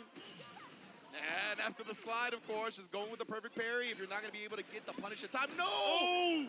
Mistimed the DI. Weird execution error right there. And Grand Todokai, of course, going to take full advantage of that, get the side switch. Oh, got caught reaching and then tried to parry after. Thinking he's going to fall with the button. Wakes up with the parry on that. The Super wants to kill the drive gauge. I agree with this. Spin women burnout. And spin the can on it as well. Yeah. And this burning pressure gets way more real. Stand Fierce cancel. Interruption. Grand Todokai doing whatever it takes. The side does get the punish down for the knockdown. The DI finally gets it done. Gets the wall splat. The bomb can to land. Gonna get Crouch Spears. Pick up for the up kicks. Let's go for a reset here. Yeah, what's it gonna be, right? Oh, actually just loads up the can and then catches Todokai reaching after the air hit. Man. Yeah, you can tell Grand Todokai just uncomfortable in that scenario. You're never really gonna be comfortable against Kim, right? You have to 100%. Embrace that aspect of playing this matchup. Like the matter that she has to take like, you know, a few more hits than you to get through in terms of like a kill. Yeah. But they can be so frustrating, they can compound, stress you out. Stand Fierce departure now. Grand Todokai does Salty Kid out. Doesn't have the defense to work. That's the problem with her. She needs that part of the bomb to bust out. Comparatively on defense. Finds firm with the heavy kick. Oh, Grand Todokai showing what pressure really is up in the corner with some archers. The teleport throw. He gets it, lands a perfect KO. And remember how that started. He got the level 2 off. He's been such a master of level 2. And what he built before round 3, another level 2. And of course, staying just outside that slide range. We saw Salty Kid look for that in the beginning. Grand Todokai already adjusting his spacing. We talked about his spacing. It's been so good today. The confidence in the spacing too as well. These anti-airs off. OD, we activate for the level 2. New buff in season 2. Oh, good block this time. Yeah, he went for the same mix-up, it looked like. Salty Kid able to navigate it properly. But nonetheless, still has to deal with the departure ahead of him. Oh, into the low ghost. That was disgusting. Double perfect. Oh, it's 2. It's 2. 2 in a row. You got ghost flow. Oh, goosebumps. First game here to Grand Todokai. See if Salty Kid can run it back. Thing is, we talk all these good things about Kim. Her defense in the end is one of the worst in the game. You have to use the bar to bust out. And again, Salty Kid has not had an opportunity to do so. We'll see if we can put that pressure on Grand Todokai and flip the foot. I've been just so impressed with Grand Todokai all day today. Salty Kid does have the corner now. Of course, this is where Kim's bread is buttered. Even tried to catch him pressing a button right there, but you can see Grand Todokai's defensive choices have been so on point, man. And the button choices too as well. Stripping away the drive gauge as he can. Takes up the turn. Knows to not go for that crouch spear, so that weird angle might get jumped in on before it can come out. But now, go for the corner. What is the defensive play? He takes a few more throws here. Try to jump out. The crouch spear was there. And the overhead, the neck hunter. Cut him for that neck. Salty Kid, that was beautifully timed, but he could have got more out of it either way. Grand Todokai's going to get a chance to play this round now, and oh my goodness, we're on the verge of a level 2. Nice. Able to scoop forward just enough and able to get that grip before the departure hit. Ooh, that could have been bad. Exactly. That's always one of the primary ways to avoid the spike from the departure, right? Trying to get yourself locked into the cinematic of the throw. Oh, and we talked about that before. One of the best drive rush check buttons in the game. It's been that way since launch, the crouch medium punch. If you would have went for a throw, it would have worked out, but I like the idea, the intention. Salty Kid now in burnout. Level 2 is activated here for Grand Todokai. And a level 2 right now, this early with this much bar. If he wins this round, he's going to have another level 2 very early on in round 3. That's true. And that's been a disaster for his opponents. It's really been the thing that's led him to so much victories. That's the whip punish. Kills a little bit of drive gauge right there. There's a lot more, though. Salty Kid looking for a confirm right now. Let me get a level 3 off just to kill that drive gauge. Give him that speed and power boost. The Amnesia is out. Like that, of course, Kim still stays safe from that, but Grand Todokai, it's his mind to have a little bit of ease here, but it's not going to be easy. He picks his choices, picks his button perfectly again. Beautiful 4-frame. Interrupts the overhead. You're not dead yet. Get OD with a kill with that crouch, even a kick will. Grand Todokai on set point, looking for another 2-0 for a top player, a top pick. Wow, man. And this is against the #1 player in the group so far. And we already talked about it, right? Having that early level 2. Good blocks here. Actually did get clipped by the last spike high, I believe. That's true. To the corner, that's not the right way. Had committed, unfortunate that his Helamitis level 3 didn't work. It did, he committed to a button, so that means we see the speed and power of boost right here for Salted Kid and the Kim. Kills the drive gauge too as well. Not so good drive rush back though, oh no. That's now looking much tougher for Grand Soda Guy here, but check in once more, Salty Kid. Yeah, Grand Soda Guy has been looking for the parries on the jump-ins a couple of times, so I like to switch up to the empty jump, but the Fierce is a huge starter. And no, Grand Soda Guy is approaching that level 2 yet again. Best be careful, gets the throw, that's gonna build him. Not just quite yet, my bad. Well, now the train tried to go for it. Better area for Salty Kid. He tried to catch that, walk back with the heavy kick, or game the game right now. Salty Kid staying alive and trying to thrive. I understand that a lot of reward has been granted from that level 2, but Grand Soda Kai, that was a little ambitious, right? Pressing the big heavy kick right there. Obviously, that's one of the primary ways to get into the level 2 off that target combo, but yeah, that was ambitious on that one. A little bit too much. He's very big on the heavier buttons, just to catch walkbacks, to catch certain, opportunities right here against like throw base and things like that, but as you mentioned, did not get the reward that he wanted. Oh, misses the drive rush. Crouch heavy punch, unfortunate teleport throw, give you that drive gauge and that health. Meaty spike. Was not perfect parried. Drive gauge, all so good. Does get the finesse and bless, but not the proper combo. Oh, it's a reset. I get it. All right, fair enough. Yeah. Salty Kid says it's all part of the plan, bro. Don't worry. Yeah. Oh, and then blowing him up. That nice little frame trap after the jump in right there. That's, I think, only -6, right? If I'm not mistaken. That's true. It could have been a bigger punish there, but the Sasha will happen here for Grand Soda Kai. That could have been way better. At least a corner carry sort of scenario at minimum. Salty Kid. Now down that round, and Grand Soda Guy back on set point. Anti-Iris here with the heavy. Looking for a button, but that was not the choice. Went for a slower option. And Salty Kid went for a 4-frame. Back to back with the Fierces right there. We talked about that button. It's been shown some extreme love. And Salty Kid putting a great use to it here. Establishing the level 3. This is a great time to use it. To have the install. Potential round 3 if we get there, but right now he's got to get through this one. All right, Pierce, departure. Pierce departure, again set it up to control his character around a little bit, obviously harder to do. Throw, no, crouch Pierce, instead tries to kill the drive gauge as much as possible. Perfect parries clutch to save the drive gauge, put him in the corner, heavy again, I knew it. Throw. You seen it, Grand Soda Guy has been looking for parries to primarily deal with these jump-ins, and Salty Kid had already shown the empty jump throw. Went right back to it, but no, he tried to check it. It was at an improper angle. Grand Soda Guy checking the drive rush once again with the crouch medium punch on the verge of taking the set. Can he clutch it out here? He's about to get his drive gauge back. The trade. Oh, he threw it out of the overhead. What in the world, Grand Soda Guy? Ready for it, and Salty Kid, man. It was one of those situations, right, where you go with a panic throw and a scramble like that, and Salty Kid, that's not an actual airborne move, despite her looking like it is. Yes. So, yeah, it was a little bit too long a startup. Throw beats it in time, and Grand Soda Kai, man. What clutch performances here on day 2. Gotta be kidding me. On some top dogs out here. He proven that bite, as big as his bark, Grand Soda Kai bringing it back. Again, he was one of those players that didn't have the best day previously. Today, he came to play. There were definitely moments where Salty Kid was cooking up. We saw the slide with the punish counter, stuff like that. The corner pressure was real good in the start. With the defensive decisions with the 4 frames, when those were coming out, once he gets some run cancels as well, he was like, okay, this isn't real. I'm going to jab this out. I know you're going to dash up. I'm going to jab this out. Yeah. Even some of the mistakes that he had, with the heavier buttons, obviously it wasn't the best, but it led to reward more often than not. And I feel like he started to adjust a little bit and say, okay, let me pull back a little bit. And man, he played so well. To be able to get that back in that clutch scenario, to not get overheaded, game front around would have been, I think, a very hard thing to have to deal with in terms of like the momentum that Salty Kid was starting to bring. Grand Soda Kai, he is the one that is Sodium Sam. Yes, indeed, man. What a performance here so far in game 2. And yeah, I was just impressed. So many great defensive choices, right? We hardly ever see him got caught by the frame trap from the run, right? Yeah. He always picked the right time to jab. Knew when Salty Kid was going to switch it up and stop and try a different type of reset pressure. Just immaculate. When somebody's that right, it's extremely difficult to defeat them. And of course, the level 2s were in potent presence. And man, there it is once again, right? You can see him grasping his hand, clasping his hands. You can see all these players. If you check their Twitters, their hearts are racing in these 2 out of 3 sets. So beautiful stuff from Grand Soda Kai, able to close that one out with another victory. Clutch play, walking away with head held high. I know that this has been tough for him, difficult for him. in terms of like his journey of Street Fighter 6, yeah, Street Fighter in general, but it's led to this. The grind pays off 2-1 right now, +1 overall in the standings. Grand Todokai is looking good.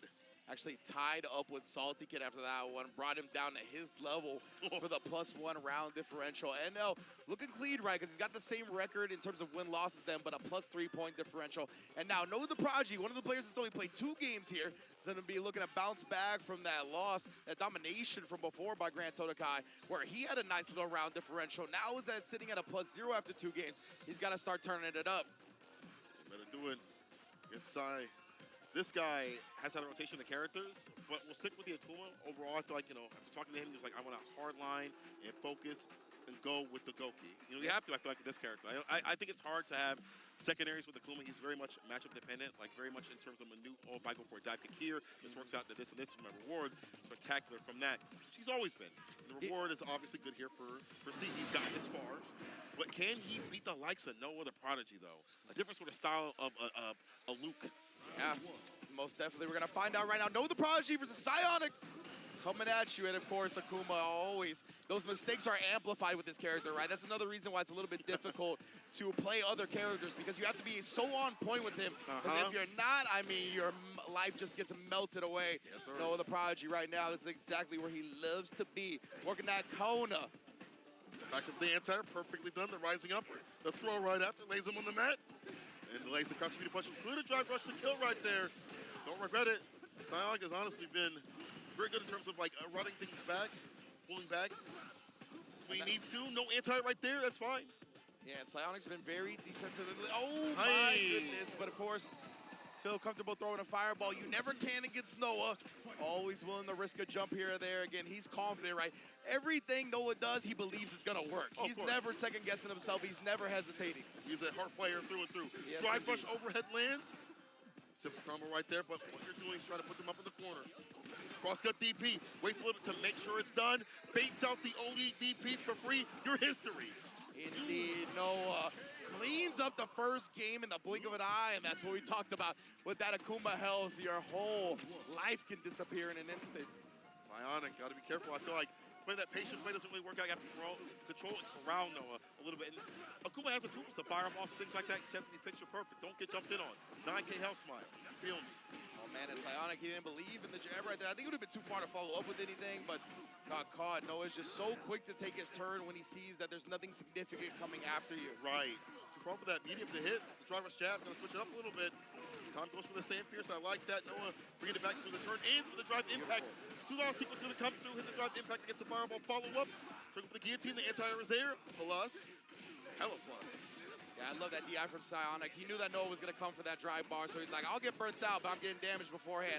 Nonetheless, though, Noah has been smothering him in the corner. Now the level 1 is there to relieve some of that pressure, and he did it at a perfect time because now he gets the drive gauge back, but ooh-wee! The OD Sandblast follow-up blowing through any projectile. Boom, boom, boom, boom, boom. Noah the Prodigy. Oh, that West Side Gun Oh, yeah, listen to that. Oh, yeah, you feel me? You know, already. I like that 12 album. Nice anti-air right there. He probably is doing a good job of watching the skies. Does get the heavy kick heavy kick finisher CG, get that quarter carry. What you think you have the control, but Noah says no. Off the drop. No, yeah.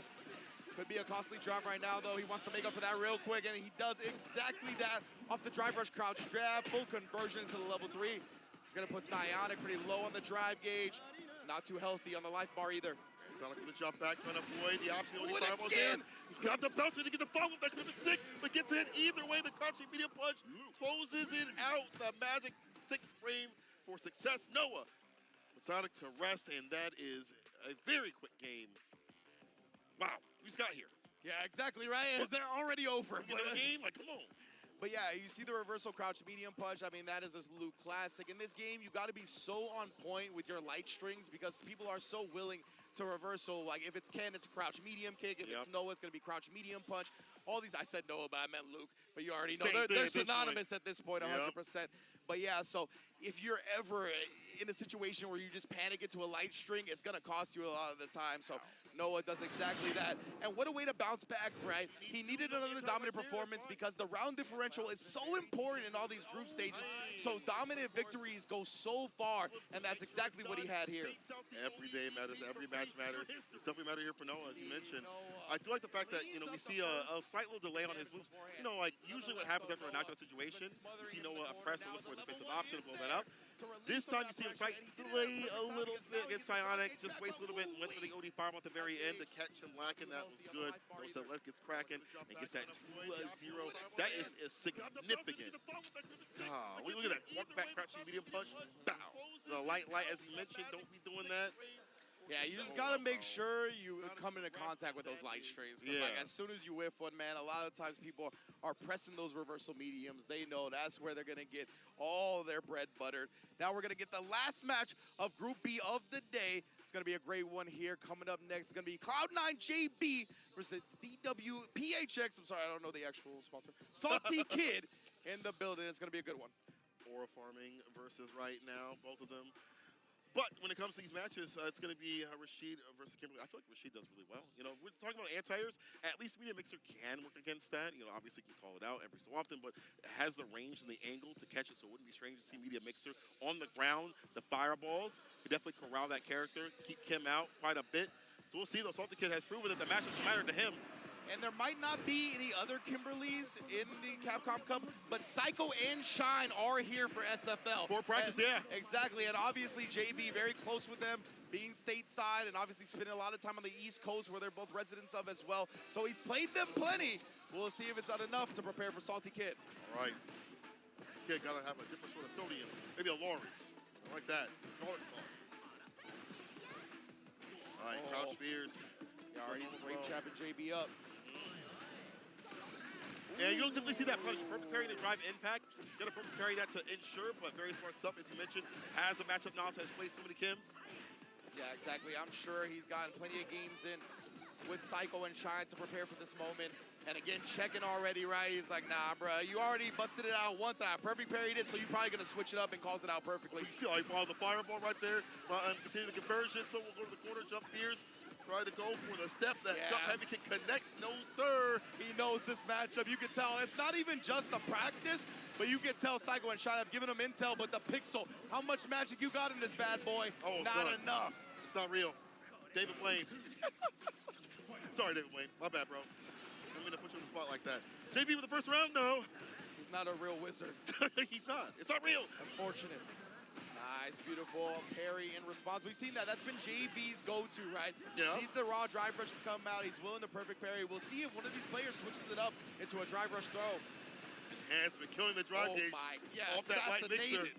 God. Heavy mixer, able to catch the cross up. Heavy mixer getting just the drive rush to ensure he breaks. Gets the anti-air right there. Ooh. Yeah, just piecing her up right now, taking advantage with the burnout plus frames. Ooh, but the elbow on the other side, Salty Kid. Why did you know? That's gonna be very painful for JB because he's gonna be on the verge of burnout out of this as well. Salty Kid full green. Yeah. Put the pressure on. Put him in front with that stand fierce. There's the air right there. The only Tatsu the can about the land explosion. The walk-up throw. One more touch will seal it. It's a nice and meaty low. No vegan option. Yeah, exactly. And JB, he wasn't willing to risk his meter right there. I think he was kind of resigned to his fate. Oh, actually tried the fears. I think it was a little bit too early, honestly. His reactions were too good. Yeah, the very soon as well, but having that teleport, like, who would do that? Only Salty Kid. My win condition coming through. The kid push toasted. No, he uses the enhancement with the light mixer. Nice. The finesse of West with the stand fierce. Open up. A little bit of enhancement still on there. OD. The fault right after. Yes, sir. Make it bounce. Back to back with that as well, and again, just abusing all the advantage in burnout here. Salty Kid, he is gonna get his meter back because it was a stun combo. Thrown up, he didn't risk a parry. He might have died for it, honestly, or he would have been put on a pixel. He will die for that one, though. JB recognizing that Salty Kid not button happy, not trying to risk super, just goes with the throw and takes advantage. That is one thing that Salty Kid will not do. Wake up super, that we've seen about the past couple of days. I don't know if it's like a choice for him or if it's like a nerve sort of thing. ODDP against the elbow drop, as we mentioned, is so hard to be able to come to the aerial approach. And again, to further my point, we'll go for the heavy mixer. Drive rush overhead, last from above, up in the corner we go. Indeed, and taking advantage again, establishing the throw here, putting the Cyclone on for some plus frames. In addition to following it up with the crouch medium punch. Oh no, but he did that standard walk back, right? That's kind of an auto timing that a lot of players go for. It is susceptible to jump, is exactly what you saw. The counter finds the conversion. Walk back and check the couch with that crouching light punch.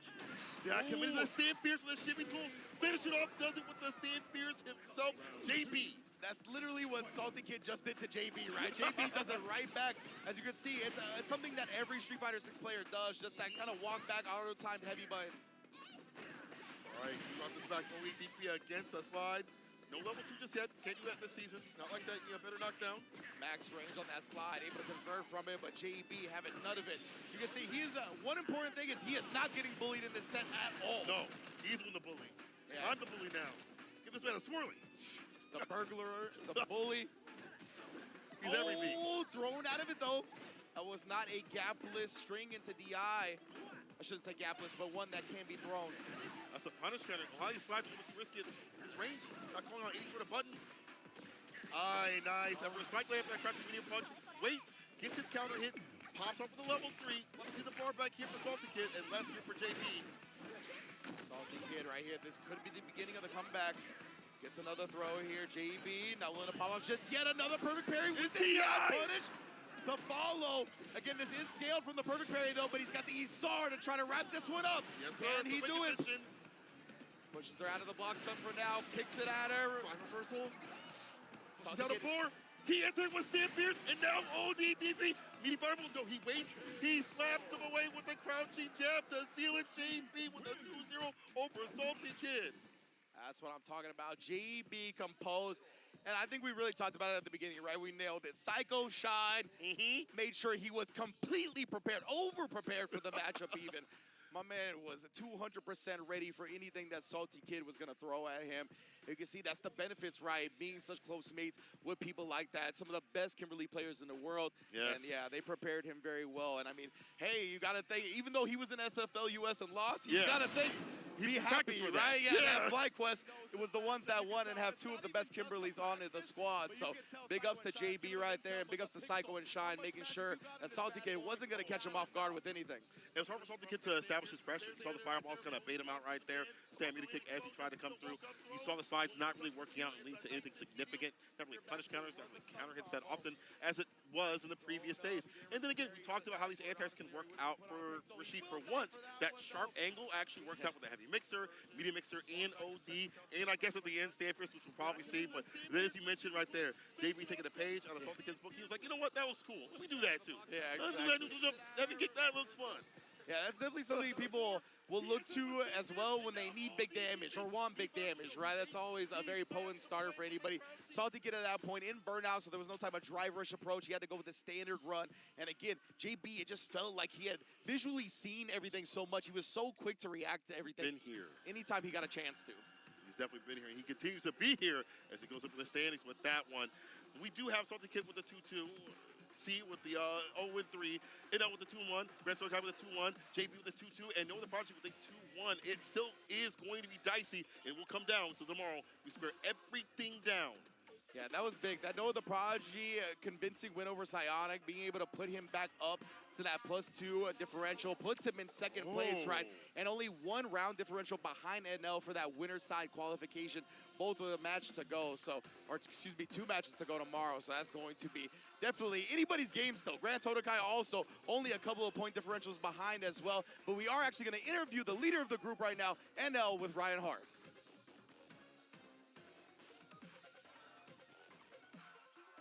Oh, not quite yet. Not quite yet. They're still getting ready. Maybe it's this way. I don't know which way. Yeah, you know. Maybe I'm going to blame on Marisa Majin Obama, but now we are going to go to the interview. Here we go.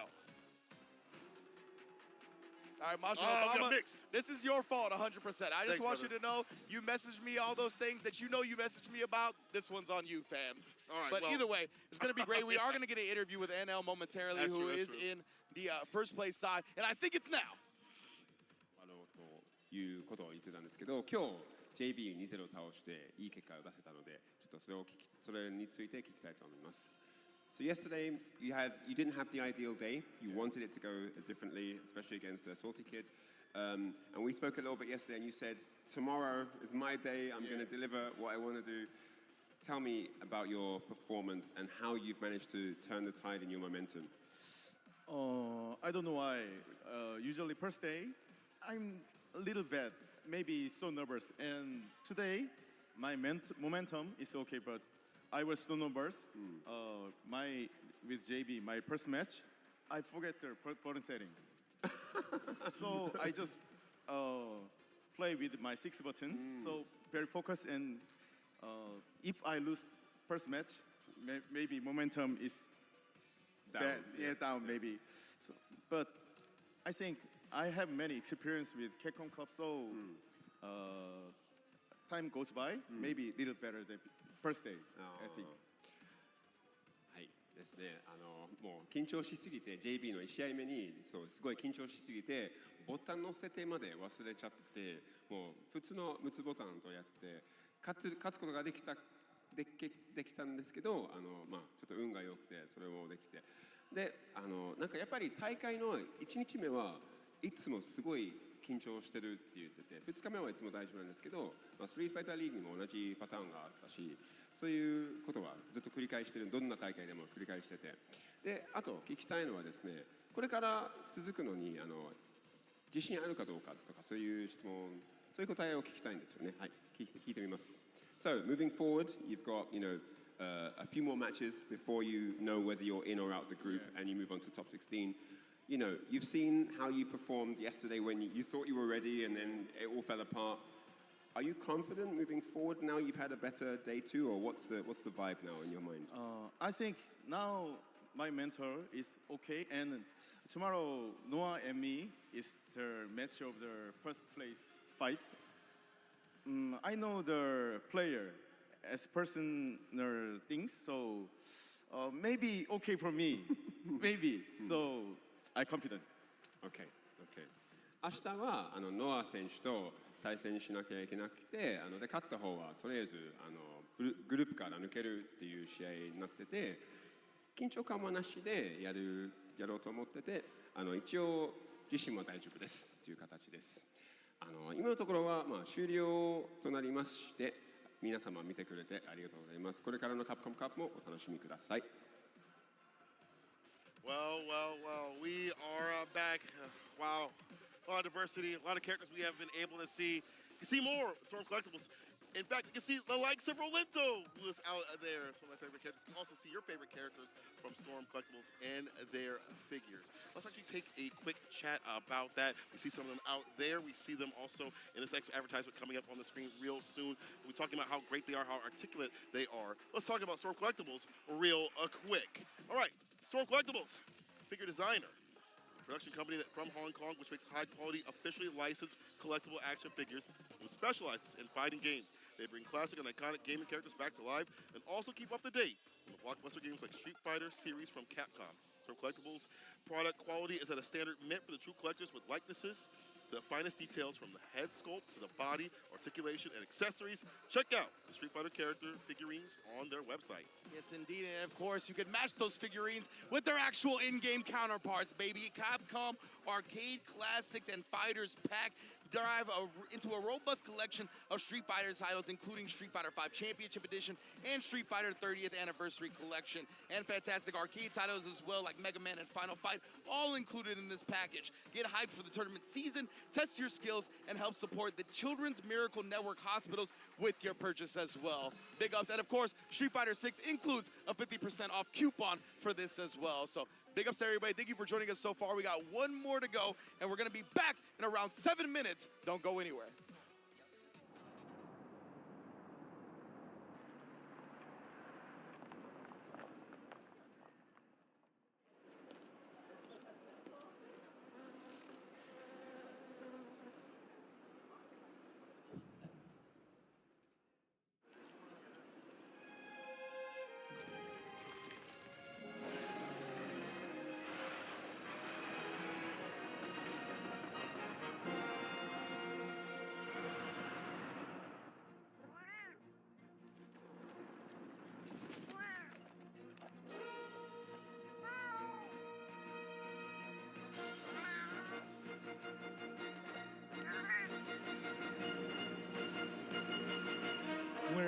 dreams become reality.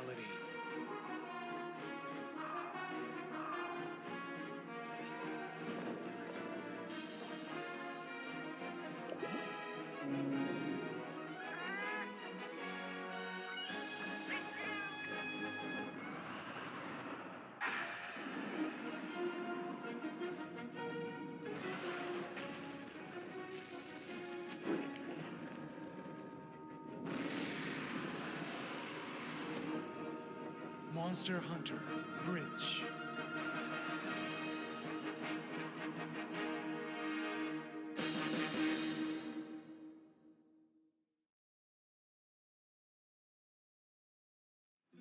Show me what you have. What?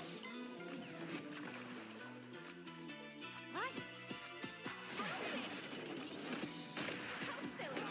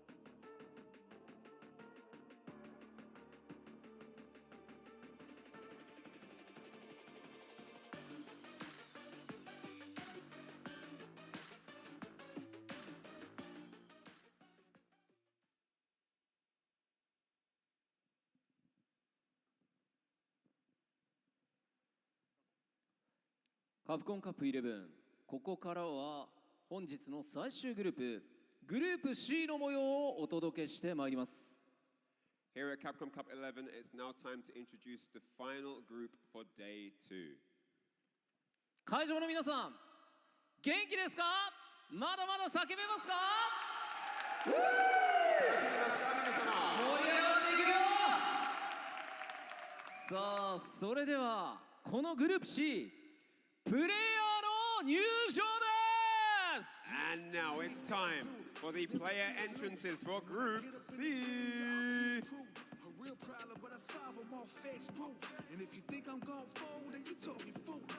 まずは鉄血の古豪 GG ハリベFresh from the gates of Frankfurt, Germany, it's the cold-blooded veteran, it's GG Hallibell! You know the pressure make all of these diamonds. I tell them get back, step back, fast track, big lap, big 南アフリカ共和国の英雄ジャビー・The man, the myth, the legend who upset Torpedo. It's the African hero from South Africa, Javi!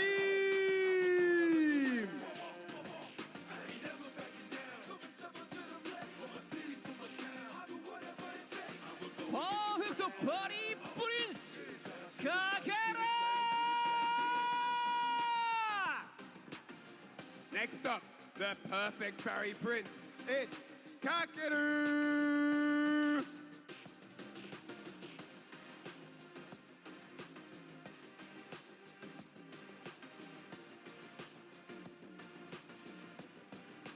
San Paulo のイカれるサイクロンザンギャンボラード Next up, hailing from Brazil, it's the Cyclone, Zangief Bolado!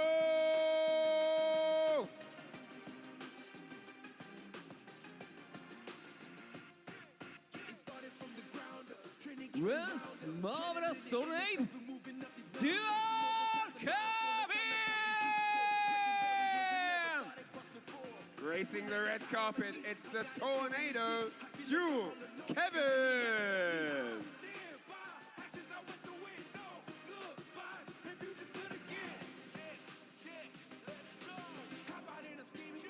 東大卒プロゲーマートキド And the last entrant for the day, it's the FG Scout, the legendary Torpedo!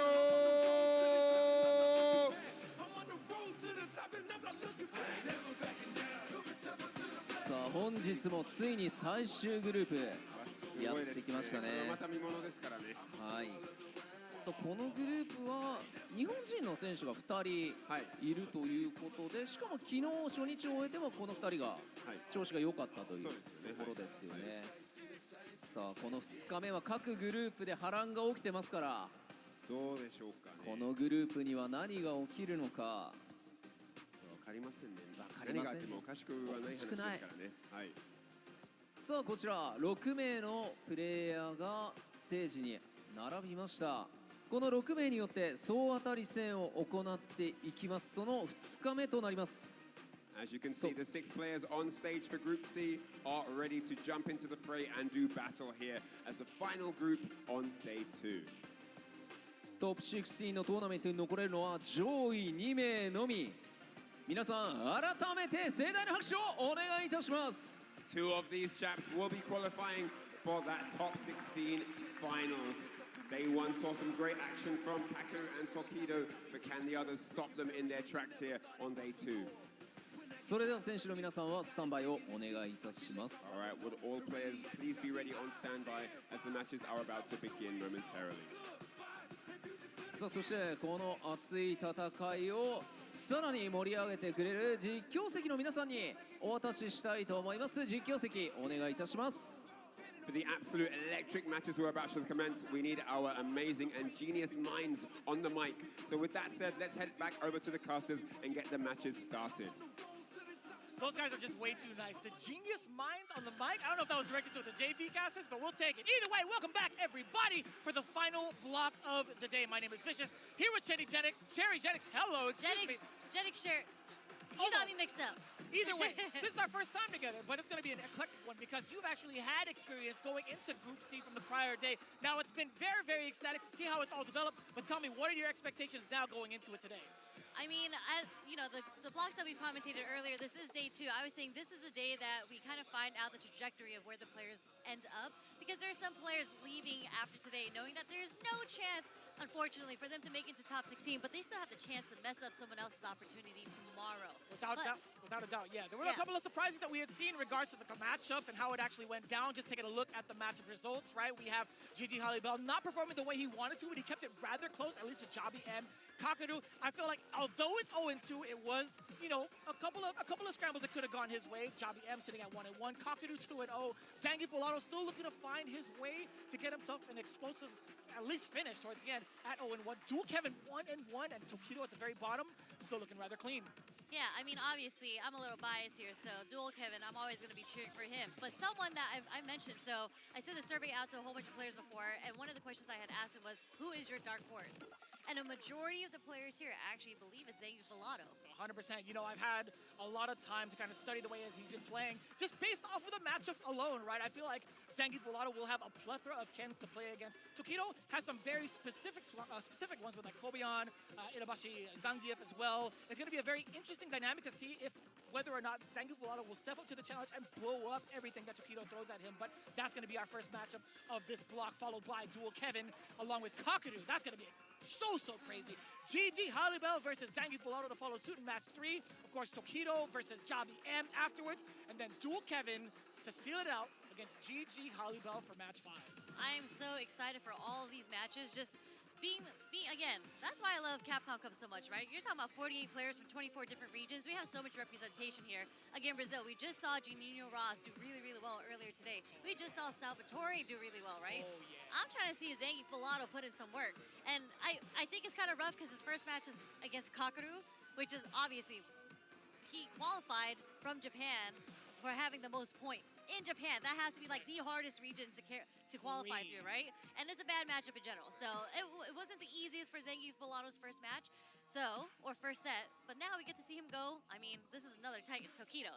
No doubt. Right. Yeah, it's hard to kind of compare it to like character to character, but I still feel like Ken might be a little bit of a tough matchup. And I say that with a grain of salt. I mean, I know a lot of the Zangief players have a certain opinion on it. I know Ken players have a certain opinion on it, but you are right. I mean, this is one of the Titans of all Titans. This is Tokido that we're talking about. However, Zangief Volato, I feel like he is going to be much more comfortable versus Ken in general.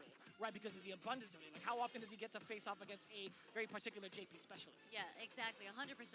And I believe Zangief Volato, do I have... Anyways, yeah, he's ready for this. Actually, one of the questions I asked him too was who was he excited to play in his group, and he said it was Tokido. He said he's been a fan of Tokido for a really long time, so he's very excited to play Tokido.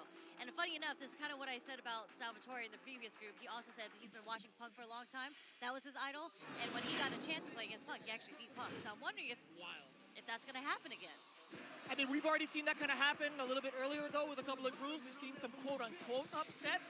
Maybe we'll see one to close out our blocks here. Group C, again, the final one here at Day 2 in Capcom Come. Let's get it. Zangief Volato versus Tokido in Game 1. Zangief versus Ken.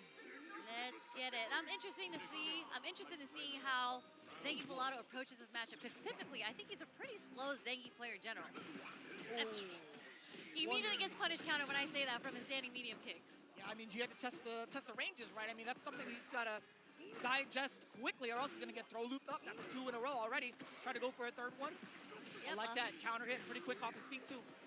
100%, yeah. And this time not whipping with the fears. Again, going back into neutral, I will say Zangief Volato is one of the Zangief players that uses standing medium kick quite a bit. And I like to harp on that a little bit more, right? I feel like he does it to kind of gauge the distance between his players, the players he's playing off against, but he can't, he's going to have to use that sparingly. Now he's testing Tokido's reaction with the light, right? I think he's trying to see if maybe he can catch the light off of a whiff button, something like that. But right now, again, he's sprinkling the neutral with different lights, mediums, and heavies. Trying to see if he can get a connect on Tokido, but what a neutral jump coming from Tokido. Taking the first round in the first game. Yes, sir. Pretty risk-averse, if you ask me. You see something like a light, and personally, I would also hold up. If they're not continuing the combo, 100%, I don't want to even come close to an OD-SPD because that pretty much changes the trajectory of that round. Yeah, very safe defensive option there coming from Tokido. Like, because what else would Zangief do if you get hit by a light, right? I think you either get comboed or you get hit by the SPD. So holding up was really a good decision there from I Tokido. feel like there was an opportunity, especially after that Jinrai, to possibly get a scoop. That's not the case. Zangief a little reluctant to even show off some of the SPDs in certain cases, but right now Tokido's going to take full advantage of this corner pressure shift. Ooh, Jinrai, yeah. To go on in there. A couple more sequences, he possibly could get that burnout. Yeah, with the heavies right now, as you mentioned, the burnout is coming right now. And Zangief doesn't deal the best because the supers aren't the best against burnout, but the charge fierce is the option. He already knew. He's been there so many times already. Yeah, I feel like he's one of the few characters that get to break the mechanics of the game, right? With that armor, being able to survive while in burnout against some of the DIs, so long as he has the life to back it, right? So I do like that option. However, is it too little too late with the amount of life that he has left? He does have critical art. Oh, this is a huge start. Level 3. Is this gonna kill? No shot. You tell No me. shot. No shot. It is a critical art, Off but the light as well. it is off the light, yeah. With the OD Lariat. Okay, not even close to killing. Yeah. Two more guesses if you went for the throw, but Zangief did not want to risk what Tokido was gonna wake up with. Ooh, dangerous. Dangerous territory for Zangief Volato. A single hit, the counter poke will do it too from crouching medium punch. Tokido Can is he able to find? bait it. Can he find a connection with the lights? What else would you have done from that far? What an option. What an option. He really couldn't get anything off of the 3 lights, right? So he had to go for running bear grab. That is quite fair. It is quite fair. Tokido with just a little bit of fuel left in the tank to let that OD uppercut rip just in case. Can't blame the man, honestly, from the side of Zangief Volato. Yeah, not at all. You kind of had to risk going for that just because he wanted to seal the deal. I don't know if he had canceled the drive rush, but he had gotten enough damage to kill, and I don't think so. No, I think he was burned out at that point as soon as that the initial cancel had happened. Yeah, being able to get that second hit. Off the Lariat. Oh, yes. The big side switch off of the it's a sweep, too. Okay, back into the corner pressure. Counter hit. Stuffed out whatever Zangief Volato was trying to do. Backdash. Just in case the throw loop was coming. Tokido, he doesn't want to over-address the issue. He just wants to, keep the containment going. I like this. Come on now. Let me see that. Let me see those fears get started. Okay, playing a little neutral here. How's Zangief Volato going to switch it up? Oh my. Oh my. Okay. Just enough with the Lariat to close it out in the first round in the second match. I definitely got tongue-tied and I froze when he when the first time he got the hit, I was like, wait, is he going to close it out with this one? And then no, he reset it to the second combo. I was like, okay, that was the right decision there. Got the first SPD of the day for Zangief Volato. Short late confirm on the health stab too. We like those trades. We love those trades if you're Zangief. The extra vitality goes a long way. Oh, the drive rush low forward actually with punishes the stand short coming from Zangief Volato. Into the level 3 from Tokido. Are we gonna go in? What do you think? He has a level 3. I don't think we go in here. No, we definitely don't. I feel like he just wants to drive gauge back, kind of keep it contained. He's at a life deficit too. He doesn't want to press the issue too much against Zangief Volato to lose that momentum. But we'll see how that plays out. Zangief Volato could still find his way in if he makes the appropriate reads. Trying to react to something that fast. Tokido still quicker to the gun. Yeah. Oh, back to, oh, with the punish counter, OD SPD is enough to take it with the damage. I mean, we're making it 1-1, taking it down to the last match of the set. Yeah, and that was a really good perception there from Zangief Volato, knowing full well that Tokido's timing on the Fierce has to be before the Lariat would come out. So it was a very, very appropriate defensive maneuver from the side of Zangief Volato to finish it out. And of course, spending the rest of that meter, he had to do it. I'm liking this. 1-1 in a matchup that we were very much so looking forward to. Beautiful, and you still see on Tokido's end, he is trying to whip punish with the crouch strong, but unfortunately, sometimes it's not easy. It's not that easy to whip punish Zangief's, especially standing light kick. So I like Tokido that he started throwing in dry rush with a normal as a whip punish versus just going for the crouch strong. Oh. There's a short reset to the headbutt. He recognized that Tokido likes holding up during block strings, and that's why that headbutt connected. Oh, damn. You get so much mileage off of that punish counter as well. You send him flying towards the corner. No shot! Yeah, Tokido helicoptering his way out of that private jet. Oh, my goodness. Yeah, with the Jinrai, was able to break the armor, and unfortunately, that makes Zangief Volato burnt out as well. But again, he's still sitting on that charge fierce. He'll still have it. Yeah, it's more so the chip damage he's about to take. Okay, yeah, that is a counter hit. You get the full string up off of the medium target combo. The chops to the chest. One false swipe, I feel like, from Tokido could actually spell his demise. And I like that option. Yo, Zangief's defensive options have been so clean, by the way. Tokido tried to empty jump, bait out the parry. Zangief Volato 2 steps ahead. And now looking at match point. What a change-up. 2 bars apiece from both ends. Beautiful play. And we're starting to see a little bit more activity coming off for Zangief Volato. I think that was one of the first drive-wish charge fierces he actually did in neutral. He started off the round with this. But we're back to the crouch strong coming from Tokido, trying to find a whip punish.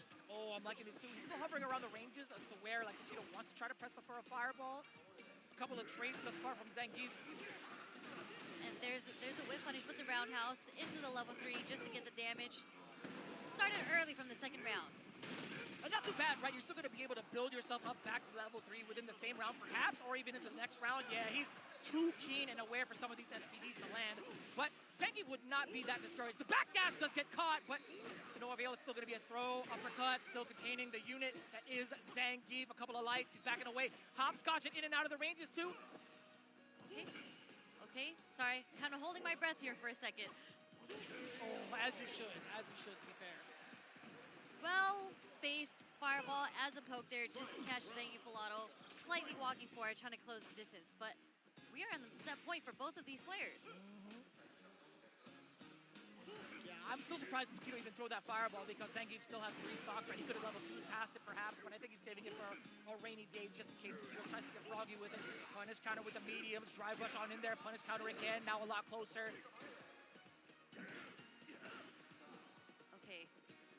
Zangief Volato really has to be careful with those fierces he's been throwing out because he's been whip punished so many times by Tokido at this point, even with the roundhouse. He's held on to this level 3 for so long, by the way, Zangief Volato has, and I feel like, again, he's letting Tokido run away with some of these fireballs. All right, that's 2 checks thus far. Oh, counter hit! Okay, one more mix-up. Are we gonna find it? Oh no. Airborne, wasn't able to get the level 3 cancel. There it is, to the level 2, he recognized it was gonna hit, sorry, and then there he goes. He actually takes out Tokido. Oh my god, I got so hype over that. That is crazy. My man Zangief Volato was so down in the dumps yesterday. I had a chance to kind of talk to him, but he shook it off immediately as soon as I saw him this morning. He's like, you know what, I'm feeling much better. Yeah. I'm feeling much better. I can't be down. I'm only down 1 game. But taking down Tokido, you don't have to worry about him for the rest of the week. That is a giant win for the big man. Yeah, and I'm just so happy because I wasn't sure if he could have got the cancel off the first OD Lariat because it hit so high, but I'm so happy. This is something that Justin actually called out a long time ago, that players, especially when they jump, if they failed the first time, for some reason it's just like a natural habit to jump again, and Tokido gave him exactly that. He did a second jump, and he was finally able to get the OD Lariat into the level 2. Oh, he was sitting for a while. He was cooking on that too. He left it in the oven. He's like, you know what? It's time to cook. Bam! OD Lariat. But speaking of cooking, let's take a look at the replays. Tokido, I feel like he was so in charge in the first game, just based off of the momentum he was playing at. But Zangief Volato had some really explosive moments for him as well. Yeah, and you can see, like, I think he made all these right defensive reads, especially on, like, the resets that Zangief Volato was going for. Tokido was not having any of that. And I think Zangief Volato had realized that. He took a second to think about it. He's just like, okay, maybe I should stop going for these resets because Tokido is either jumping or he's ODDPing just to get the pressure off of him. Right. Yeah, just looking at, you talked about the defensive maneuvers and his decision-making. That parry and that timing specifically, he understood the assignment so well. And even Tokido afterwards, he tried to get a safe jump to no avail, right? Zangief Volato really showing off all those different options and to a great benefit also. Getting the right confirms as well, not giving up on the plays, right? But Tokido, it was hard to really assess this. Zangief Volato, again, holding on to 3 bars for what, 2 whole rounds straight? I was wondering when he was gonna let it rip. Yeah, I wasn't sure. I was just like, is he looking for a fireball to level 2? Because he wasn't buffering in the neutral. But actually, he had to save for this OD Lariat cancel into the level 2. And he takes the set against Tokido. Insane play. 2-1. Now, it's not the cleanest that he would want, but still, a win's a win. Playboy will against definitely take Tokido? those. Exactly, 100%, right? Putting him on the board in general, tying himself up with Jabi M, Dual Kevin, thus far, and technically Tokido because that's his first loss, right? So an excellent showing from Zangief Volato. I'm actually such a fan of his, being able to talk to him and seeing his progression throughout the entirety of the CPT. But speaking of progression, we talk about these two. Kakadu coming back with that JP, Dual Kevin making his mark with Rashid. You know, we talked to him a pretty good amount throughout the CPT. There was a moment where he felt like he was about to give up and quit if he hadn't qualified for EWC and kept on pursuing it. There was a moment in time where, you know what, we might not even see Dual Kevin in the stage. Yeah, I mean, he was honestly, to qualify for this season, he was one of the most consistent players, and I felt so bad for him because he was already leading the leaderboards from his region, from World Warrior, as #1, but he wanted to make sure that Jack, his friend, had a chance to get in for sure without having to play. So he traveled to all these offline tournaments and got second every single time. It's a heartbreaker. Yeah, a heartbreaker, but eventually, you know, again, he was first on the leaderboard, so he was able to qualify through points, and then Jack was able to qualify just playing in the regional finals. So shout outs, you know, just the friendship, the camaraderie, it's great coming out from the Midwest. The power of the Midwest. I don't know what it is cooking over there, but they're breeding some talent. It's the fried cheese. It's like the cheese curds or something It's the like cheese that. curds? Is that what that is? Do you got to claim that bias too, I feel like, coming in from Philly? Yeah. Yeah, you can't see the camera, but you know, you can't see like the look on her face right now. But we'll keep that subject tight-lipped for now. But Dual Kevin versus Kakeru, talking about the matchup itself, Rashid versus JP. We talk about the exposure of JP in the States. I feel like it's a little bit the opposite of what we experienced in Season 1. It was quite an abundance of JPs, and now because of the touch-and-go changes to JP, it was a little bit off-putting in regards to the consistency of the JP players in the States currently. Yeah, we don't have that much JP experience. Kakeru has plenty of Rashid experience here in Japan, right? So luckily, right before we hopped into commentary, I had a chance to talk to Dual Kevin to ask him what his strategy was. You know, he's a very, very calculated player. So he said in this matchup, he feels like it's a little different because he usually likes to test out the other player by doing a lot of fireballs. Unfortunately, you can't really do that against JP in general because of the ground spikes. So he's very limited in how he approaches the situation. He said he's going to rely a lot more on run and jumps, a lot more movement versus the fireball game.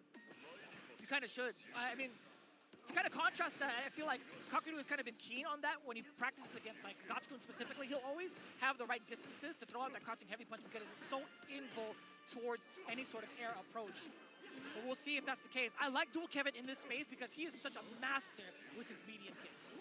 Yeah, and one move that we've already seen Kevin use, this is the 4th time, the roundhouse. This is actually a really strong move against Kakeru, or just JP in general, because he doesn't have a light to punish it. So it is something that Kevin plans on using quite a bit in that space.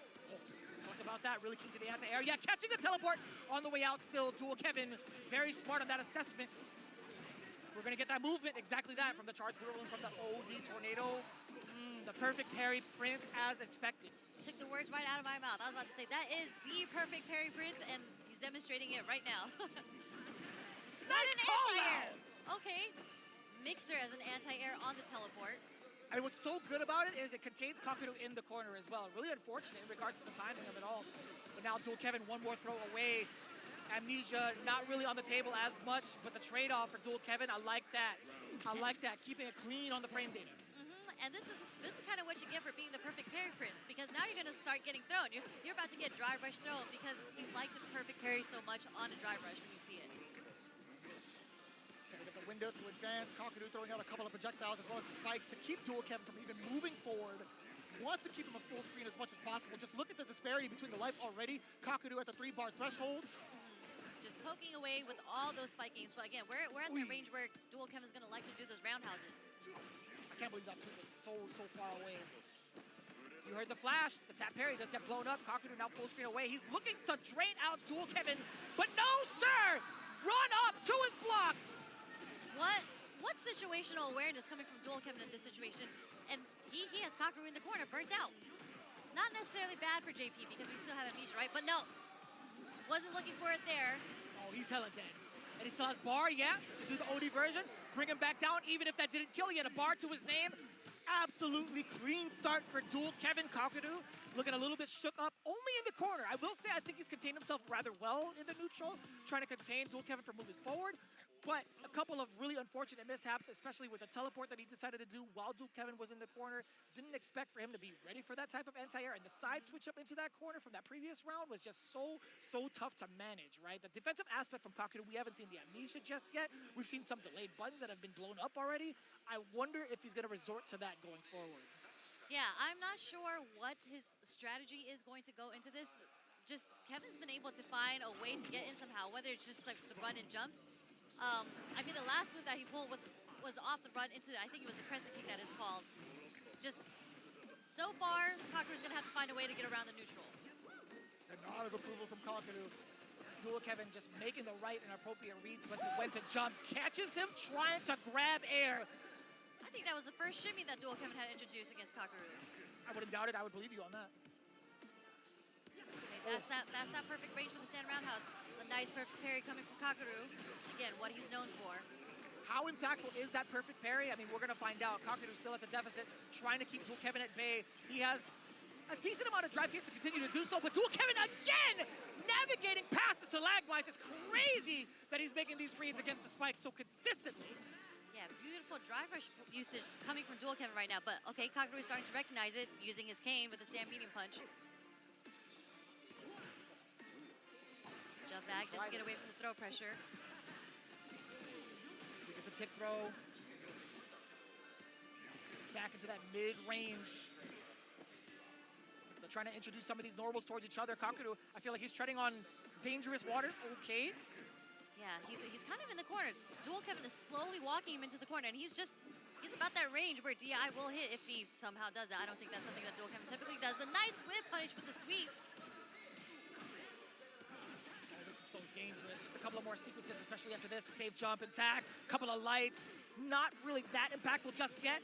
Throw, not gonna let it rip. Obviously, there was a change to it. Amnesia does come out from the side of Kakeru. Oh, that was sick. That was such a delay too on the counter, against the counter hit on Dual Kevin. I don't think it's enough to kill yet. That Lavushka is just so potent, man. It's so difficult. Yipes and I were talking about it backstage. It's like, how consistent of an answer do people have against that level 2? I feel like not a lot of people do have that consistent answer just yet, even in the current developed meta. Yeah, for sure. And it was like a non-shimmy type of situation there coming from Kakeru. Layers, you know? We do have that departure window. Some of the tree gloves coming out as well. Again, trying to keep him at bay. Doesn't last for too long, too. Now the closer spikes are coming out from Kakeru. Nice backdash, escaping from the throw pressure. Again, that medium kick is just Dual Kevin's domain. We're not seeing the level 2 come out yet. Oh, that was sick! The bait to the... Again! I'm at a loss for words as well. I get it. I totally get it. He has an opportunity here. Kakeru does. He's going to back away. I mean, it's a scary situation because next strike for both players is going to take this game. Especially with Kakeru building up that level 3 just now from full screen. Kakeru is in control, very close to the drive gauge on both. Dual Kevin, he's kind of tantalizing with that run. Yeah, I think Kakeru is... Okay, he's going to get burnt out from this situation. What's the sequence? Important tech for He Kakeru actually to teched the survive. throw for there. What do you do now? So scared to even try to throw out a poke. Oh no, shot! He backdash buffered for sure. That is a staple. He was buffering that the whole time. Read that Dual Kevin was trying to get the win shot. Takes the second game, and we're making it 1-1. And it's funny because I felt like in that game, there was so much meter spent. He was trying to go, I feel, for the OD spike confirmation into the level 3, which is what led him to the position where he got burnt out. But even then, he was able to recognize a situation where Kevin had filled the space where he wanted to do a win shot, was able to react with level 3. And I appreciate that, right? Kakeru showing a little bit more movement himself and trying to go, instead of trying to go for projectiles, he also switched it up also in regards to the normals that he's throwing out in the certain ranges where Dual Kevin wants to throw out these mediums. So I feel like there's a lot of intuition from Kakeru to be more of like a counter poker in that previous game. But I want to see what the mix is like now. I want to see it all come together strategy-wise. Dual Kevin, what is he going to do with his movement to trick? Yes, sir! At the sharper angle where the crouching heavy punch wouldn't hit. I'm liking this adjustment from Dual Kevin. Beautiful, and the shimmy does connect with the fierce, and this... That... I don't know about that one, Chief. No. I don't really see that Eagle Spike actually hit like that off of the one framer. Yeah, I don't think he meant to do an Eagle Spike there. Must have been misinput. Beautiful counter hit. Are we going to dump it all into the level 1? One more cancel. This should Might take have it. to. Yeah, getting that extra damage for the animation. I like that from Dual Kevin. Yep, looking again. at match point. Yep, again, match point for Dual Kevin. And Dual Kevin is finding the perfect time to get these dry rush normals in to get the punish on Kakeru. Ooh, I like this to start. Just driving up on in there. Kakeru tried to throw out that parry. Dual Kevin 2 steps ahead. Now, man, that Droust is so obnoxious from JP. Truly, that cane is so annoying to deal with. Look at this movement here, just trying to get around the ghost and the spikes. Oh, there's the air throw. Oh, got him with the raising canes, crouching heavy punch. I'm liking that, right in the air. Goes for the parry again, and he's able to burn out Dual Kevin. Not a great situation to be in against JP. There's a lot of chip damage coming your way. I think we got caught trying to crouch block that. Interesting. Trying to maneuver past the departure. You see a whole different demeanor with Dual Kevin while in burnout. Lavushka coming out more than, oh, okay. Still safe. Not too bad. I felt like he was gonna be within range to link it. Kakadu is safe. Final round again. Why'd I say again? Excuse me, it could only happen once. Final round. Yes, Excuse me, hello. Final round. We're going back to the third round. Jesus. Unfortunate that the anti-air didn't work. I actually got punish counted for it too. Lost a lot of meter there. Okay. Not going to level 2. There's the perfect parry. And we get the side switch either way. Brilliantly played, and so much meter built up as well. OD departure, the amount of pressure too. This might turn it around. We haven't seen this kind of sequencing thus far. The punish counter to bait the throw. Kakadu level 2 is actually incoming. Lavushka time, he's not gonna drop it. 2-1 with the rebuttal. And a huge comeback there from Kakadu. From what felt like was in Dual Kevin's hands a couple of times. That was such an unfortunate interaction that happened at the very beginning because that OD win shot, and then he went for an OD mixer after it, and it got punish counter. Do you know how much drive meter he lost from that, and it put him in such a bad situation at that space range that round was just very, very difficult to come back from. No doubt. I think there was a couple of mishaps that Dual Kevin might have had that might have shook him up mentally. I don't know if he would like dwell on it too much because he's a pro after all, but that I feel like that significant sequencing that he had where he dropped it into the eagle spike, I felt like it could have changed the outcome. Yeah, just unfortunate execution drops. He had the round, but you know, it happens. And we just got to move on from these instances because that's just part of the game. I'd be holding that to my chest, I'll tell you what. That's why I'm not up there. But taking a look at the replay again, we talked about the amount of control that Dual Kevin had, being able to implement all the strategies that we kind of talked about prior, utilizing that movement so much. And then we already know what happens in the corner when it comes to Rashid. I feel like Dual Kevin has it on lock when it comes to the programming of what needs to be done to open somebody up in the corner. Yeah, the strategy was working so well, but again, when you're playing against pro players, they're going to find a way to adapt to how you play, right? So you can see the adaptation coming from Kakadu. Not once did he go for the perfect parry on the media yet, until the very last round. He got that perfect parry and was able to turn things around. Yeah, and it's just so much pressure too. And he was so outside of that range. You saw Dual Kevin delayed tech when Kakadu was not even within range, but it's hard to tell. He was just crouching down. And the reaction too, while in that burnout, Kakadu just staying diligent, man. That is the key of a professional. That is for damn sure, being able to backdash and get into that level 3. Yeah, that level 3 kind of turned things around. Like even this round, Kevin did so well in, but these next 2 rounds, Kakadu kind of had a dominating performance. I'm not gonna lie to you, I feel like, was it a walk back now? I'm kind of like gaslighting myself. Was it a walk back only or a dash back? I'm gonna have chat call me out on that for once. I want to make sure I got that right. But either way, man, look at the sequencing overall. We talked about Dual Kevin and Rashid. We're talking about Kakadu now. Like, this is a whole different beast. We did not get to see this shown off as much up until, like, what, the second half of game 2, right? We never really got to see it. Yeah, we got to see Kakadu get a little bit more comfortable in the gameplay and understand how Dual Kevin works. And then he was able to get his setups off, which is literally what Kakadu is known for. When I had commentated this pool yesterday, I was saying Kakadu is just known for being such an optimized player, and he's able to understand decisions and which way, like A, B, or C works best for him and how to optimize it all the way to a win. Not for nothing though, Kakadu at 3-0, but he does have a little tick on the name against Dual Kevin. He did lose one, so I mean, point differential, it still, you know, gives Dual Kevin some to work with. 1 and 2, not too bad. Gigi Halibel going up against Zangief Bolado. Ken versus Zangief again. I mean, he just took out Tokido. So Gigi Halibel, I think he still plays a little different than how Tokido typically plays. So maybe that could give Zangief Bolado a bit more trouble because I think he is a little bit more oppressive, a bit more aggressive, especially in the neutral. He's not the type like Tokido. He's kind of waiting at a certain range, trying to whip punish, crouch strong. So he allowed the game to be played a little bit more slowly, and I think Zangief Bolado thrives off of that. Yeah. I wonder if Zangief Bolado will be able to kind of like recognize the type of pacing that Gigi Halibel wants to play at and will be more at liberty to feel comfortable to press some of these medium normals, which we're more prone to when we watch some of the Zangief players in general. Like, we saw Zangief Pilato really test the waters in terms of reactions against Okita with those standing lights, but I feel like with Gigi Halibel, depending on the pace he wants to play, I think we'll see a little bit more of an aggressive Pilato this time around. Yeah, okay, yeah, definitely interested in seeing how this goes. I'm sure we're still going to see a lot of standing medium kicks and stand lights come out from Zangief Pilato's side. There's that stand medium kick. A little bit more with more intention, right? Making sure not to whiff. Yeah, but here we are. Gigi Halibel actually, you know, I think he's trying to play a little slow too, trying to understand the range where Pilato wants to throw out these buttons. But he's kind of ambiguous, right? I feel like he's thrown that light and then immediately with the Fierce too to kind of catch Halibel, possibly trying to whiff punish. Okay. Fierce again within range. Perfect parry. Excellent choice too off of that light or against the light from Pilato.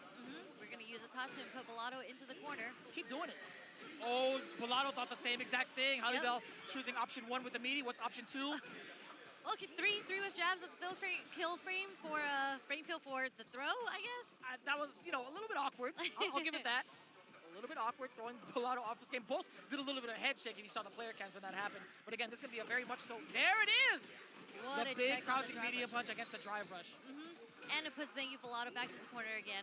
And that is something that kind of sucks for Zangief because, again, you don't have reversal. So you do have to hold this Ken pressure when he has you in the corner.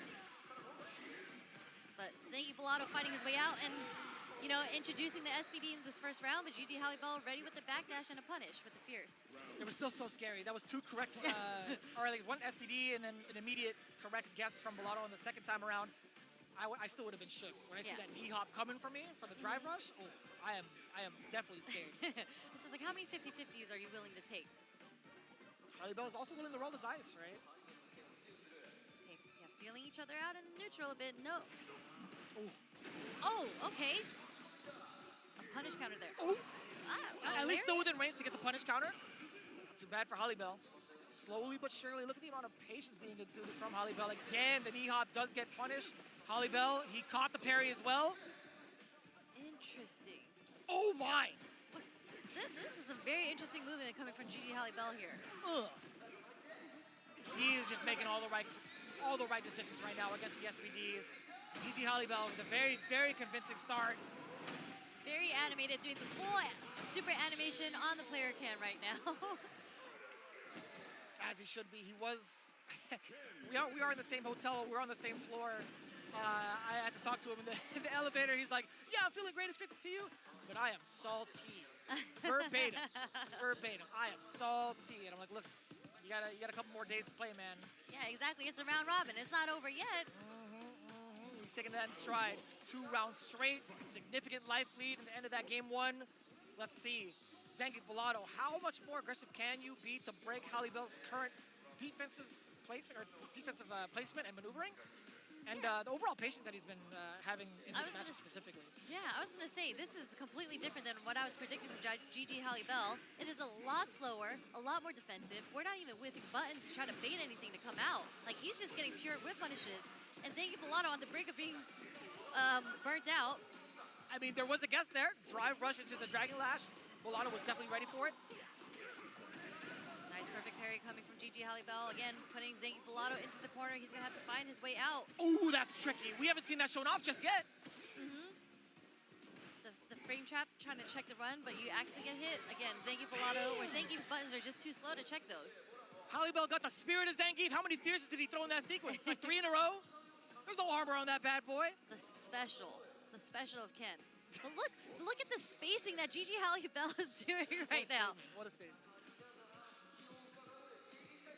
A pretty significant one, yeah, that is for sure. When you talk about the statement, the punish counter here as well, the conversion, a little bit off the mark, but again, Pilato trying to get the big reads on the resets. Halibel, he was mashing away. He was not trying to get reset. Absolutely not. He ain't trying to hear it. Why should he, right? Like, why should he give him that respect? Word? You know, when you're up this many rounds, you can kind of sprinkle in a little bit of disrespect in there just to let Zangief Pilato know, kind of double question whether or not you should press a button here, even though you're negative. I like that insight. No, I like that insight. It makes perfect sense, actually. That happens a lot more often than most people anticipate, right?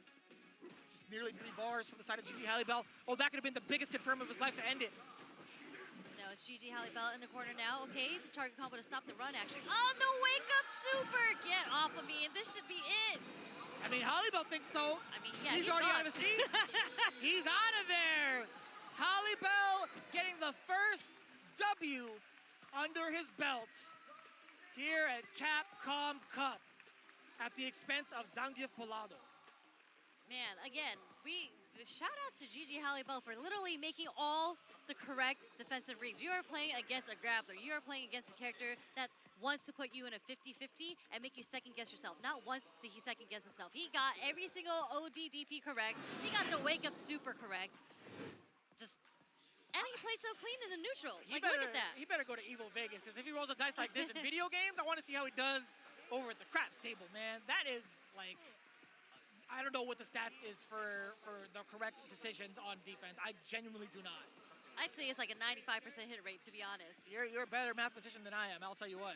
But Gigi Hollybell, again, a whole different demeanor in comparison to some of the other cans that we've been seeing. But this is very, like, I mean, obviously, a specific game plan against a Zangief. This doesn't really kind of translate well for the rest of the cast. I feel like Hollybell had a specific game plan against Zangief Bolado outside of the defensive reads. In terms of the patience, he made Zangief Bolado break in the neutral. He really did, and that's kind of where Zangief Bolado thrives. It is in the neutral. Like, when you saw it against Tokido, he waited, like, he did sprinkle out and whiff a couple normals just to kind of see what you want to do in response to what he's throwing out. The Gigi Hollybell he was just like, I'm just gonna keep walk blocking. He actually stood outside of the range where he started recognizing where Zangief Bolado would want to press a medium instead, and was able to get punish counters because there's so much more recovery on the mediums. But yeah, I mean, again, one game on the board for Gigi Hollybell, now tying it up. Zangief Bolado sitting at 1 and 2, but the rest of them, Jobby M still has his game to play. Kakadu still nice and pretty with a 3-0. Dual Kevin as well, kind of looking to kind of get a little bit more on the board as well, but before we get into that, it's going to be Tokido versus Jobby M coming up to the stage. And that's going to be quite an interesting one, right? Jobby M has been a great pioneer for the DLC character Terry, and it's been so, I'm going to say it's mad inspiration. No, truly. When I asked him, I was like, do you not play DJ anymore? Like, you just want to move on to Terry? And he said he could not find a character in Street Fighter 6 that he really, really vibed with until he started playing Terry. He's a big fan of other games. I mean, he's been well-rounded in other fighting games. That's what he grew up with. He was telling me about it. So, I mean, it just makes perfect sense. Like, he's making it work so well for him, man. I did get a little bit of insight from, like, a couple of players, and I also got to talk to Yipes about it. I feel like Terry is such a strong character when it comes to the biggest bane of a lot of players' existence, that is the throw loop game. I feel like he sets himself up very nicely. Can also lead to fat damage if you guess it correctly. If he hits you with, like, some of these chunky normals that lead into some of the really interesting links that he has, it could just lead to so much damage. And I feel like Jobby M he really knows how to exercise all of those options pretty well, especially in the corner. But right now, Tokido, especially with the way things went down against Zangief Bolado, I feel like we might see a little bit more aggression on defense than offense, but we'll see. Yeah, we'll see how he approaches this. Oh my God, it's the Kumite stare down! And a gentleman's shake of hands, we love that. The Kumite stare down. I can't tell you the last time they actually fought, but I'll tell you what, the more memorable moment between those two is when Jobby M took Tokido down in that Red Bull Kumite. You think it's gonna happen again? What you thinking? Different character, different season, who knows? Honestly, he has as good of a fighting chance as anybody else. Yeah. I mean, I don't want to say it's an upset, but they're having quite a bit of upsets from the underdogs today, so. I still think it's phenomenal, by the way, the design for the character, for the walkout, the fact that Joe Higashi's in the background, like dabbing him up. That's a lot of love for fighting games in general, man. Truly, here we go. Game 1, Tokido versus Jobby M. Let's get it. There's a stand short. I think they're, character-wise, I think they're both pretty similar in general. Like, they have pretty stubby normals outside of their stand light kicks. Both their stand light kicks go really, really far. And also, in comparison, both have really dangerous standing heavy punches as well. Both their fierces, that is kind of the shimmy button, and that is kind of the button you use to cancel into a whole bunch of things. That's where you get your mileage off of. So scary. It's such a scary button. Nice check with the delayed 3 jabs. Man, and he puts himself close enough to get that strike throw mixed up pretty consistently. The character Terry, that is. There's a power wave. Tackle him up. Burn knuckle. So much corner carry on this character. So you thought you could press a button after that? Hold up. Bam! Are you okay? Bust the wolf. Beautiful Buster Wolf, just because. Oh! Word? Close enough to the corner. spends all the meter to kill him, but it doesn't. It's not enough, but the throw is enough. Nice. An excellent closeout, an excellent momentum starter for Jobby M. Already feeling the Tokido. What are the adjustments that need to be made into round 2? Knocking on the door, does get the shimmy. Dash up on in there with the run. I do like the confidence coming from Jobby M, just sticking to the decision that he's making. Look at that, just with the fierce tackle, okay? No punish on the parry, but okay. Damn, we'll take that trade. We're trading some buttons in neutral right now. Okay. Does get the punish counter, yes sir! Another Buster Wolf, and we do have one more Buster Wolf just in case, and this is enough! Damn, this guy's good! Jobby M. My man's a scientist as well, knowing exactly how to punish and when. I respect it and I love it. That was kind of quick. Damn, 7 frames on that super art. I was definitely unsure. I'm like, he's doing it. I'm like, okay, it makes a lot of sense. Like he knows, he's familiar with the punishes. I was just doubtful. I was gaslighting myself internally. I'm like, is that 7 frames? It's 7 frames and it moves him forward. So I think it's one of the best level 1 supers in the game. And it's just a very sick animation. Oh, easily. Easily. He says it with his chest. Bust the wolf! Like, man, come on now. Love this guy. Jobby, I'm so comfortable with this matchup. I meant to say when he had qualified to make it into Capcom Cup, he had to play against Mark the Shark, who is also a Ken player. Shark. One of his training partners. So he knows this matchup very well. But I mean, again, like you said, there's so many Kens out there. There's an abundance, and there might not be that many Terrys yet. Back throw in the corner. Layering the fierces just to get the burnout. Dragon Lash. Took back jab again. That's the second time he's called that out. Lots of counter hits coming on both sides. Sick. So ready. Okay, he's gonna get the conversion off of this. We're going straight into level 2. A little bit of bar to Tokido's name. Not gonna press the issue just yet. Drive rush on in. Jobby has his bar back on the punish counter because you cannot finish off of that strength of Jin Rai. You are susceptible to that OD rising tackle. Jobby M at the perfect time to get that drive gauge back. What beautiful awareness. Even when he was burnt out, he was able to do that DP against the Dragon Lash. That's how you know he knows his matchup, like the ins and outs of this matchup. Okay, delayed crouch strong does get the counter hit on Tokido, but unfortunately he does burn himself out. But Tokido with the wake up reversal. Are we gonna go into level 3 just to get the meter back? Yes.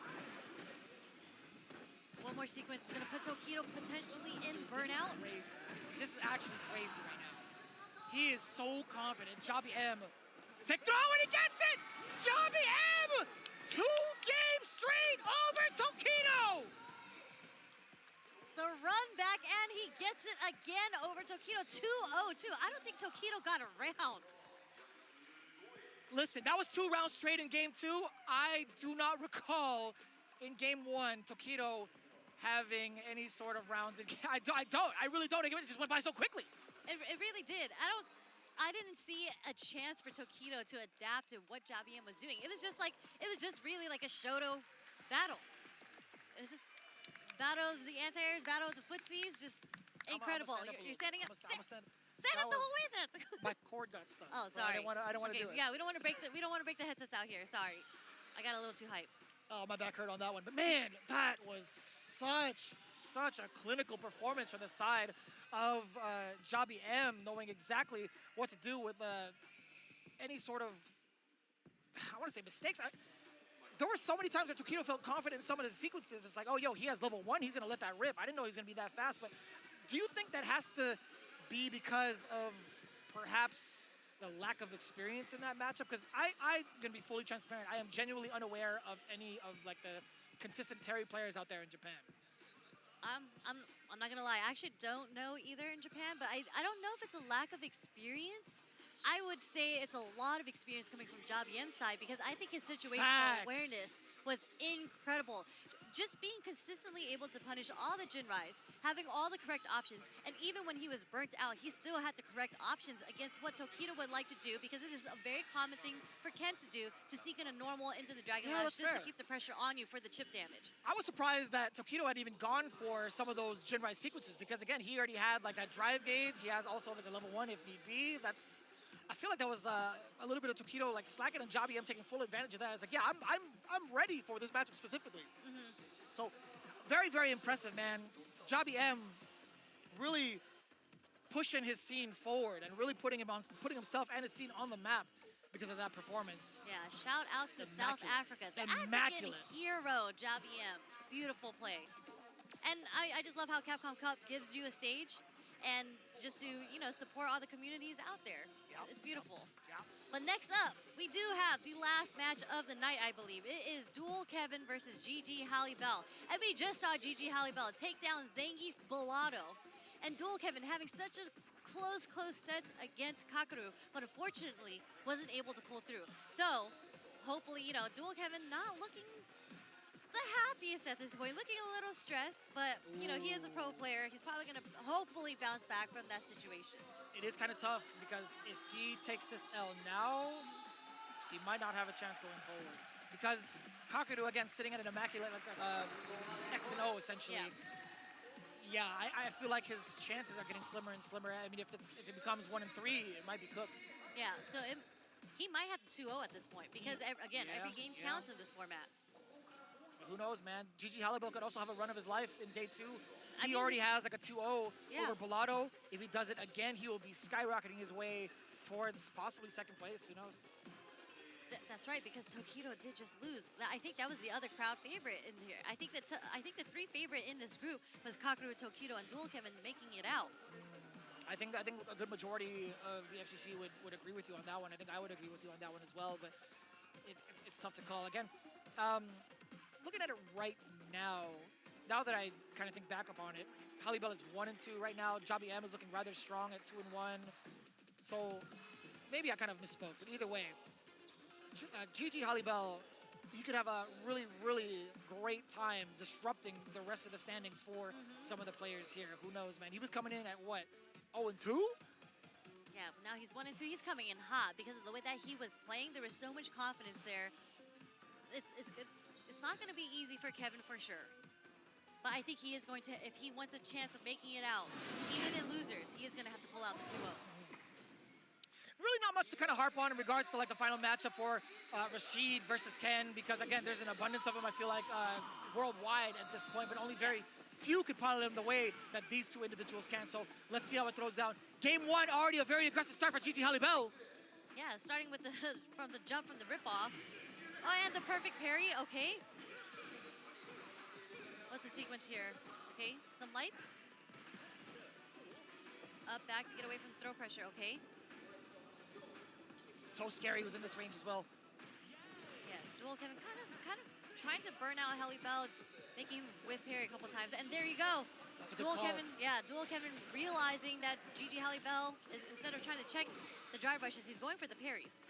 But he still manages to find a way out momentarily. That is, does he force him to spin a level 1? That's going to be a throw first. We might, who knows? Yeah, he's buffering the hell out of that. Okay, this should be it. We're going to dump out the drive meter. Not even going to need to use a super meter. Okay. I like the rebuttal from Dual Kevin. He was spending a little bit of time on the West Coast momentarily, but Halibel, as soon as we got pushed into that burnout state, whole different story.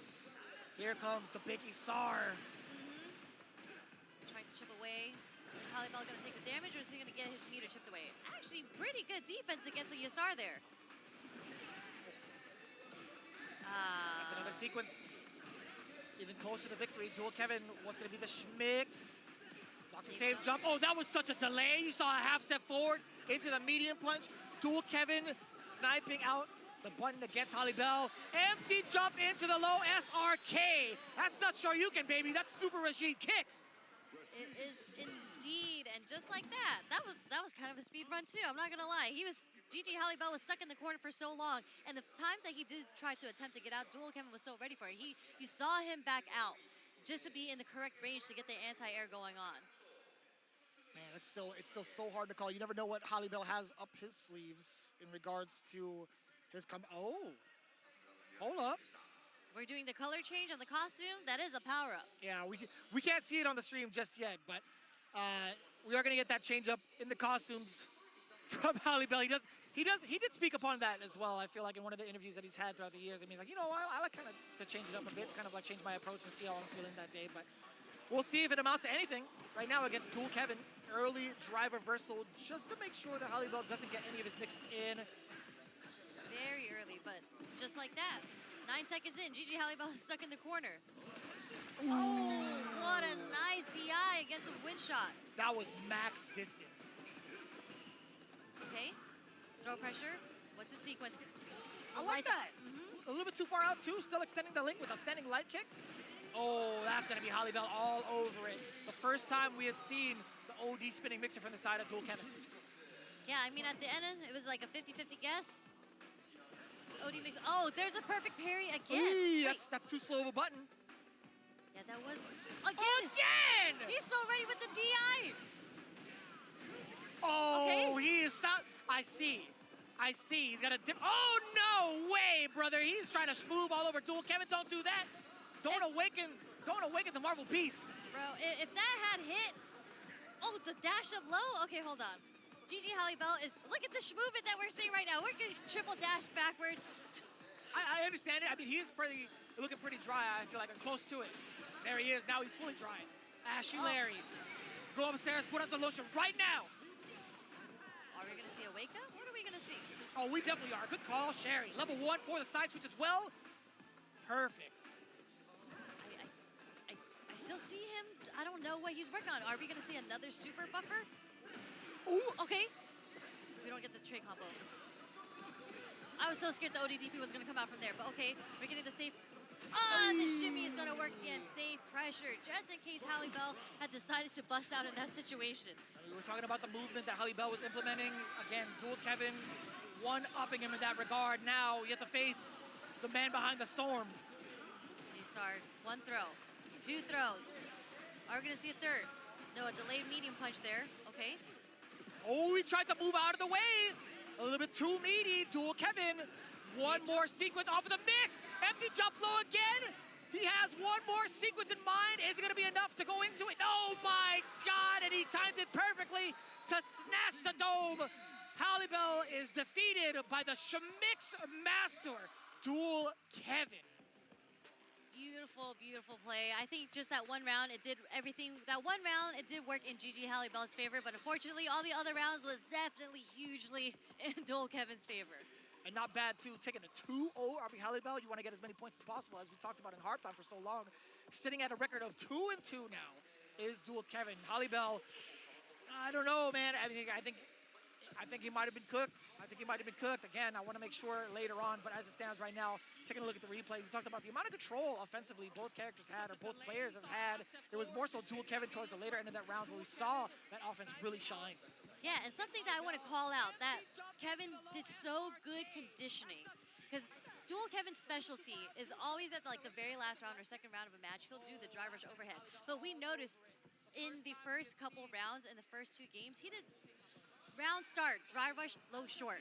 Yeah. And it got perfect parry twice. Yeah. So it kind of conditioned him and set him up for the drive rush overhead to connect in the very last round. And indeed it did, because even if he had tried to go for a tap parry there, he would have got punish countered by the drive rush overhead. Yeah, man, it's so tough too. And like once you got into the corner, it was just sequence after sequence after sequence. Even the conditioning had been conditioned just based off of those different types of strategies that Dual Kevin implemented by changing up the timing of the roundhouse, by changing up into the empty jump low. It's so tricky because you're seeing the animation still, right? You could have 3 different types of setups for it, but man, Dual Kevin is just, he is truly the mixed master, and I'm loving that. What I don't love is the fact that we've already concluded the blocks already. That is actually kind of crazy. That's the end of day 2. That's wild. That's wild. Taking a look at the standings overall, right? Gigi Halibel sitting at 1-3. Kind of a rough shot, but Jobby M, man. Woo! 2-0 over Tokido. My boy's feeling good. Kakadu still with an immaculate record of 3-0. Zangief Bolado with his a big chance to shine, and he did so today with that 1-2. Dual Kevin tying it up 2-2. Tokido, surprisingly, at a 1-2 going into day 2. Yeah, I mean, so right now we have Kakadu sitting nice and pretty, 3-0 in first place. And we have Jabium right under him, 2-1. But there's some close matches. A lot is going to be determined tomorrow as who is going to make it out in losers, because Dual Kevin is sitting at third, 2-2 +1.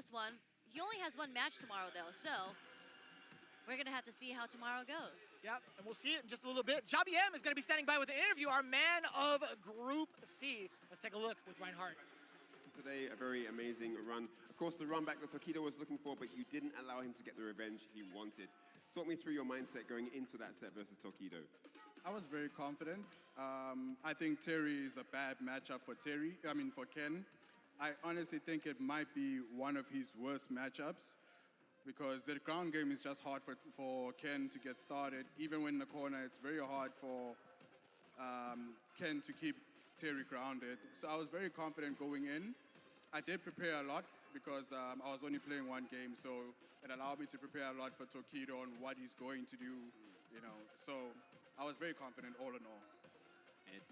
まずはケン対テリーはとりあえずテリーすごく有利があってもしかしたらケンの一番最悪な組み合わせっていう可能性も一応あると思ってるのであとやっぱりその時戸選手のケンの動きを見てやっぱりそれを対策したりとかして準備は万全とできてたって言ってましたで2つ目の質問はですね明日の調子はいかがでしょうかって聞きたいので聞いてみます So with that win obviously your motivation must be through the roof your confidence also the same thing what are you thinking moving forward here in this tournament I just need to just play my game not worry too much about the results but just worry about the matchup how I approach the matchup and I'm going to have to pull out a bit of clutch moments because the last two remaining players are very strong and they also want to keep a good record. And so I have to just keep my game and not worry about the results, but just worry about what I do in game.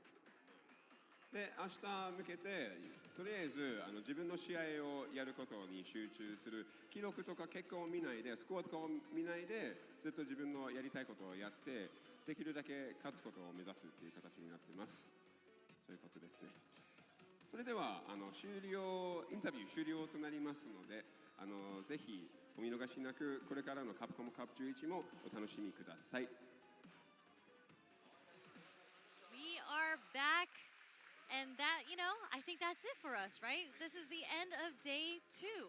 It's wild. It's actually wild. There's so many expectations that go into like what happens at the beginning of the day, and some of it gets like absolutely crushed, but it doesn't have you feeling kind of like discouraged. It's like, damn, this was some good-ass Street Fighter. I'm gonna tell you what, man. I mean, not to take away from the line of Tasty Steve, but man, that was an excellent display of how much of hard work goes a long way, right? And you talk about the overall standings. There have been a lot of surprises, in my opinion, right? Salvatore sitting at king of Group A, then Takamura following suit, where we have Punk, Phenom, Hot Dog, and Itabashi following suit for those last 4 spots. This is, again, in day 3, everything's on the line. It is indeed do or die to get into that top 16. But Group B, also with NL, Noah the Prodigy sitting at the top 2 spots. The rest of them really have to catch up. SI and Eek has not really had his chance, but the rest of it too. Yeah. Look at that. Kakaru and Jabi M for seed. Yeah, we just talked about that. This is the group that we just commentated. Kakaru sitting nice in winners, Jabi M in second place. But again, he had mentioned that tomorrow he is going to have to face off against very, very difficult players tomorrow. So we'll see how this group goes. And then we go into Deep. Blas having an outstanding performance, I'd say. He has been cooking. He is another dark horse that a lot of players have been talking about. And then we have Bravery right under him in losers. That was a dark horse pick from CN. And we have Broski, VX Bell, Arper, Idom just kind of waiting in third. But Broski actually has a chance to make it out in losers. This is all going to be very dependent on tomorrow. Yeah, taking a look at Group E, Fudo and Mena RD. This is a really, really close race. You can see following suit with Mr. Crimson, Limestone, and Diver, as well as Chrissy CH, man. A lot of very interesting expectations that came into this group specifically, but I did not expect it to turn out in this fashion. Limestone and Diver, honestly, the way that they performed today, phenomenal. As well as Group F, Sien, the scientist, suffering his first defeat today, actually. Sien and then Big Bird as well. Lashar starting to get his engine rolling. Oil King in 4th, Jack at 5th, as well as Uriel, Valorio. It's actually kind of tough to see those two at the very bottom, not going to lie to you, man. But honestly, it's really tough, I feel like, between Lashar and like the rest of them to see who makes it out. And of course, Group G, Xiaohai and Juicy Joe. He's been showing out. Juicy Joe has such a great performance today. Like, this Knuckle do in this group. Kaba, Nephew kills you. This is one of the death groups, as they said. And I think it's pretty unexpected for Juicy Joe to actually be sitting in second place. And then we have Group H coming up pretty soon. Yeah, I mean, there's been a lot of different changes in regards to how that performance had gone. Yo, Juninho Ross with 3-0, by the way. Can we kind of emphasize that? My man is truly the king of Group H. And then Shuto, man, seeing him in second place, that is hard to come back to, right? I mean, like Angry Bird, he's going to be having the fight of his life. Soul with some big surprises against Shuto. That had to be the best highlight, I'm going to say it, of the week. I mean, that was such a comeback. That was such a clutch moment coming from Seoul.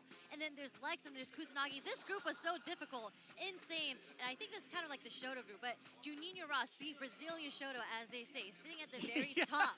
At the very top of this group, full of Shotos. Just look at the scoreboard across the board. There are so many players that are sitting at first that is quite a surprise. I'm going to tell you right now, my Group A picks, my fantasy draft for going into Capcom Cup, top 16, crushed. And I'll be very transparent with that. It is absolutely destroyed. Same with my predictions, I feel like, for Group F and Group G. It's been so difficult to call. Group D as well. I'm not going to lie to you, man. Seeing Blaz up there, unbelievable. But anyways, that wraps up our whole day. Let's throw it back to the MCs. We got Ryan Hart and Aru standing by on the stage. 皆様、今日いかがでしたでしょうか。そりゃそうですよね。実力者揃いの戦いを見ることができてとても楽しかったですね。皆様ご自身にも盛大な拍手をお願いします。皆様来てくれなければこのイベント迎えられませんでしたが、本当にありがとうございます。はい、ということで私も来ました。お疲れ様でした、デイツ。はい、会場の皆さんもね、本当にありがとうございます。遅くまで。